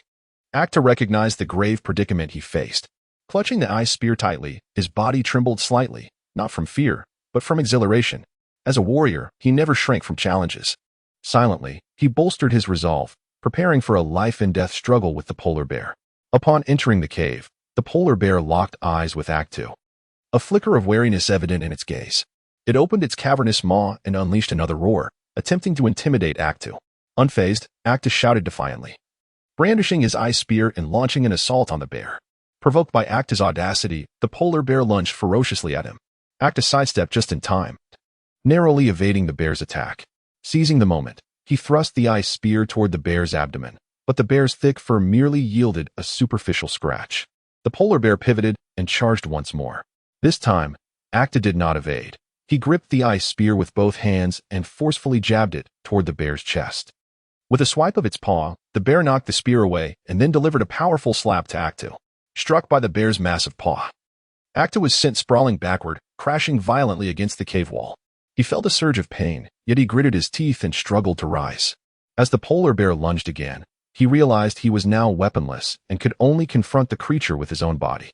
Taking a deep breath, he charged at the bear, wrapping his arms around its massive frame and using all his might to throw it to the ground. The bear thrashed, attempting to rise. But Acta mounted it, raining blows upon its head. After an intense struggle, Acta finally subdued the polar bear. Exhausted, he lay on the ground, gasping for breath. His body bore numerous wounds, blood staining his clothes, yet a victorious smile illuminated his face. After a brief respite, Acta stood up. Aware that he could not linger here for long, he exited the cave and continued his quest to find the path home. At that moment, the sky began to snow heavily, large flakes cascading down and quickly engulfing his figure in a blanket of white. Nevertheless, Acta's gaze remained resolute. He believed he could navigate his way through this icy expanse and return to his homeland. Chapter 37. A boy is born in a tranquil and harmonious little town. The gentle dawn cast its warmth upon the distinctly arranged rooftops, enveloping each tile in a soft golden glow. A mild breeze caressed the weeping willows lining the streets, their tender green branches swaying gracefully as if dancing in celebration of new life's arrival. The church in the town center resounded with melodious chimes, the crisp tones echoing throughout the quaint village, as if announcing the arrival of a momentous occasion to the world. In a charming old manor on the outskirts of the town, a young woman lay in a warmly decorated delivery room, her face slightly pale from the agony, beads of sweat dampening her hairline. Yet, within her gaze shone an unwavering determination and anticipation. She bit her lower lip tightly, gripping the bedsheets with fervor. Each contraction brought forth waves of excruciating pain, yet she valiantly stifled any cries. Beside her, her husband held her hand tightly, his eyes filled with concern and urgency, softly reassuring her, despite a quaver in his voice. The midwife busily prepared the necessary items for the delivery. Steam billowed from the pot of hot water over the fire, and clean towels were neatly stacked nearby. The experienced midwife's face bore a serious expression as she methodically carried out her preparations, while frequently checking on the laboring woman's condition. As time passed, the atmosphere in the delivery room grew increasingly tense. The woman's breathing became rapid and labored. She could distinctly sense the little life within her straining to enter this world. Suddenly, a resounding wail shattered the tense silence, a sound both clear and powerful, akin to a ray of light piercing through darkness. It was a boy. A smile of relief illuminated the midwife's face as she carefully cradled the newborn, gently wiping his tiny form with a soft towel. The infant's skin was rosy and wrinkled, reminiscent of a ripe peach, his small face flushed from crying. His eyes were tightly shut, yet his tiny mouth was agape, the cries resonating through the room, seemingly narrating his initial encounter with this unfamiliar world. The husband was overwhelmed with emotion, tears brimming in his eyes as he trembled while receiving his son, gazing at the fragile life in his arms. His heart swelled with a mixture of feelings. He softly pressed a kiss to his son's forehead, the touch as gentle as caressing the most precious treasure. "My dear, look, our son, how beautiful he is," he said, turning to his wife with profound affection. The wife managed a weak smile, her eyes radiating love and happiness. She extended her hand to touch their son, and her husband quickly brought the baby closer to her. Her fingers grazed the infant's cheek, feeling the delicate skin, and tears unconsciously streamed down her face. "We must protect him well, ensuring he grows up healthy and happy," she spoke softly. Her voice, though faint, was filled with resolve. Thus, this newborn boy entered the world amidst the love and anticipation of his family. His arrival brought boundless joy and hope to the household. In the days that followed, he became the center of attention for all. His father meticulously crafted a warm and cozy cradle for him, adorned with exquisite carvings, resembling a miniature fairy tale realm. His mother devotedly stayed by his side day and night, feeding him, changing his diapers, and cherishing every subtle change in his expressions as the most beautiful moments in life. As the boy gradually grew, so too did his insatiable curiosity. He began to develop a profound interest in everything around him, the clouds drifting across the azure sky, the vibrant blossoms in the garden, and the little insects scurrying through the grass all captivated his gaze, holding his attention for a considerable time. During these moments, his parents would patiently explain things to him. Although he could not yet comprehend their words, their gentle voices resonated like a soothing lullaby, accompanying him through countless delightful times. Once the boy learned to walk, the entire world transformed into his playground. He would dash around the house, and even when he stumbled and fell, he would not cry or fuss. Instead, he would pick himself up and continue playing. He delighted in chasing the household kittens and puppies, frolicking with them in the yard. His innocent laughter, as clear and melodious as silver bells, echoed throughout the garden, infusing the home with vitality and joy. He also harbored a deep love for stories. Each night, he would snuggle in his parents' embrace, listening intently as they recounted ancient and enchanting tales. From brave knights slaying dragons to save princesses, to kind fairies aiding impoverished children, each story planted a seed in his young heart, igniting his imagination and yearning for beauty. At the local school, the boy embarked on his academic journey. He was bright and eager to learn, harboring an intense thirst for knowledge. In class, he listened attentively, his eyes fixated on the teacher, fearful of missing any crucial information. He had a particular fondness for reading, with the books in the library becoming his dearest companions. Immersed in the world of literature, he ventured alongside protagonists on thrilling adventures, exploring unknown realms and experiencing a myriad of emotions. As he grew older, the boy revealed a talent for painting. With his brush, he depicted the world as he perceived it. The picturesque scenery of his small town, the loving faces of his parents, and the charming antics of his friends sprang to life under his artistic touch. His artworks were frequently exhibited at school, garnering unanimous praise from teachers and peers alike. However, the path of the boy's growth was not without its trials.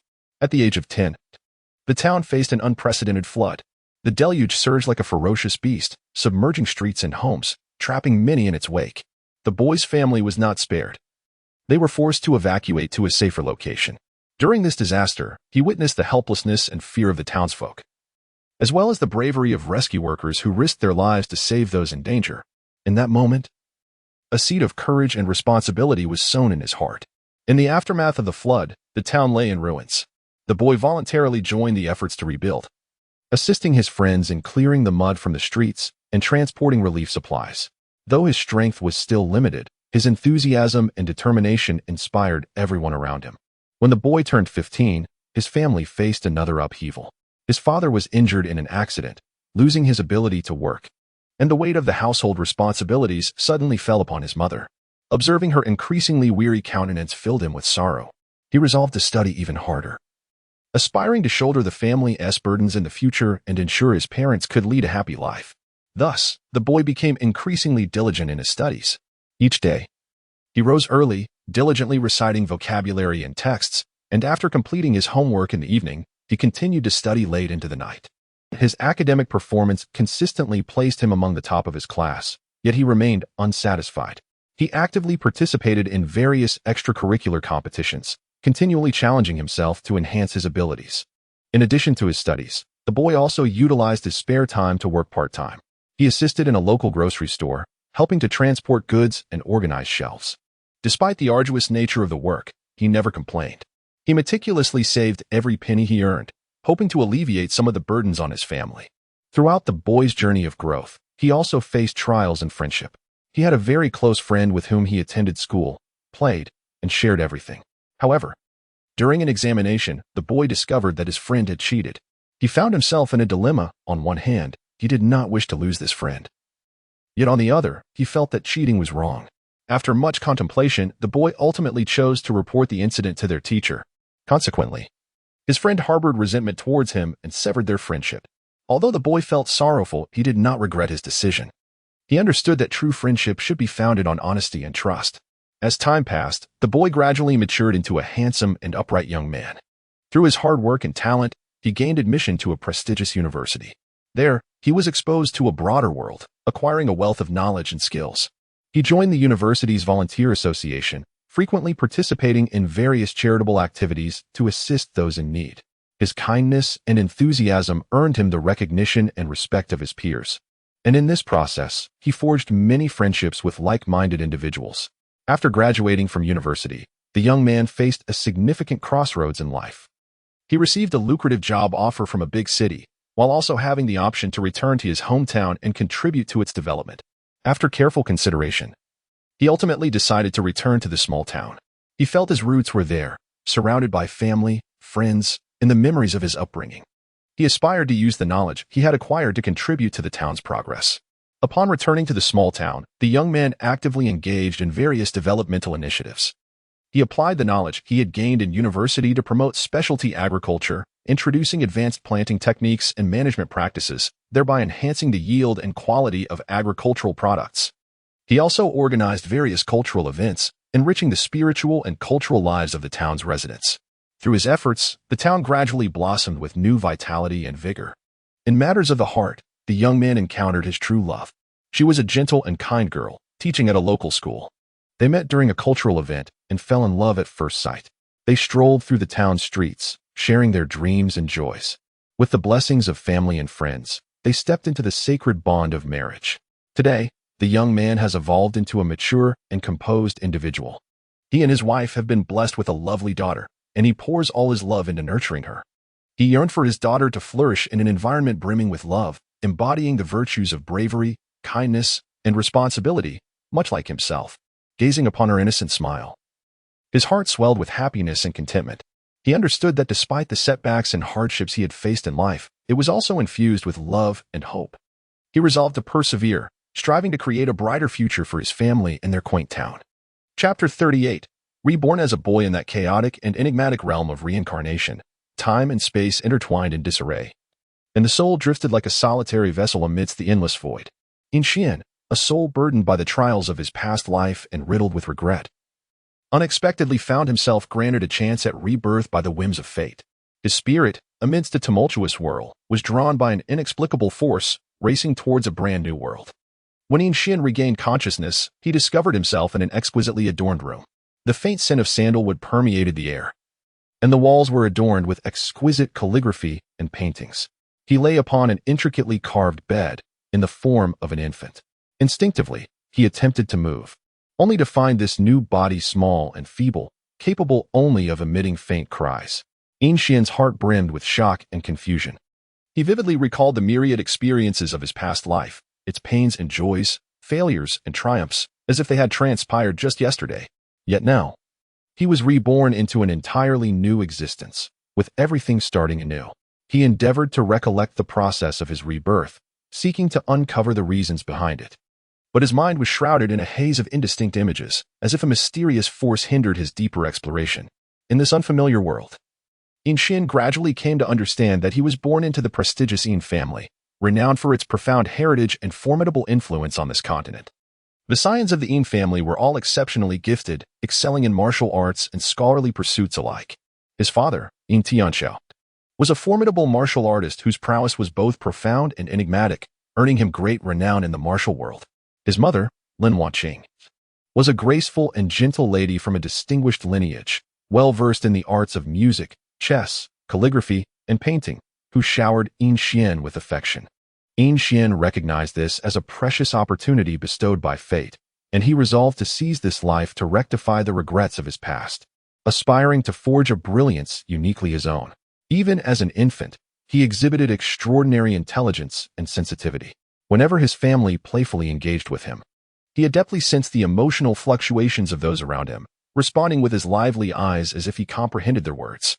As he matured, Xian began to reveal a profound interest and innate talent for martial arts.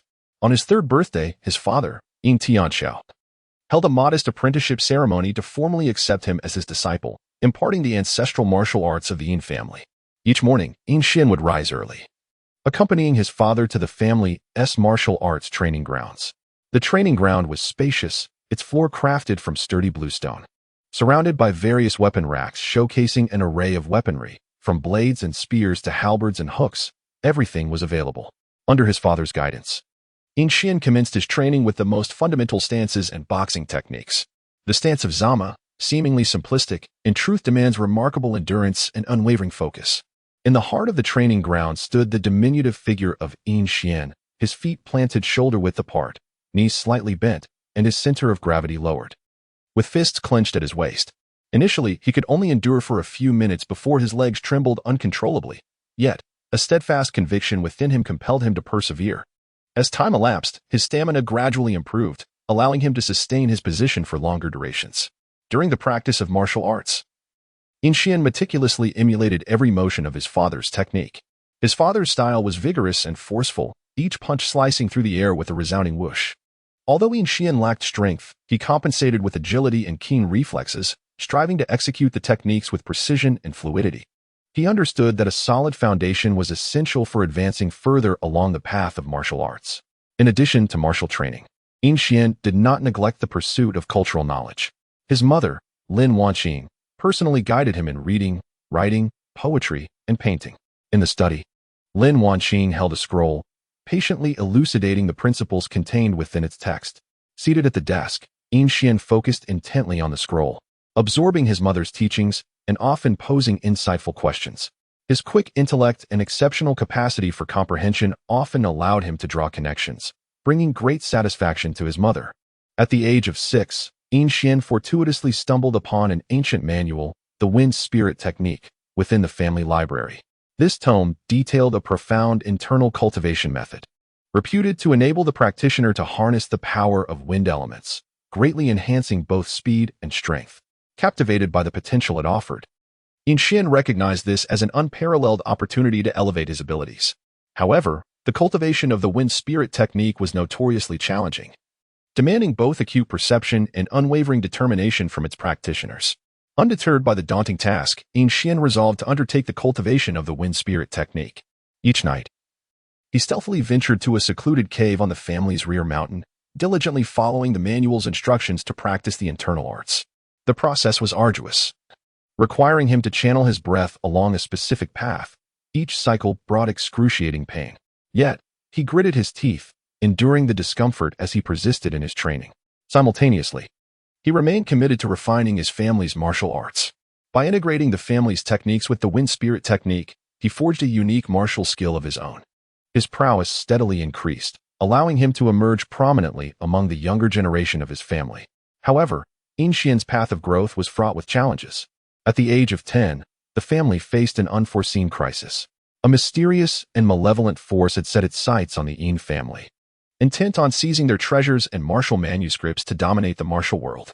This sinister faction dispatched numerous elite fighters to launch a sudden assault on the Yin household. The family rallied in defense, but the enemy's ferocity was overwhelming, and many skilled members of the clan sustained injuries during the conflict. Witnessing his family in peril, Xian was filled with anger and determination. Undeterred by his youth, he resolutely joined the fray. Wielding the martial skills, he had learned to engage the adversaries in a desperate struggle, though his strength was still insufficient. He successfully repelled several foes through his agile dexterity and indomitable spirit, granting his family a fleeting respite. In the midst of this crisis, Xian profoundly recognized his own deficiencies. He understood that to genuinely protect his family and those he cherished, he must relentlessly enhance his abilities. Consequently, following the resolution of the crisis, Xian resolved to depart from his family to embark on a journey of self-discovery and training. His parents, though reluctant, comprehended that only through enduring life's tempests could Xian truly mature. Xian set forth on a path fraught with uncertainty and peril. He traversed dense forests, where ferocious beasts and enigmatic traps lay concealed. He once faced an assault from a pack of ravenous wolves, their eyes glinting with a predatory green light as they lunged at him. Unfazed by the imminent danger, Xian unleashed the Gale Technique, summoning a whirlwind that sent the wolves tumbling in disarray. Seizing the moment, he launched a counterattack, his sword slicing through the air like a bolt of lightning, repelling the wolves one by one. He also scaled treacherous peaks, where the climate was harsh and the biting cold mingled with relentless snow. During his ascent, he encountered a sudden avalanche. Xian was engulfed by the snow, his body tumbling amidst the icy chaos. He fought to maintain consciousness, channeling his internal energy to carve a path through the snow, ultimately escaping the avalanche's grasp. Throughout his journey, Xian forged numerous alliances with like-minded companions. Hailing from diverse backgrounds and possessing varied aspirations, they all shared a fervent desire to reach the pinnacle of martial arts. Together, they fought side by side, confronting myriad challenges and adversities. In the camaraderie of his friends, Xian learned the value of teamwork, trust, and friendship. As time passed, Xian's abilities underwent remarkable enhancement. His mastery of the Gale Technique reached a profound level, allowing him to adeptly wield the power of wind elements. His martial skills became increasingly refined, each movement imbued with formidable strength. He gradually carved a name for himself within the martial realm, emerging as a young prodigy of considerable renown. Yet, In Xian remained humble and unassuming, aware that his ambitions were far from fulfilled. He persisted in his training, continually seeking higher realms of martial arts. He sought out esteemed masters, learning the quintessence of various martial traditions, integrating them into his own system. Upon reaching the age of 20, In Xian uncovered a secret tied to his past life. It revealed that he was intricately linked to this world in myriad ways. In a previous existence, he had been a great guardian who sacrificed himself in a fierce battle to protect this realm. His soul lingered in the cycle of reincarnation, eventually granted the opportunity for rebirth to once again safeguard this world. Upon learning this truth, In Xian's resolve strengthened. He vowed to embrace the mission of his former self, to uphold the peace and tranquility of this realm. He began to rally the righteous individuals within the martial world, uniting efforts against malevolent forces. His endeavors garnered widespread support, gradually forming a formidable alliance for justice. In the ultimate confrontation against the forces of evil, In Xian led the Justice League into a breathtaking battle with their adversaries. The battlefield erupted with flames and the deafening cries of combatants. In Xian unleashed his most formidable martial skills, engaging the enemy's leader in a one-on-one duel. His figure flitted across the battlefield like a radiant meteor, leaving a trail of fallen foes in his wake. After an intense struggle, In Xian triumphed over the enemy leader, causing the malevolent forces to crumble into disarray. Through his unwavering effort and intellect, he safeguarded the peace and tranquility of the world. His name became a legendary tale, recounted and celebrated by many. His life, though fraught with hardships and challenges, was also adorned with countless honors and joys. He successfully rectified the regrets of his past life, forging a legacy that was distinctly his own. Chapter 39. Memories of a Past Life in the Distant and Enigmatic Realm of Linghuan. There resided a young woman named Su Yao. She inhabited a tranquil small town, leading a life that was both ordinary and fulfilling. Yet, an unforeseen accident acted as a key, quietly unlocking the door to her sealed memories of a previous existence. On a sun-drenched afternoon, Su Yao, as was her custom, ventured into the forest at the town's edge to gather herbs. The forest was alive with the refreshing aroma of flora, sunlight filtering through the dense foliage, casting dappled shadows on the ground. She hummed a cheerful tune, her spirits soaring, blissfully unaware of the impending danger. Suddenly, a ferocious beast emerged from the underbrush. Towering in size and covered in sharp spines, its eyes gleamed with a fierce light. It opened its gaping maw and unleashed a bone-chilling roar, lunging towards Su Yao. Terror gripped her heart, and in her frantic attempt to flee, she stumbled and fell. As the beast's claws descended upon her, a mysterious light surged from within her, instantly repelling the creature. Still shaken, Su Yao rose to her feet, staring in astonishment at her own hands, bewildered by the inexplicable event. At that moment, a torrent of unfamiliar yet familiar images flooded her mind. These visions crashed over her consciousness like waves, leaving her with a splitting headache.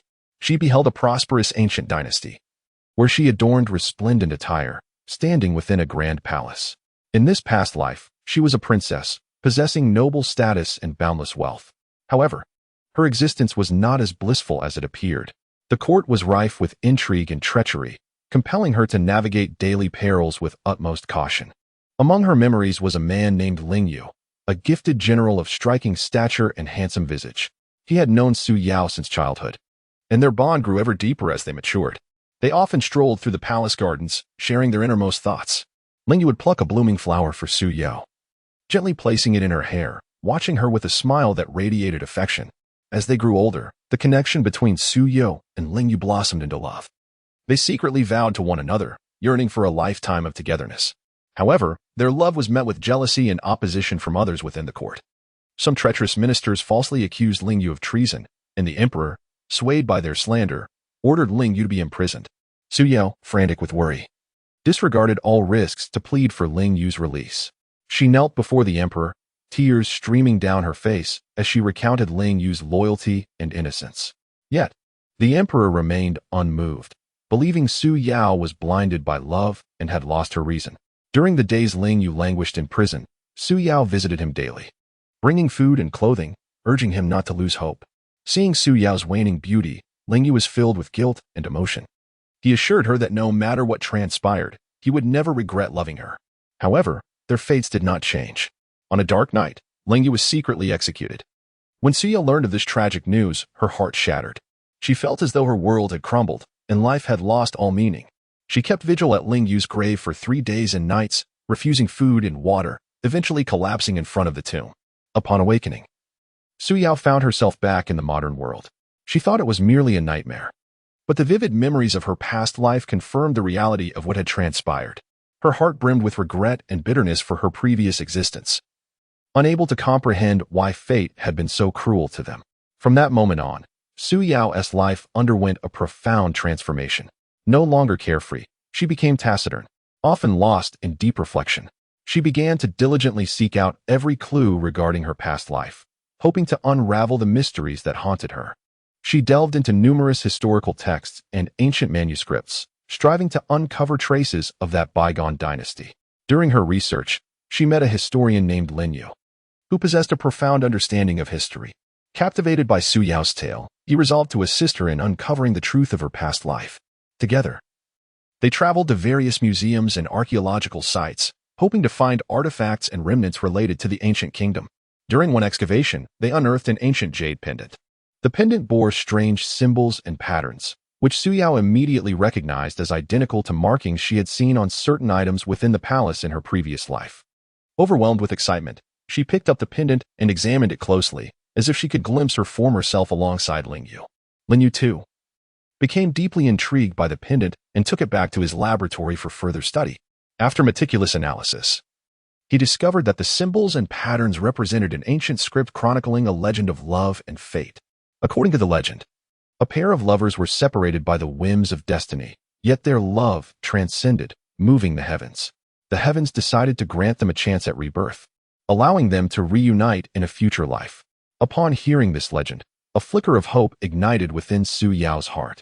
She began to believe that her love with Lingyu had not truly ended, and that they might indeed encounter one another again in this life.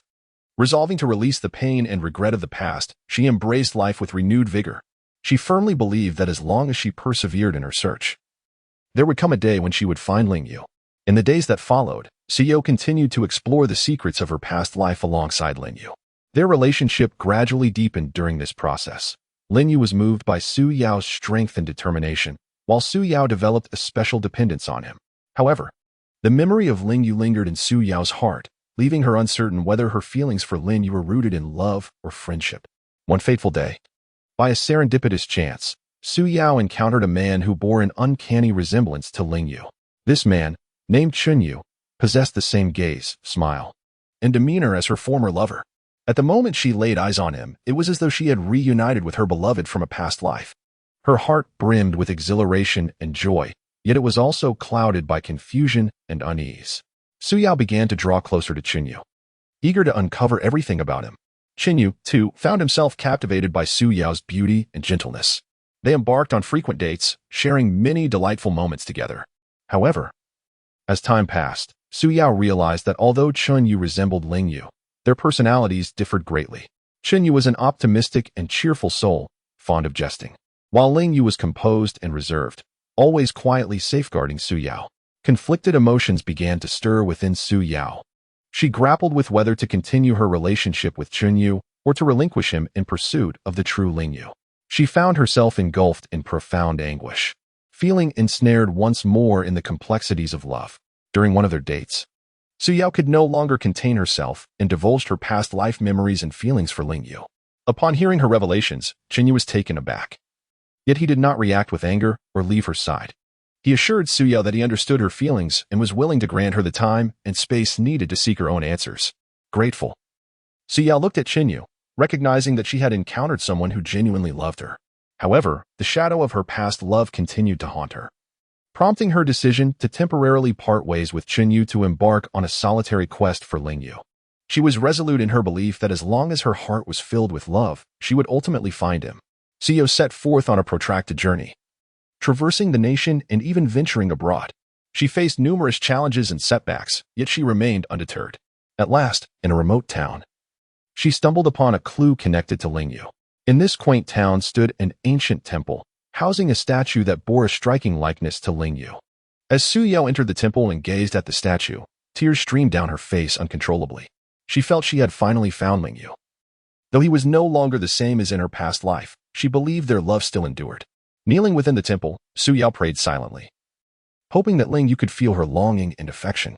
In that moment, memories from her past life flooded her mind once more, revealing to her that her love with Ling Yu was destined, bound by fate through countless reincarnations. Determined, Su Yao resolved to return to Chunyu, aware that she could no longer betray the love he offered.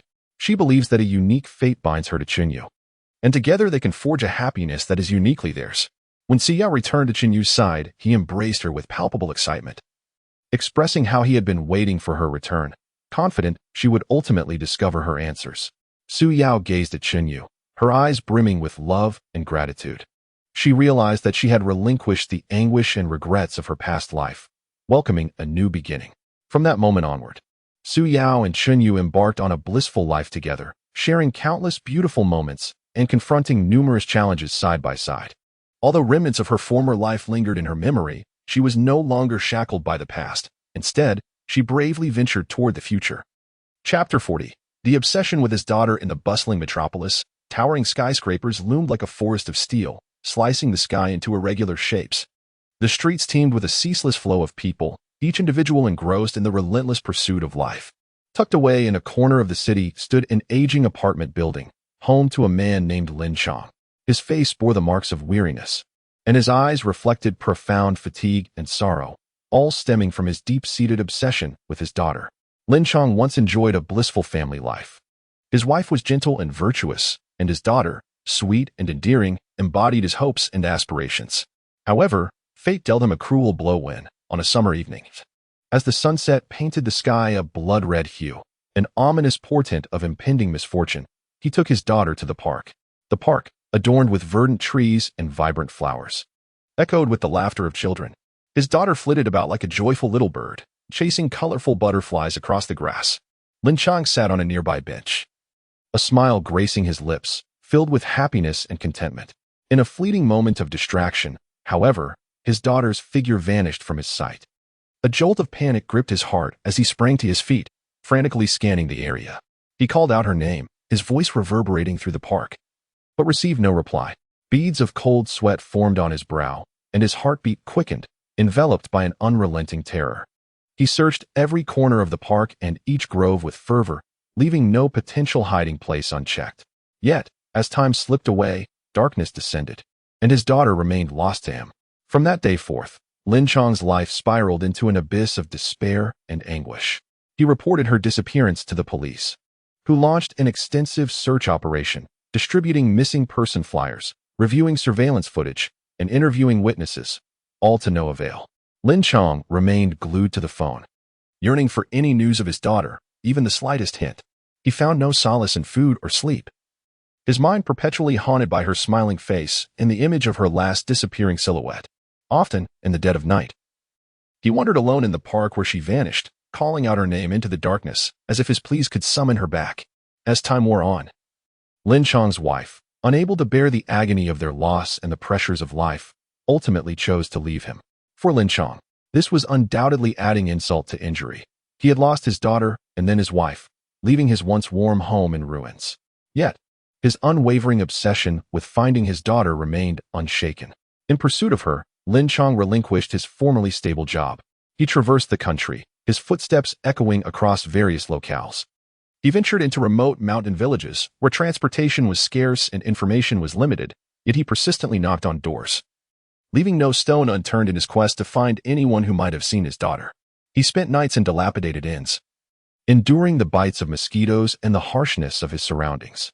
He also roamed the bustling cities, weaving through streets and alleyways, posting missing person flyers in crowded malls, train stations, and schools, fervently describing his daughter's features to passers-by in hopes of gleaning even the slightest useful information. Throughout his search, Lin Chong faced countless challenges and setbacks. He encountered swindlers who, under the guise of possessing knowledge about his daughter's whereabouts, deceitfully extracted his money.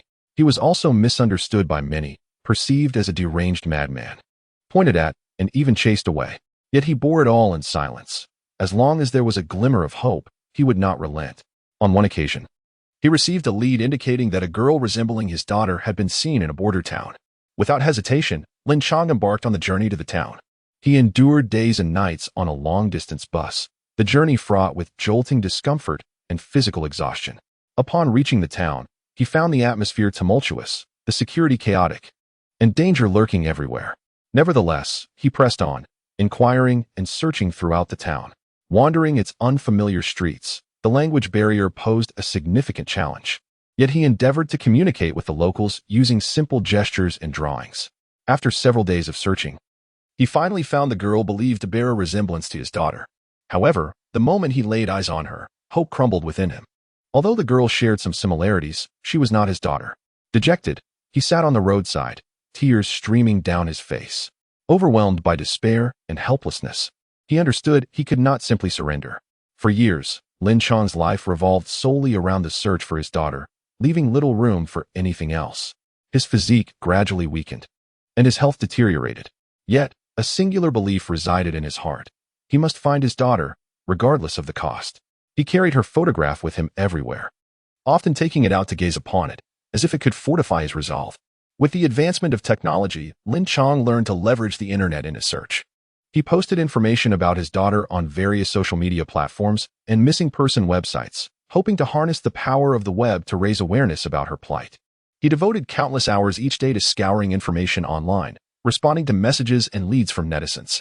Occasionally, a seemingly promising lead would fill him with excitement, only for it to culminate in disappointment. Throughout this journey, Lin Chang also forged connections with others who were similarly searching for their loved ones. They encouraged and supported one another, sharing their experiences and insights. These friends became companions on his lonely quest, offering him a semblance of warmth amidst the coldness of despair.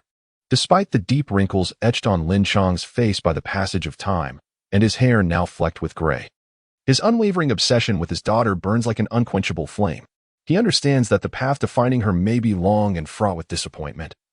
Yet he is willing to devote his entire life to pursue that glimmer of hope, simply to hold her once more in a tight embrace, compensating for the years of longing and anguish. Chapter 41.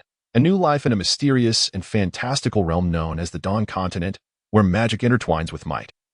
Ancient relics coexist with formidable beasts. Towering mountains rise like the spine of the earth, rivers cascade like the lifeblood of the land, and dense forests drape the landscape in verdant robes. In a secluded corner of this continent lies a tranquil town called Greenwood. Eric, a seemingly ordinary boy destined for the extraordinary, resides in this quaint village.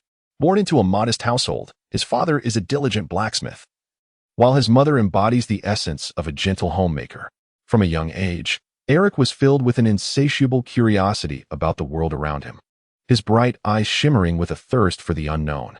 As a child, Eric found immense joy in listening to the village elders recount ancient legends and tales of heroes. Each night, he would rush to the central square, where he and other children would gather around the elders, captivated by their stories. Tales of brave knights slaying dragons, powerful wizards sealing demons, and enigmatic elves safeguarding the forest's planted seeds of adventure and heroism deep within his youthful heart. However, Eric's life was not without its trials. At the tender age of 10, a sudden plague swept through Greenwood, claiming many lives, including that of his father. The loss plunged their already struggling family into despair. Witnessing his mother's waning spirit and their dire circumstances, Eric silently vowed to become strong, to protect his mother, and to alter their fate. From that moment onward, Eric devoted himself to mastering various skills. By day, he apprenticed with the village's seasoned hunter, learning to track prey, set traps, and skillfully wield a bow and dagger. He navigated the forest, engaging in battles of wits with wild beasts. His skin darkened under the sun, calluses formed on his hands. Yet he never uttered a word of complaint. At night, he toiled in the family's blacksmith shop, learning the craft from his father's apprentice. With each swing of the heavy hammer, he shaped the glowing iron into various forms, his resolve hardening amidst the sparks. At the age of 15, Eric stumbled upon a mysterious cave deep within the forest. A faint glow emanated from within, accompanied by an aura of enigma. His curiosity ignited, he cautiously ventured inside. Deep in the cavern, he discovered an ancient tome of magic, its pages yellowed with age, inscribed with strange symbols and incantations. Although Eric could not comprehend the intricate content, he recognized it as a pivotal opportunity to transform his destiny. He returned home with the grimoire, immersing himself in diligent study. He sought individuals capable of deciphering the symbols and incantations, ultimately finding assistance from a venerable scholar in the town. Under the scholar's guidance, Eric gradually acquired foundational knowledge of magic and spells. He began to experiment with the arcane arts. Despite initial struggles and frequent mishaps, he remained undeterred. Over time, Eric's innate talent for magic began to flourish. He adeptly executed several rudimentary spells, such as illumination, healing, and windblade, which significantly impacted his life, earning him recognition and respect from the townsfolk through hunting and aiding those in need. However, Eric was not content to rest on his laurels. He understood that to genuinely alter his fate, he must continuously enhance his abilities. Thus, he resolved to depart from Greenwood Town and pursue further studies at a prestigious magic academy on the continent. This decision met with his mother's disapproval, as she feared for his safety in the outside world. Yet, Eric reassured her of his promise to return safely and provide her a better life. With unwavering determination, Eric embarked on his journey to the Magic Academy. Along the way, he encountered numerous perils and challenges. He traversed a forest teeming with magical beasts, engaging in fierce battles against ferocious wolves, cunning foxes, and massive grizzly bears. Utilizing his acquired magical prowess and hunting skills, he consistently turned danger into opportunity. He also forded a tumultuous river, narrowly escaping being swept away by the raging waters. Through sheer tenacity and a calm demeanor, he ultimately reached the opposite shore. At last, Eric arrived at the illustrious Starry Magic Academy, housed within a magnificent castle surrounded by formidable magical barriers. The academy attracted exceptional students from all corners of the continent, each endowed with remarkable magical talent and potential. Here, Eric felt an overwhelming pressure, yet it only solidified his resolve to study diligently. At the Magic Academy, Eric began a systematic exploration of various magical knowledge and skills. He delved into courses on magical theory, history, the construction of spells, and techniques for their execution.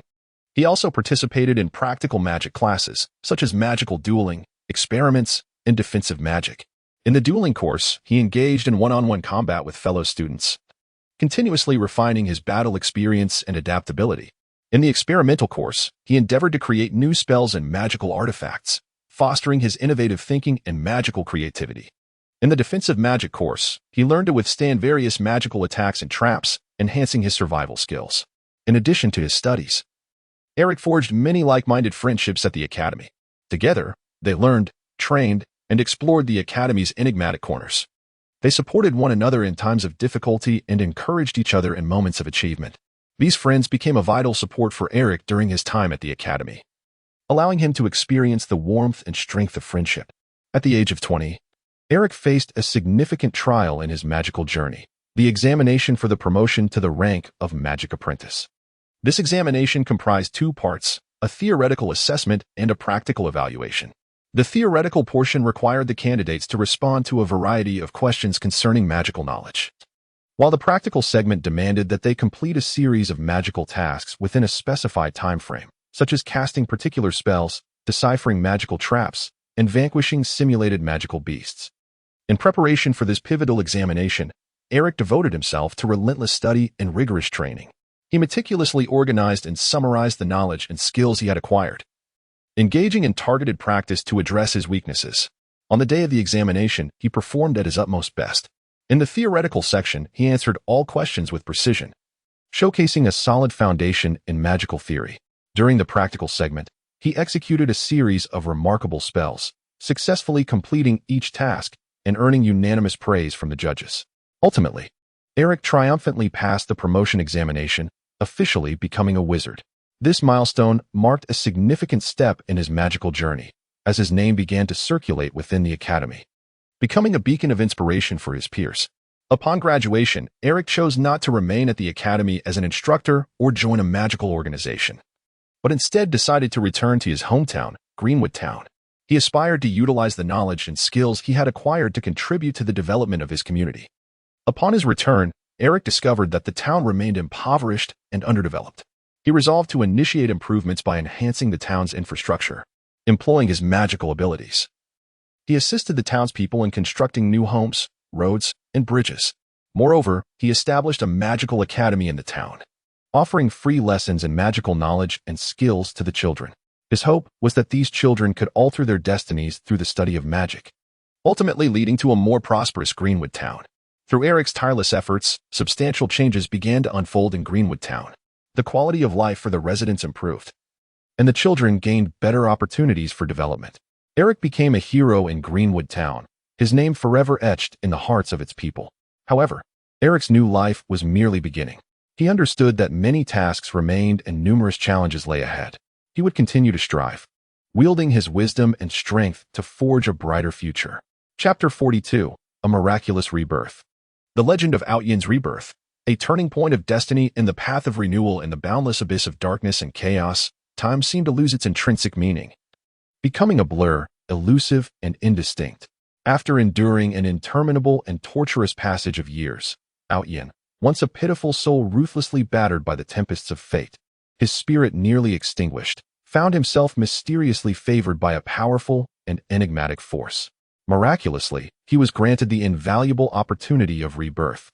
Akin to a star on the verge of extinguishment in the darkness, now rekindling its resplendent brilliance, thus began an entirely new journey, fraught with the unknown and challenges. As he emerged into this world anew, adopting the identity of a boy and standing proudly as Yin. As Yin's nascent consciousness gradually awakened from the endless blackness, he slowly opened his eyes to behold a world utterly foreign to him. Gentle sunlight filtered through the delicate clouds, softly caressing his youthful visage, imparting a warmth that felt like the world's tenderest greeting. He discovered himself reclining upon a lush expanse of grass, surrounded by rolling green hills. Atop the slopes, verdant trees flourished and blossoms adorned the landscape, while various unknown birds joyfully sang from the branches, seemingly celebrating his rebirth. A refreshing breeze swept through, causing the grass to sway gently, releasing a delightful fragrance that invigorated the spirit. Yin raised his head slightly, curiously inspecting his own form. He beheld his delicate, slender hands, skin as fair as snow, seemingly sculpted from the finest jade. He attempted to move his fingers, feeling a strange, yet vibrant energy coursing through his fingertips, evoking both novelty and exhilaration. His body felt light and agile, imbued with boundless potential, awaiting his discovery and exploration. Gradually, he stood, feeling the firm earth beneath his feet, a surge of inexplicable emotion swelling within him. This was an experience unlike any he had known. Previously, he had endured the relentless trials of fate, his body riddled with wounds and his spirit utterly fatigued. Yet now, he possessed a brand new, vibrant, and lively body, filling him with boundless aspirations and hope for the future. However, as his consciousness continued to clear, fragments of vague memories began to surface in Yin's mind. He seemed to glimpse the tragic fate of his former life, betrayed by kin, sold out by friends, mercilessly oppressed in the struggle for power, ultimately meeting an unjust demise. Those painful recollections pierced his heart like sharp blades, momentarily igniting a flicker of anger and hatred in his eyes. Yet he quickly recognized that those experiences belonged to the past. He now held the opportunity for a fresh start. He resolved not to be shackled by the shadows of his former existence, but to confront the future with courage, determined to wield his newfound strength to reshape his destiny and ensure that those who had once harmed him would face the consequences. In the days that followed, Yin diligently endeavored to adapt to this entirely new world, acquiring various survival skills and knowledge. He soon discovered that this realm was replete with differences from the world he had previously inhabited. This realm is imbued with enigmatic magic and formidable martial arts, through which individuals can cultivate extraordinary powers and seize control of their destinies. Yin is acutely aware that in this perilous and challenging world, possessing immense strength is the only means of safeguarding oneself and realizing one's aspirations. Thus, he resolves to embark on a journey of cultivation.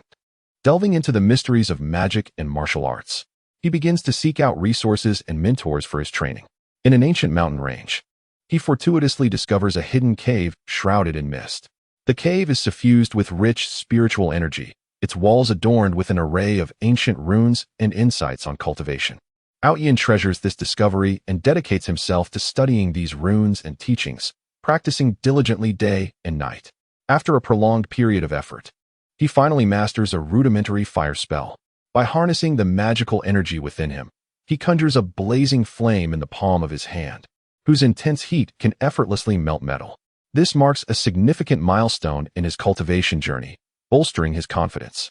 As he delves deeper into his training, Yin gradually realizes that mere self-exploration is insufficient. He requires the guidance of a true mentor who can provide systematic instruction and support.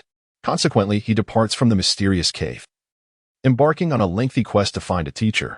Along his journey, he encounters a myriad of individuals and experiences. He meets kind villagers who offer him food and shelter, allowing him to feel the warmth of humanity. Yet he also confronts nefarious bandits who attempt to rob him but are easily repelled by his fire spell. These experiences foster his growth and maturation, teaching him how to navigate the complexities of the world, discern good from evil, and protect both himself and others. At last, by a stroke of fortune, Yin encounters the reclusive master, Elder Xianfeng, who resides deep within the mountains. Moved by Yin's dedication and innate talent, Elder Xianfeng decides to take him under his wing. Under the master's meticulous guidance, Yin's training accelerates significantly. He not only learns more profound spells and martial techniques, but he also grasps many profound truths about cultivation and the philosophy of life. Elder Xianfeng imparts to him that cultivation is not merely a pursuit of power, but a means to refine one's spirit and elevate one's character and cultivation. Only those with a tranquil mind and noble virtues can truly wield great power and become a master in their own right. Under Elder Xianfeng's tutelage, Yin begins to prioritize the cultivation of his inner peace. Each morning and evening, he ascends to the mountain peak to meditate in quietude, attuning himself to the fluctuations of spiritual energy in the cosmos, gradually cultivating a serene and tranquil state of mind. He learns to master his emotions and to remain calm and resolute in the face of adversity and challenges. Simultaneously, he actively engages in various charitable activities, assisting those in need. He employs his magic to heal the villagers' ailments, drive away wild beasts, and construct homes, earning their respect and affection. These experiences significantly enhance his character and cultivation, further solidifying his beliefs and aspirations. As time progresses, Yin's strength grows ever more formidable. He is no longer the naive and inexperienced boy who first ventured into the world.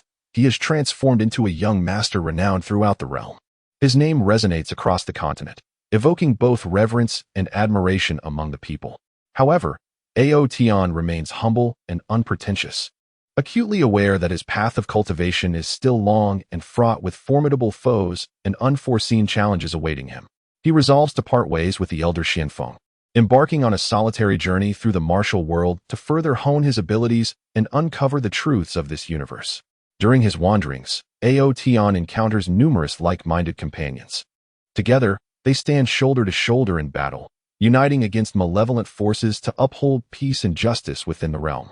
Their fellowship comprises skilled swordsmen, adept healers, ingenious craftsmen proficient in mechanisms, and powerful sorcerers wielding formidable magic.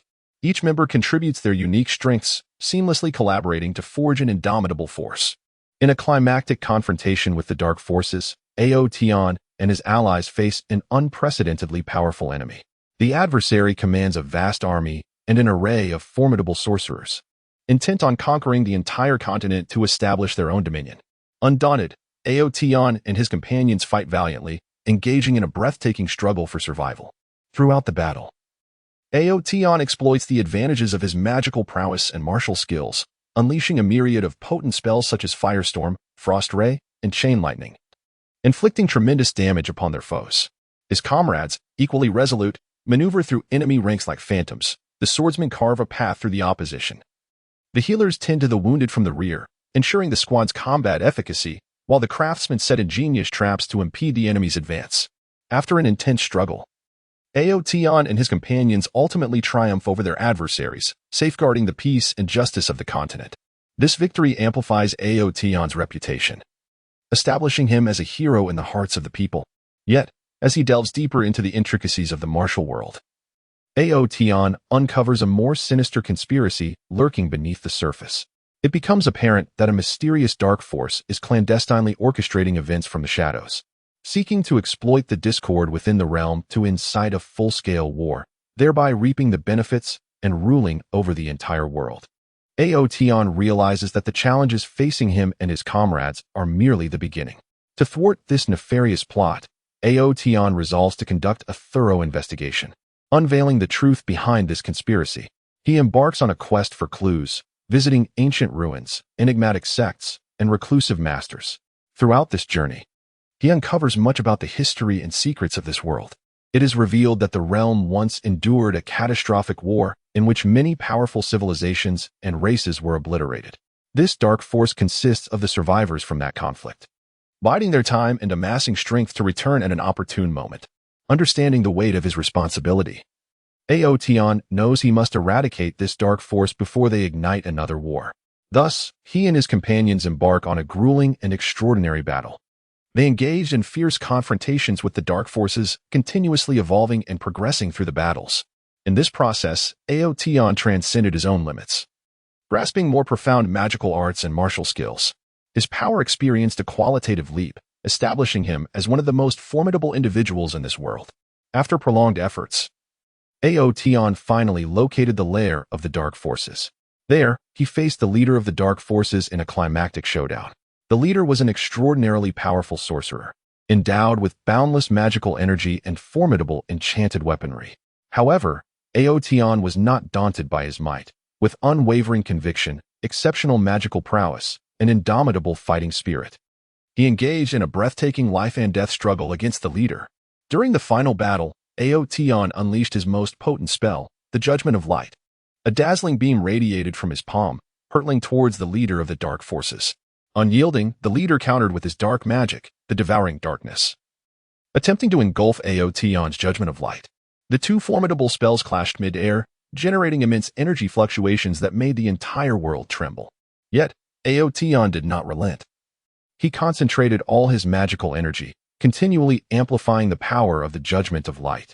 Ultimately, through his relentless efforts, the Judgment of Light triumphed over the Devouring Darkness, obliterating the leader of the dark forces completely. With the demise of the dark leader, the dark forces crumbled into dust. Aotian and his companions successfully thwarted the dark forces' nefarious schemes, safeguarding peace and justice in the world.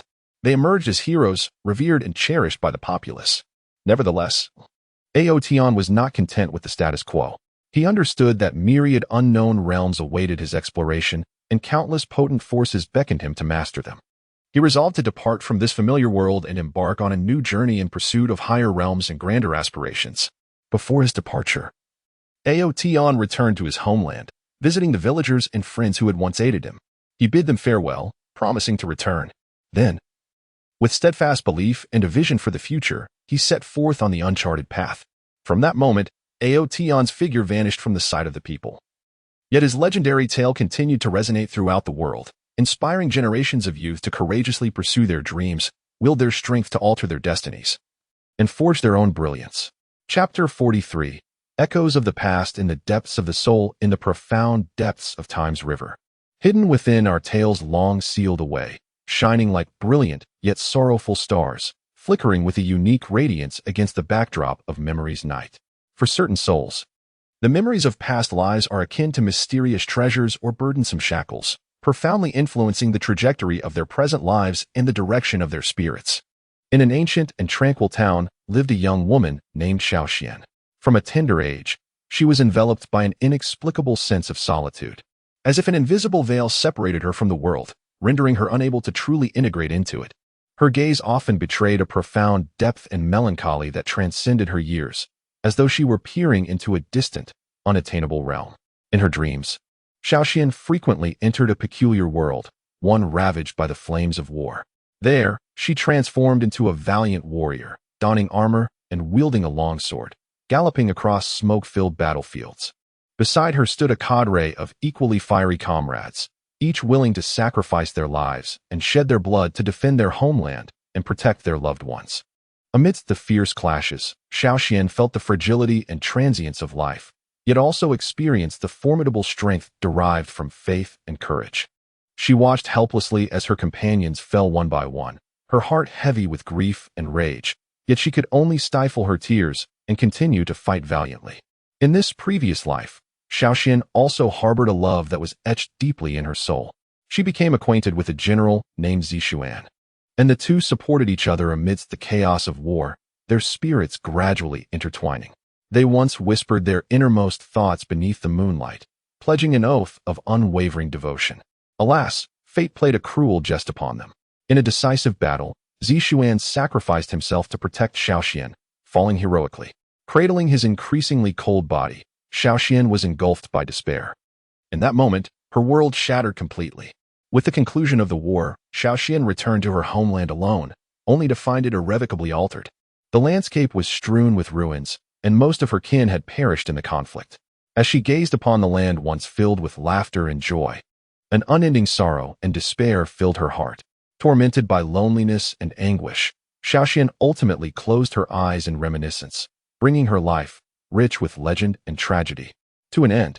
Upon awakening from these dreams, Xiaoxian often found her cheeks wet with tears, her heart a tumult of emotions. The memories of her past life were vivid and tangible, as if she had just lived them. She began to feel lost in her present life. Bewildered by the origins of these memories and unsure of how to confront the sudden emotional upheaval. In her daily existence, these memories subtly influenced her.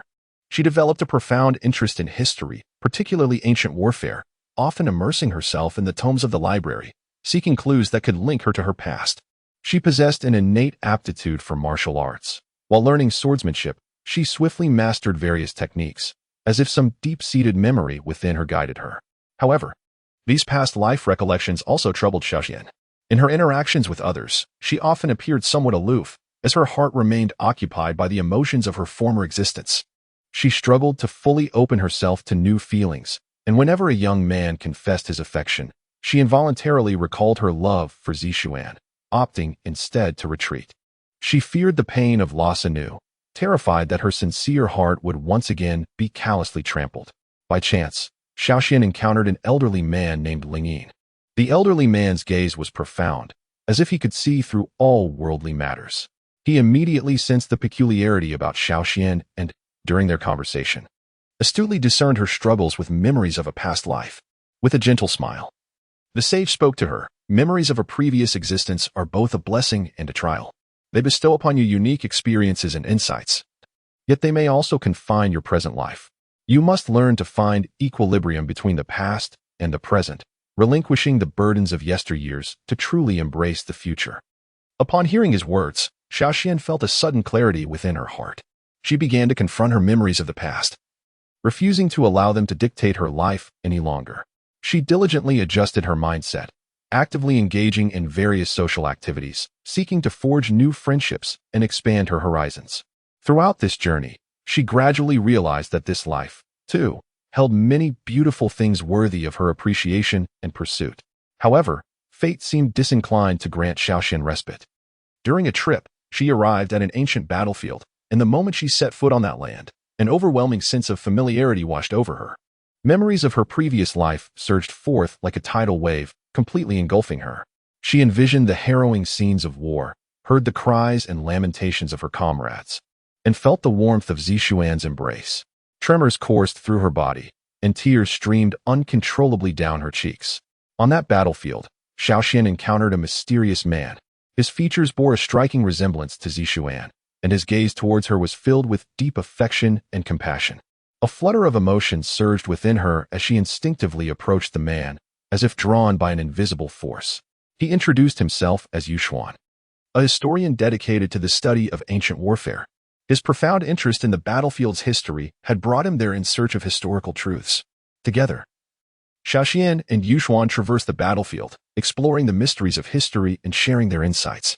As time passed, Xiaoxian discovered a unique affection blossoming for Yushuan. Yet, this sentiment plunged her into a profound inner conflict. She was uncertain whether her feelings for Yushuan stemmed from his resemblance to Zishuan or from genuine attraction. Fearing she might once again become ensnared in the whirlpool of love and repeat the mistakes of her past life, she hesitated. Yushuan seemed to sense her internal struggle. Gently taking her hand, he spoke softly. Xiaoxian, I understand that you harbor many concerns and worries. Yet, I am not a mere substitute for another. I am Yushuan, someone who truly loves you. The past is behind us. We should cherish the present and bravely pursue the future that belongs to us. As Xiaoxian gazed into Yushuan's sincere eyes, the icy barriers around her heart began to thaw. Throughout their time together, she gradually learned to release the burdens of her past life, wholeheartedly immersing herself in her relationship with Yushuan. She discovered that love in this life bore a different essence, one that was purer and more beautiful, no longer shackled by memories of the past. She was able to face her history with serenity, and courageously embraced the challenges ahead. Yet, the good times were not to last. During an archaeological excavation, Yuxuan unexpectedly unearthed artifacts related to Xiaoshuan's previous life. These relics unveiled certain secrets of Xiaoshuan's past existence and caused Yuxuan to waver in his feelings for her. He began to question whether Xiaoshuan's affection for him was genuine or merely a reflection of his resemblance to Zixuan. Yuxuan's change in demeanor plunged Xiaoxian into profound anguish. She endeavored to elucidate her sincerity to him, but he remained impervious to her pleas. Amidst this emotional crisis, Xiaoxian found herself spiraling into despair once more. It felt as though she had returned to her former life, bereft of her most beloved, left only with an abyss of loneliness and suffering. Yet, this time, Xiaoxian chose not to surrender. She resolved to demonstrate her authenticity through action, delving deeply into the study of the artifacts linked to her past. Seeking a means to unravel Yuxuan's heartache. After considerable effort, Xiaoxian ultimately discovered evidence that substantiated her genuine feelings for Yuxuan, independent of her previous life. Presenting this proof to Yuxuan, he was overcome with guilt upon reviewing it. He realized he had misjudged Xiaoxian, nearly losing the love of his life. Yuxuan embraced Xiaoxian tightly and apologized, expressing that he should never have doubted her, and that he ought to have faith in their love. Following this tumultuous emotional episode, the bond between Xiaoxian and Yuxuan grew even stronger. They came to understand that while memories of past lives may influence the present, they do not dictate one's fate in this lifetime. As long as love and courage reside within their hearts, they can surmount any obstacle and reach the shores of happiness. In the days that followed, Xiaoxian and Yuxuan continued to explore the mysteries of history together, their love story becoming a cherished legend in the town. Xiaoxian was no longer burdened by the memories of her past. Instead, she regarded her previous experiences as a valuable treasure, drawing strength from them to enrich her current life. Yuxuan remained steadfastly by her side, hand in hand, cherishing every beautiful moment of their journey together. Chapter 44. Outyan's obsession with his daughter. The obsession of Outyan for his daughter, a legendary interweaving of love and destiny in the vast and enigmatic realm of fantasy. Outyan, a formidable figure whose name resonates with awe and respect, harbors within him a profound and unwavering obsession, an endless affection and yearning for his daughter. This obsession shines like a brilliant and fervent star, illuminating the depths of his majestic soul with a unique radiance that threads through the entirety of his life's journey, profoundly influencing every decision, every action, and even the trajectory of the world's fate. Outyan's life is imbued with a tapestry of legendary exploits and perilous adventures. Born into a once noble family now in decline, he displayed remarkable talent for cultivation and an indomitable spirit from an early age.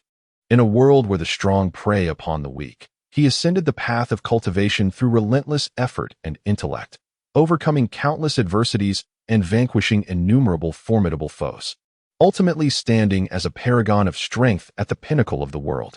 His name inspires terror among various factions, and his power is transcendent, capable of altering the very fabric of reality. Yet, beneath his seemingly invincible exterior lies a tender and compassionate heart, where the deepest essence is his obsession with his daughter. The origins of this fixation trace back to a poignant experience from Outyan's youth. During an unforeseen expedition, he inadvertently stumbled upon an ancient and mysterious relic. The air within the relic was thick with a potent and archaic aura, concealing myriad dangers and uncertainties. In the course of his exploration, Outyan inadvertently triggered a formidable seal, becoming ensnared deep within the relic. In the midst of endless darkness and solitude, he teetered on the brink of despair. However, just as hopelessness threatened to consume him, a gentle light suddenly illuminated his surroundings. Within this radiance appeared a beautiful and enigmatic woman, clad in a flowing white gown.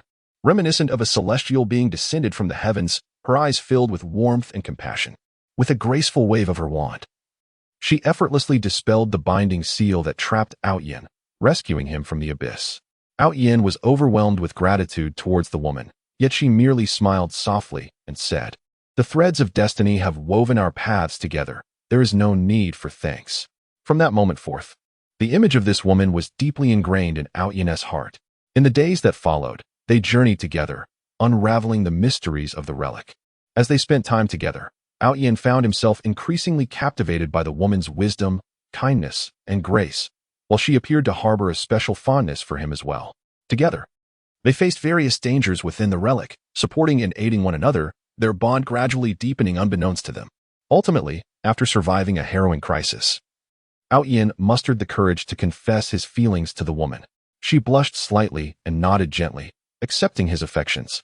In that moment, Yin felt as though he were the happiest person in the world. They held a simple yet solemn wedding ceremony within the relic, devoid of ostentatious decorations or numerous guests. Yet their hearts brimmed with beautiful aspirations for the future. Not long after, the woman found herself with child, a precious offspring of Yin. Upon learning this news, Yin was overwhelmed with joy. He tenderly cared for the woman, eagerly anticipating the arrival of new life. He began to devise various plans for the child's future, envisioning whether the child would inherit his striking handsomeness or the woman's enchanting beauty. He silently vowed to provide the child with the most splendid life, shielding her from any harm. Yet, fate has a penchant for cruelty. Just as the woman was nearing the pivotal moment of childbirth, an unforeseen calamity struck. A sinister group of dark forces, having learned of a powerful treasure hidden within ancient ruins, surged forth with the intention of claiming it and dominating the world. In a desperate bid to protect the woman and their impending child, Yin was compelled to confront these dark forces in a harrowing battle for survival. In the midst of the conflict, Yin unleashed his full might, his strength sweeping across the battlefield like a tempest. However, the dark forces were numerous and formidable, their relentless attacks crashing upon him like waves, gradually overwhelming him. Still, Yin stood steadfast, driven by a singular conviction to safeguard his family. The woman, watching Yin struggle from a distance, was consumed with anxiety. Ignoring the imminent arrival of her child, she summoned her magic to assist Yin. Alas, her frail body could not withstand the strain, and the backlash of her magic thrust her into peril. Yin, sensing her distress, turned his gaze, and in that fleeting moment, the leader of the dark forces seized the opportunity to deliver a fatal blow. With all his strength, Yin managed to deflect the attack, but at the cost of sustaining grave injuries. Seeing Yin wounded filled the woman with despair. Gritting her teeth against the agony that coursed through her, she summoned her final reserves of strength and brought their child into the world, a delightful daughter, her cherubic face radiant with innocence, as if an angel had descended. The woman cradled her daughter gently, her eyes brimming with love and reluctance. She understood that her life was drawing to a close, and Yin was trapped in dire straits. In her last moments, the woman entrusted their daughter to Yin, expending her final breath to utter, "Promise me you will protect our daughter." With those words, her form slowly faded into shimmering starlight. Yin watched helplessly as she departed, his heart engulfed in anguish and fury. He raised his voice to the heavens in a primal roar, a sound that reverberated across the cosmos, as if seeking to annihilate all that existed. Then, clutching their daughter, Yin plunged once more into a fierce struggle against the dark forces. He transformed his sorrow and rage into boundless strength, propelling his power to unprecedented heights. Like a furious lion, he charged through the ranks of the dark forces, leaving a trail of fallen foes in his wake. Ultimately, through sheer will and formidable power, Yin succeeded in repelling the dark forces, albeit at a tremendous cost. His body bore wounds that were nearly beyond healing. From that day forth, Yin's heart was consumed solely by his obsession with his daughter. He regarded her as the entirety of his existence, vowing to raise her into the happiest princess in the world. For the sake of his daughter, he would go to any lengths. He scoured the land in search of rare herbs and treasures, all to heal his own wounds and better care for her.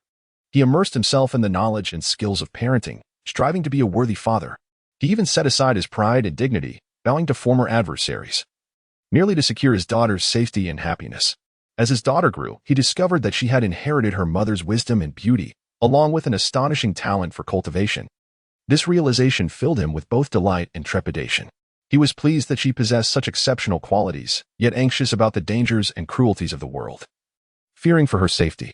Thus, he resolved to personally guide her in her training, imparting all his lifelong knowledge to her. Under his meticulous tutelage, her progress in cultivation was remarkable.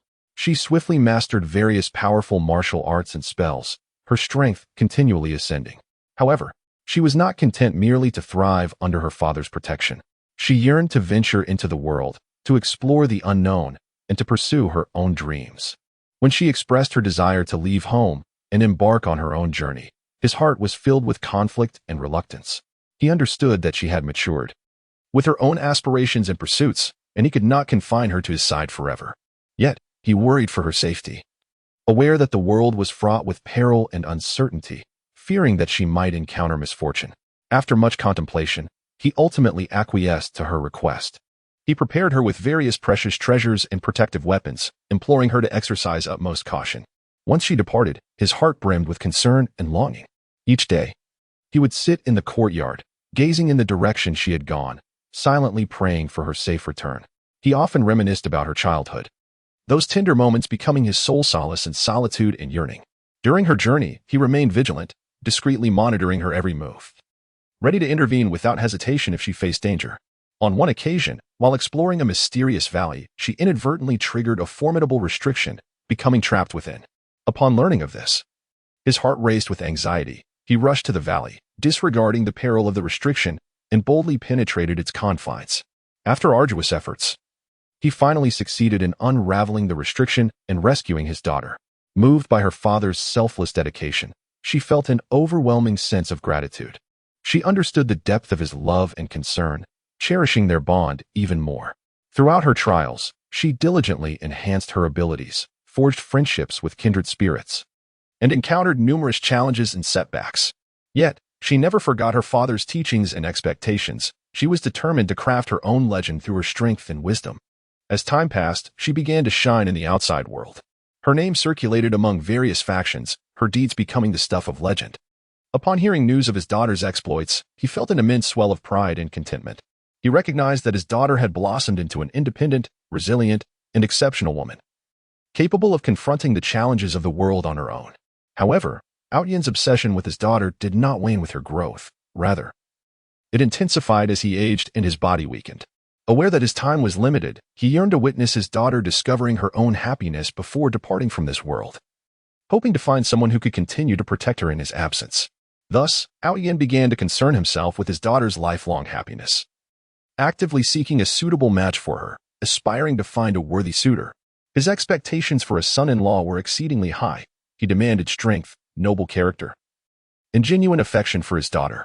Throughout this quest, Outyen encountered numerous challenges and setbacks. Some individuals harbored ulterior motives, drawn solely by his daughter's beauty and lineage. Others, though possessing commendable strength, were ill-suited to her temperament. Yet, Outyen remained undeterred, firmly believing that he would ultimately discover the perfect companion for his daughter. At long last, through a serendipitous encounter, Outyen met a promising young man named Yuxuan. Emerging from a prestigious family, Yuxuan was not only formidable, but also possessed integrity, kindness, and a sense of responsibility. As Outyen spent time with Yuxuan, he observed the deep affection the young man held for his daughter, and he found their personalities remarkably compatible. After a thorough assessment and testing, Outyen resolved to entrust his daughter to Yuxuan. On the day of the wedding, as Outyen beheld his daughter's radiant smile, his heart brimmed with comfort and fulfillment. He knew his mission had finally been accomplished. Gently placing his daughter's hand into Yuxuan's, tears welled in his eyes as he implored, "Please take good care of her." With those words, his body slowly succumbed, and he fell. Outyen's departure plunged the world into sorrow. His legendary tale became an everlasting narrative, while his unwavering devotion to his daughter evolved into a poignant story, resonating through this fantastical realm, inspiring generations to strive for love and protection. Chapter 45. Childhood Outyen. A tender body, an unyielding spirit in the vast, boundless, and enigmatic realm of fantasy, there exists a young boy named Outyen. Despite his tender years, he has begun to shine on the stage of destiny, revealing extraordinary qualities and boundless potential, akin to a nascent star quietly rising in the dawn, its brilliance still inchoate, yet destined to carve the most resplendent trajectory across the future sky. Outyen was born into a modest yet affectionate household. His parents, kind-hearted and diligent, though not affluent, bestowed upon him an abundance of love and care. Within this nurturing environment, Outyen was instilled with virtues of integrity, bravery, and kindness from a young age. These simple yet profound qualities took root in the depths of his innocent heart, gradually blossoming over time to become the most steadfast cornerstones of his character. While other children basked in their parents' embrace, indulging in carefree play, Outyen exhibited an extraordinary maturity and understanding.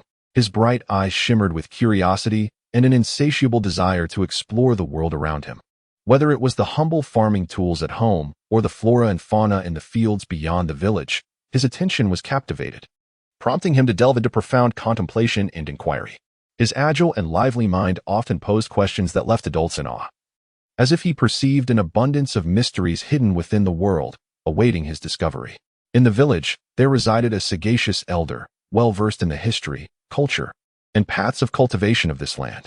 Upon fortuitously encountering this erudite figure, Yin became enraptured by the elder's captivating tales and the enigmatic realm of cultivation. Thus began his daily pilgrimage to the elder's abode, where he eagerly gathered around, absorbing stories of heroes, the mysteries of magic, and various peculiar cultivation techniques.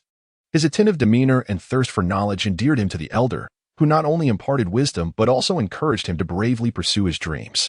In terms of cultivation, although Yin was still young and his body had yet to fully mature, he embarked on a path of rigorous training, fueled by tenacity and a relentless quest for strength. Each morning, he would rise early to greet the first rays of sunlight, engaging in physical training on a small hillside behind the village. The seemingly simple exercises of running, jumping, and push-ups proved to be quite challenging for his youthful frame, yet he never entertained thoughts of surrender. Each time his shirt was soaked with sweat and his muscles ached, he persevered. For he harbored an unwavering belief. Only by becoming strong could he protect those he cherished and explore the vast unknowns of the world. In addition to physical training, Yin harbored a profound interest in martial arts and magic. Under the elder's guidance, he began to learn basic martial techniques. Initially, his movements appeared stiff and clumsy, and the wooden sword in his hand lacked both power and coordination. However, he remained undeterred, repeatedly practicing the same motions, diligently seeking to grasp the intricacies and essence of the art. As night fell and the villagers succumbed to slumber, Yin found himself alone in the courtyard, diligently practicing the techniques he had learned during the day, illuminated by the faint glow of the moon. His silhouette appeared both solitary and resolute, as if the entire world had been reduced to just him and the sword in his hand. In his pursuit of magic, Yin encountered even greater obstacles. The mastery of sorcery demanded formidable mental fortitude and an acute perception of elemental forces, a daunting challenge for one so young, whose mental prowess had yet to fully mature. He often dedicated extensive hours to meditation, striving to sense the elemental energies around him, though his efforts yielded little success. Nevertheless, Yin refused to be disheartened. He firmly believed that perseverance would ultimately lead to triumph. He embarked on various methods to enhance his mental strength, such as practicing alone in serene forests, attuning himself to the rhythms and essence of nature, or sitting quietly by rushing rivers, listening to the melody of flowing water, allowing his mind to attain greater tranquility. As time passed, Yin's dedication began to bear fruit. His physical abilities improved significantly, rendering him more robust and agile. In terms of martial skills, he became adept at executing several fundamental techniques and began to experiment with combining these moves, forging a unique combat style of his own.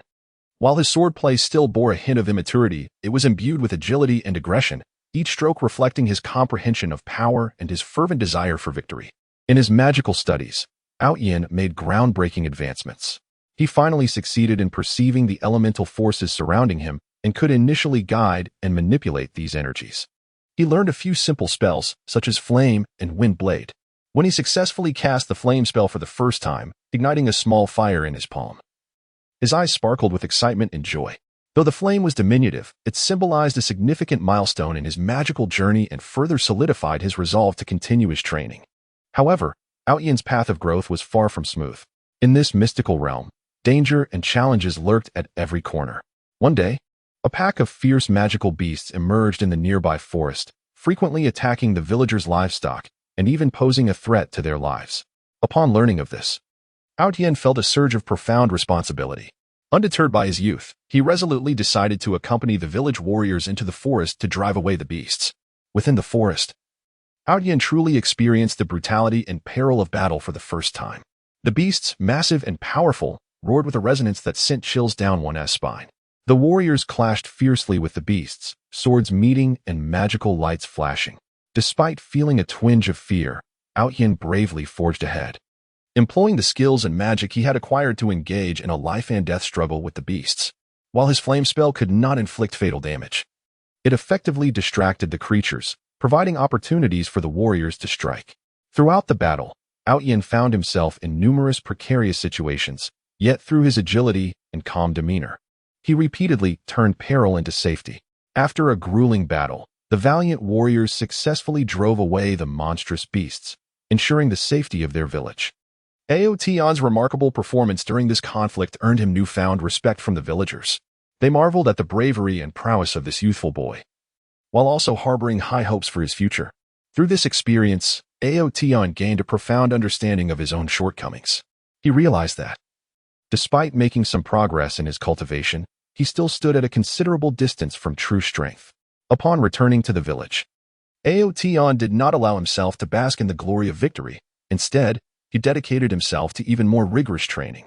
He understood that only through continuous self-improvement could he navigate the perils of this treacherous world and ultimately fulfill his dreams. He actively sought out formidable opponents to spar with, learning invaluable lessons from their confrontations and consistently refining his martial skills and magic. By chance, Aotion learned of an ancient sanctuary for cultivation nestled within distant mountains, rumored to conceal powerful training manuals and precious treasures capable of rapidly enhancing a practitioner's strength. However, the path to this mountain range was fraught with challenges, including treacherous peaks, swift rivers, and the lurking presence of formidable beasts and malevolent forces. Undeterred by these obstacles, Aotion resolutely set forth on the journey to the sanctuary. Throughout his expedition, Aotion faced countless trials and tribulations.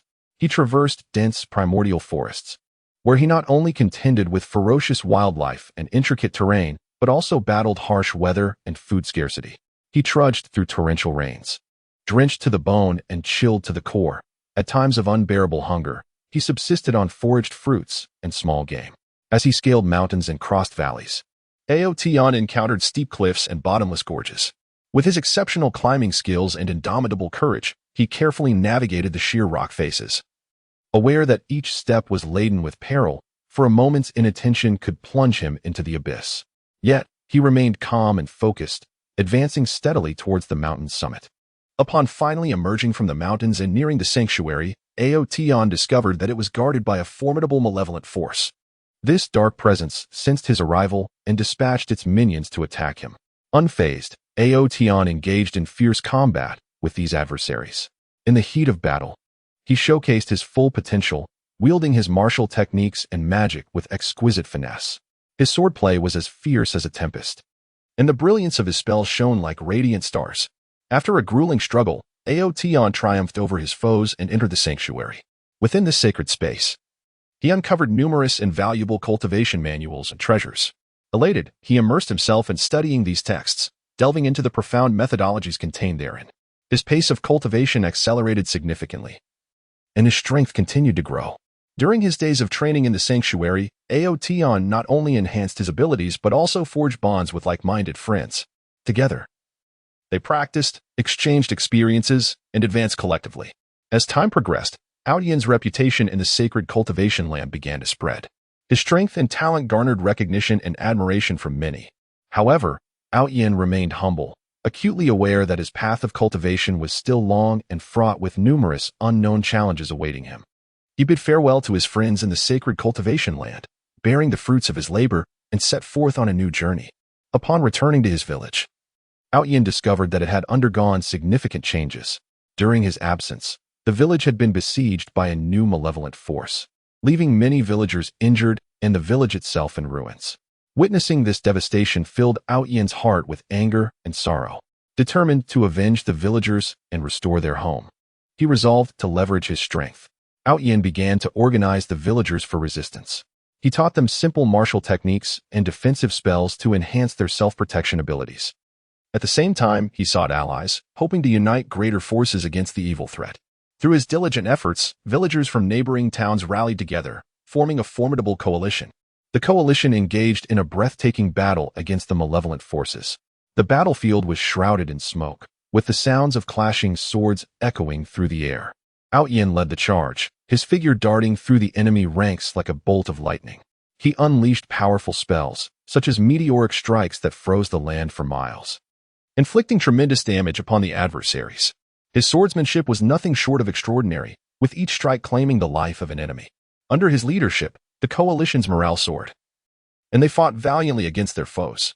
After a grueling and heroic struggle, the coalition ultimately triumphed over the malevolent forces, restoring peace and tranquility to the village. Tian once again emerged as the village hero, his name immortalized in the hearts of the villagers, becoming a timeless legend. This young boy, imbued with an indomitable spirit, continued to tread his path of cultivation with unwavering resolve, aspiring towards even greater heights.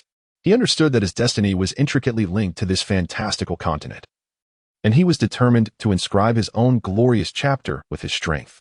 Chapter 46. Gaze the resolute light in his eyes. Outyan's extraordinary soul in a bustling corner of the marketplace. Outyan stood quietly, resembling a steadfast little mountain.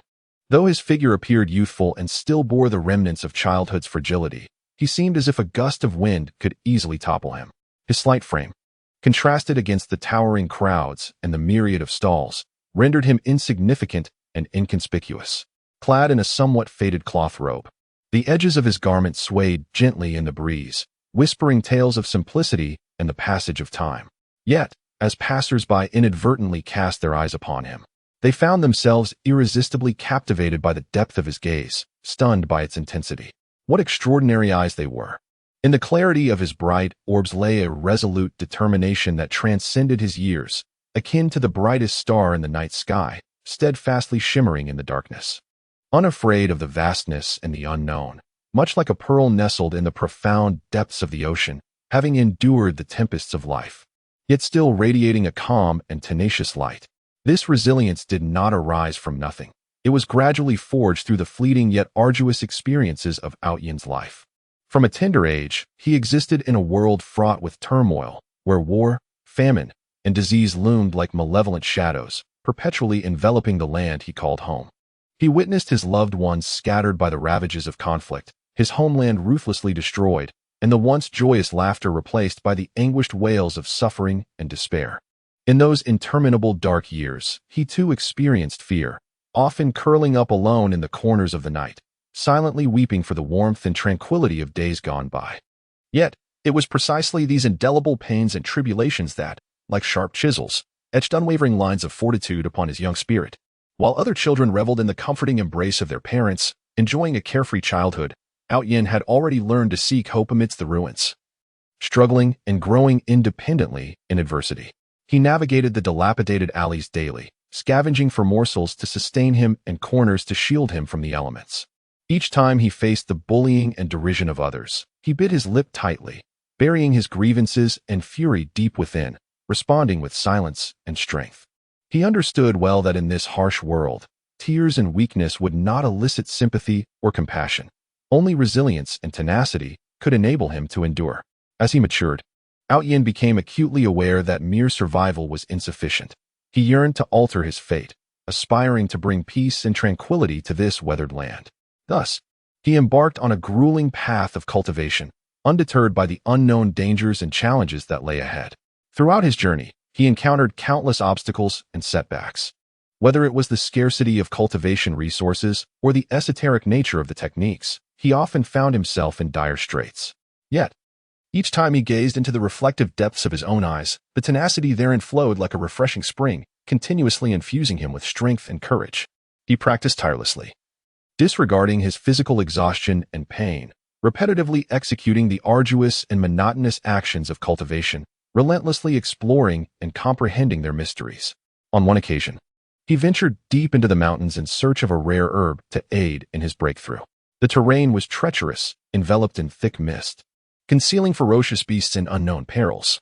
Outyan traversed the forest alone for several days, having exhausted his provisions, his body weary and spent. Just as despair began to consume him, he encountered a formidable magical beast. Towering and exuding an aura that chilled the spine, it lunged at him with claws bared. In this life and death moment, Outyan felt no fear. Grasping a rudimentary weapon tightly in hand, he fixed his gaze upon the beast, and the determination in his eyes seemed to transform into a tangible blade. He calmly analyzed the beast's attack patterns, skillfully evading its onslaught, and at a critical juncture, he discerned its vulnerability, delivering a decisive blow. When he finally succeeded in acquiring the herbs and broke through his cultivation bottleneck, a gratifying smile illuminated his weary face. At that moment, the resolve in his eyes deepened. For he understood that this was merely a minor milestone on his path of growth. A longer journey awaited him, replete with further challenges. In addition to facing difficulties in his cultivation, Outyan encountered numerous setbacks in his interpersonal relationships. His uniqueness and maturity beyond his years often rendered him an outsider among his peers. Some misinterpreted him, perceiving him as overly aloof and proud. Others envied his talents and potential, attempting to undermine him behind his back.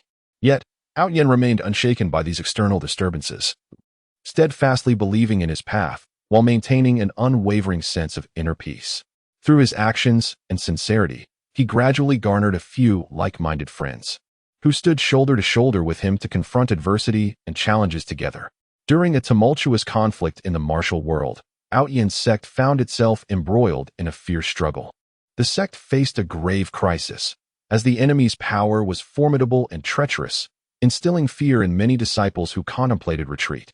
However, Outyin stepped forward, standing resolute before the sect's grand hall, casting a determined gaze over everyone present, and proclaimed, "We cannot retreat. What we protect is not merely the dignity of our sect, but also the faith within our hearts and the peace of this land. As long as we stand united and hold firm to our convictions, nothing can defeat us." His words resonated like a hammer, striking the hearts of all and igniting their fighting spirit. In the ensuing battle, Outyin led the charge, his gaze akin to a beacon, guiding his fellow disciples on the battlefield. Each of his movements radiated power and determination, filling his enemies with dread. Despite the fierce combat and heavy casualties under Outman's leadership, the sect ultimately resolved the crisis, earning respect and reputation. As time passed, Outyin's name gradually spread throughout the martial world, becoming the stuff of legends. Yet he remained humble, acutely aware of the weight of his responsibilities, knowing that many more missions awaited his completion. He continued to traverse the land, relentlessly enhancing his strength and knowledge, using his power to aid those who suffered, bringing justice and peace to the realm. By chance, Outyin uncovered a breathtaking secret concerning the fate of humanity. It became clear that a malevolent force, lurking in the depths of darkness, was quietly rising, intent on overthrowing the world and establishing its own dark dominion. This nefarious power employed ruthless tactics, leaving chaos and disaster in its wake across various regions. Outyin recognized that this would be the most formidable challenge he would ever face. Yet he resolutely chose to shoulder the burden of saving the world. He began to rally righteous individuals from all corners, uniting against the evil force. Throughout this endeavor, he encountered countless trials and tribulations. The malevolent force dispatched assassins to eliminate him and laid numerous traps to thwart his efforts. Nevertheless, Outyin, with his keen insight and maturity beyond his years, managed to turn peril into opportunity time and again. He ventured deep into the lair of evil, seeking to uncover the vulnerabilities and machinations of the malevolent forces, preparing meticulously for the ultimate confrontation. At last, the moment of reckoning arrived. On the battlefield, the forces of evil surged forth, their magical luminescence intertwining with the glint of their weapons, instilling a sense of dread. Standing at the forefront of the coalition of justice, Outyin appeared solitary and diminutive, yet his gaze radiated like a blazing sun, exuding boundless light and warmth. He raised his weapon high and proclaimed, "For justice, for peace, for the world we cherish." Then, like a shooting star, he dashed into the enemy ranks, with the coalition following closely behind, their battle cries echoing through the air. In the fray, Outyin unleashed the most formidable techniques and spells he had mastered, each strike imbued with tremendous power and unwavering conviction. He navigated through the enemy lines with remarkable agility, as if traversing uncharted territory, causing foes to fall in his wake. However, the forces of evil retaliated fiercely, inflicting severe casualties upon the coalition. In a critical moment, Outyin-'s resolve intensified. Disregarding his own safety, he plunged deep into the heart of the enemy, determined to confront and vanquish the leader of the malevolent forces. After a harrowing and intense battle, he finally confronted the Dark Leader, a demon radiating a suffocating aura of malevolence. The two engaged in a life-and-death struggle as the world around them transformed and tempestuous winds surged. Outyin sustained numerous injuries during the fight, yet he refused to yield. His gaze fixated on his adversary, as if attempting to pierce through the very essence of the foe's soul. At a pivotal juncture, he grasped a newfound power, one that emanated from the depths of his unwavering spirit and his relentless pursuit of justice. He concentrated this force into a singular point and unleashed a devastating blow with all his might. With a brilliant flash of light, the leader of the evil forces was utterly defeated, causing the malevolent army to disintegrate. Peace and tranquility returned to the world, as jubilant voices hailed Outyin as a hero. Yet, Out Yin quietly surveyed the war-torn land, aware that this was merely a new beginning. In the future, he would continue to safeguard this realm with the steadfastness reflected in his eyes, ensuring that peace and justice endure eternally. Chapter 47. Adapting to the environment. Out Yin, the path of adaptation and ascendance after rebirth in that mysterious and fantastical otherworld. Out Yin, bearing the memories and soul of his former life, embarked on a new journey of existence. He was acutely aware that this was a precious opportunity bestowed by fate, a chance to reshape himself and pursue a higher realm. Although he harbored grand ambitions and magnificent blueprints in his heart, he understood clearly that the most pressing task at hand was to strive to adapt to this entirely unfamiliar environment. Like a fledgling bird, he needed to learn to spread his wings and soar in the unknown skies to conquer the vast expanse. The body Out Yin inhabited after his rebirth resembled that of a mere 10-year-old child. His figure was slight, and while his visage retained a hint of childish innocence, the depth and brightness of his eyes subtly revealed a maturity and wisdom that transcended his years. The original owner of this body was a child from an ordinary family, living in a tranquil and harmonious village, leading a simple, untroubled life. However, with the arrival of Out Yin's soul, everything began to change silently. The village lay at the edge of an expansive, boundless forest, surrounded by lush trees that formed a natural green barrier, safeguarding this serene land. The houses in the village were predominantly constructed of stone and wood, arranged in an orderly manner along the narrow streets. The villagers earned their living through agriculture, rising with the sun and resting at dusk, leading a simple life in accordance with the rhythms of nature. For them, the greatest happiness was a bountiful harvest, favorable weather, and the safety of their families. Upon Out Yin's arrival in this village, everything around him appeared so strange and novel. He gazed at the humble houses, the simple villagers, and the figures toiling in the fields, feeling a surge of complex emotions within. He understood that he must swiftly integrate into this environment. Otherwise, he would arouse unnecessary suspicion and trouble. Thus, he began to keenly observe the villagers' habits, mannerisms, and behaviors, striving to mimic their every actions, attempting to present himself as a native child of the village. In terms of language, although the vernacular of this world differed from that of his previous life, Out Yin, endowed with a powerful sense of perception and learning ability, swiftly grasped the fundamental vocabulary and grammar. He often took the initiative to engage with the villagers. From casual greetings to discussions about farming, listening attentively and responding earnestly, every new word and every different expression was silently etched in his memory, continuously enriching and refining his linguistic abilities. Initially, his accent was somewhat rigid, and his word choices lacked finesse, but as time went by, his speech became increasingly fluid and natural, allowing for smoother and more effortless communication with the villagers. Beyond language, Out Yin also needed to adapt to the cultural customs of this world. In the village, the inhabitants adhered to an ancient religion, holding a profound reverence for the natural deities. During specific festivals, they conducted grand sacrificial ceremonies. Out Yin was filled with curiosity about these rituals and actively participated, diligently learning the processes and meanings of each ceremony. He discovered that these rituals were not merely religious activities, but also a vital means for the villagers to pass down their culture and unite their community. Through participation in the sacrificial ceremonies, Out Yin gradually earned the trust and recognition of the villagers, who began to regard him as one of their own, shedding any lingering suspicion or detachment. In terms of practical skills, Out Yin embarked on a journey of learning from scratch. He diligently followed the villagers to master various agricultural tasks such as farming, animal husbandry, and woodcutting. Farming, for Out Yin, proved to be an immensely challenging endeavor. He needed to learn the intricacies of plowing, sowing, watering, fertilizing, and how to contend with diverse natural disasters and pests. Under the scorching sun, he wielded a hoe, toiling to turn the hard earth, his sweat soaking through his garments and his hands developing thick calluses. Yet, he never entertained thoughts of giving up. Each labor was a testament to his willpower, and every harvest bore witness to his earnest efforts. Animal husbandry also presented its own set of challenges. Out Yin was responsible for the care of chickens, ducks, pigs, and various other animals, familiarizing himself with their habits and growth patterns. Each morning, he rose early to feed the livestock and clean their enclosures. He learned to discern the health of the animals and how to prevent and treat common ailments. Under his attentive care, the livestock thrived, bringing greater prosperity to the village. Woodcutting tested both his physical strength and skill.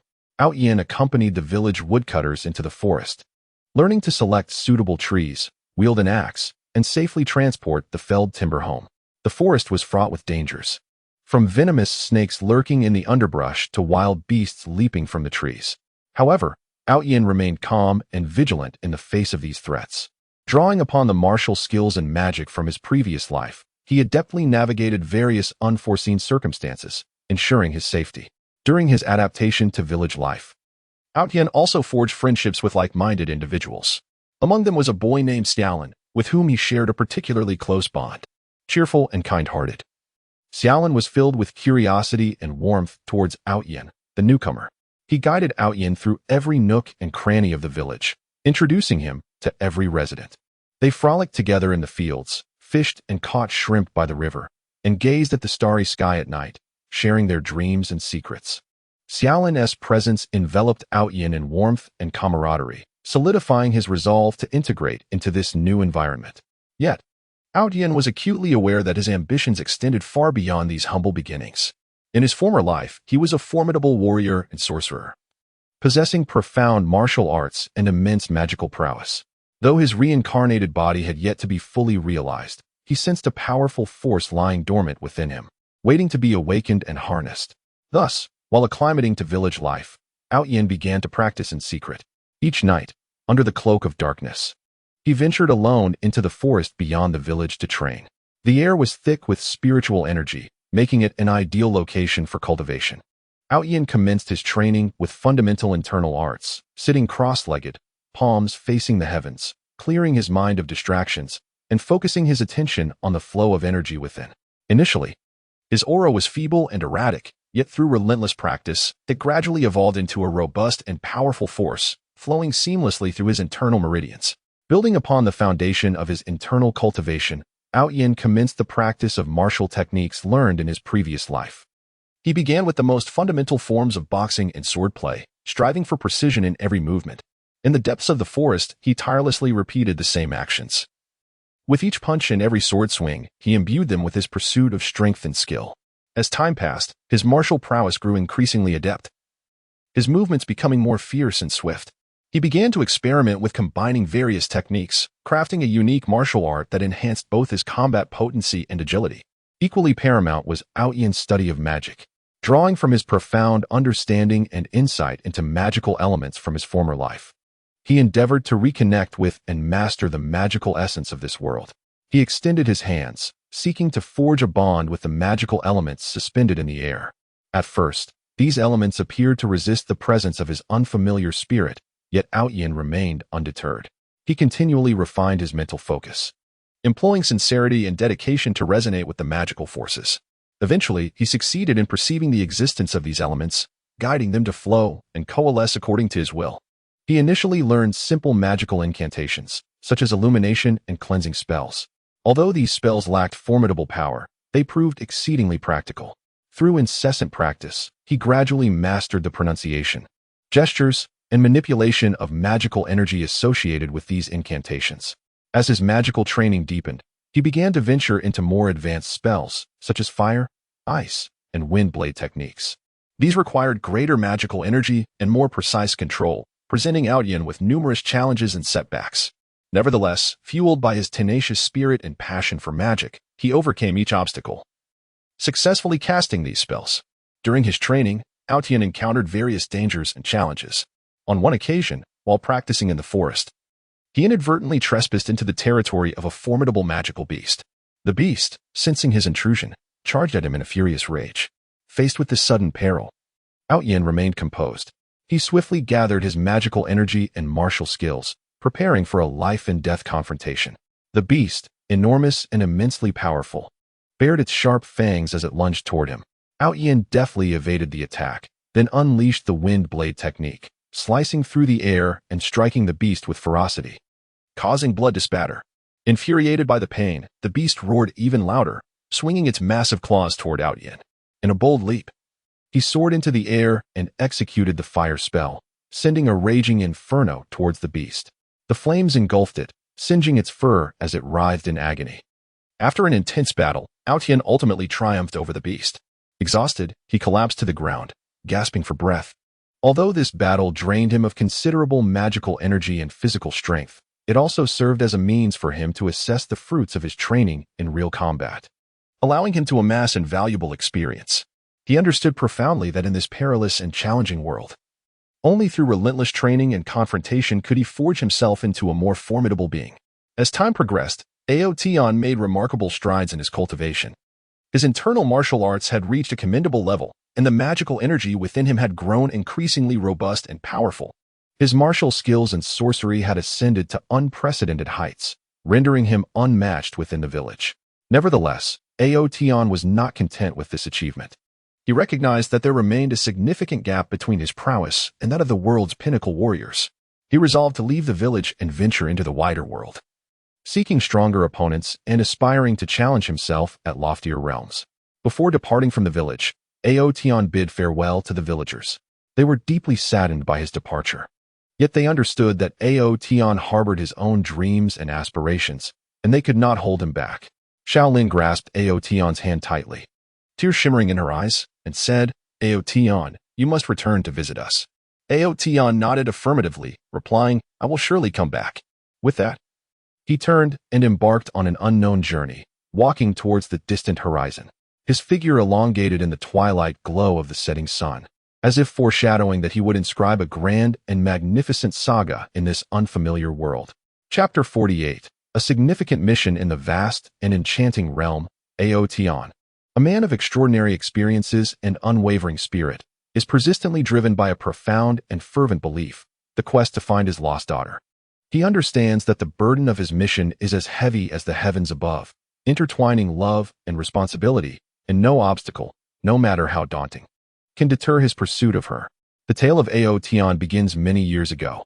At that time, he was already a renowned figure in the martial world, respected for his strength and wisdom by various factions. By chance, he encountered a gentle and kind-hearted woman of exceptional talent. Their meeting seemed like a meticulously orchestrated encounter by the hands of fate, igniting an intense spark between their hearts, drawing them deeply together, and leading them swiftly into the embrace of love. Soon after, their love bore fruit in the form of a delightful daughter. Her arrival brought Aotion unparalleled happiness and joy. Gazing at her delicate visage, his heart overflowed with affection and tenderness. Vowing silently to protect this fragile life with all his might, ensuring she flourished in an environment of love and care. However, the wheels of fate began to turn towards a cruel destiny. When his daughter was still quite young, an unforeseen calamity swept into their lives.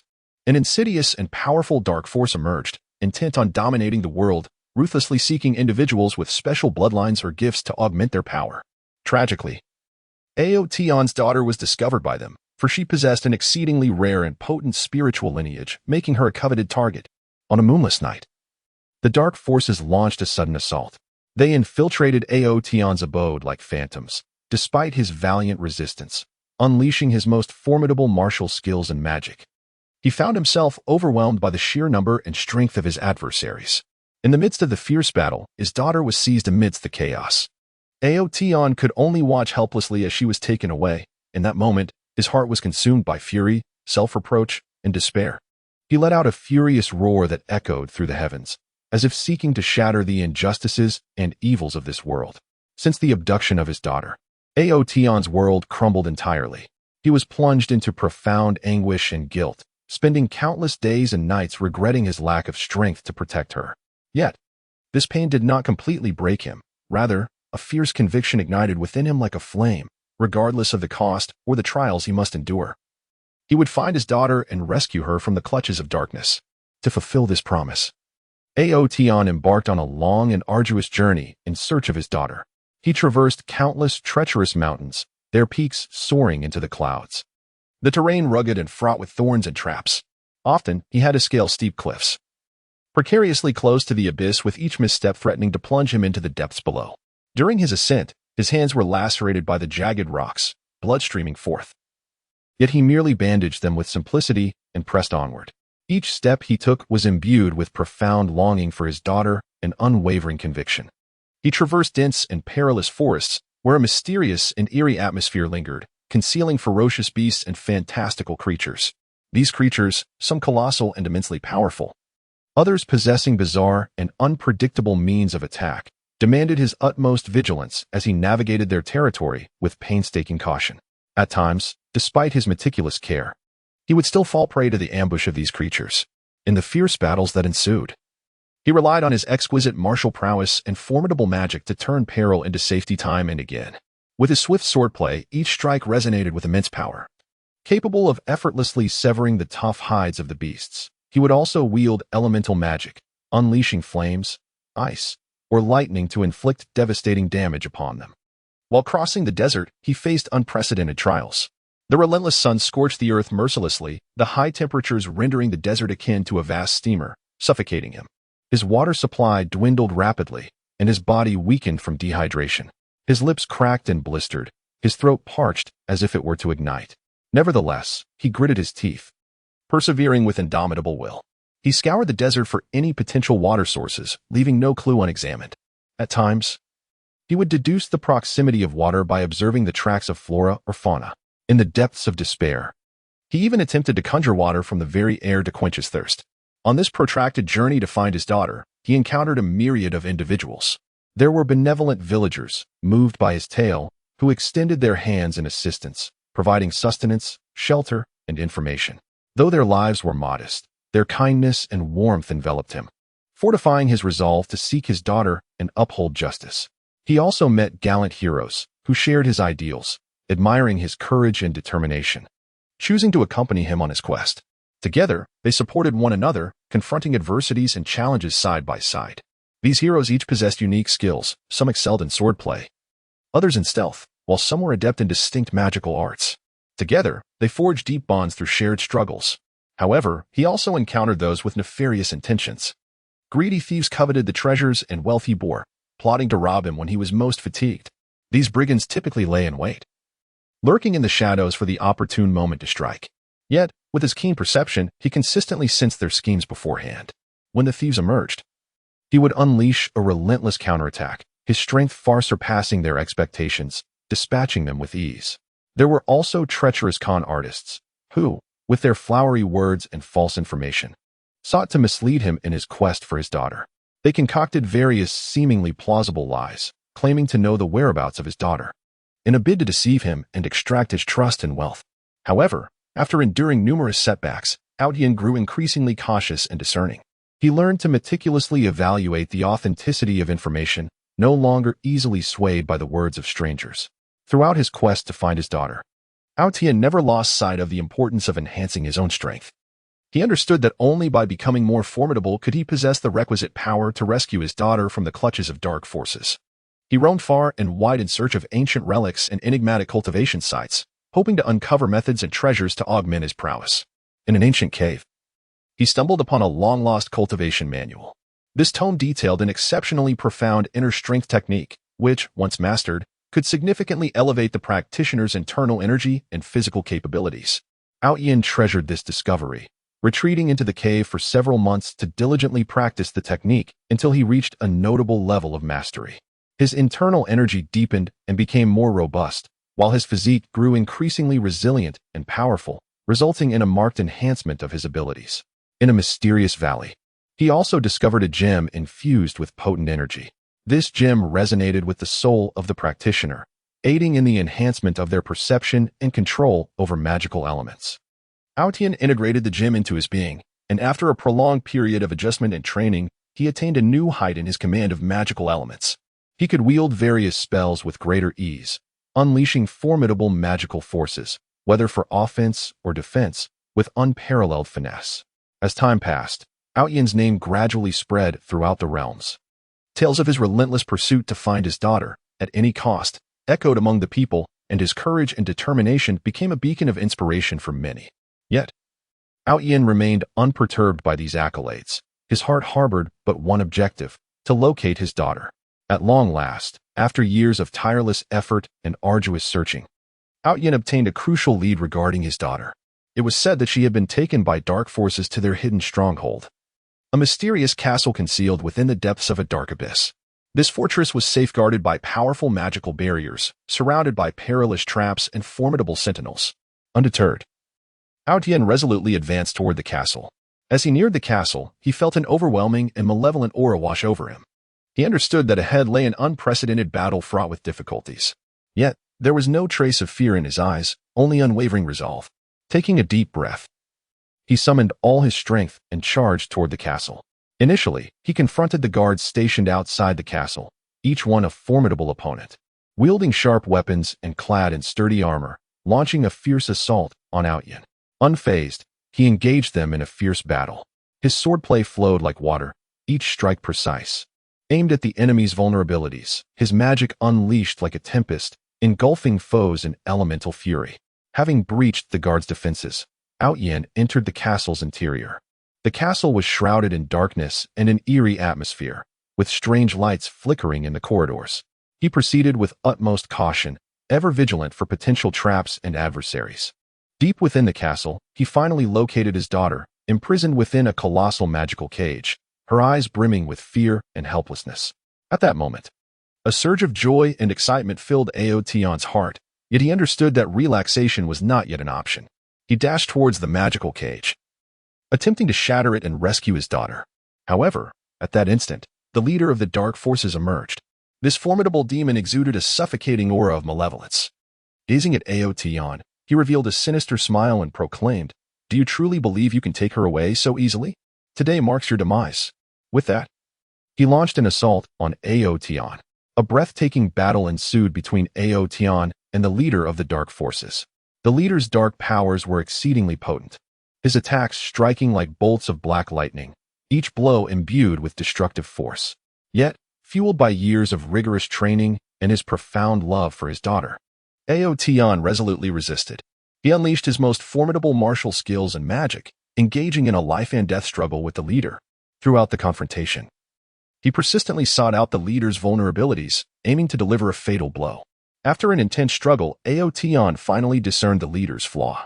Channeling all his strength, he executed his most powerful strike, a culmination of years of training and the deep love for his daughter, with a force formidable enough to obliterate anything. A blinding flash of light erupted as the leader of the dark forces was utterly vanquished, dissipating into a wisp of black smoke. With triumphant resolve, Aotion shattered the magical cage and liberated his daughter. She leapt into his arms, weeping uncontrollably. Holding her tightly, tears of joy streamed down Aotion's face. Years of searching and hardship transformed into boundless happiness and elation in that moment. He realized that his mission was finally accomplished through his love and determination. He had triumphed over evil and reclaimed the most cherished person in his life. From that day forth, Aotion and his daughter distanced themselves from the tumult of the world, returning to a tranquil and harmonious place, embracing a peaceful and joyful existence.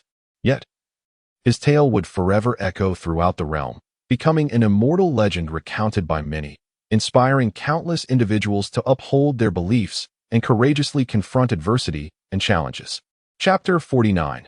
Revenge Aotion. A resolution of past grievances in this life in a realm shrouded in mystique, where entangled grievances resemble a tangled web. Aotion, a man ensnared by the wheel of fate across past and present lifetimes, harbors within him an unquenchable flame, burning fiercely in pursuit of vengeance for his former self. This obsession manifests itself as a razor-sharp, unparalleled sword, gradually revealing its brilliance through the trials of time, ever poised to sever the shackles of past enmity, thereby allowing justice and truth to emerge amidst the tempest of blood and chaos. In his previous life, Aotion was a prodigious young talent, imbued with extraordinary gifts and lofty aspirations. He hailed from an ancient and enigmatic family, custodians of a unique and potent martial arts tradition. From a tender age, under the meticulous guidance of his elders, Aotion embarked on a grueling yet hopeful path of cultivation. His innate aptitude for martial arts and magic far surpassed that of his peers, establishing him as a rising star, drawing the attention and expectations of his family.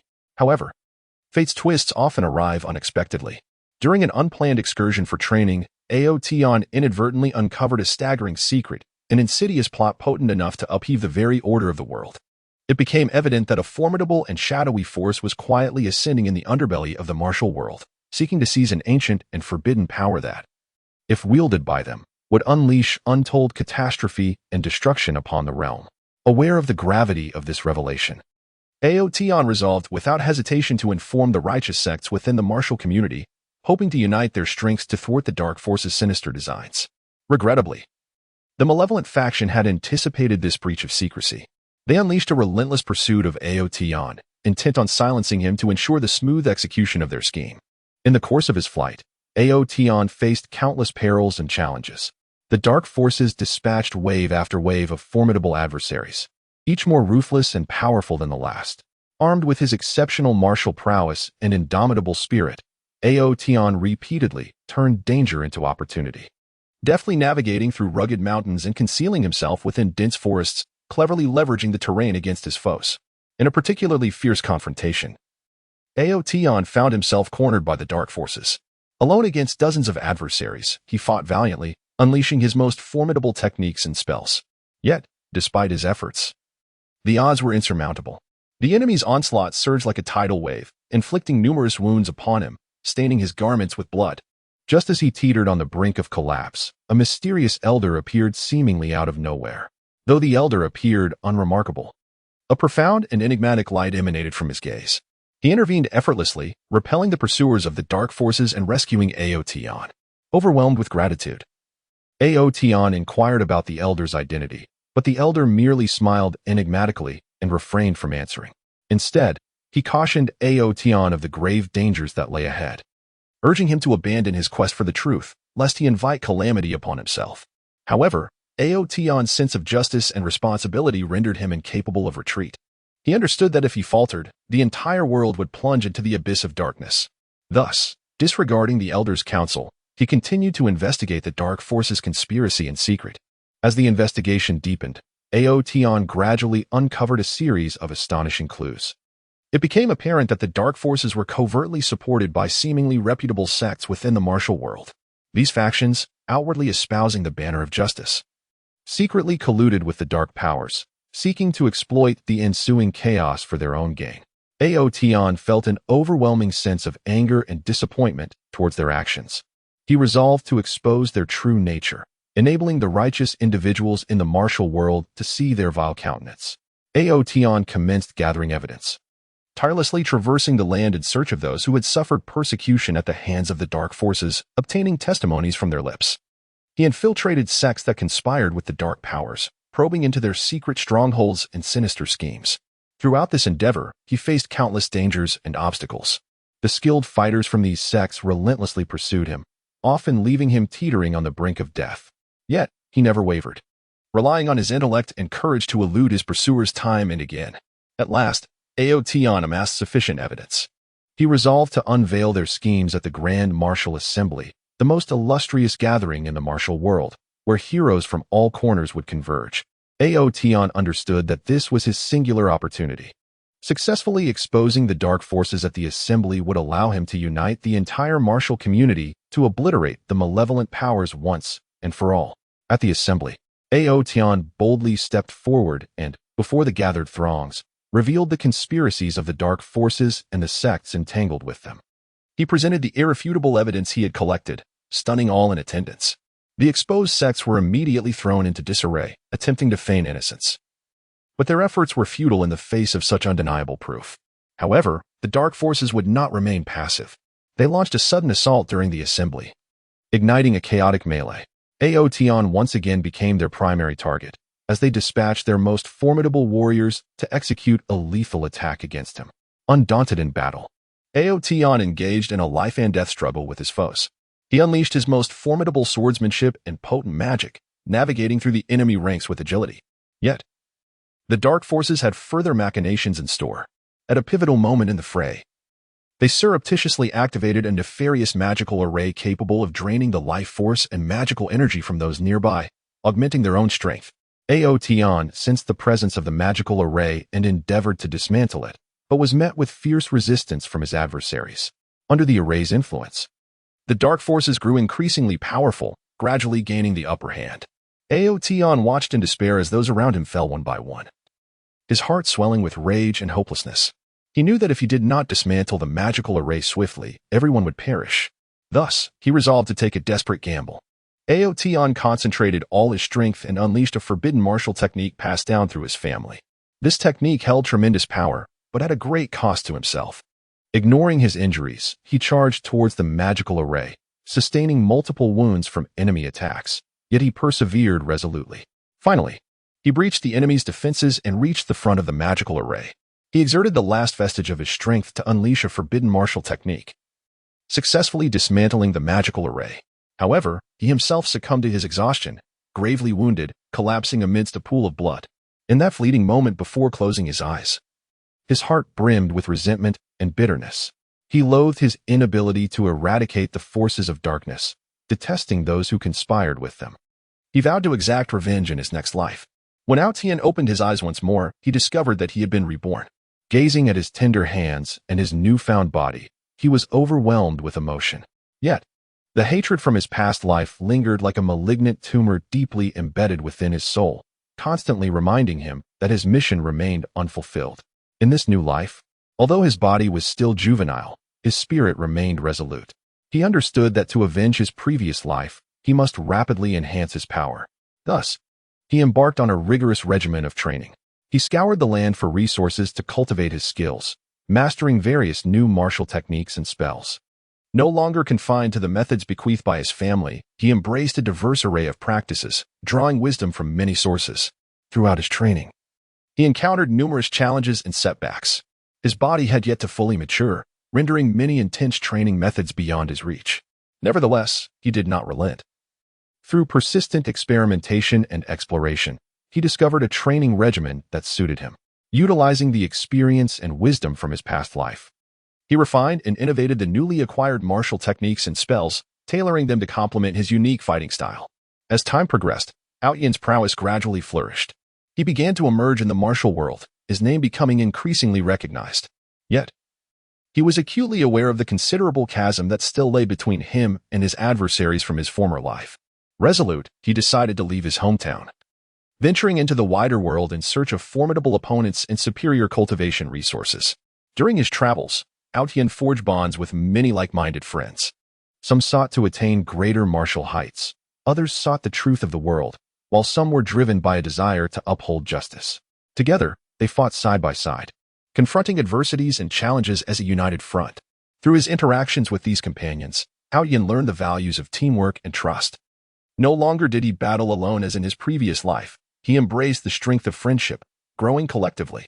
By a stroke of fortune, Ao Tian learned of a lead regarding his past life as enemies.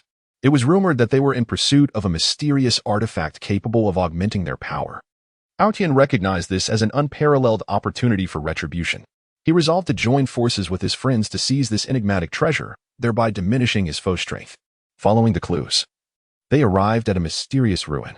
The ruins were fraught with peril and traps, yet Ao Tian and his companions pressed on undeterred. They cautiously navigated the remnants, deciphering one trap after another. Deep within the ruins, they ultimately discovered the coveted artifact. However, just as they prepared to claim it, the enemies from his past life materialized. When foes meet, the animosity is palpable. Ao Tian, beholding his adversaries, felt his hatred surge forth. Without hesitation, he charged at them, unleashing his most formidable martial arts and spells. His friends, too, sprang into action, engaging in a fierce battle against their enemies. In the midst of battle, Ao Tian discerned that although his adversaries from a past life retained their formidable strength, they were not invincible. Drawing upon the wisdom of his previous existence and the skills he acquired in this life, he deftly maneuvered around his foes, uncovering their vulnerabilities and delivering them a crippling blow. After a harrowing confrontation, Ao Tian and his companions triumphed over the enemies of his former life, seizing a mysterious artifact that diminished their power. Yet, Ao Tian understood that this was merely the preliminary step in his quest for vengeance. A long journey lay ahead, with many more foes awaiting his reckoning. In the days that followed, Ao Tian relentlessly pursued the remnants of his past adversaries. He continuously honed his abilities, seeking opportunities for retribution. He recognized that the animosity from his previous life loomed like a haunting nightmare. Only by vanquishing all his enemies could he truly awaken from this torment. At last, in a decisive confrontation, Ao Tian faced the leader of the dark forces from his past. The leader regarded Ao Tian with disdain and mockery, convinced that even in rebirth, Ao Tian remained no match for him. However, Ao Tian met his gaze with unwavering determination, proclaiming that today would mark the day of his reckoning. As the battle commenced, the leader unleashed his most potent dark magic, shrouding the sky in shadows. Yet, Ao Tian was undaunted by the encroaching darkness. He unleashed the martial arts and sorcery he had perfected through years of training and innovation. His strikes radiated like brilliant beams of light, piercing through the gloom and bearing down upon the leader. Throughout the fierce clash, Aotion exhibited both wisdom and valor. He skillfully evaded the leader's onslaught while searching for an opening. Aware that this was a life-and-death struggle, he committed himself fully to the fight. After an intense exchange, Aotion finally identified the leader's weakness. Channeling all his strength, he delivered a decisive blow, one that encapsulated the hatred and power of both his past and present. With a flash of blinding light, the leader of the dark forces was utterly defeated, dissipating into a wisp of black smoke. Aotion had successfully avenged his former self. As he gazed upon the scene of victory, a multitude of emotions surged within him. He acknowledged the countless hardships and setbacks he had faced along this path. Yet he had never faltered. Through persistence and effort, he fulfilled his vow. From that moment forth, Aotion became a legendary figure within the realm. His tale was recounted far and wide, symbolizing courage and justice in the hearts of the people. He imparted a vital lesson. No matter the magnitude of challenges and hatred one encounters, as long as there is faith within, one can conquer all. Chapter 50. Becoming Stronger. Outyin. Forging the path of strength with resolve in a mystical and expansive corner of the world. Outyin. A soul laden with profound destiny and deep emotions stands alone atop a desolate mountain peak. The biting cold wind slices across his face like a blade, yet it cannot extinguish the fervent flame burning within his heart. His gaze is resolutely fixed on the horizon, where unknown challenges intertwine with hope. Deep within, a vow resonates with the thunderous clarity of a bell. He must become powerful. Outyin understands that in this world, where strength reigns supreme and danger lurks at every turn, only formidable power can serve as his steadfast ally, upholding the precarious edifice of his fate and safeguarding all that he holds dear. He has witnessed too much helplessness and sorrow, having endured the merciless whims and brutal blows of fate. Those painful memories pierce his soul like sharp thorns, constantly reminding him that to break free from the shackles of destiny, to seek justice for himself, his loved ones, and the shattered past, strength is his sole avenue. Reflecting on the past, a flicker of anguish and fury passes through Outyin's eyes. He was born into an ordinary yet affectionate family, though his parents were not extraordinary warriors. They bestowed upon him endless love and care. In that tranquil village, he experienced an idyllic childhood, frolicking in the fields with friends and listening to elders recount ancient and mysterious legends, dreaming of infinite possibilities for the future. However, this serene existence shattered like fragile glass during a sudden assault by dark forces. That fateful night was drenched in blood and chaos. As darkness surged like a tide over the entire village, a group of malevolent sorcerers, in search of a legendary artifact, invaded Outyin's home. They slaughtered mercilessly, filling every corner with the terrified cries and desperate screams of the villagers. Outyin's parents, in a valiant effort to protect him and their neighbors, confronted the sorcerers in a desperate struggle. Despite their utmost bravery, their strength paled against the formidable adversaries. Ultimately, they fell amidst the Crimson Pool. And Outyin could only watch in horror, tears blurring his vision, his heart consumed by helplessness and fear. After the village's destruction, Outyin became a wanderer, embarking on a solitary and arduous journey. Throughout his travels, he deeply experienced the warmth and cruelty of the world, as well as the ugliness of human nature. He once curled up in a decrepit temple on a frigid winter night, and during the torment of hunger and cold, he was robbed by avaricious bandits, who took away his meager provisions. He faced disdain from indifferent passers-by, merely for his tattered attire and destitute condition. Yet, these hardships did not break him. Rather, they forged his will like a fierce fire, allowing the seed of his desire for strength to take root and flourish within. By chance, Outyin encountered an elderly recluse hidden in the depths of the mountains, with hair as white as snow and eyes deep and wise. The old man seemed to see through all things. He discerned the unwillingness and tenacity reflected in Outyin's eyes, moved by the resilience of the young man. Thus, the elder decided to take Outyin as his disciple and impart the methods of cultivation to him. Outyin was overwhelmed with joy, for he understood that this was his opportunity to alter his fate, one he must seize with unwavering determination. Thus, he began a rigorous training regimen under the guidance of the old sage. Each morning, before the first rays of sunlight pierced through the morning mist, he would rise early to engage in physical training amidst the mountains and forests. He sprinted along the steep mountain paths, his clothes soaked in sweat, his legs feeling as if they were laden with lead. Yet, the thought of surrender never crossed his mind. time and again. He practiced the martial arts and sword techniques imparted by the sage, meticulously refining each move in pursuit of perfection.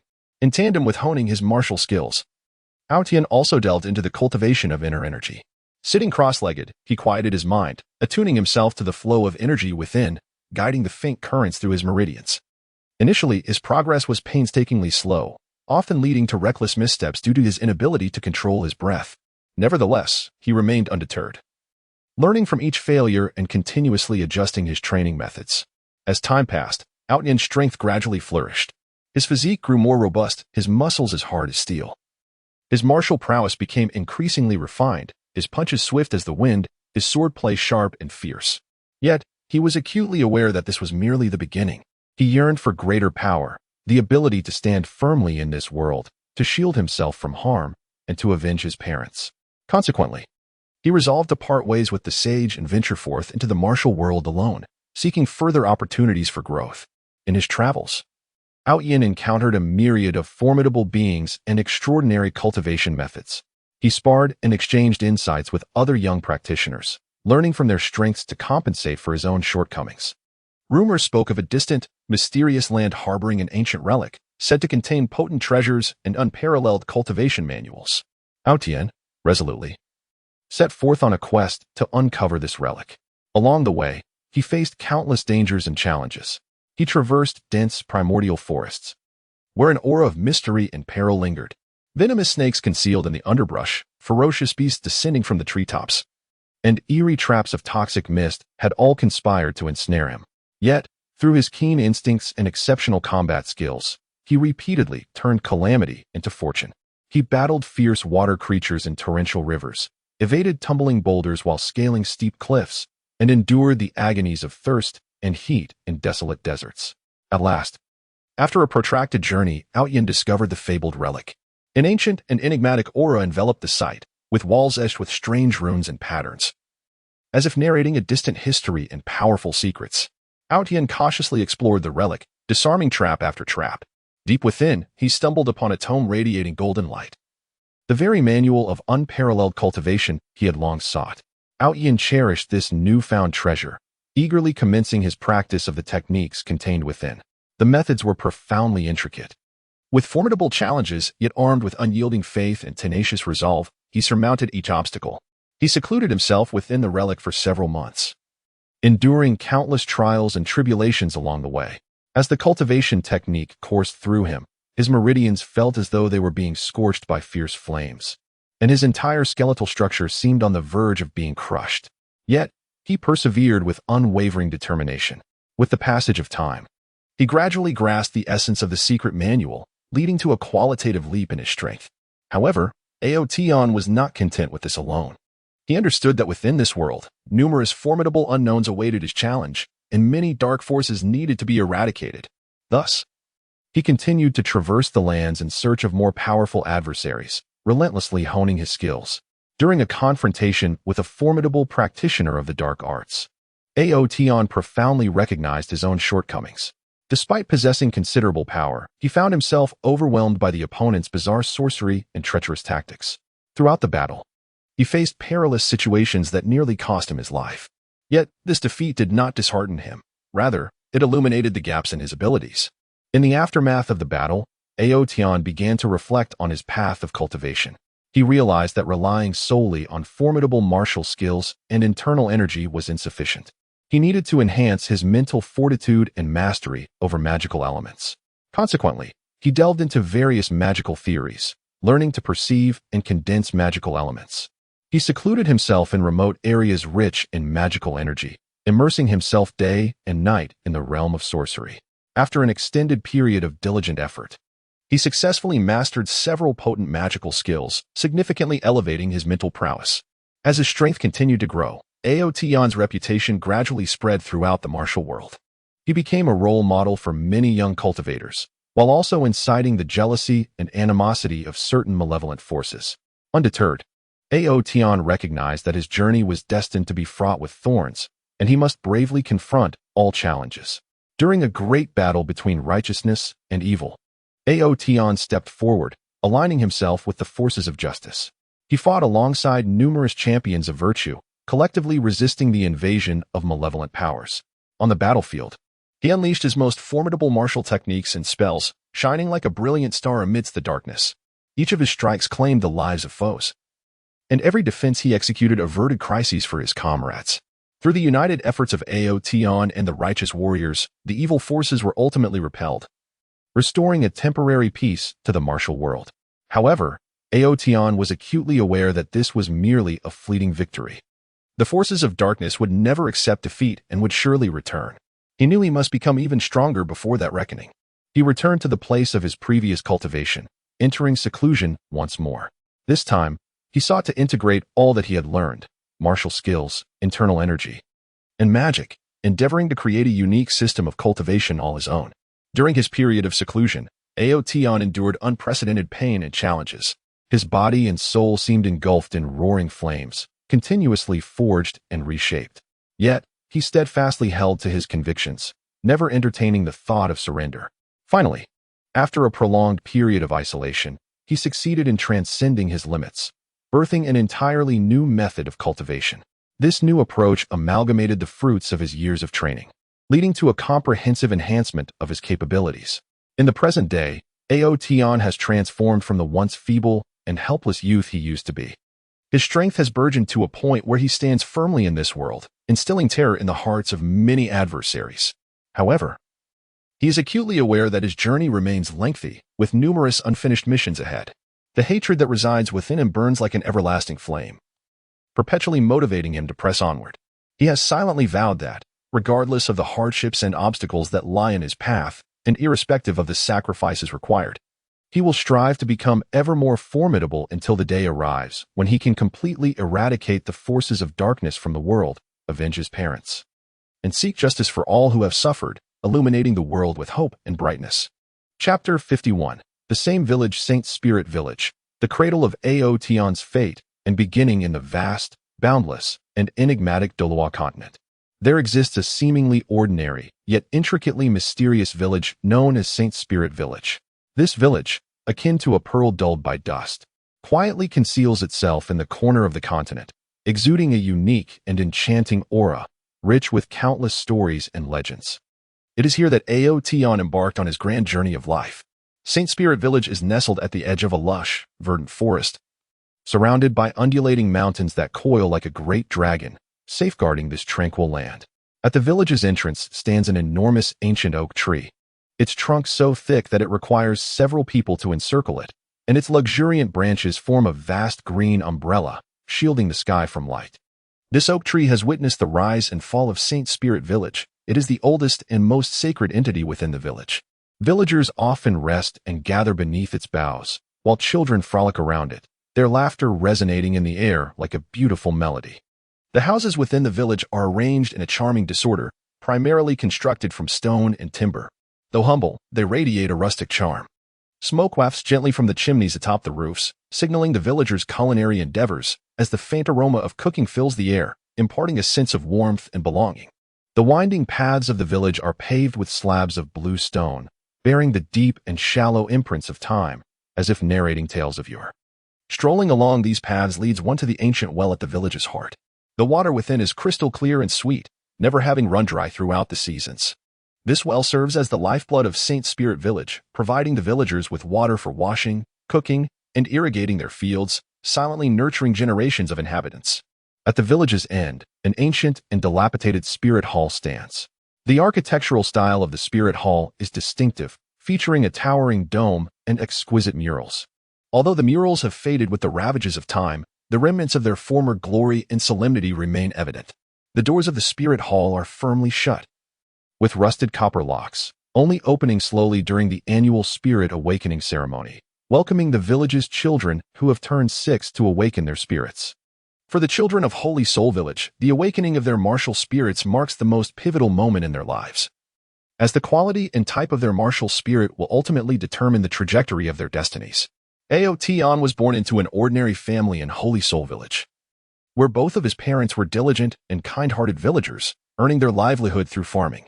Although the family was not affluent, Ao Tian's parents bestowed upon him abundant love and care, allowing him to flourish in a nurturing environment.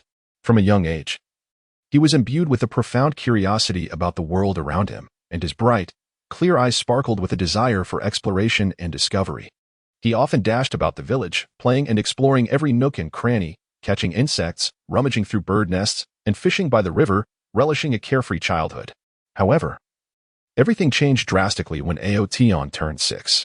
On a sun-drenched morning, a mysterious and solemn atmosphere enveloped the martial spirit hall of Holy Soul Village.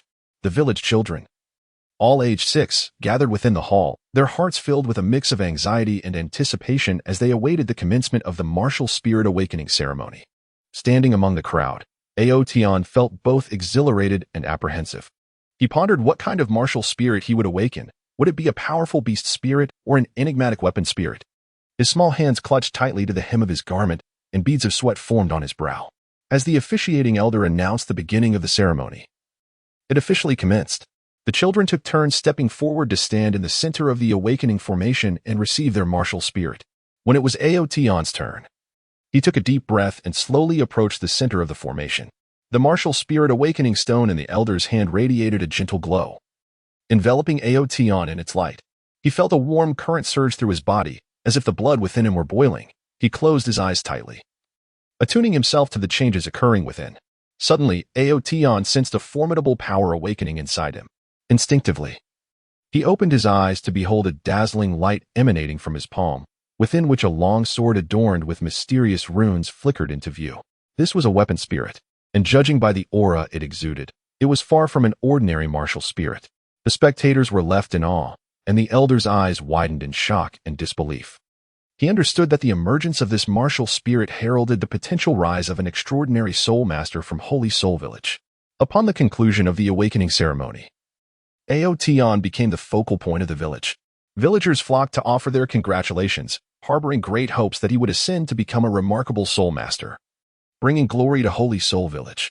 Aotion's parents were overwhelmed with joy, tears of pride streaming down their faces for their son.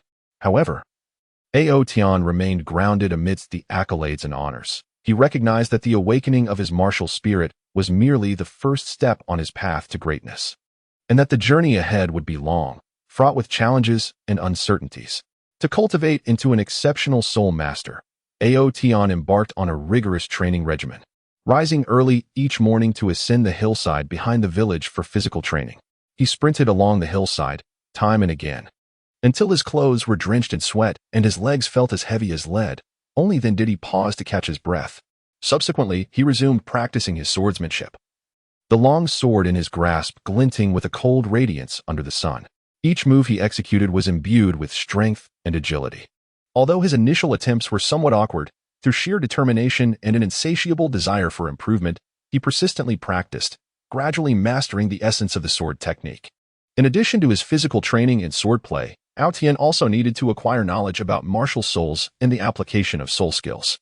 He frequently visited the Hall of Martial Souls, seeking guidance from the esteemed elder on various inquiries related to martial souls.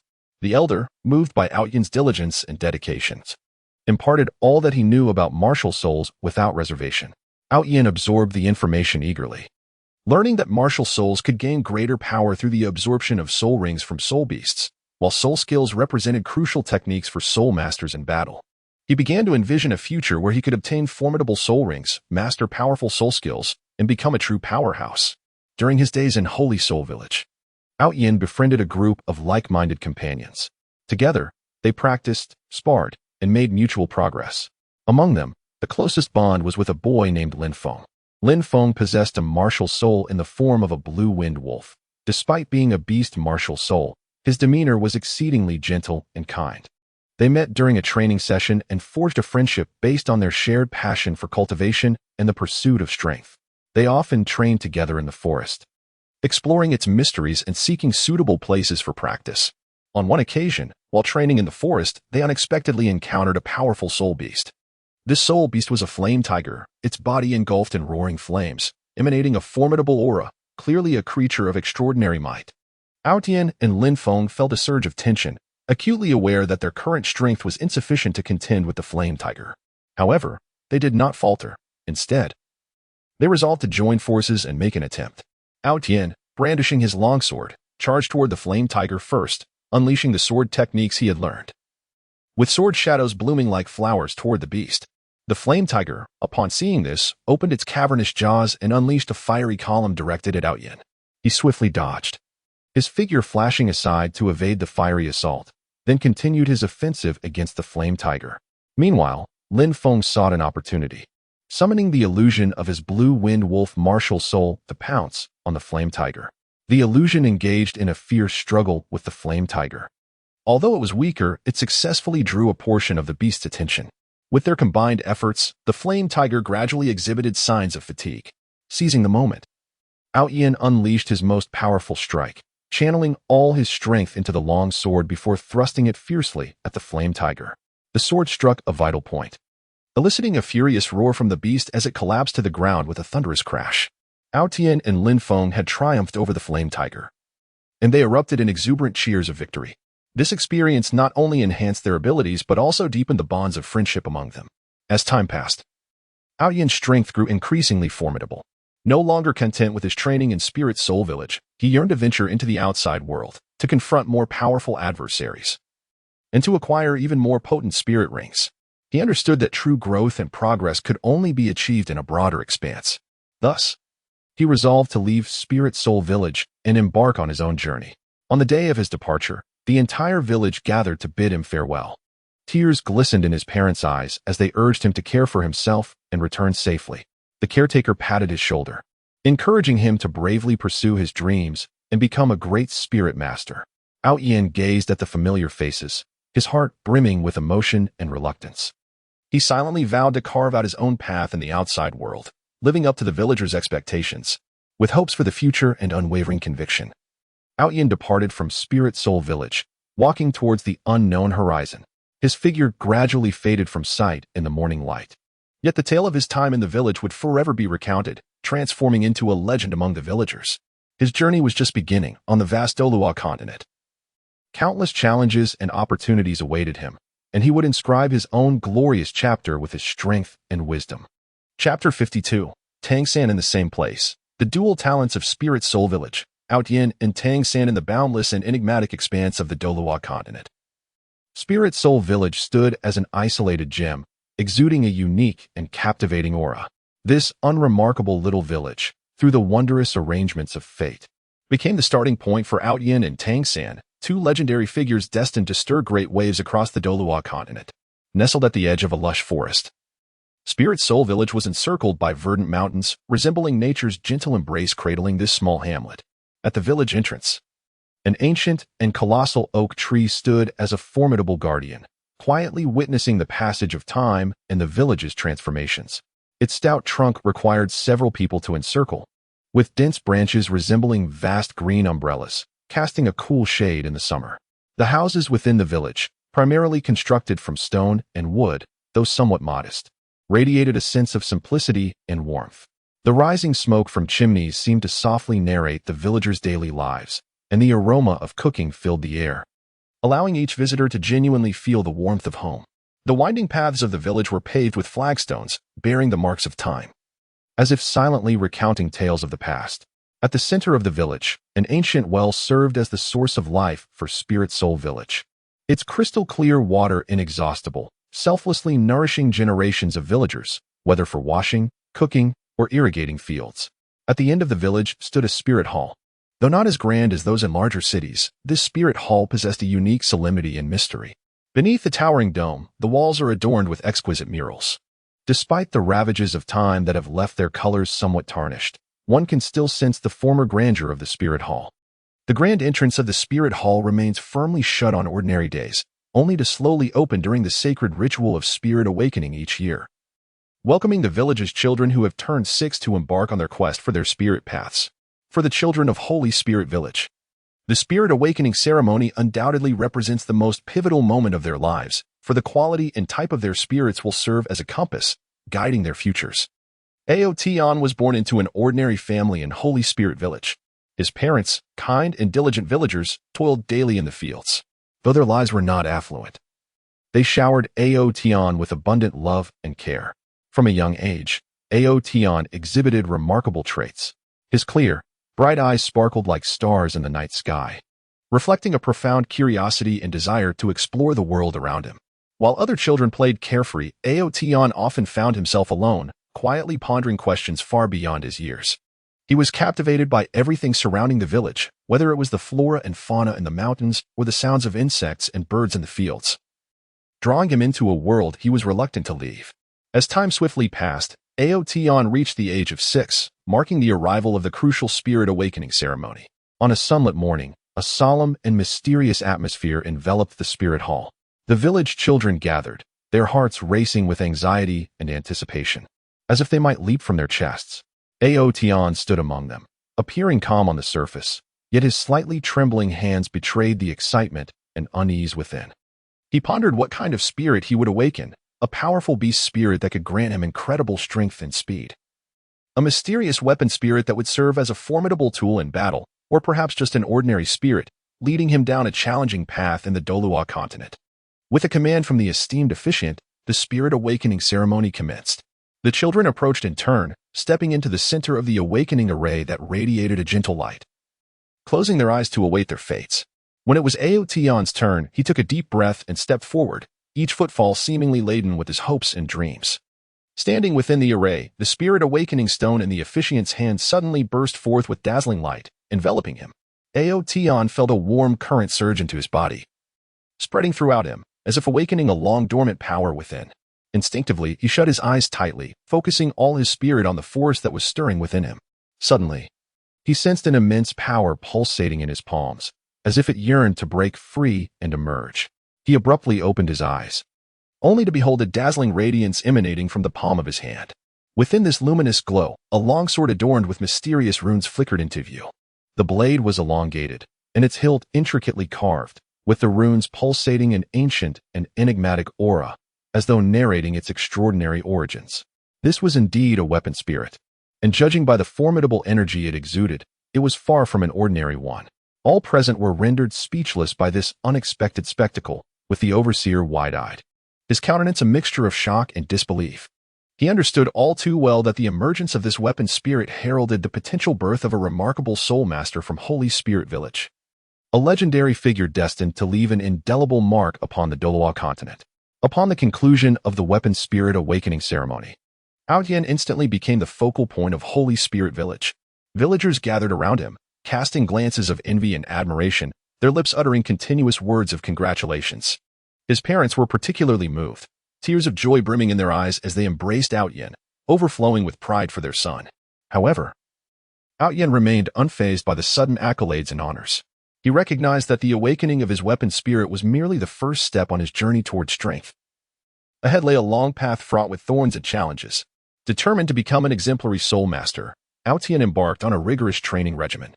Each morning, before the first rays of sunlight pierced the morning mist, he would rise early and venture to a tranquil hillside behind the village to commence his arduous physical training. He would sprint up the slope, sweat soaking his garments, his legs growing heavy as lead, yet he never entertained the slightest notion of surrender. Each labored breath and every pang of muscle soreness was, in his eyes, a testament to his growth. After his runs, he would practice his swordsmanship.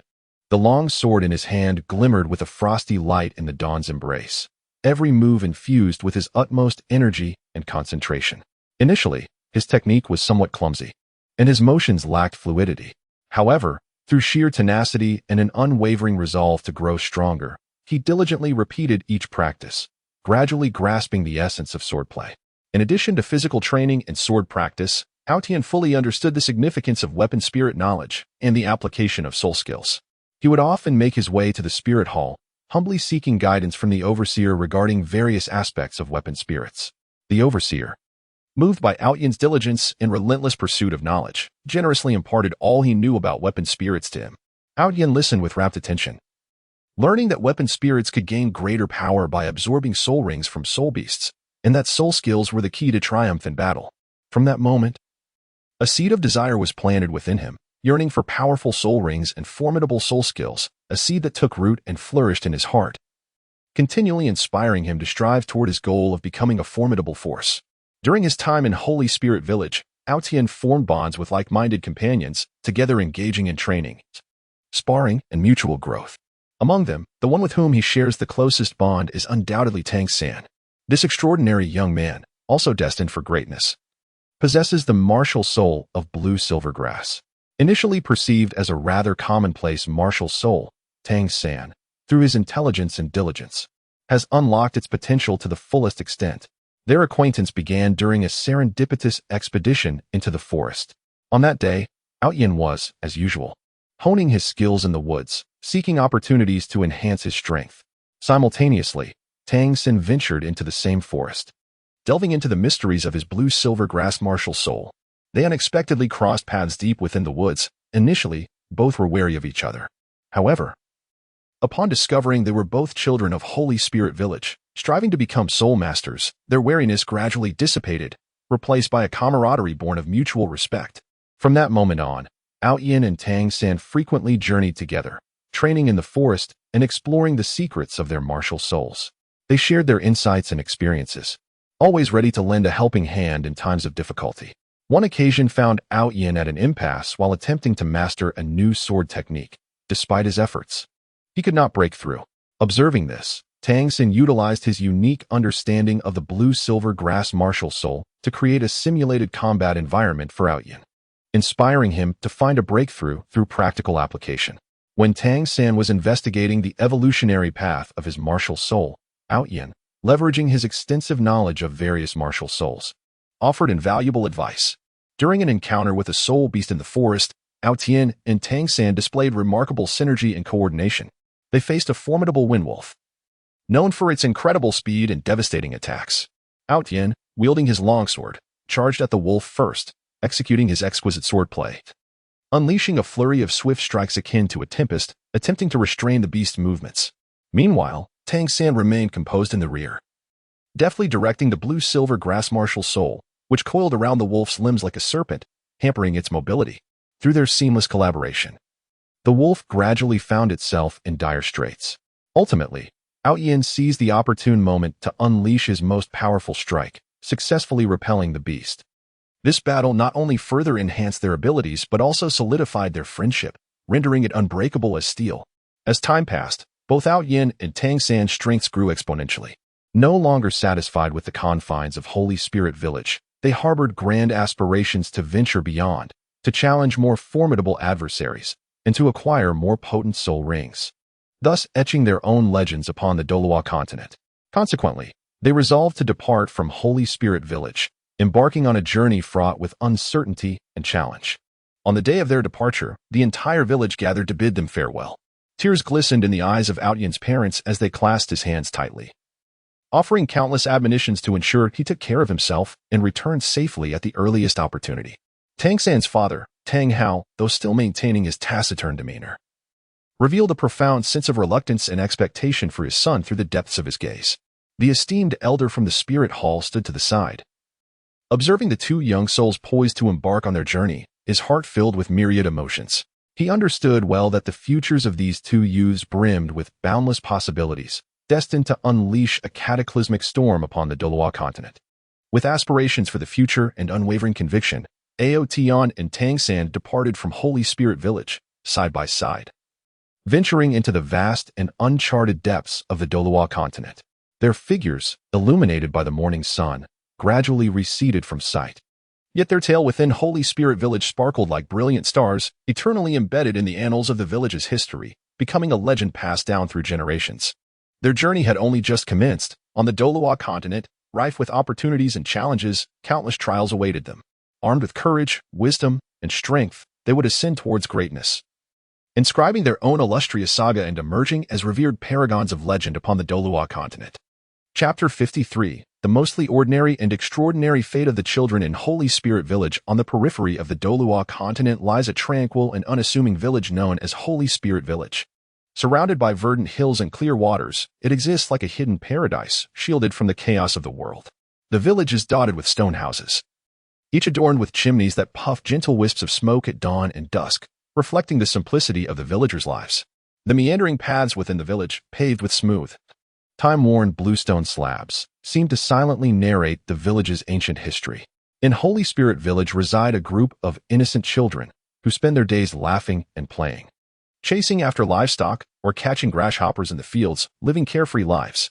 Most of these children are unremarkable, lacking innate formidable martial spirits or extraordinary talents. They grow up like countless ordinary children across the Douluo continent, raised in humble homes, receiving basic education about life, and knowing little of the wonders and dangers that lie beyond their village. Among them is a boy named Xiaohu, who is robust and earnest in nature. His parents are ordinary farmers in the village, toiling daily in the fields, hoping for a good harvest to sustain their family's well-being. From a young age, Xiaohu has assisted his parents in the farmland. Although still a child, he has already learned the ways of sowing, weeding, and harvesting. His hands are roughened by labor, yet his eyes always gleam with sincerity and kindness. Before the awakening ceremony of martial spirits, Xiaohu never contemplated a future different from his present. He merely wished to tend to the land like his parents and live a peaceful life. There is also a girl named Xiaohua, who is shy and reticent. Her family is not affluent. Her parents weave bamboo baskets and create simple handicrafts to exchange for daily necessities at the nearby market. Little Hua often sat by the side, observing her parents as they busied themselves with their tasks. With her tender little hands, she would imitate them, arranging the bamboo strips. Her curiosity about the world beyond the village was profound, yet due to her introverted nature, she buried this curiosity deep within her heart, seldom sharing it with other children. On the other side of the village lived a boy named Shirtu. He was sturdy, somewhat more robust than his peers. Shirtu's father was the village blacksmith, and he had spent his childhood playing in the forge, watching his father transform glowing pieces of iron into various tools and weapons. Influenced by such an environment, Shirtu developed a strong interest in blacksmithing. He frequently assisted his father by handing him tools or learning how to hammer the iron, gradually shaping it into form. Although he was aware that he might never become a great soul master, he dreamed of one day becoming an exceptional blacksmith like his father, crafting renowned weapons for the Douluo continent. These children led lives that were simple and pure, devoid of grand adventures or extraordinary talents. Yet, amidst their mundane existence, they learned the virtues of diligence, kindness, simplicity, and resilience. They quietly grew on the land of Holy Soul Village, akin to wildflowers by the roadside, unassuming yet possessing a tenacious vitality. Until one day, Holy Soul Village welcomed the annual Soul Awakening ceremony. This ceremony was akin to a lottery of fate for every child who had turned 6. The children were filled with both anticipation and anxiety, uncertain of what kind of soul they would awaken and how this soul might alter their futures. The Soul Awakening ceremony was held at the Soul Hall at the edge of the village. It was an ancient and enigmatic structure. Though it could not compare to the grandeur of the soul halls in larger cities, it emanated a solemn and dignified aura. As the doors of the soul hall slowly opened, the children entered in a line, their hearts filled with trepidation. The officiating elder stood at the center of the awakening array, holding a glowing awakening stone that radiated a gentle light. When the ceremony commenced, the children stepped forward one by one, standing within the array, closing their eyes as they awaited the judgment of destiny. Child after child completed their awakening, most of their souls manifesting as ordinary beast souls, such as rabbits or small dogs, or common tool souls like hoes or sickles. Although these souls were humble, the excitement and curiosity on the children's faces remained vibrant, for this was their first step towards the path of soul masters. When Little Tiger stepped forward, the light of the awakening stone enveloped him.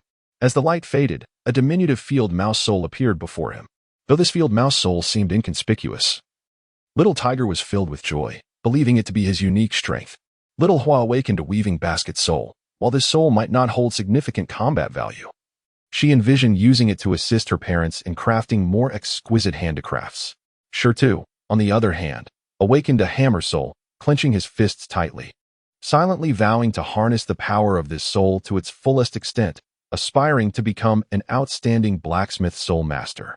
Among this group of children, although most are unremarkable, it is at the moment of their martial soul awakening that they discover their own paths and dreams.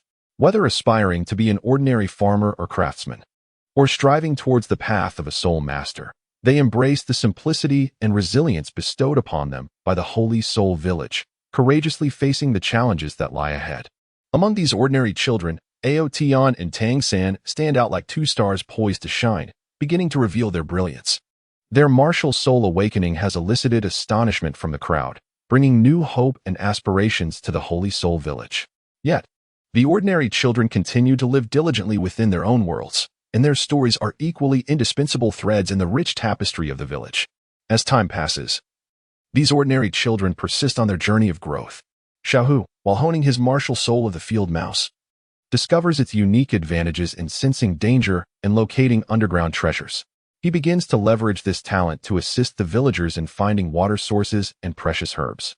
Becoming a little hero in the village, Xiaohua combines her weaving martial soul with her craftsmanship, creating a special woven item capable of storing and releasing a small amount of soul power, thus providing convenience for the soul masters in the village. With the strength of his hammer martial soul and his exquisite blacksmithing skills, Shirtu forges weapons suitable for low-level soul masters, establishing a small, yet thriving blacksmith shop. Though these ordinary children do not possess the dazzling brilliance of Ao Tian and Tang San, they inscribe their own stories in the land of Holy Soul Village, showcasing the extraordinary within the mundane. Their existence renders Holy Soul Village more authentic and vibrant, revealing that amidst the fantasy and adventure of the Douluo continent, there are not only those exceptionally gifted heroes, but also countless ordinary individuals who strive and persevere in the pursuit of their dreams. Chapter 54. Special Abilities: The Ordinary Path of Holy Soul Village. The dream-chasing journey of those without special abilities in the vast and enigmatic land of the Douluo continent. Holy Soul Village exists like a grain of sand in the ocean, small yet uniquely significant. Nestled quietly among lush mountains and clear waters, it is gently embraced by dense forests, resembling a tranquil pastoral painting. Within the village, ancient stone houses are arranged in an orderly fashion, with wisps of smoke curling upwards from the rooftops, akin to the gentle murmurs of time drifting beneath the azure sky. The winding bluestone paths, like the veins of the earth, connect every corner of the village, witnessing the ordinary lives of its inhabitants day after day. The children of Holy Soul Village are like flowers blooming upon this land, each radiating their own brilliance. However, the majority resemble the most common nameless wildflowers by the roadside, lacking innate special abilities. Their martial souls are unremarkable, untouched by fate's bestowal of extraordinary talents. Nevertheless, they continue to nurture their dreams and live diligently on this land, inscribing their own ordinary tales. Among them is a boy named Chang, who grew up in a modest farming household. Every day, the parents toiled diligently, rising with the sun and resting at dusk, pouring their hearts and souls into their modest plot of farmland. Since his childhood, Chang has followed in their footsteps, assisting with agricultural tasks within his capacity. Though slight of stature, his eyes reflect a tenacity and unwavering spirit. Before the awakening of his martial soul, Chang led a life that was simple and pure, his greatest desire being to alleviate his parents' burdens, thereby making their lives a tad more comfortable. He is well acquainted with every crop in the fields, knowing precisely when to sow, irrigate, and fertilize. His hands, calloused from years of labor, bear testament to his hard work, yet he has never uttered a complaint. Rather, he has learned the values of endurance and the appreciation of life's hardships through his labor. In the village, there is a girl named Xiaomei, whose family survives by fishing. Her father, an experienced fisherman, sets out every morning in a small boat, navigating the nearby rivers and lakes, returning at dusk with a bountiful catch. Xiaomei often waits by the shore for her father, gazing at the shimmering surface of the water, her heart brimming with dreams of the future. Naturally gentle and kind-hearted, despite lacking any extraordinary abilities, she possesses a delicate and considerate soul. She assists her mother in processing the fish, meticulously cleaning them for drying or preserving them through salting. During her leisure time, she enjoys sitting by the riverbank, sketching her envisioned beautiful world in the dirt with a twig, dreaming of one day leaving Shanghun village to explore the vastness beyond. At the heart of the village resides a boy named Xiao Gang. His parents run a small grocery store, providing essential goods for the villagers. From a young age, Xiao Gang has helped in the store, displaying a keen intelligence and an impeccable knowledge of prices and product usages. Although he does not possess a formidable martial soul, he has a sharp business acumen. He meticulously selects inventory, striving to procure the finest goods at the lowest prices, which he then sells to the villagers at reasonable rates. With his affable demeanor and genuine approach, he wins the affection of his customers.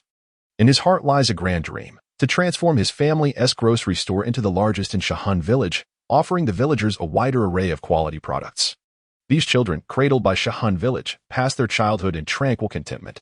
Lacking special abilities, they have never aspired to become heroes destined to save the world. Instead, they seek their own worth and meaning in the tapestry of ordinary life. They frolic and run in the fields, reveling in nature's gifts.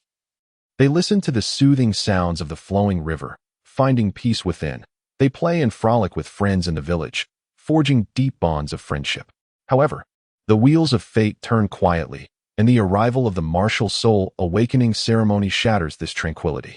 On that day, a mysterious and solemn atmosphere enveloped the martial soul hall in Shenghun village. Nestled at the village's edge, the hall, with its ancient architectural style, towering dome, and exquisite murals, though slightly weathered by time, still exudes a divine majesty. The children, filled with a blend of anxiety and anticipation, gathered within the Hall of Spirits, eagerly awaiting the moment that could alter the course of their destinies. The steward stood at the center of the awakening array, cradling a softly glowing awakening stone. As the ceremony commenced, the children approached one by one, stepping with utmost care into the array, their eyes tightly shut, silently praying for the emergence of a powerful spirit. However, for the majority, reality proved to be harsh. One by one, as each child completed their awakening, the spirits they manifested were predominantly ordinary in nature. Some awakened spirits were akin to common poultry, such as chickens and ducks. These spirits held little advantage in combat or cultivation beyond their everyday associations. Others manifested simple agricultural tools, like shovels and rakes, which were more suited to labor than to the formidable path of a spirit master. When a Chong stepped forward, the light of the awakening stone enveloped his form. As the glow gradually faded, a diminutive ant spirit appeared before him. This ant spirit seemed inconspicuous, dwarfed by the myriad of powerful spirits around it. Yet, Chang felt no despair. Instead, he gazed at the ant spirit, a wave of inexplicable fondness washing over him. He recalled the diligent ants he observed while toiling in the fields, small yet capable of working in unison to transport food many times their size. Chang silently resolved to emulate the ant, striving to forge extraordinary value from his ordinary life through perseverance and effort. Xiaomei awakened a fish basket spirit. Upon witnessing this spirit, her emotions were a tumultuous blend. On one hand, she recognized its connection to her family's fishing livelihood, perhaps offering assistance to her father. On the other, she was acutely aware that this spirit was not highly regarded in the realm of spirit masters. Yet, Xiaomei quickly adjusted her mindset. Pondering how she might utilize the fish basket spirit to enhance fishing efficiency, sparing her father the arduous daily drudgery upon the river. She firmly believed that through dedicated exploration and experimentation, this seemingly mundane spirit could indeed manifest its unique potential. Xiaogang's awakening revealed an abacus spirit, eliciting laughter from some children nearby. They perceived the abacus spirit as lacking any connection to combat or formidable spirit power, viewing it merely as a tool for commercial calculations. However, Xiaogang held a different perspective. He understood that one's worth in this world was not solely defined by prowess in battle.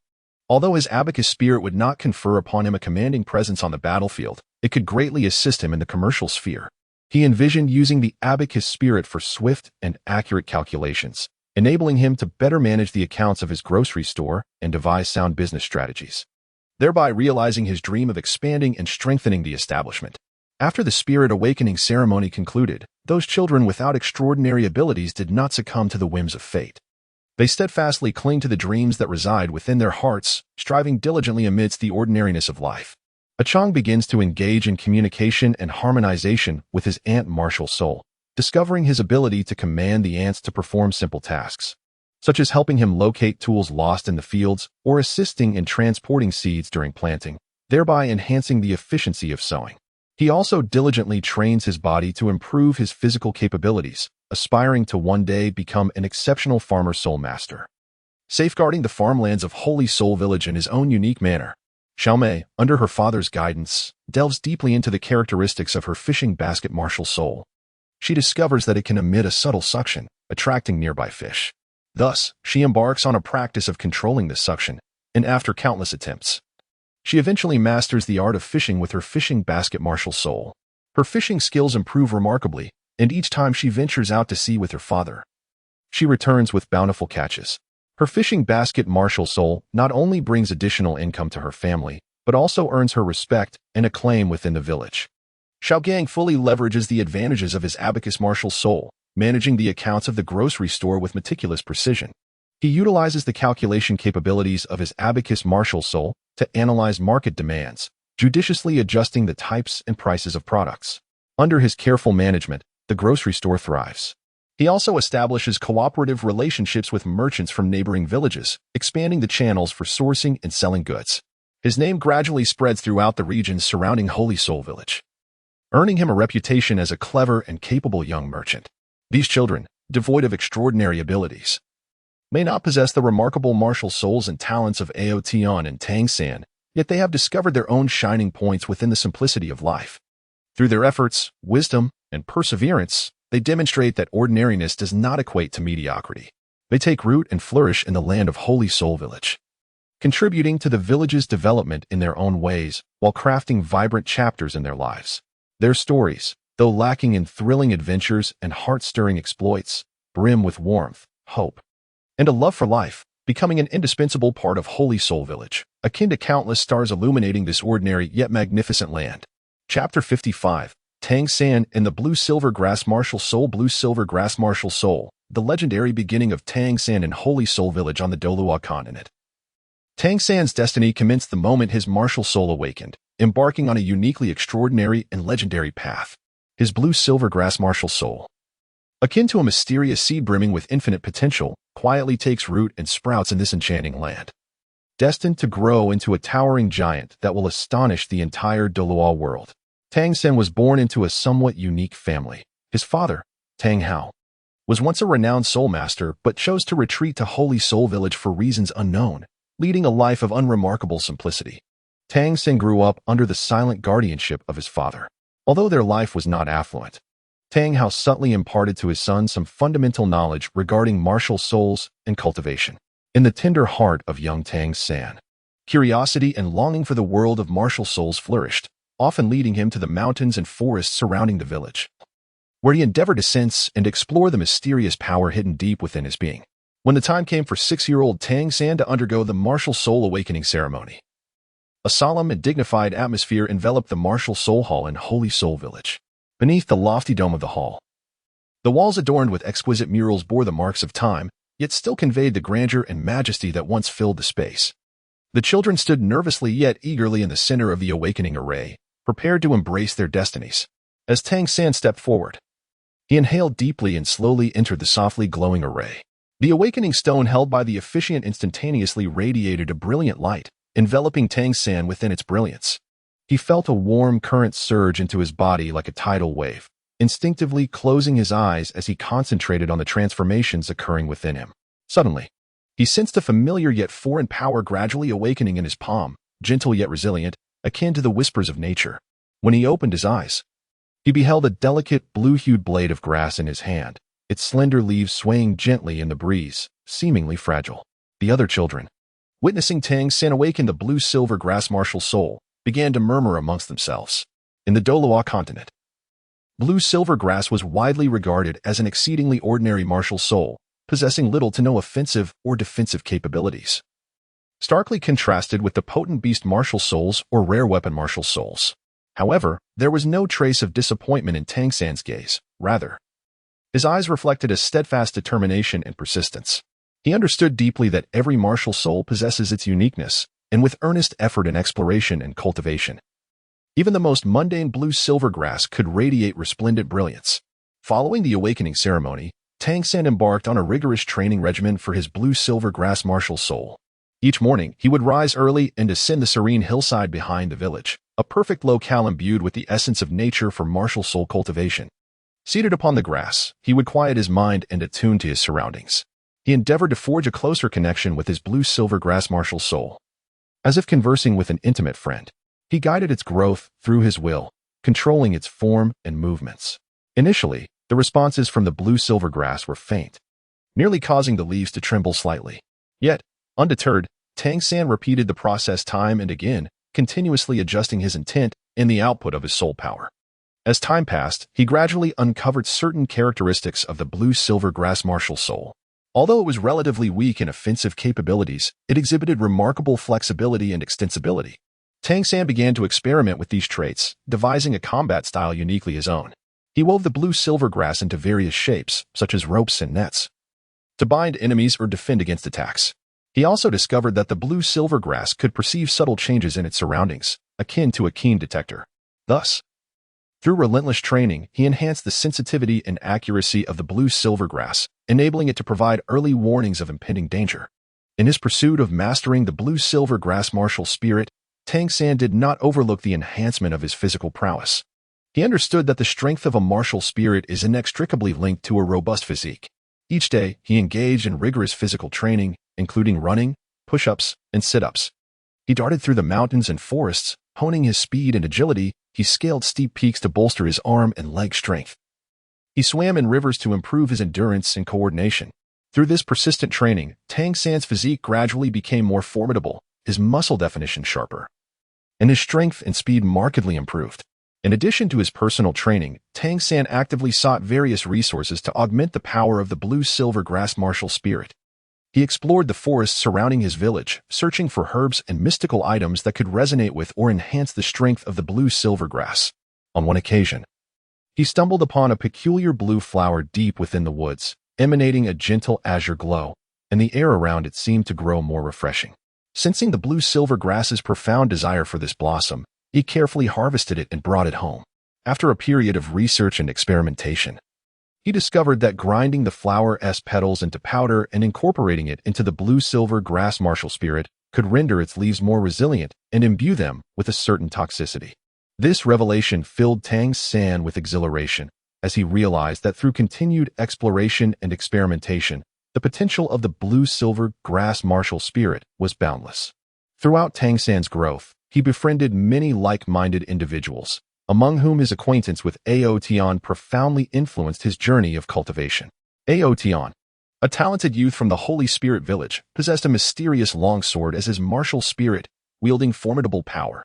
When Tang San and Ao Tian first met, they were immediately drawn to each other's charisma and talent. They began to train together, sparring and advancing mutually. In his exchanges with Ao Tian, Tang San further honed his blue-silver grass martial spirit.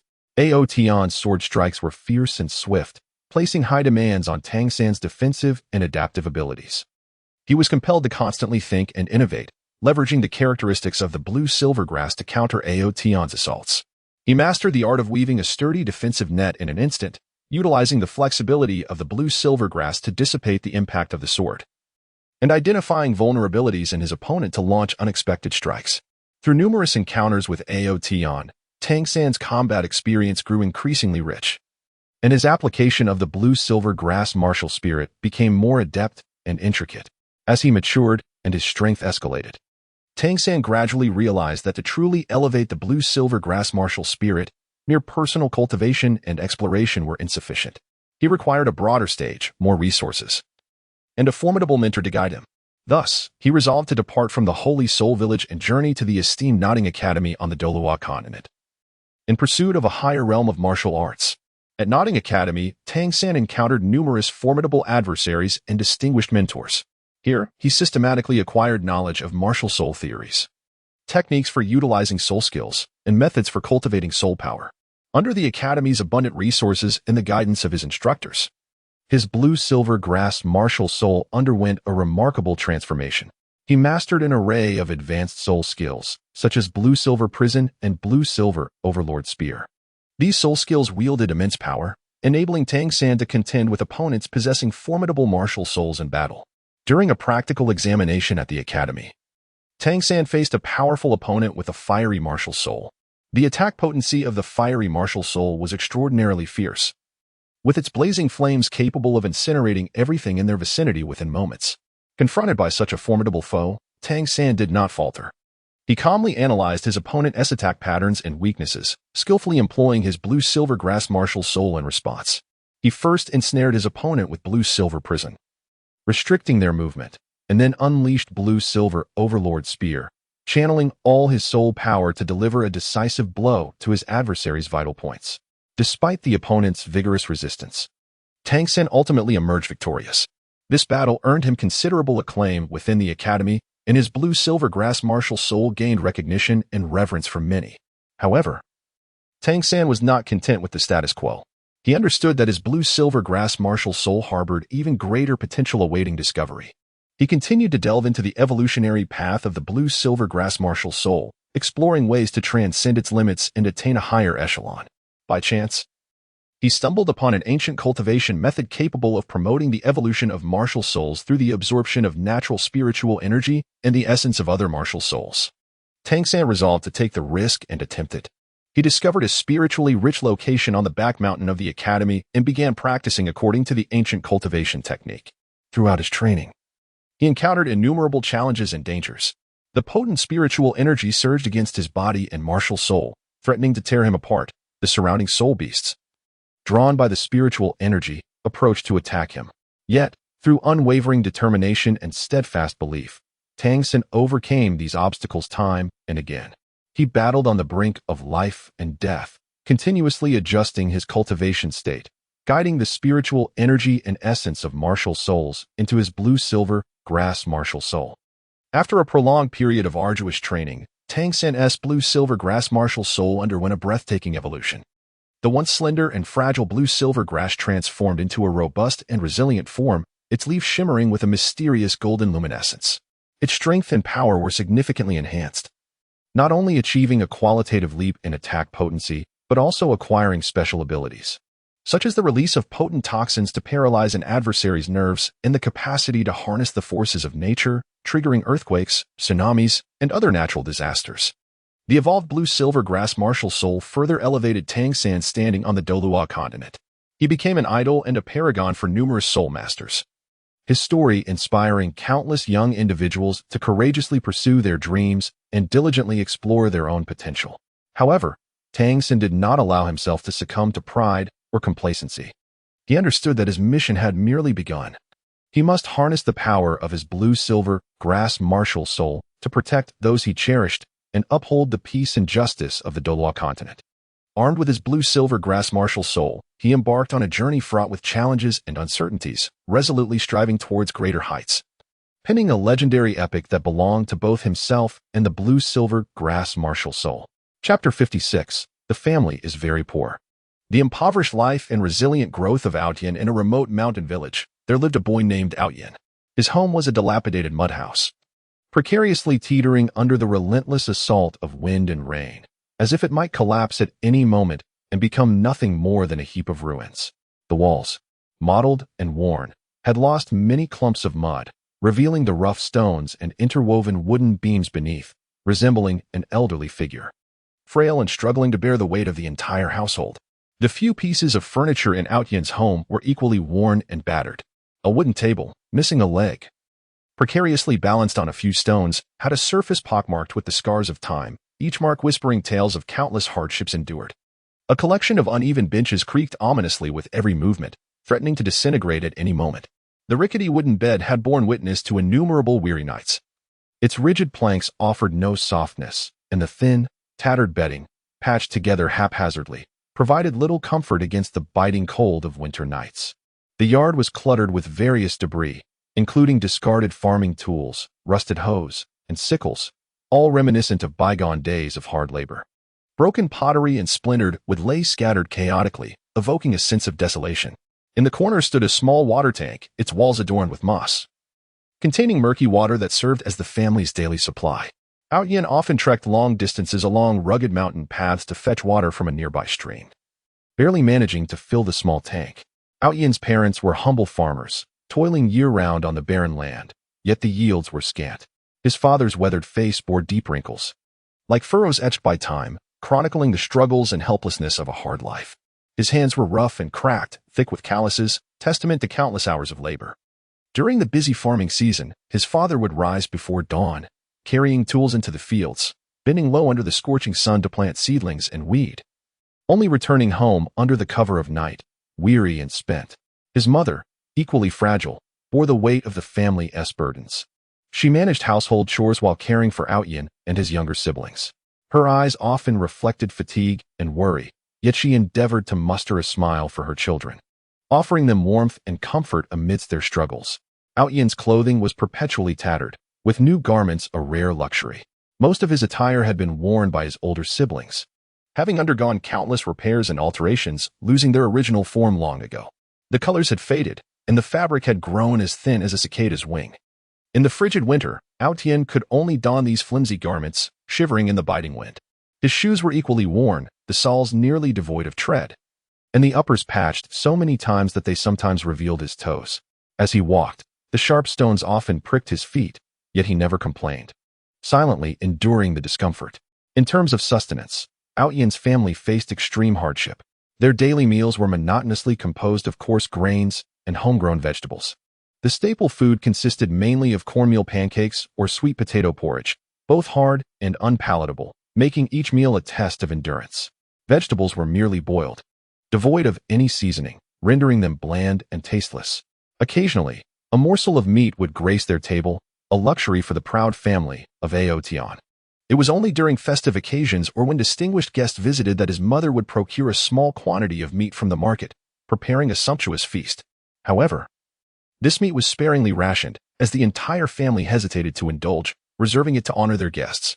Aotian's educational environment was equally dismal. He attended the sole primary school in the village, a dilapidated structure with a roof missing tiles, often leaking during rainstorms. The classroom's desks and chairs were a mismatched collection, some towering while others were low, compelling the students to make do with what they had. The blackboard was a worn wooden plank, pockmarked and difficult for the teacher to write upon. Educational resources were scarce, consisting of only a few tattered textbooks and a handful of chalk, lacking any modern teaching apparatus. Nevertheless, Aotian cherished this hard-won opportunity for learning, acutely aware that education was his sole pathway to transform the fortunes of himself and his family. Despite the dire circumstances, Aotian remained undaunted by adversity. From a tender age, he displayed remarkable understanding, recognizing the struggles of his parents and always contributing to household chores within his capacity.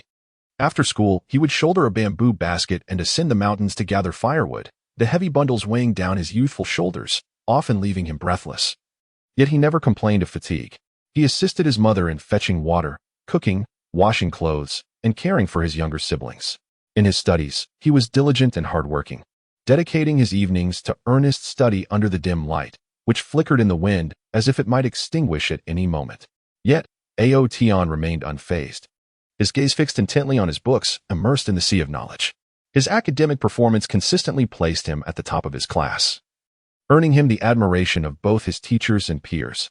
As he matured, Aotian gradually recognized that merely relying on farming and studying in the village would not suffice to alter his family's impoverished condition. He began to contemplate his future and seek opportunities to change his fate. One day, at the town market, he encountered a selection of exquisite handicrafts that captivated his attention. He pondered that if he could learn to create such crafts and sell them at the market, perhaps he could earn some money to improve his family's living conditions. Thus, he resolved to dedicate his spare time to mastering the art of handicraft. He inquired widely until he found an elderly villager skilled in the craft, humbly requesting to become his apprentice. The old man, moved by Aotian's sincerity and determination, agreed to take him under his wing. From that day forth, Aotian visited the elder daily to learn the art of crafting. Initially, he was clumsy, often damaging materials or producing unsatisfactory results. However, Aotian did not succumb to discouragement. He practiced tirelessly, continually seeking guidance from the elder. After a prolonged period of effort, he finally acquired the techniques required for creating handicrafts. His creations began to take shape, featuring exquisite paper cuttings, beautiful woven items, and intricate wood carvings. He brought these handcrafted items to the town's market to sell. Although initially met with little attention, he did not succumb to despair. He continuously refined his creations, enhancing his craftsmanship, and actively promoted his wares to customers. Gradually, his artisanal pieces garnered appreciation from a select audience, leading to a steady clientele. His income, though modest, became a significant contribution to his family's finances. In addition to crafting, Aotian innovated and improved traditional agricultural techniques in the village. He realized that, despite the land's infertility, employing scientific planting methods could boost yields. Drawing upon knowledge acquired in school and adapting it to the village's circumstances, he embarked on agricultural experiments. He cultivated various crops in his fields, employing different fertilization and irrigation techniques while meticulously observing their growth. After a period of experimentation, he discovered planting methods suitable for the village's soil and eagerly shared these insights with fellow farmers. Under his influence, the village's crop yields saw a marked increase, leading to an enhancement in the villagers' quality of life. However, Aotian was not content with mere incremental improvements. He understood that to genuinely alter the impoverished circumstances of his family and community, a considerable journey lay ahead.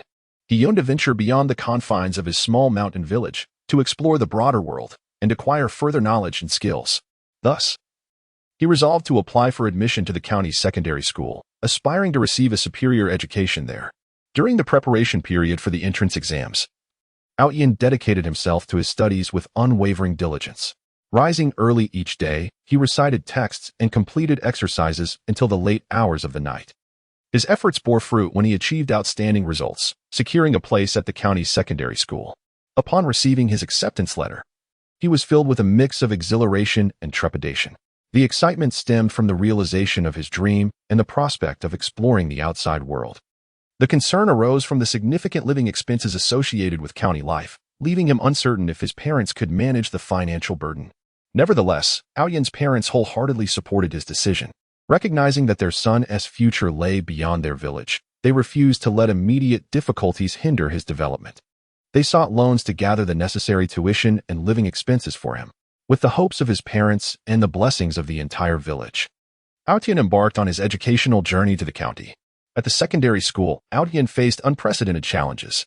The learning environment and teaching quality surpassed that of his village's elementary school. Yet the competition was fierce.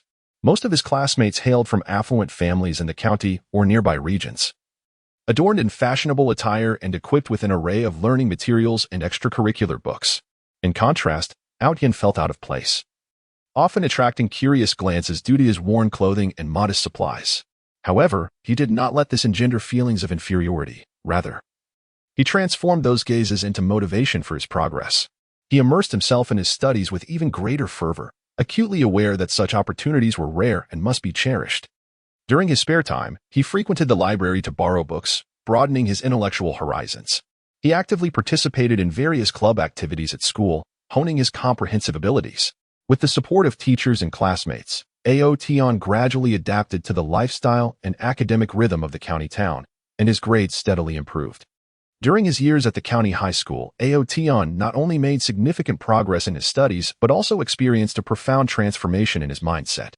He encountered a plethora of new ideas and experiences, broadening his horizons. He began to contemplate social issues, focusing on rural development and the challenges of poverty alleviation in underprivileged areas. He realized that his fate was intricately linked to that of his hometown and aspired to utilize his acquired knowledge to contribute to its progress. Upon completing the college entrance examination, Yin achieved outstanding results and was accepted into a prestigious university. This news reverberated through his village, igniting a wave of excitement among the villagers who flocked to congratulate him, filled with pride and admiration. His parents were overwhelmed with joy, their years of dedication finally rewarded. At university, Yin chose a major related to agriculture, seeking to delve deeper into agricultural knowledge and technology, in hopes of discovering more avenues to ameliorate rural poverty. The university offered a wealth of learning resources, featuring distinguished professors, state-of-the-art laboratories, and various academic lectures and exchange activities. Yin eagerly absorbed the nutrients of knowledge, actively participating in research projects and collaborating with peers to explore innovative approaches to agricultural development. During his time at university, he also engaged in social practice activities, conducting research in rural areas to understand the actual needs and issues faced by farmers. He brought the knowledge and skills he acquired back to the countryside, assisting farmers in addressing practical challenges. He organized agricultural training sessions to impart scientific methods of planting and breeding, and aided rural enterprises in product innovation and market promotion, enhancing their competitiveness. After years of diligent study and practice, Yin gradually evolved into an exceptional agricultural expert. Upon graduation, he forsook lucrative job opportunities in the city, resolutely returning to his hometown, determined to lead its people towards prosperity. Upon his return, Yin first undertook a comprehensive planning and organization of the village's land. He developed scientific planting and breeding plans based on the characteristics and advantages of different plots. He introduced superior crop and livestock breeds and promoted advanced agricultural techniques. Under his leadership, agricultural production in the village flourished, with significantly increased crop yields and improved quality of agricultural products. He also actively fostered distinctive rural industries, leveraging the village's natural and cultural resources to develop several rural tourism projects. He led the villagers in restoring ancient buildings and creating rural homestays and agritourism experiences, attracting numerous visitors. The development of rural tourism not only augmented the villagers' income, but also stimulated the growth of other local industries, such as agricultural processing and handicraft production. Through Yin's relentless efforts, the village's impoverished conditions underwent a fundamental transformation. The villagers' standard of living has significantly improved, and the infrastructure within the village has been refined. The once dilapidated earthen houses have been transformed into spacious and luminous brick dwellings. The village is now adorned with cement roads, illuminated by streetlights, and boasts a cultural square and a library. Children are afforded the opportunity to learn and grow in a nurturing environment, while the elderly can enjoy their twilight years in peace. Although Aotion emerged from humble beginnings, he has, through his indomitable will and relentless spirit of endeavor, successfully altered the fate of himself and his family, making a monumental contribution to the development of his hometown. His story has become a cherished tale, passed down through generations, inspiring countless young individuals to strive diligently in pursuit of their dreams. Chapter 57. No Complaints. The resilient journey of Aotian. Yet he never complains. In a land shrouded by the shadow of poverty, there lived a youth named Aotian. His family's circumstances seemed like a cruel jest of fate, as their destitution ensnared him like an impenetrable net. Their abode was constructed from the most rudimentary materials. The crumbling earthen walls, eroded by the passage of time, bore deep fissures, silently narrating tales of past hardships. The thatched roof was sparse and disordered, and during the rainy season, droplets would incessantly leak inside, filling the space with an array of basins and jars to catch the water. The rhythmic sound of dripping echoed hauntingly in the stillness of the night, resembling a mournful symphony. The interior was dim, illuminated only by a small window, its glass marred with cracks and grime, allowing a feeble light that was nearly negligible. The furnishings were meager, a dilapidated wooden table with a surface pockmarked and uneven, its legs of varying lengths propped up by fragments of brick to maintain a semblance of balance. A few crooked chairs creaked ominously at the slightest weight, threatening to collapse. In the corner, a bed comprised merely of a few planks, adorned with thin, patched bedding, offered no respite from the biting cold on frigid nights. Aotian's parents were farmers, struggling to survive on this barren land. Each day, they ventured out with the dawn, toiling in the unyielding fields, pouring forth their sweat, yet reaping scant rewards. His father's back had long been bent under the burdens of life, his face etched with deep lines that concealed the worries of providing for the family. His calloused hands bore thick calluses and cracks, testament to countless labors endured. His mother appeared haggard, her eyes reflecting exhaustion and resignation. She juggled the burdens of household chores, cooking, washing, and mending, while caring for the young children and tending to the few chickens and livestock, remaining tirelessly busy from dawn till dusk. Aotian's attire was perpetually shabby. His clothes, mostly passed down from older siblings, had undergone countless repairs and alterations, losing their original form. The fabric had faded to a dull hue, worn thin as gossamer. In the biting winter, he could only don a tattered coat over his meager garments, yet the cold winds easily penetrated, assaulting his frail body. His shoes were in a pitiful state, the soles nearly devoid of tread, the uppers patched with fabric, often revealing his big toe through holes. With each step, he felt the chill and hardness of the ground beneath him, yet he bore it all in silence. In terms of sustenance, Aotian's family endured extreme hardships. Their meals were monotonous, consisting primarily of coarse grains. Breakfast was a bowl of thin corn porridge, reflecting shadows, paired with a hard cornmeal bun. Lunch might consist of a few sweet potatoes and some homemade pickled vegetables. Dinner reverted to simple grain cakes accompanied by a meager vegetable soup lacking in oil. Occasionally, a morsel of meat would grace their table, a luxury that felt almost indulgent to them. Only during the new year or when important guests visit would there be a modest array of meat dishes on the dining table, which the entire family would be reluctant to touch, always deferring to the guests and the elders. The path of Aotian's education was equally fraught with challenges. The school he attended was a dilapidated elementary institution in the village. The classrooms bore walls from which much of the whitewash had fallen away, exposing the mottled bricks beneath. The roof tiles were incomplete, and whenever it rained, various containers would be scattered throughout the classroom to catch the dripping water, forcing the students to endure their lessons amidst the cacophony of the rain and the incessant dripping. The desks and chairs were equally worn. Some tables were missing corners, and some chairs lacked backs, leaving the students to make do.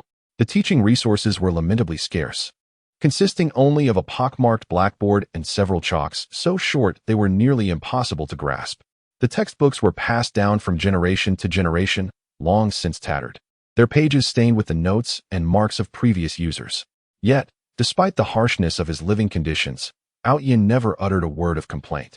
He understood the struggles of his parents and always sought ways to alleviate their burdens. Each morning, before the first rays of sunlight fully illuminated the earth.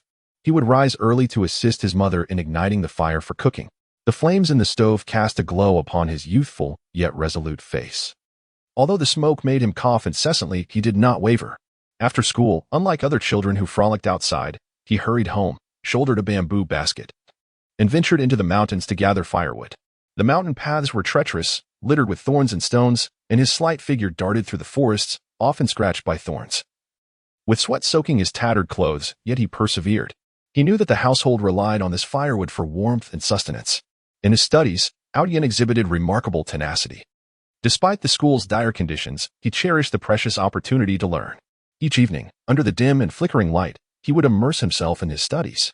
The illumination was so feeble that he often had to bring his books close to his eyes to discern the words. His eyes, bloodshot from prolonged focus, nevertheless shone with an unwavering thirst for knowledge. He diligently completed every assignment given by his teachers, grappling with challenging questions through deep contemplation, and if still perplexed, he would seek guidance from his teachers or knowledgeable elders in the village. His academic performance consistently placed him at the top of his class, earning the admiration of both teachers and peers for his dedication and persistence. As he matured, Outyen gradually recognized that merely relying on life and education in the village would not suffice to alter his family's impoverished circumstances. He began to actively seek alternative avenues. One day, on his way to the market in town, he spotted an artisan crafting exquisite handmade goods by the roadside. The craftsmanship was so lifelike that it captivated the attention of many passersby. An idea sparked within Outyen. If he could learn to create such artworks, perhaps he could contribute to his family's income. Thus, he resolved to utilize his spare time for learning. He inquired around and eventually found an elderly craftsman willing to impart his skills. From that moment on, Outyen dedicated time each day to learn from the old artisan. At the outset, his hands appeared clumsy, either damaging the materials or producing unsatisfactory results. Yet, he did not succumb to discouragement. He practiced tirelessly, meticulously observing the movements and techniques of the seasoned artisans, consistently gleaning lessons from his experiences. His fingers became chafed and bloodied from the tools, but he simply bandaged them and resumed his practice. After a prolonged period of dedication, he gradually mastered the art of crafting handmade items. His creations began to be sold at the town market. Initially, few paid heed to his work, but he persevered. He continuously refined his craft, infusing his designs with greater creativity and distinctiveness. He passionately introduced his pieces to every passerby, narrating the stories and meanings behind them. Gradually, his handiwork gained recognition and affection from some customers, establishing a loyal clientele. He diligently saved the earnings from his crafts, allocating a portion to support his family and another to purchase materials for crafting and learning new techniques. In addition to honing his skills, Outyen developed a keen interest in the agricultural production of his village. He discerned that the traditional farming methods employed were inefficient and yielded low returns. Thus, he began to apply the knowledge acquired at school to implement agricultural innovations. He conducted experiments in his own fields, exploring various planting methods and crop combinations. He meticulously observed the growth of his crops, documenting every detail and change. Undeterred by the skepticism and ridicule of the villagers, he steadfastly pursued his path of exploration. One year, the village faced a severe drought, threatening crop failure. Outyen, in a state of desperation, diligently researched and consulted agricultural experts, ultimately devising a water-saving irrigation and drought-resistant planting strategy. He led the villagers in executing this plan, digging ditches, installing simple irrigation systems, and selecting drought-tolerant crop varieties for replanting. During those days, he toiled in the fields, exposed to the elements, his skin becoming dark and rough, yet his gaze remained resolute. Although the final harvest was still affected, their village's losses were minimized compared to others. The villagers began to regard him with newfound respect, acknowledging his innovation and hard work. Throughout his growth, Outyen faced numerous pressures and setbacks from the outside world.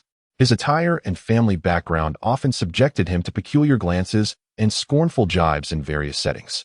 At school, some wealthier classmates would mock his tattered clothing and rudimentary supplies, even deliberately ostracizing him. While selling his crafts at the market, he encountered discerning customers who imposed harsh demands on his work or belittled his skills. Nevertheless, he never complained.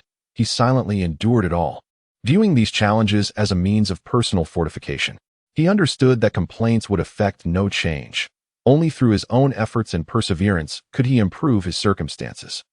He dedicated more time and energy to self-improvement and enhancing his family's situation. He dedicates his evenings to perusing various books, acquiring knowledge in agriculture, craftsmanship, and business management, thereby continually enriching his intellect. He also actively engages in diverse charitable activities organized by the village, assisting the elderly and impoverished families, earning the respect and affection of the villagers. As time progresses, Douluo gradually matures into a resilient, self-assured young man imbued with a profound sense of responsibility. His diligence and perseverance begin to yield increasingly fruitful rewards. The handcrafted items he creates gain heightened recognition in the surrounding regions, leading to a burgeoning influx of orders. His innovative agricultural achievements capture the attention and support of governmental entities, providing him with additional resources and opportunities to promote his cultivation methods and techniques. With his earnings, he constructs a new home for his family, ensuring his parents enjoy a relatively comfortable life. Yet, he remains unsatisfied, setting his aspirations even higher. He envisions a future where the entire village transcends poverty and embraces prosperity. He initiates efforts to unite the village's youth in learning trades and agricultural techniques, establishing a cooperative to collectively develop a distinctive agricultural and handicraft industry.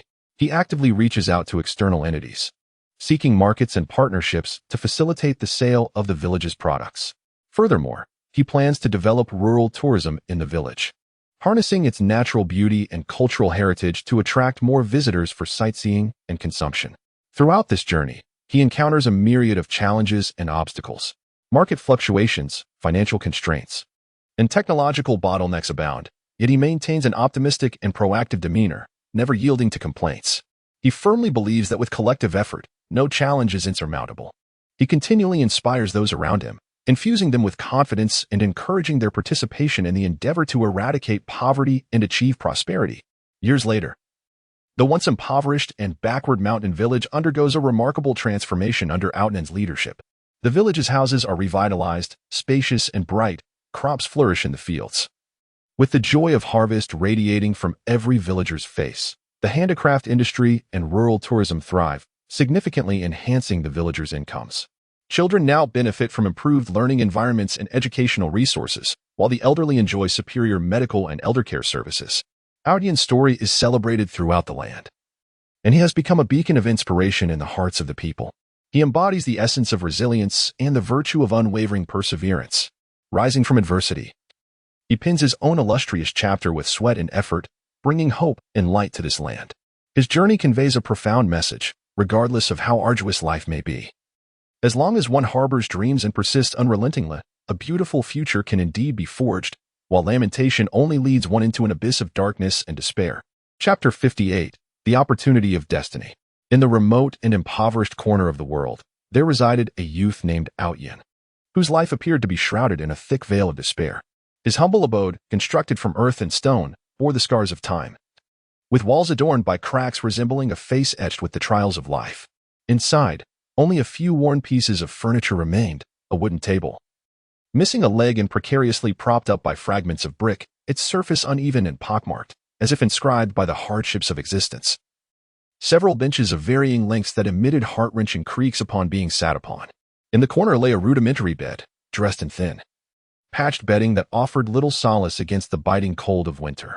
Douluo's parents were simple yet industrious farmers, laboring tirelessly upon the barren land, yet only reaping meager harvests in return.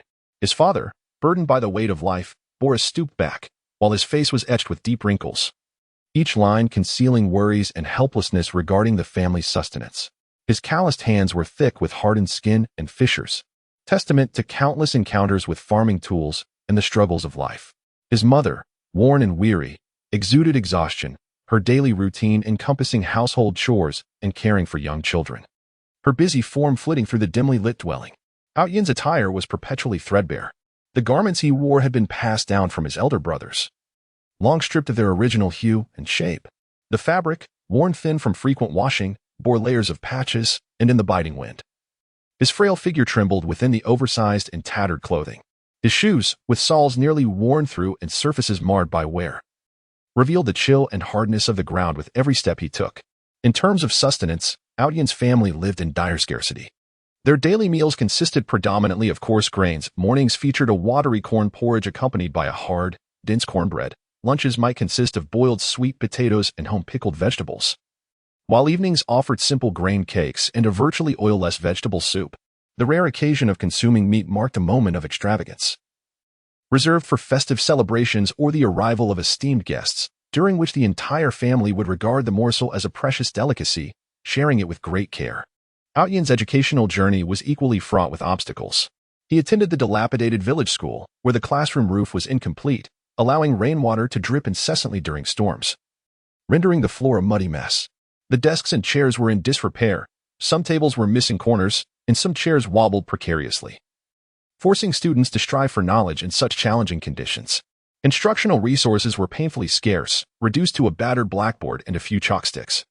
The entirety of the teacher's teaching tools, the textbooks, passed down through generations, were yellowed and tattered, bearing the scribbles and stains of their former users. Yet, in the face of such adversity, Outyan did not succumb to despair or complaint. Rather, he diligently sought opportunities to alter his fate. He understood that to break free from the shackles of poverty, he must rely upon his own strength and intellect. It was during an unexpected visit to the town market that Outyan encountered a selection of exquisite handicrafts. The exquisite small baskets woven from bamboo and the vividly carved wooden animals captured the attention of numerous passers-by, deeply resonating with Aotion's heart. He recognized that he could endeavor to learn the craft of handmade artistry, perhaps paving a path to alter his family's economic circumstances. Thus, he began to inquire around, seeking a master who could impart his skills. Eventually, he discovered an elderly artisan in the village, proficient in weaving and carving. Although the elder initially harbored doubts about Aotion's resolve, the young man's persistence and sincerity ultimately moved him, leading to an acceptance of Aotion as his apprentice. From that moment onward, Aotion hurried to the elder's home each day after completing his studies and household chores to learn. In the beginning, his fingers appeared quite clumsy. The bamboo in his hands often resisted his commands, either cutting his fingers or resulting in crooked weavings. During carving, his tools frequently strayed from his intentions, distorting the original shapes. Yet, Aotion remained undeterred, practicing tirelessly, meticulously observing every movement and technique of the elder, and earnestly grasping the intricacies and secrets of the craft. Each time he sustained an injury, he merely bandaged it and resumed his practice. Over time, his hands grew increasingly nimble.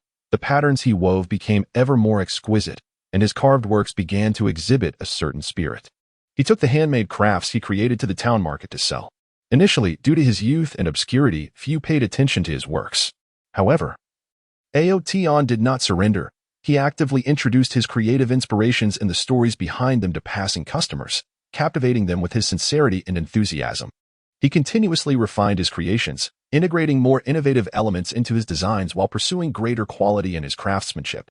Gradually, his handmade items garnered a fond following among some customers, establishing a base of loyal buyers. He allocated a portion of the earnings from his crafts to support his family and used the remainder to purchase superior materials to enhance his skills.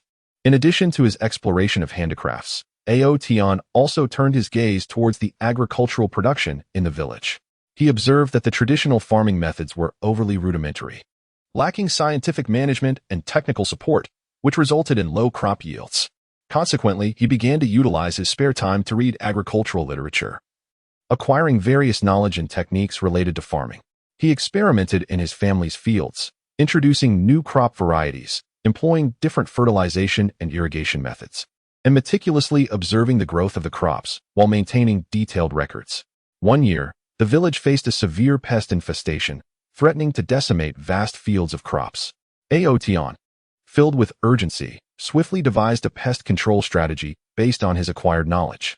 He organized the villagers to create natural insect repellents and employed biological control methods, effectively managing the spread of the pests without resorting to excessive use of pesticides. This initiative not only salvaged the village's crops but also led the villagers to regard him with newfound respect, recognizing the significance of scientific knowledge in agricultural production. Throughout this journey, Aotion encountered numerous doubts and opposition. Some elders in the village believed that as a mere child, he should not venture into the realm of the unfamiliar and untested, but rather adhere to the traditional ways of life. Additionally, there are those who harbor jealousy towards his diligence and progress, whispering disparaging remarks behind his back. However, Outyan remains undeterred by these voices. He firmly believes that his chosen path is righteous, and that perseverance will undoubtedly bring about change for his family and the village. As he matures, Aotian realizes that relying solely on his own strength is insufficient. To genuinely alter the fate of the entire village, he requires a greater wealth of knowledge and resources.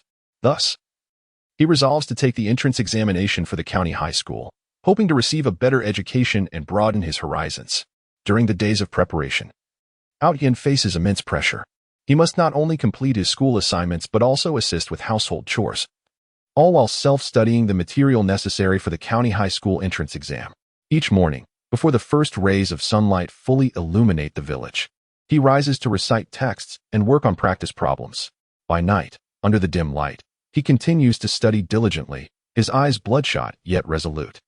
Despite the harsh conditions under which he learns, his indomitable will and dreams for the future ultimately lead him to excel in the entrance examination, securing a place at the county high school. At the county high school, Aotian encounters unprecedented challenges. The learning environment and teaching quality starkly contrast with those of the village school. His classmates predominantly hail from affluent families in the county and its surroundings, adorned in vibrant attire, equipped with abundant educational resources and advanced learning tools. In contrast, Aotian dons simple and tattered clothing,